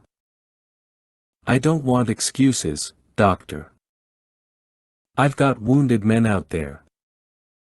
You've got 2 dead. You tell your boy lives are depending upon him." Central Military Commission, CMC. Ministry of National Defense Compound. Beijing, China. April 2012. Captain Zhou Junping had rushed past the building's perimeter guards, telling them there was trouble in Xiamen and that they should prepare for more arrivals. He had used his key to enter Deputy Director Wang Ye's office. Now he sat at the director's desk in the dim LED light of Wang's computer screen. He needed to send off the proper emails, then he would make the calls. The DIA had charged him with ensuring that the military response was focused inland, and so Zhou, acting as the deputy director, would send those requests up through the CMC. Moreover, there were 2 patrol boats headed toward Xiamen Harbor, and Zhou had been ordered to send them 10 miles north to investigate smuggling activity at the Gaoji seawall. Zhou had given away or sold off everything he owned. Back at his apartment were a blanket, a pillow, and 2 packed suitcases. After his fellow agent Lo Kuohui had left with the good news that the DIA had honored their deal with him, Zhou had finally believed that the agency would help him, too. But this last-minute mission left him sweaty and breathless. He hit the return key, reached for the phone. The door swung open, the lights switched on, and in rushed the deputy director himself, bald pate gleaming, eyes narrowed behind thick glasses. Behind him came two security guards, their rifles trained on Zhua, whose hand went for the pistol holstered at his waist. "Hands on the desk," barked Wang, as the guards moved in closer. Zhua raised his palms and gently returned them to the keyboard. "I am deeply hurt," Wang continued. "I know you used my phone to call Geneva. Who are you working for? The Ministry of Public Security or State Security?" Zhua swallowed, tried to speak, but the words wouldn't come at first. At least Wang didn't know he was spying for the Americans. He assumed he'd been betrayed, a breakdown in Guanxi, in connections. Wang was involved in something even bigger than the Spring Tiger Group's plan, but Zhua wasn't sure what. There'd been no answer in Geneva, but he had passed on that number to the Americans. Wang shook his head in disappointment. "I haven't slept in 2 days. I was thinking about meeting you at the academy, about how you've become my son.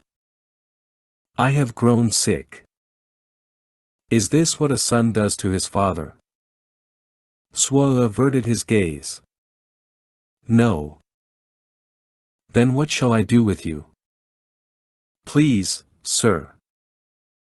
I am not working for anyone. I was just curious." "Stupid." Wang crossed around the desk. "Stand up." Zhua complied. Wang reached down, removed Zhua's pistol, and handed it to one of the guards. Then he shook his head and abruptly smacked Zhua across the face. "I have no tolerance or forgiveness or mercy for spies." With his cheek on fire, Zhua lowered his head and flexed his fingers.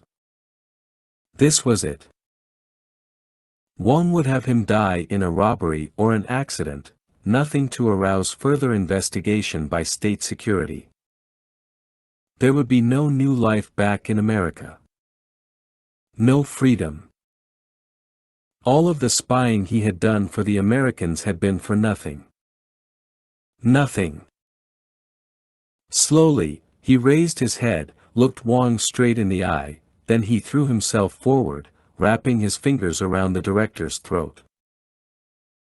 He drove the man onto the floor and began digging his fingers into warm, flabby flesh, just as the guard seized his arms and wrenched him off. One guard reared back and punched Zhua in the temple. He rolled back, across the floor, the room spinning. "Get him out of here," Wang cried. "Back down to my car. Hurry now." They hauled Zhua to his feet, dragged him out the door as he struggled to remain conscious. Leaving Hakka Castle. Xiamen, China. April 2012. The vehicle with the single headlight barreled toward Fang, its engine growing louder and issuing a strange and rhythmic whine. He thrust out his hand, firing his pistol until the magazine was empty. But the thing kept coming. He reached over, seized his rifle, propped the barrel on the side view mirror, and unloaded the 10 bullets left in the magazine. He let the rifle fall away, just as he cut the wheel to the right, veering sharply off the road. With a violent jostle that threw him up from the seat, he hit the embankment, and the truck suddenly dropped a meter and began rolling onto its side. His gaze flicked up to his left, and he couldn't believe what came roaring by. 30. USS Montana, SSN 823. South Taiwan Strait. South China Sea. April 2012.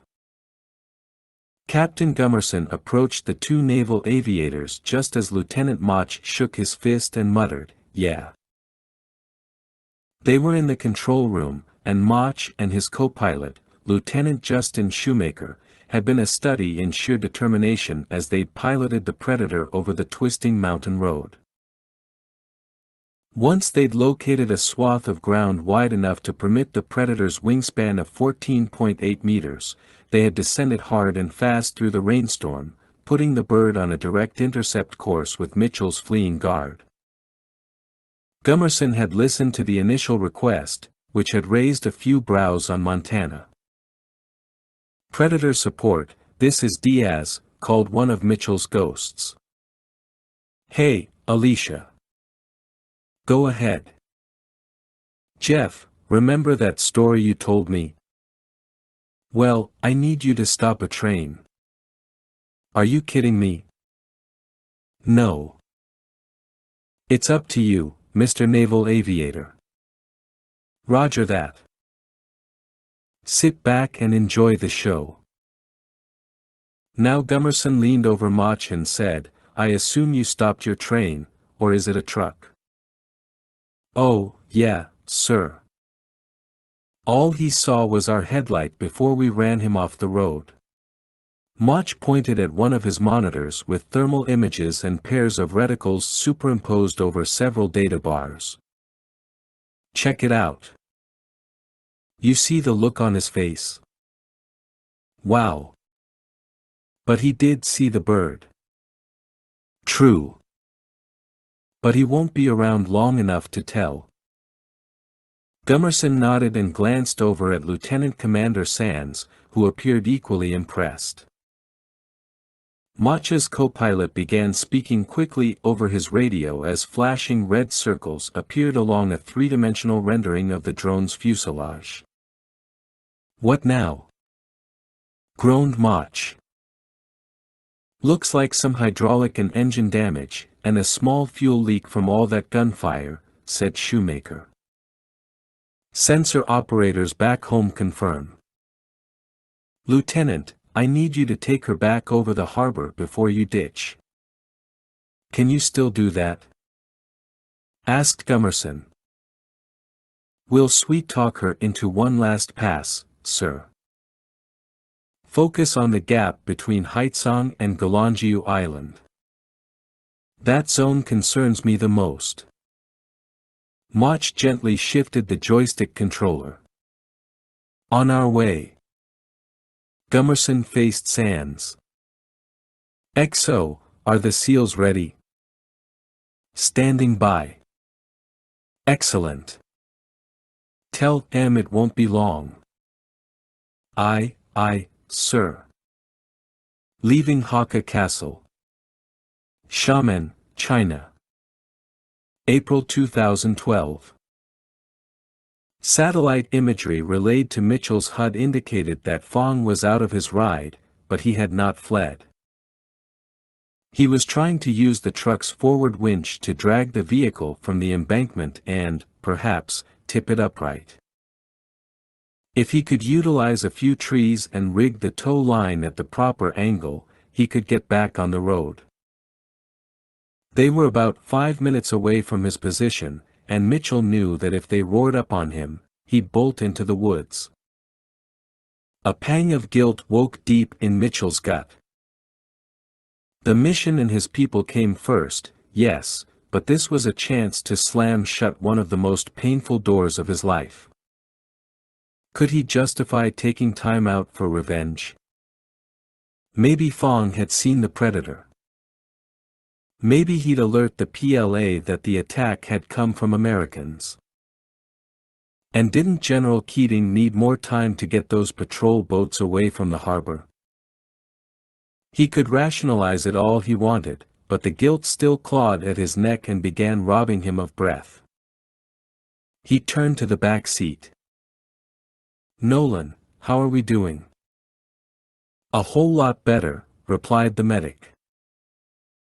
"Hey, sir," said Brown, moving his lips as though tasting something very bad, a symptom of a head wound. "I'm okay." "Me, 2, said Hume. Marcus, I'm so sorry, said Diaz. Forget it. I know if you wanted to kill me, you wouldn't have missed. We'll talk more later, she said. Mitchell tensed. All right, listen up. We'll be on that last guard in a minute. He's rolled over and is trying to free his truck with a winch. I don't want to leave any loose ends, particularly a military witness like this guy, so I plan to take him out. Sounds good to us, sir, said Nolan. There's something else, something you have a right to know. That guard's name is Fong Ji. He's from Taiwan. He was a captain in their army, and I worked with him in the Philippines, doing some joint training back in '02. We got ambushed, and he wouldn't order his team to attack.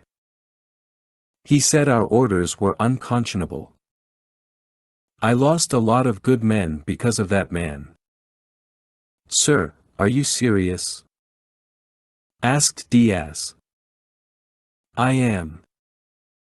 When the drone was deployed, I got a good look at him. Whoa, what the hell's he doing here? Asked Hume. Mitchell sighed. I heard he got busted out of the army. He must have defected to China.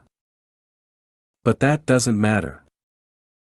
All I'm trying to say is, you guys come first.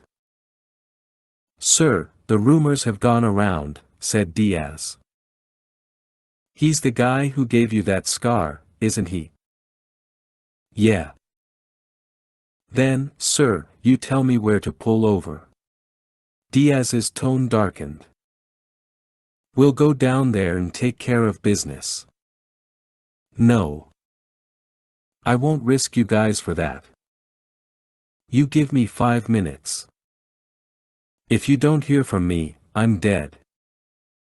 You come down, get my body, and get to the coast. All right, this is close enough.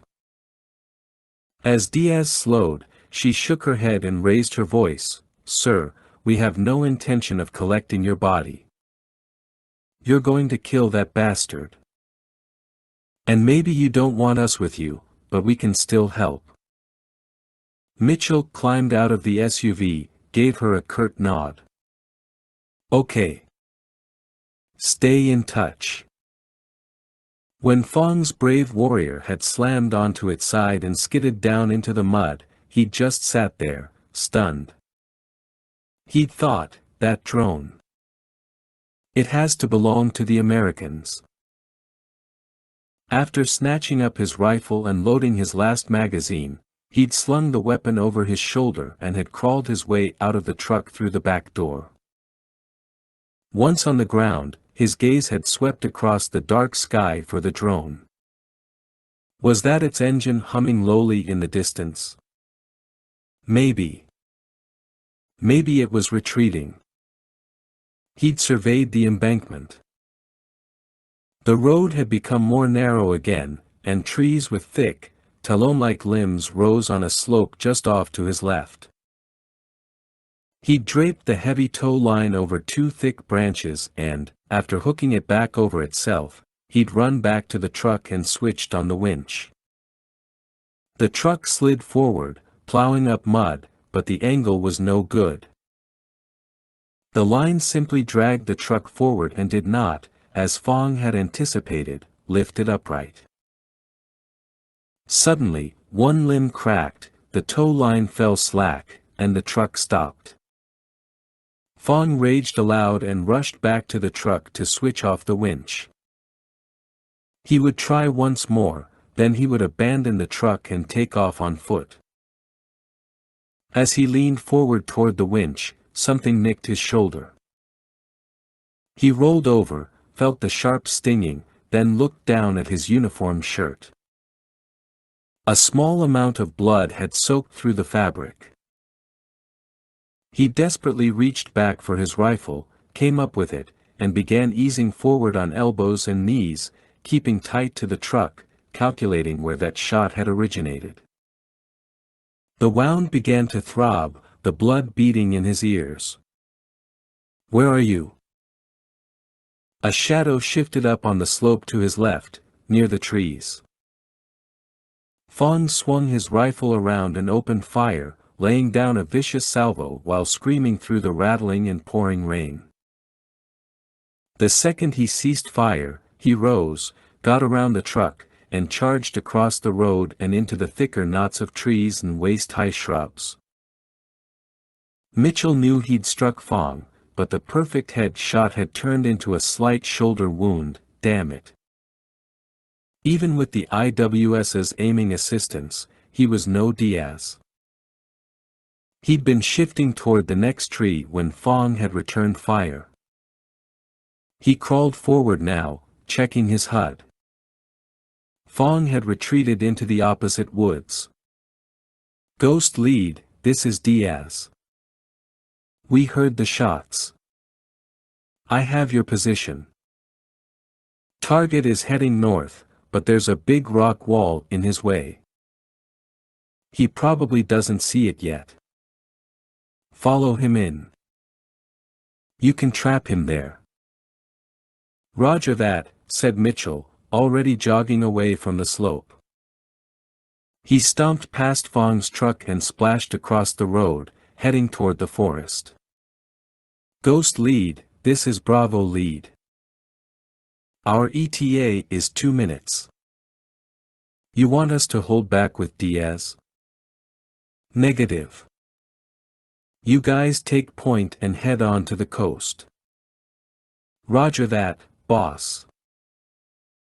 Mitchell pushed through the weeds and grass, shifted around the next few trees, then the slope grew rockier, steeper, and he reached the next tree and crouched down as he studied the satellite image in his HUD. Fong was close. The rain fell harder, sifting through the thick canopy, the heaviest drops tapping on Mitchell's shoulders like a nervous buddy trying to get his attention. That buddy began whispering in his ear, "He's over here. No, he's over there.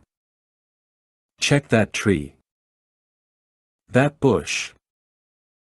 No, that one." The gun cam's screen glowed softly, and Mitchell wiped off the rain and used it to peer around the next trunk. No movement. He switched off the camera now, lest its light give up his position. He took a huge breath and darted from the tree, ascending along mud-covered stone toward the rocky wall ahead. He veered left toward the last few trees. The satellite image set his pulse racing even more. Fong was on top of him. Literally. He whirled, and at that moment the grave error he had made finally, inevitably dawned on him. Mitchell threw himself forward as Fong, who had just climbed a tree and was positioning himself on the lowest, heaviest limb, opened fire. A round tore into Mitchell's right arm, just above his elbow, and another sparked off his MRC as he slid forward and rolled, raising the rifle to unleash a volley up through the trees, even as Fong continued firing, seemingly bent on unloading his entire magazine. Mitchell rolled again, releasing another burst. Fong screamed, but his voice broke off into a gurgling sound. Smoke wafted up from Mitchell's barrel. He lay there struggling for breath, the million taps of rain on limbs and leaves droning on. He squinted up, saw Fong's arm just dangling over the branch. It was over. Finally over. And Mitchell's only regret was that Fong had not known his killer. "Diaz, this is Ghost lead. Bring the truck down. I'm hit, but I'll be there in a minute." "Roger that. How bad are you?" He moved his wounded arm. At least he could do that. "We'll see. Just come." Before Mitchell could get to his feet, something thumped into the mud not a meter from his feet. He blinked hard through the pain. The object was a wooden shaft hand-carved in a tiger strike pattern, Fong's cane. But there was only the empty sheath. It must have slipped off the sword on its own. Or had it? Mitchell looked up. Fong had balanced himself on the limb and drawn the sword high above his head in a reverse grip, tipped down. A guttural cry exploded from his lips as he launched himself off the limb. He came down toward Mitchell like a tiger baring its fangs, and no force in the world could stop him. With a gasp and a violent shudder, Mitchell reacted, his thoughts shutting down, his muscles taking over. He rolled out of the way, his crosscom falling off his ear just as the man hit the mud and his sword impaled the mire, burying itself to the hilt. Diaz's voice buzzed from the earpiece/monocle lying on the ground, "Captain, we're in position. Why are you still up there?" As Mitchell turned to bring his rifle to bear, Fong wrenched free the blade and with both hands batted away Mitchell's weapon, even as Mitchell squeezed the trigger, the rounds going astray. The sword's metal edges struck Mitchell's support hand with such force that he reflexively released that hand from the weapon and held his breath in extreme pain. Exploiting that opening, Fong dropped to his knees, releasing one hand from the hilt and placing it near the sword's tip. He now used the weapon to drive Mitchell's rifle back into the mud as he straddled Mitchell. With his still throbbing free hand, Mitchell struck a roundhouse to Fong's chin, stunning the man into releasing some pressure on the sword. Now Mitchell pushed forward, driving Fong's sword back just enough to slip his hand free of the rifle. Seeing that, Fong came back up, and now one-handing the sword, drew back in, preparing for a thrusting blow to Mitchell's heart. Because only the sword's tip was sharp, Mitchell locked bare hands onto the wet metal shaft, and, with eyes tearing through the excruciating, throbbing pain from his wounded arm, he drove the sword up, over his shoulder, as Fong made his thrust and once more impaled the mud. Then Fong wrenched the sword back so quickly that it slipped through Mitchell's fingers. Holding the weapon once more in a reverse grip, Fong reared back, his face contorted in a mask of sharp, inhuman angles, his eyes dark voids that narrowed as he issued an ear-splitting war cry and brought down the sword. 31. Leaving Hakka Castle. Xiamen, China. April 2012. What Fong did not realize and could never truly appreciate was that Captain Scott Mitchell was not alone. His father, mother, brothers, and sister were with him. Kristen was with him. His ghosts were with him, as was every Special Forces operator with whom he had ever served. Maybe it was their presence that Fong detected. Or maybe it was something else. But as the man came down for the kill shot with that sword whose tip was already familiar with Mitchell's flesh, there was a moment of recognition in his eyes, as though maybe, just maybe, he realized who was behind the balaclava covering Mitchell's face. It was only a second of hesitation. But it was enough. Mitchell slammed his knees into Fong's back, even as he reached out and knocked the sword to the left while throwing Fong back, over his head. He rolled and clawed frantically through the dirt, toward his rifle, Diaz's voice still rattling from the earpiece/monocle, the rain turning torrential and blown sideways through the trees. Mitchell seized the MRC, rolled back onto his rump, and took aim at Fong, who was coming at him once more, clutching the sword in both hands like a baseball bat. Fong froze. He had a decision to make. Mitchell blinked the rain from his eyes and wondered if Fong would drop the sword. Fong was no doubt wondering why Mitchell hadn't already fired. He'd find out in a second. Slowly, Mitchell got to his feet, as Fong held his ground, his chest rising and falling, his mouth twisting as he flinched from his chest wound.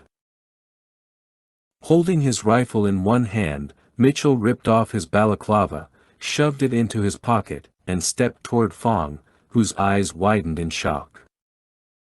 You are Mitchell. Master Sergeant Mitchell, Fong said in English.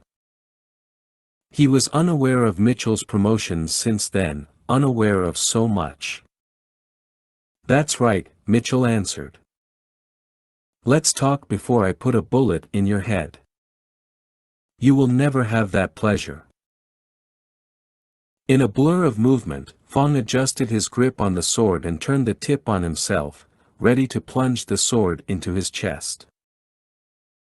Mitchell fired a single round into Fong's abdomen, blood spraying as Fong twisted and fell onto his back, the sword tumbling from his grip. As Fong turned onto his side to retrieve the sword, Mitchell splashed past him and kicked the blade out of the man's reach. Then he set down his rifle and seized Fong by the collar, hauled him back into a sitting position. Fong's head lolled back as he threatened to lose consciousness. "Fong, look at me!" cried Mitchell. "Look at me!" Fong felt the blood seeping into his chest and lungs. It would not be long now. He'd wanted to deny Mitchell the satisfaction of killing him, but that wouldn't happen. As he gazed up, past the man's shoulder, he saw 11 sweaty soldiers carrying M4A1 rifles, the rain dripping from their boonie hats. Was he dreaming? Hallucinating? Had he already died? Fong remembered some of their names and their call signs, all starting with the letter R. Rutong, Ricochet, and Rockstar stood there among the others. And there was Fong's American counterpart, Captain Victor Foyt, shaking his head and glowering at Fong. Mitchell rose, picked up Fong's sword, and faced Fong as the other men formed a semicircle behind him. "Only Billy, Rutong, and I made it. Everyone else is dead. Did you know that? Do you care? You should have been a politician, because you're not a soldier. We're all brothers in arms no matter where we come from. But you don't get that." The other 11 men pushed past Mitchell and came toward Fong. The rain began washing the skin from their faces, leaving grinning skulls and bulging eyes. They opened their mouths and shrieked, the noise sending shock waves through Fong's body. He closed his eyes and screamed against them. "No. I didn't mean for it to come to this. We would not be pawns. We were soldiers. I am a soldier." Mitchell shook Fong again, and the man's eyes flickered open. Mitchell held up the sword. "You see this? It's mine now. You have nothing." Mitchell shoved Fong into a puddle. With a grimace, Mitchell got to his feet, retrieved the sheath, and slid the sword home. He tucked the cane into his pack, took one last look at Fong, lying there, dying, then picked up his earpiece/monocle and started down the hill, just as Diaz, pistol in hand, came running toward him. "Captain." Fong knew that if he lost the sword, his spirit would not be in harmony with his ancestors. The sword represented that harmony, and it had been destined for the hands of Fong's own son, the child he'd yet to have. He should have been less focused on his career. He should have found a woman in China and had that son.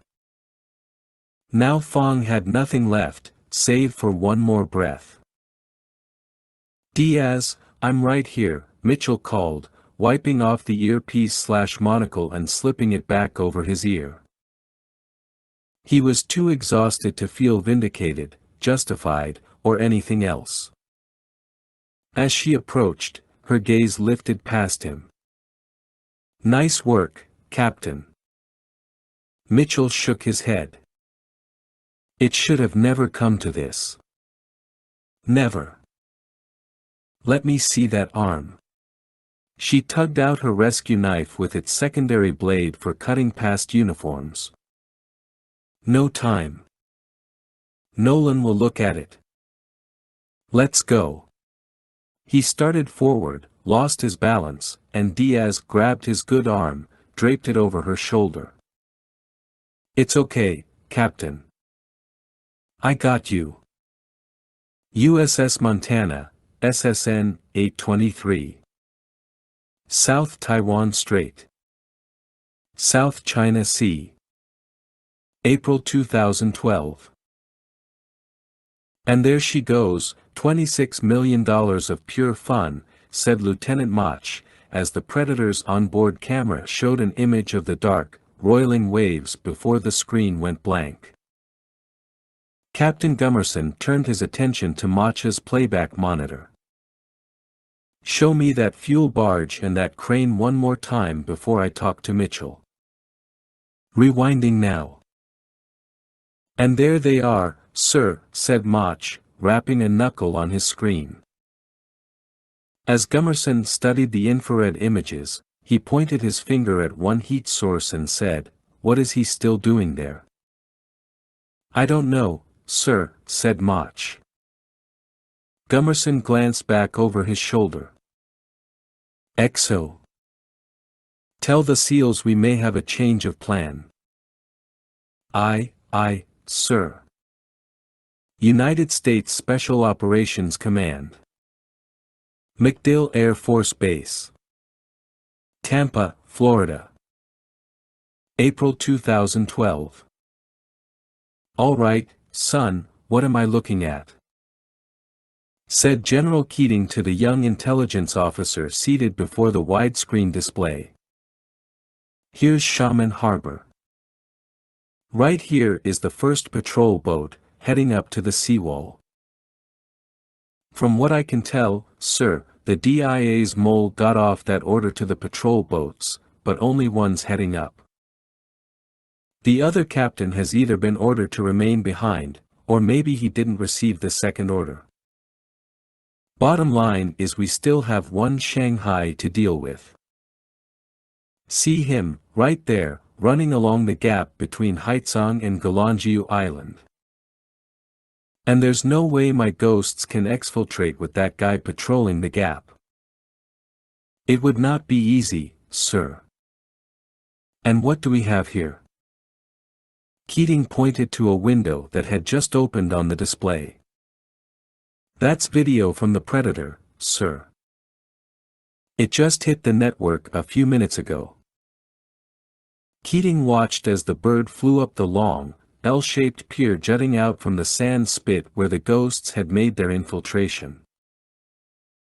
Only now there were two large heat sources down there, and the image zoomed into a fuel barge tucked up alongside the pier and a floating crane out near the end. "They just moved those in," said Keating. "Yes, sir.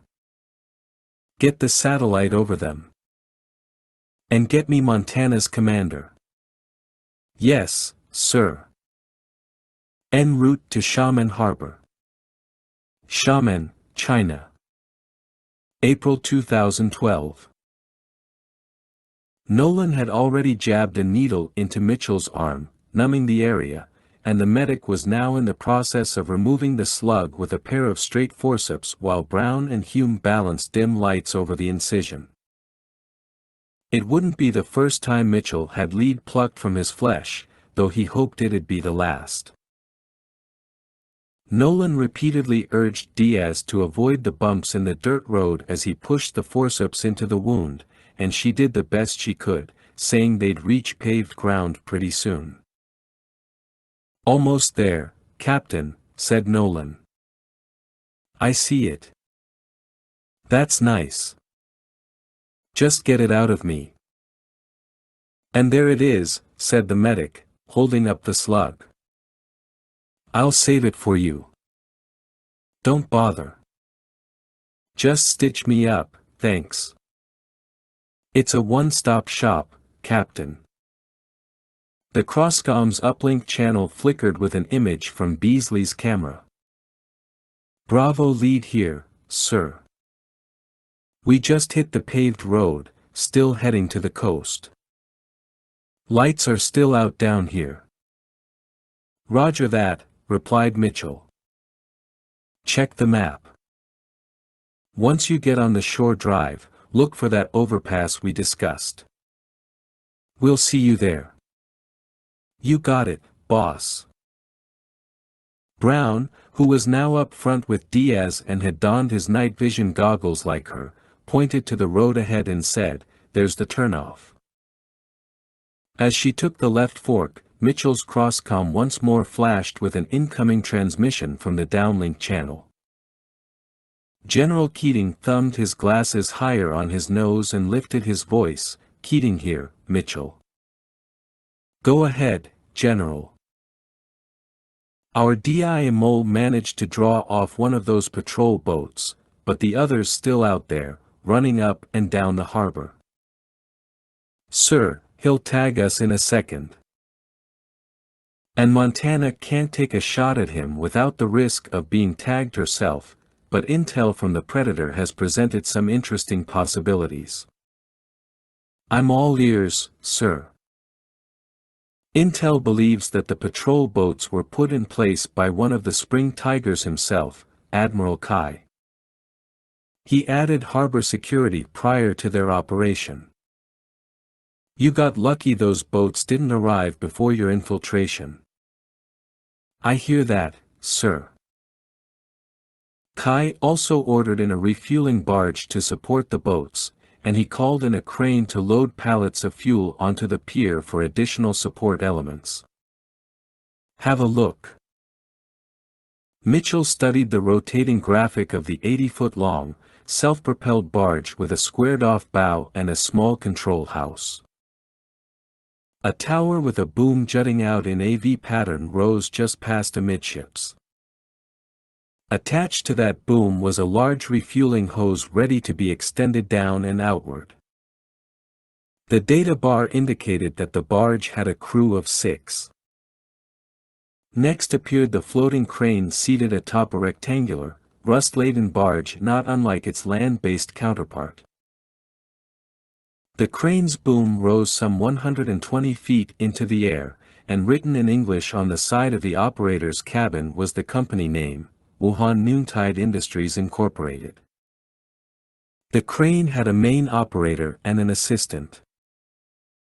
"Now Mitchell, I've just gotten off the horn with Captain Gummerson, and we're running this a couple different ways to help get you out of there.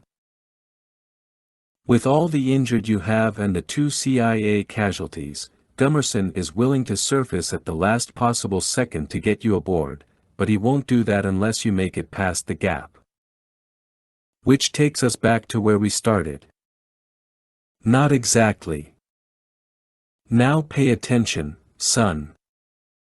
We have a lot to discuss." 32. Shore Drive Overpass. Xiamen, China. April 2012. While Ramirez was technically the assistant team leader, the shooting pain from his gunshot wound made it difficult to think straight, so he placed Beasley in charge. Smith, who'd been hit himself, had done a fine job of taping up Ramirez and fitting him with a makeshift sling, but Ramirez had refused painkillers. He'd wanted his head to be clear. Maybe he'd have Nolan inject him with a local anesthetic when the medic arrived. Ramirez and Beasley remained inside the idling SUV while Jenkins and Smith had gone down to the docks and loading ramp, just 50 meters ahead to secure the boat. All of Haitsung up to the Xiamen Bridge was still dark, but just across the harbor, Xiamen Island remained brightly, and unervingly, lit. Ramirez checked his watch, then pulled up the tactical map in his HUD and zoomed in on Mitchell's SUV. They should be here by 0410 hours. And the sun comes up at what, 0524 hours, said the team sergeant. We need to move. Yup. You know something, Joey? I don't like this plan. Beasley grinned. Neither do I. They banged fists, the words and act a little ritual often repeated during exfiltration. Headlights shone behind them, and Ramirez whirled. Captain's early. But I just saw him on. No, grunted Beasley. That ain't him. Get down. Beasley, who was in the driver's seat, shut off the engine and lowered the window, pistol in hand. Ramirez clutched his own pistol and hit the window button as the headlights drew nearer. Ghost lead, this is Bravo lead. Go ahead. Boss, we might have a problem. Jenkins had found the fishing boat's engine key in Buddha's pocket, and once down at the boat, he and Smith had climbed aboard, and Jenkins had inserted the key. He didn't start the engine. Not yet. Beasley had ordered them to lay low until he signaled. This thing's a piece of crap, said Jenkins. We'll sink before we're saved. And this water is a freaking biohazard. You're not kidding. And hey, what if she doesn't start? Dude, don't jinx us. A flash of light on his peripheral vision stole Jenkins's attention. Maybe I already have. Bro, there's a 4x4 up there, said Smith. You see him? That ain't the captain. That looks military. Matt, this is Bo, called Jenkins. What's going on up there? Chances were high that the 4x4 belonged to the Army and that the Spring Tigers had ordered patrols out during the pre-dawn hours as part of their larger plans. Ramirez held his breath as the truck pulled up behind them and stopped. The side view mirror reflected a green truck not unlike the Brave Warrior but with a canvas top and large windows. Two armed soldiers got out and came toward them, pistols drawn. Ramirez looked at Beasley, whose gaze was trained on his side view mirror. Here we go, bro, Beasley whispered. Suddenly, more lights wiped across the overpass, and the two soldiers whirled to face yet another military truck turning off the road and coming down toward them. The second truck rolled to a stop behind the first, and the soldiers turned to face it. Joey, now. Stage whispered Beasley. In unison they bolted up, hung out their windows, and shot both men, who dropped, even as a third soldier was emerging from the second truck. Before he could get back inside to take cover, and before either Ramirez or Beasley could fire, the soldier's chest blew outward, and he slumped below his open door. Ramirez detected movement in the passenger seat. Yet another troop. As he shifted his aim, a thump came from the canvas window in back, and blood clouded the windshield. Bravo team, this is Diaz. You're clear now. We're coming down. Roger that, said Beasley. Ramirez turned back into the SUV and slumped in his seat, taking long, slow breaths. She could have told us they stopped, he snapped. Beasley frowned. She does that. He opened his door and started out of the SUV. So much for the quiet exit, said Ramirez, joining Beasley outside. They grimaced over the dead soldiers, the fourth lying in a pulp inside the other car. The sight of death hardly bothered them. The ramifications of those deaths did. They've lost contact with their unit. Yep. We have their attention, said Beasley with a groan. Give me a hand with these bodies. Ramirez snorted and gestured with his sling. One is all you're getting. Sand Spit Pier. Xiamen Harbor, China. April 2012. Montana had slipped in under the patrol boat, gliding into the pass between Haitzong and Galangiu Island. She had headed northeast, coming around to the east side of the spit, where SEAL Chiefs Tanner and Phillips locked out and swam ashore. Tanner had thought it was high time that he and his blonde, freckle-faced colleague got more involved in the Ghost Team's exfiltration, and after the captain had briefed them on the mission and asked if they had questions, Tanner had answered, "Sir, SEAL Chief Phillips and I have just one question. And that is, we don't understand why Mitchell and his team didn't join the Navy." Gummerson had grinned and dismissed them.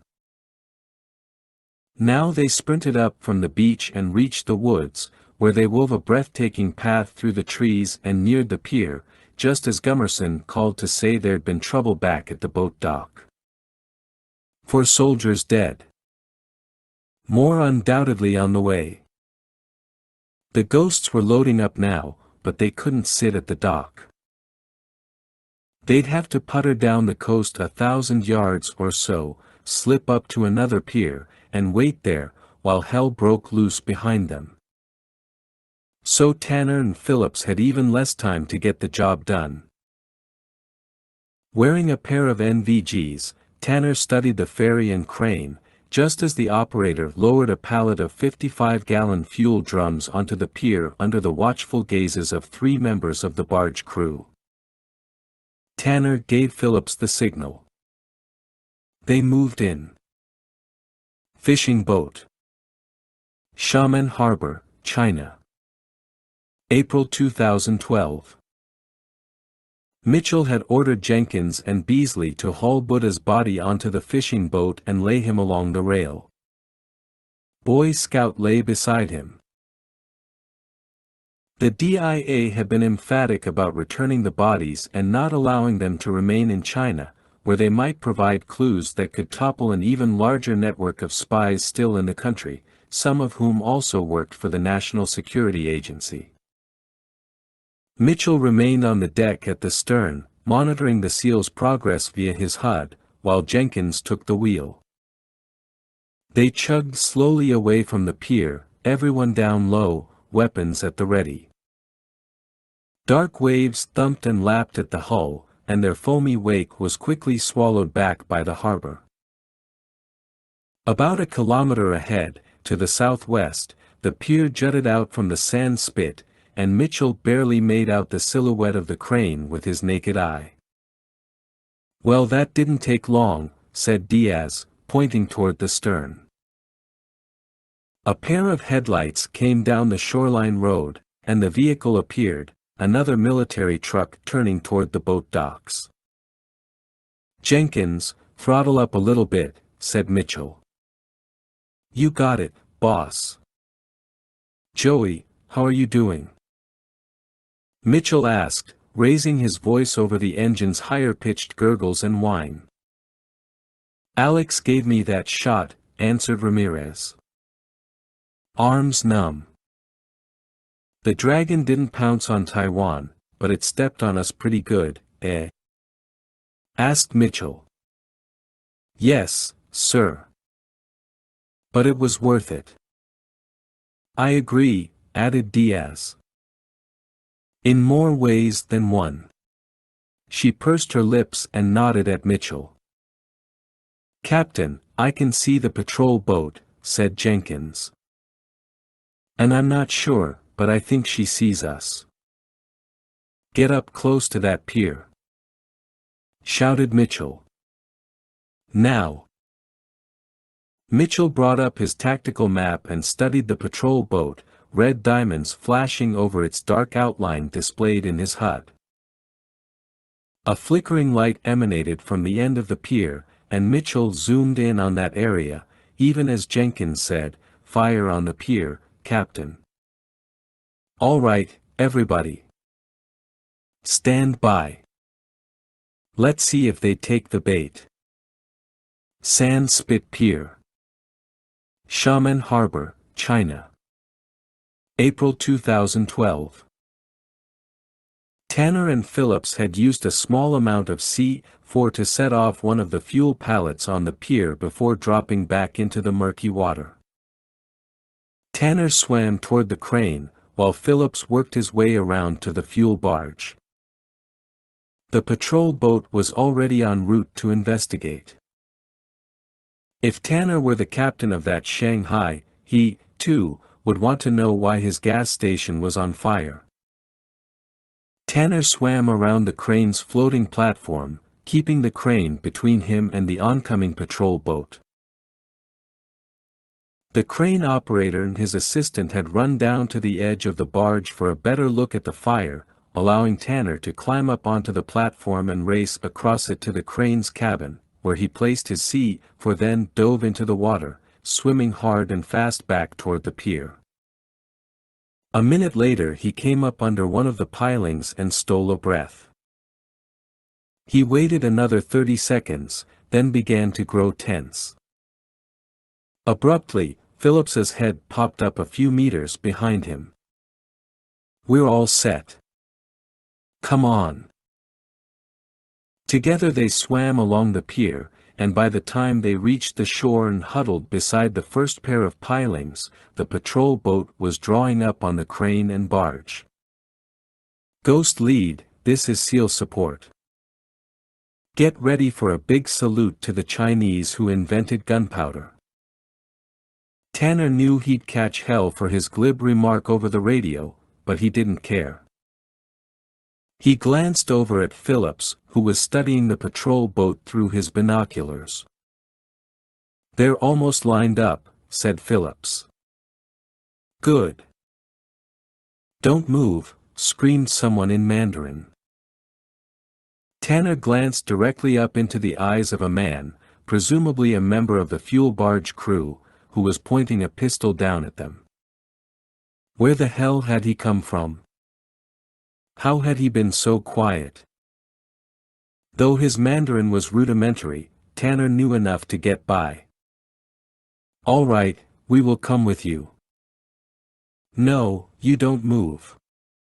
The man glanced up and began screaming to those still aboard the fuel barge, something about him catching thieves who might be trying to hijack their shipment. He couldn't tell in the dark that they were Americans, especially while they wore their dive suit hoods. Tanner exchanged a look with Phillips. Fishing boat. Xiamen Harbor, China. April 2012. Mitchell realized with a start that a third individual was at the end of the pier with the two SEALs, and his attempts to contact SEAL Chief Tanner went unanswered. He got on the network, reported the news, and General Keating chimed in, "Mitchell, trust those SEALs to get the job done. Just get out of there, son. Move. Jenkins, hit it. Everything she's got." Mitchell ordered. "But, Captain, they haven't." "I know. Just do it."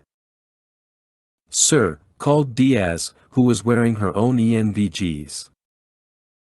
"The patrol boat's slowing, and they've launched a Zodiac with 6 guys. They're heading for the pier." "What the hell are those SEALs waiting for?" "There's a third guy. Don't know who he is. But we're out of time." "Mitchell, Keating here," cried the general. "Remember those soldiers you took out? Well, we got new intel. Those guys were part of Admiral Kai's defense plan. And I got more bad news. Seems there's an R-44 police chopper in the air, but there's a catch. We've intercepted their communications. Montana tells us it's being manned by Kai's special ops people. He sent his attack choppers up north as part of Pouncing Dragon, so these guys must have commandeered this bird. This isn't the local puppy patrol, Mitchell. These are hardened Chinese fighters up there. ETA to your location, 2 minutes. 33. Sand Spit Pier.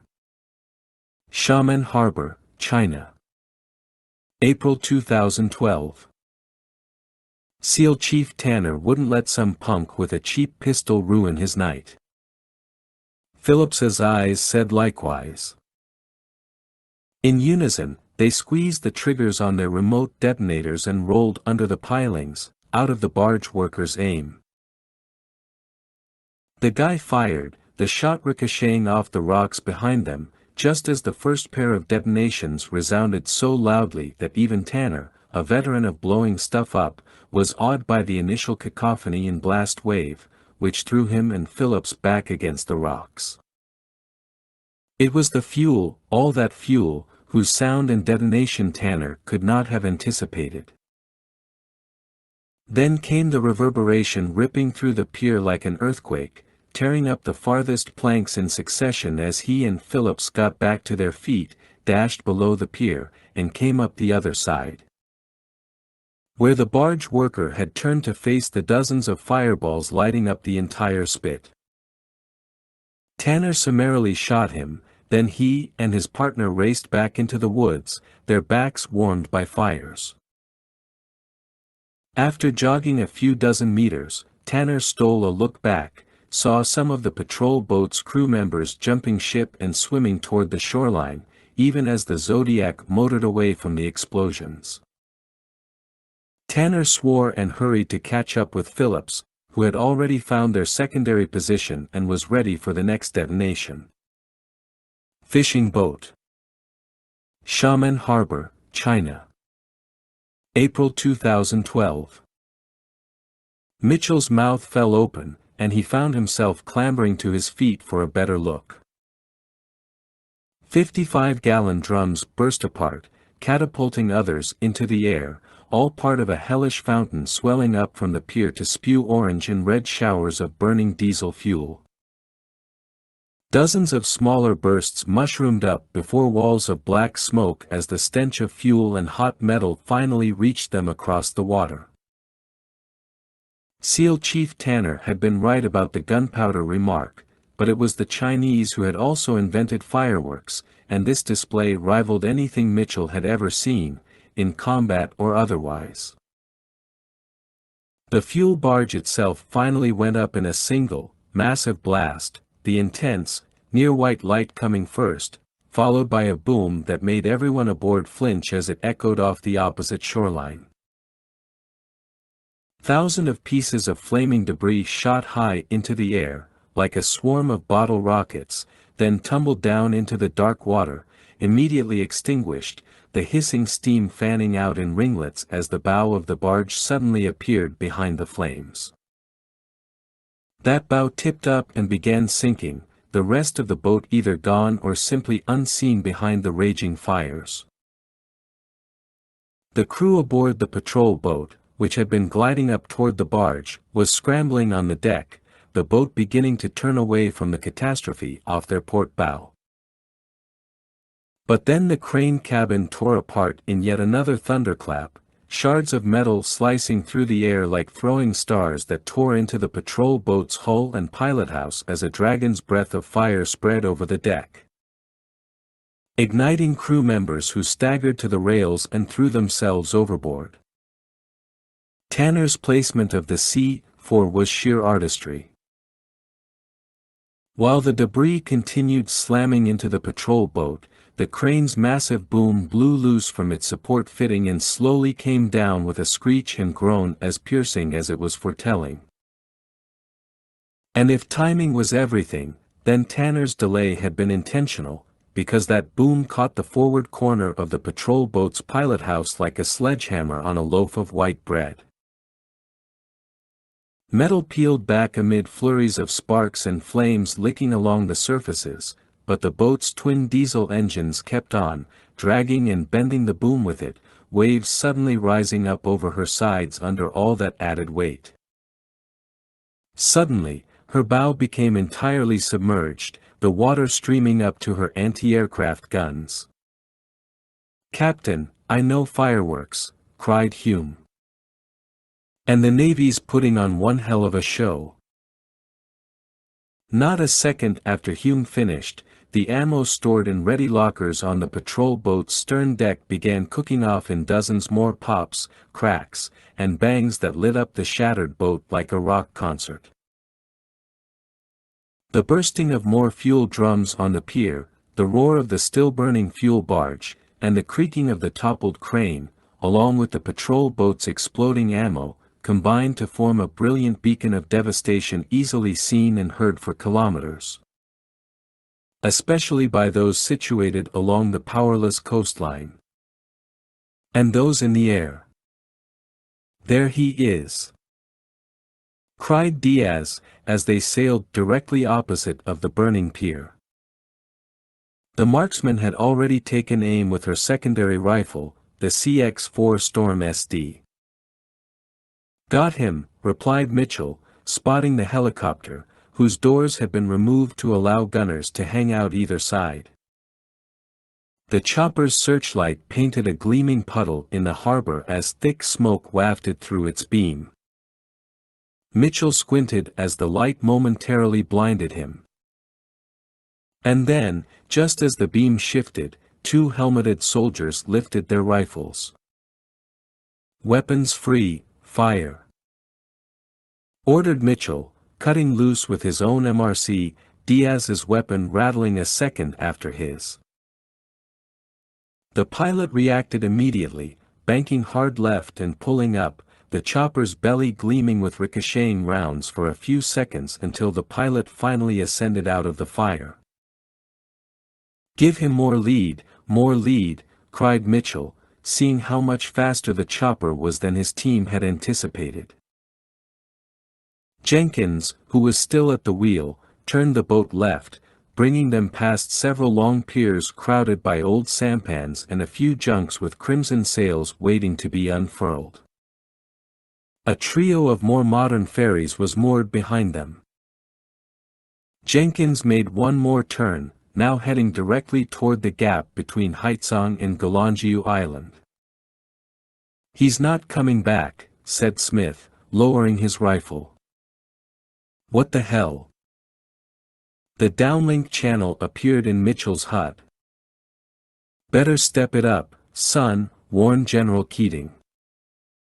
"Remember, Montana won't surface till you get past that gap. And she won't surface with that chopper up there." The general turned away from the camera. "What is it?" "Hold on, Mitchell. Can't you go any faster?" hollered Beasley. Jenkins shook his head. "Ah, man, look at that!" cried Ramirez. As Mitchell turned toward the bow, Keating appeared once more in the hut. "All right, Mitchell. You don't have one chopper to deal with, you got two." And Mitchell didn't need that new intel now. The second bird swept in behind the first, and now both soared back toward their boat, noses pitched forward, gunners taking aim. If the Ghost survived this, there was a great lesson to be learned: never bring an old fishing boat to a helicopter battle. He cursed, then shouted, "Alpha team, target left chopper. Bravo, take the right. Diaz, go for the pilots.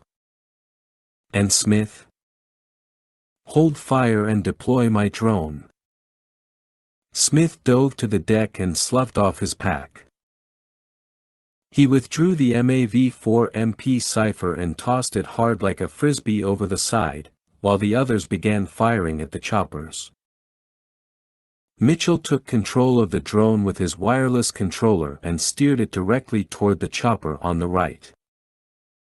"Keep up that fire," he ordered as both helicopters swooped down to strafe them.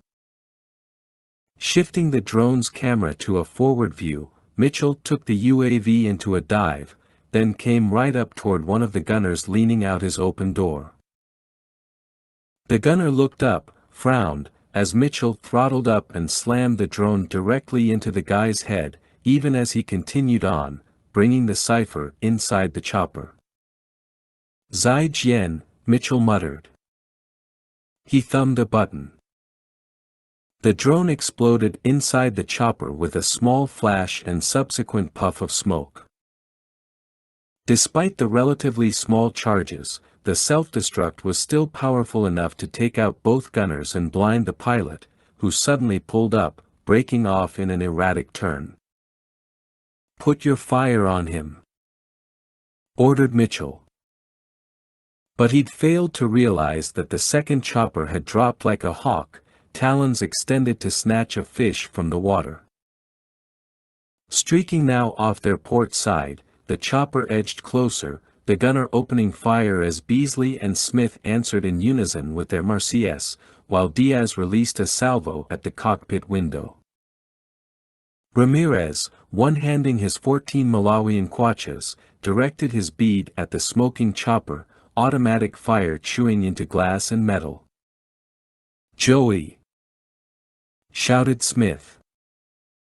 Mitchell craned his head as Ramirez took a round to his left side, near his waist, a round that punched him back, over the gunwale, and into the waves. "We lost Ramirez!" cried Beasley, his words nearly drowned out by the chopper off their port side, the gunner there now dead, the pilot wheeling off hard to the right. Sand Spit. Xiamen Harbor, China. April 2012. SEAL Chief Tanner lay on his belly near the last cluster of trees before the long, sandy beach washing out behind them. Phillips was at his side. The 6 sailors from the Chinese patrol boat who had launched in the Zodiac must have either spotted them or decided that the infiltrators had used the spit for their exfiltration, because all 6 of them, armed with pistols and rifles, had come ashore and were combing the forest. Tanner imagined what must be on their minds. They had just witnessed the destruction of their beloved patrol boat. They had watched their comrades die. Their hearts were hard and aching for revenge. And damn, Tanner wished he didn't have to confront them, but he and Phillips had no choice. Tanner had thought that they could don their draggers and simply hide in the waves while these men searched the spit. But if Mitchell was going to double back and bring the fishing boat around to the east side of the spit to pick them up and take them past the gap, well beyond their own swimming capabilities, then these Chinese sailors needed to die here and now, otherwise Mitchell would have yet another firefight on his hands. Of course, given the radio transmissions Tanner had been monitoring, there was a good chance that Mitchell and his ghosts would not make it, stranding the 2 SEALs. At that point, the best Tanner could hope for was to kill the Chinese sailors, don their gear, and swim out till they ran out of oxygen. Heyer's insistence that nothing be left behind to indicate this was an American operation worked in their favor. However, Captain Gummerson would still ultimately decide whether a security breach was worth risking his crew and his multi-million-dollar submarine. Phillips lifted his chin, then gave Tanner a hand signal, movement ahead. Tanner tensed as 2 Chinese sailors eased forward, not a meter apart, just 3 trees away. Tanner gave Phillips another hand signal. Phillips nodded slowly and raised his pistol. Taking in a long breath and holding it, Tanner rolled away from his tree, aimed at the sailor on the left, and fired. Fishing boat. Xiamen Harbor, China. April 2012. Jenkins, turn around, screamed Mitchell. We're going back for Ramirez. Even as Jenkins rolled the wheel, throwing all of them to the rail, Beasley and Smith shifted their fire to the smoking chopper, whose pilot was still trying to regain control. Suddenly, a new trail of smoke unfurled from the chopper's tail rotor, and a fire appeared there as Beasley and Smith hooped and reloaded. "Get him!" cried Mitchell as they came back toward Ramirez. Jenkins released the wheel, turning it over to Mitchell, then dove into the water as Mitchell killed the throttle.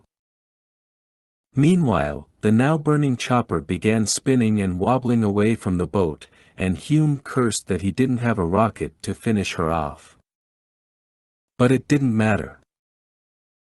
The chopper rolled hard onto its side, the main rotor now perpendicular to the water as Mitchell brought the fishing boat around once more, trying to slow up near Jenkins and Ramirez. The chopper's rotors began slicing into the water, and it suddenly turned once more as it made impact, the rotors snapping like twigs, the cabin slapping hard, waves of white water cascading up around the craft. "Got that one, sir!" shouted Smith. At the same time, the remaining chopper and its single gunner came back around for another pass, and that pilot had all the time in the world to get his gunner on target. Now their searchlight swept up, across Mitchell's wake, and found the two men in the water. "Jenkins, come on!" cried Mitchell. 34. Sand Spit Pier, Xiamen Harbor, China. April 2012. The moment the second sailor collapsed with a bullet lodged in his head, SEAL Chief Tanner and his partner wove back through the woods, heading west to circle around and come in from behind the remaining men. Tanner and Phillips now held their pistols in one hand, their SOG seal knives in the other, the 7-inch blades powder-coated to conceal glare. They darted to the edge of a slight clearing and crouched in the brush. Just ahead, one sailor shouted to another, giving up his position, his last mistake. With their predator's instincts finely tuned on the forest ahead, Tanner and Phillips moved in for the kill. Fishing boat, Xiamen Harbor, China. April 2012. Diaz sat cross-legged on the deck and propped one elbow on the gunwale, sighting the oncoming chopper pilot. He roared down at a 45-degree angle, lining up on their stern and interrogating them with his searchlight. Mitchell hollered as the rotor wash finally hit the boat, whipping up a mist that, in the next few seconds, would ruin Diaz's shot. The chopper's gunner opened fire, and it was Brown who, despite his head injury, held a steady bead on the bird with his light machine gun. He quickly adjusted fire, and the gunner slumped after firing a salvo that stitched across the deck, missing Diaz by an arm's length. Brown glanced back at her. "You're clear, Alicia. Take him out." It was the least she could do for the man she had almost killed. Diaz froze and tuned out every noise, jostle, and vibration of the boat. She ignored the cuts, stiff joints, and bruises, and even the searchlight's pulsating glare. Carlos and Tomas were strangely silent, as though she'd finally convinced them that she was their equal. Oh, that was hardly the case, but maybe they, too, were wondering in rigid silence if she could really pull this off. Her crosshairs lined up, and just like that, she took a shot, squeezing off a second before thinking about it. Both rounds punched through the canopy and struck the pilot in the chest and shoulder, respectively, blood darkening the side window as the man fell back, then slumped forward. To her left, Beasley and Mitchell hauled a bleeding Ramirez back into the boat, and Jenkins climbed aboard himself while the chopper continued to descend. "Oh my God," Diaz whispered, lowering her rifle as the enemy bird pitched even more, engine and slicing rotors blaring, speed increasing. The deafening noise stole everyone's attention, Diaz knew, and it was Mitchell who vocalized their thoughts: "It's going to hit." Everybody out of the boat. Sand Spit Pier, Xiamen Harbor, China. April 2012. Tanner had holstered his pistol when he'd realized he'd had the perfect kill. He called, "Over here," in Mandarin and got the sailor to turn around and come toward him. As the young man passed the tree behind which Tanner huddled, Tanner came around, covered the kid's mouth with one hand while punching his blade into the man's aorta. The sailor would not die instantly, Tanner knew, so he'd kept his hand over the guy's mouth and withdrew the blade. He drove the sailor forward and came down with a second strike to the spinal cord. That finished him. Tanner carefully lowered the body to the ground and stood upright to catch his breath and wipe off the blade on his thigh. Phillips, who'd slipped off to their right to take out the dead man's partner, called to say his guy was down, but his transmission broke off at the sound of gunfire. "Phillips?" He didn't answer. A hollow pang seized Tanner's gut. He cursed and bolted toward his partner's position. Fishing boat. Xiamen Harbor, China. April 2012. They had just finished hauling Ramirez into the boat and Mitchell grabbed him and threw himself and the assistant team leader back over the side. He wrapped an arm under Ramirez's chin and swam as hard as he could until the horrible sound of the chopper's rotors slashing through the fishing boat made him cry, "Joey, hold your breath." Mitchell dragged them underwater as a fireball swept over the water and lit up the waves with a surreal, flickering light, as though he were staring at a fireplace through warped glass. For a moment, time slowed, and nearly all of Mitchell's senses shut down, but then the muffled cries of his ghosts and the reverberating chomp of the rotors as they snapped off wrenched him back to reality and drove him to paddle deeper. His thoughts reached out to the others, to what would happen to them now as his legs burned with exertion and his wounded arm twinged. Ramirez began to struggle. He could no longer hold his breath, and Mitchell turned and kicked harder, heading back up. They broke the surface just a few meters outside a large pool of burning fuel that had leaked from the chopper and boat as both had begun to sink. Mitchell's earpiece/monocle was still attached to his head, and although the device was waterproof, he only got static. He spotted Diaz treading water off to his right. "Alicia?" "I'm all right," she answered. "I see Marcus, John, and Alex. They're okay." Something thumped into Mitchell's head.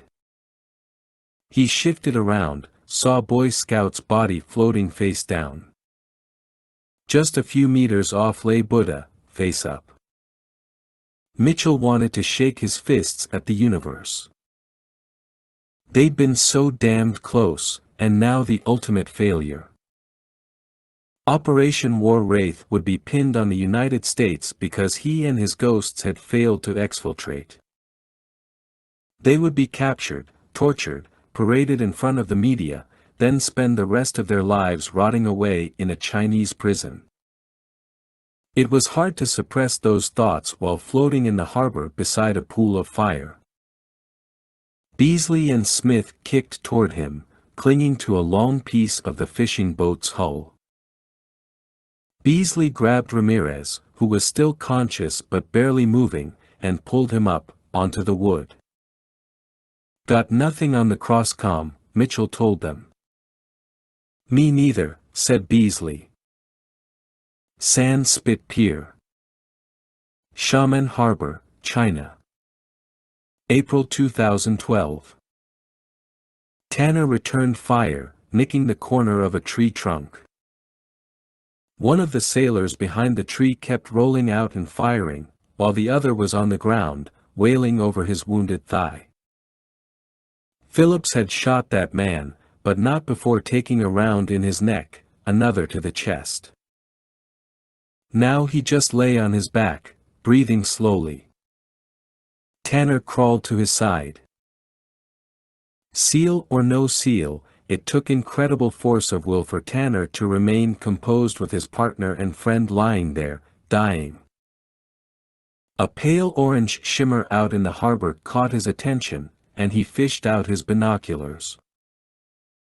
He gasped over floating wreckage, a wall of fire lifting from the black water, and the ghosts floating at the edge of it all. Tanner steeled himself.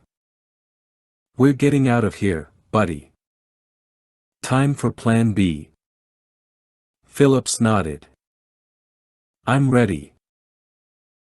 A round blasted dirt in Tanner's eyes, and he rolled, faced that tree trunk, and returned fire. His second shot was echoed by a groan. With that, he rose, hauled Phillips into a seated position, then, with the inhuman strength fueled by a massive adrenaline rush, he lifted the stocky seal over his shoulder, turned, and double-timed off, back toward the pier. Only 10 steps into their escape it dawned on Tanner that they'd shot 5 sailors. The 6th was still out there, and that fact sent a chill coiling up his spine. USS Montana, SSN 823. South Taiwan Strait. South China Sea.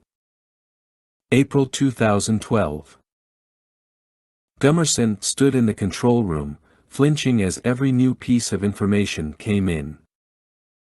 The XO came over, his expression souring. "Captain, SEAL Chief Tanner reports that SEAL Chief Phillips is seriously wounded. Tanner also says he's lost contact with the Ghost team. We just got some streaming vid from the harbor.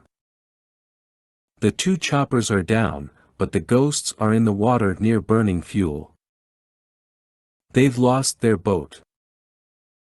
Gummerson frowned, then studied the images and map overlays on the screen before him and shook his head.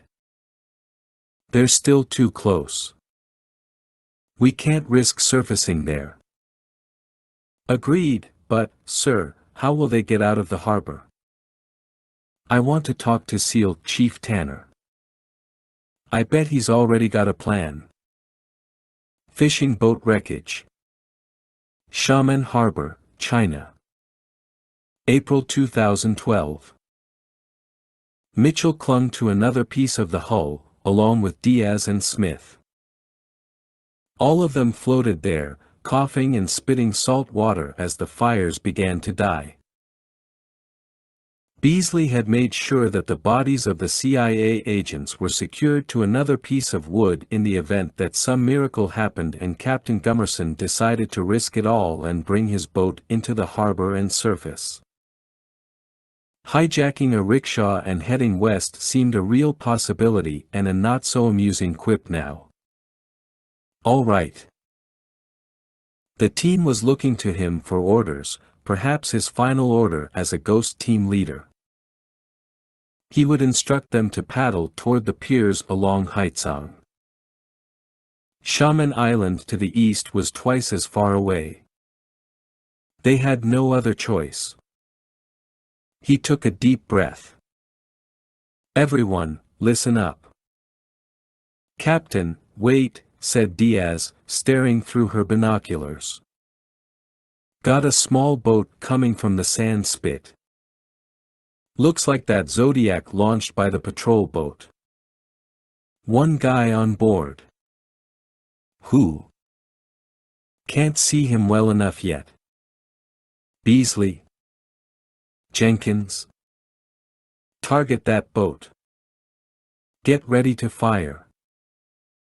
"Roger that," said Beasley, trying to balance his rifle atop the shattered piece of hull he was lying across.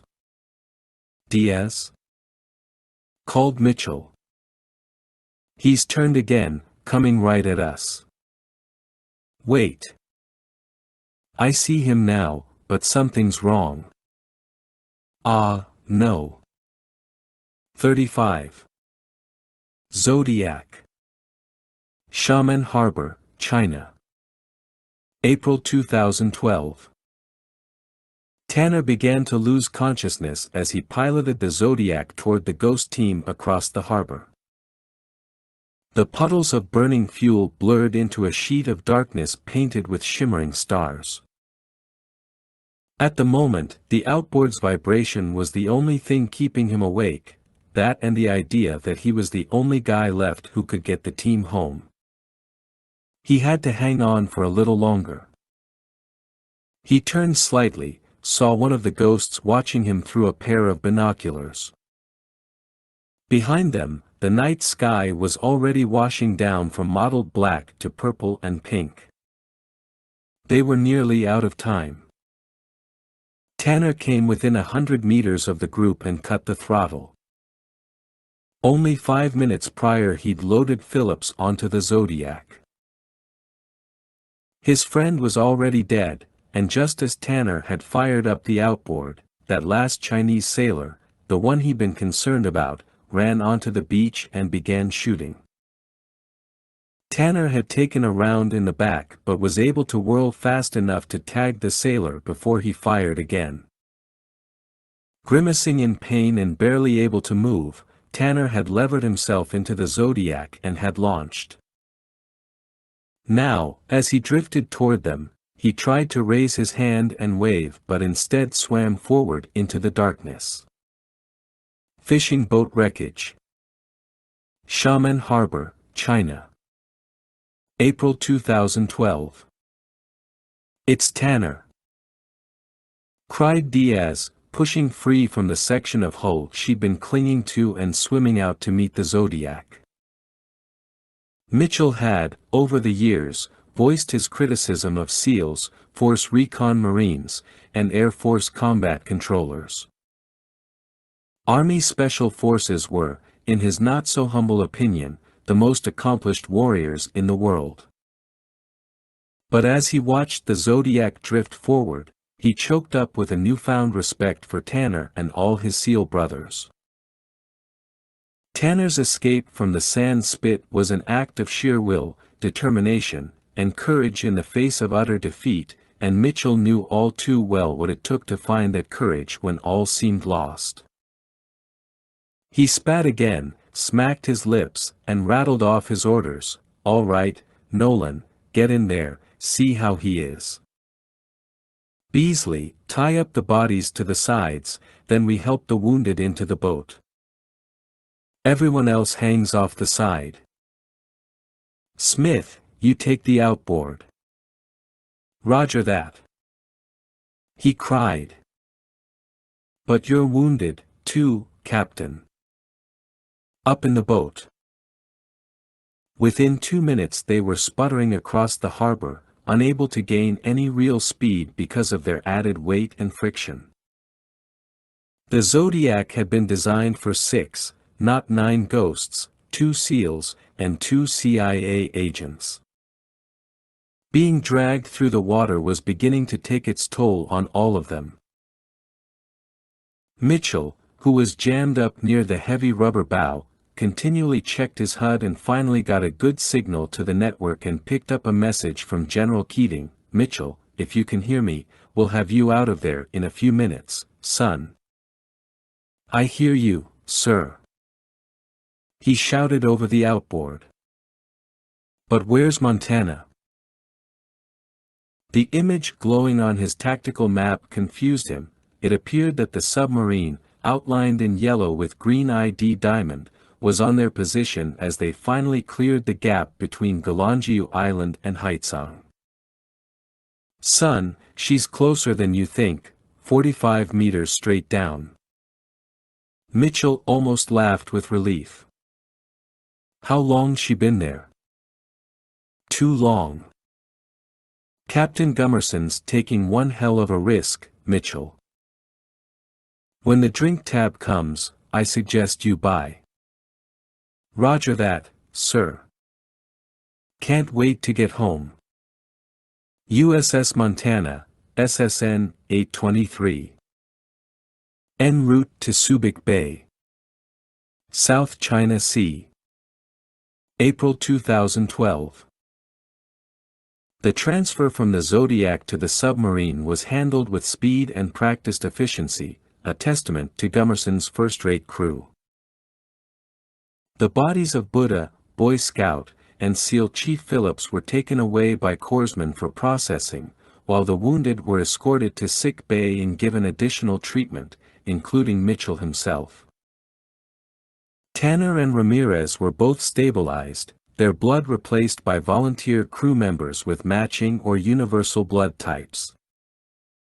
Montana then sailed at maximum speed in the open South China Sea.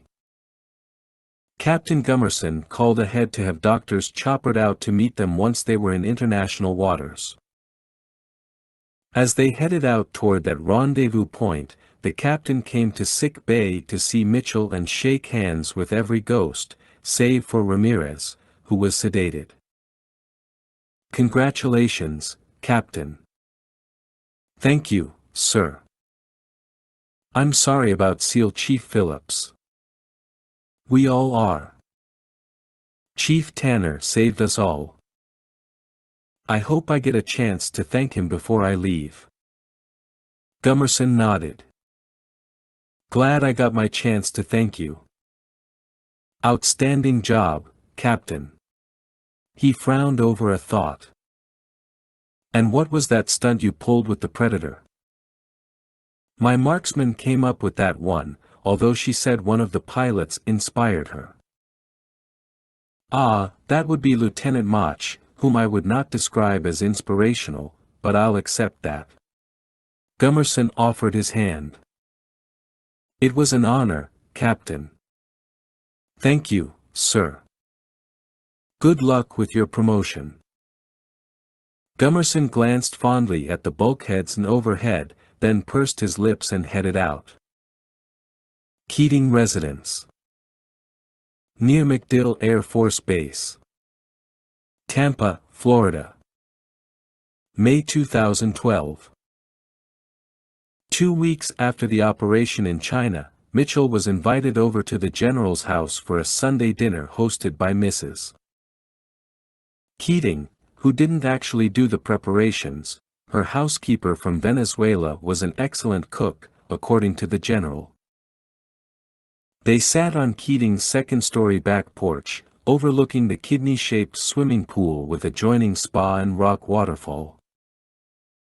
The mosquitoes were kept at bay by a colossal screen room behind which stood a towering wall of palm trees sashaying in the breeze.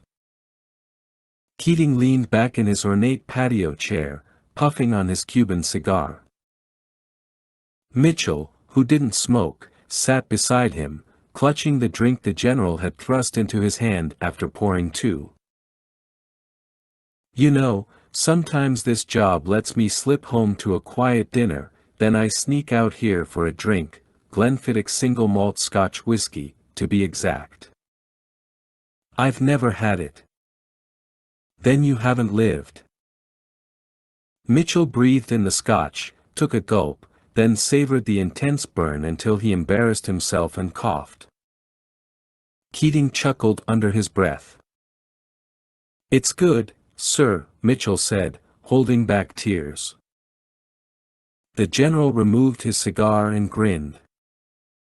So Congress failed to ratify that sub-deal with Taiwan. Money talks. We can't afford war right now. I would have made it happen. Force the issue in the Pacific, play it out. But then again, I'm Army. The Navy sees things differently. Yes, sir. And, sir, I've been wanting to thank you. I understand you caught hell for our noisy exit out of China. Damned right I did. But I told the president that regardless of the noise or body count, if whodunit remains a mystery, then the mission is a success. The Chinese have already done an excellent job trying to cover it up. There are no answers forthcoming when you're in the right pew but the wrong church. Yeah, I saw the story about the patrol boat accident. Haven't heard a word about the castle. And you won't. They've already gone in, cleaned out the whole place. Witnesses there are saying the secret police did it, not Americans. Good. Yeah, but it's not all good. That intel you brought back from the Tiger suggests they had a lot more going on than just taking Taiwan. There's a North Korean connection and a number of links to cybernetic and neuroscience research facilities all over the world. Taiwan was just the beginning for them. And defense intelligence isn't telling us the whole story either, but we do know that DIA Mole was killed in an apparent robbery. Gorbatova said he was a good kid. He was good to us. After an uncomfortable moment, Mitchell hazarded another sip of scotch, then added, "Well, thanks again for the invite. It's not every day us lowly captains get to hang out with generals. You can't play that card forever, Mitchell. You need to take that promotion. And by the time you're my age, you'll be dining with lowly captains. With all due respect, I prefer to wait. Don't wait too long. There's talk of restructuring, and people like you can advance faster than anyone else who's ever come through the military. That's good to know. I'm just not ready to leave the field." Neither was I. "All right, boys, come on down," called a female voice from behind them. "Yes, dear," answered Keating. He cocked a brow at Mitchell. "On your feet, soldier. Chow time. Mitchell Residence. 5th Avenue. Youngstown, Ohio. May 2012. Mitchell stood in his father's workshop, breathing in the heavenly scent of sawdust and longing to get back to some of his own woodworking projects. At the same time, though, he couldn't wait to get out of there because Dad had insisted upon showing him his recently finished coffin, which was propped up on a pair of sawhorses, its waxed surfaces gleaming in the light. Dad lifted the smaller, left side door. "She's a beauty, Scott. I used both mahogany and cherry. Look at these inlays." Mitchell shook his head and sighed. "Dad, I think we should talk about this. I mean, are you all right?" "I feel great. You know what I mean. Jen told me about all those new appointments. One of my men just lost his father." It was Dad's turn to sigh. Then a thought took hold, and he grinned and wiggled his brows. "Let's just say I wouldn't trade that secret for all the tea in China." Mitchell stiffened. "That's an interesting choice of words." They had a special on CNN last night about all those Chinese big shots who got whacked. Here we go again. You think I had something to do with that? He shrugged. "I'm just saying I can keep secrets, too, if I want.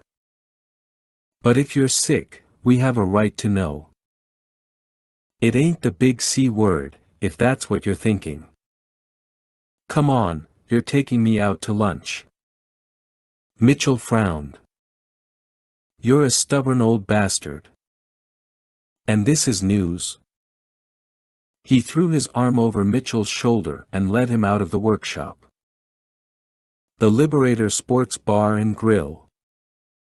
Near Fort Bragg, North Carolina. May 2012. Major Harry Hogan was a former Special Forces operator from Boston, Massachusetts, who had been running the Liberator for over 20 years.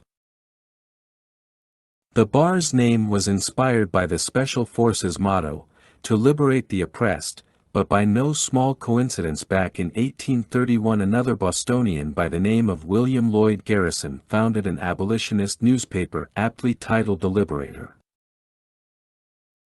With clusters of plasma TVs suspended from the ceiling and sports and military memorabilia adorning the walls, the place was a requisite hangout for those who fought hard and played even harder. Interestingly enough, near the front doors stood two mannequins in full combat gear and armed with rubber rifles. They often startled newcomers.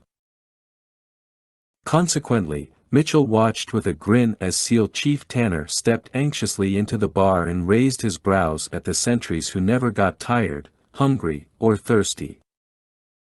"Hey, over here," called Mitchell, rising from one of the benches in the waiting area.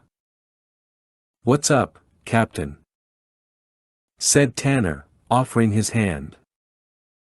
They shook firmly. "Thanks for coming. You sure I'll survive?" Tanner eyed all the Army personnel clustered around the bar. "Well, we've only had a handful of SEALs drop in over the years, but like I tell the young pups, we all belong to the same brotherhood of stars and stripes. We senior guys get it. Takes them a little longer to learn." Tanner chuckled. "Roger that." Mitchell tipped his head over to the circular bar constructed of oak and adorned with sandbags, like a massive machine gunner's nest.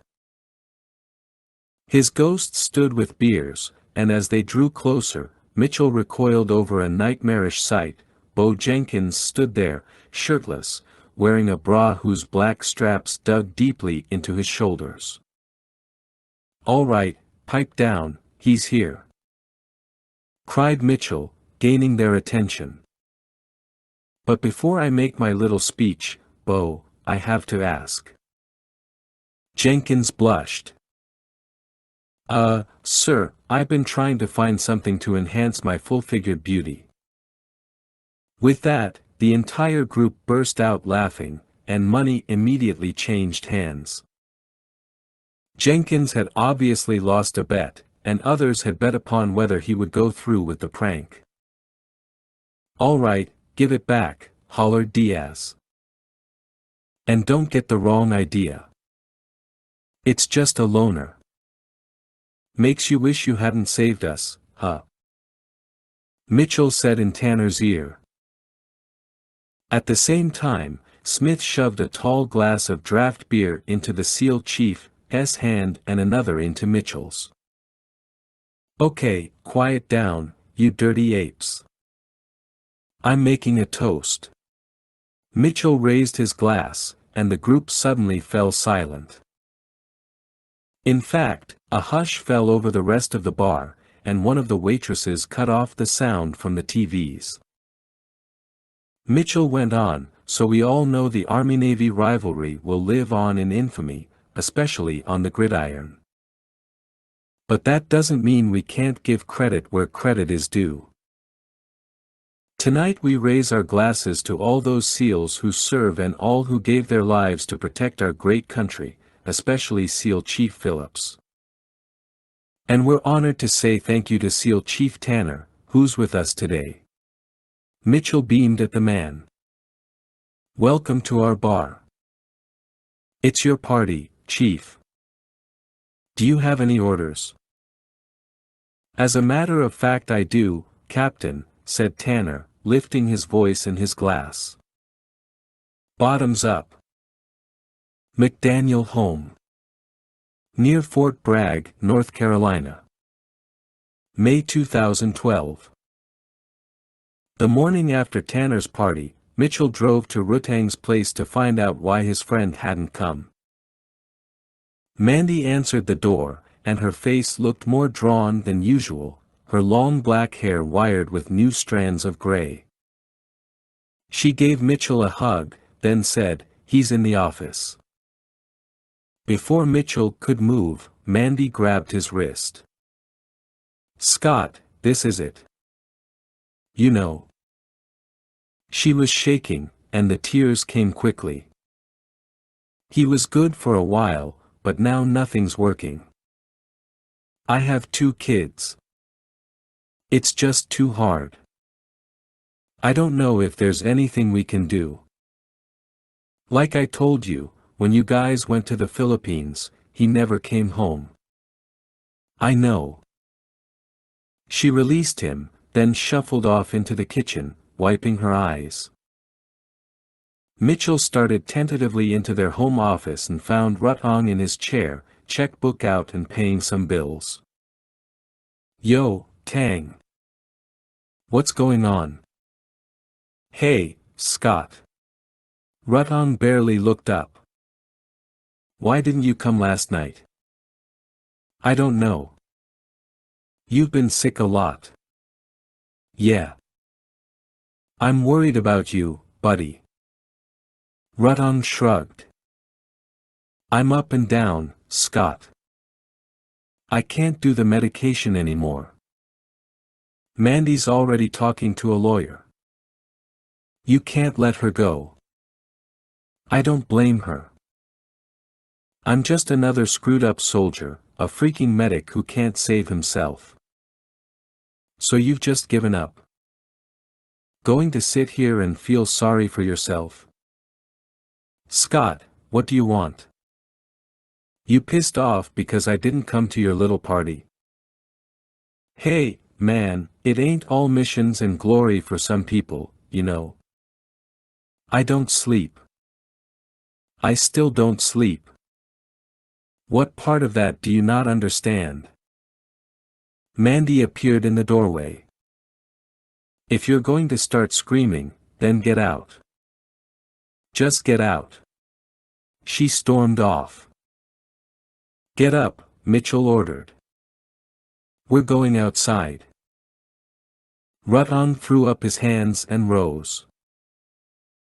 Mitchell led him out onto the driveway, and they leaned against Mitchell's Hummer, basking in the warm morning light.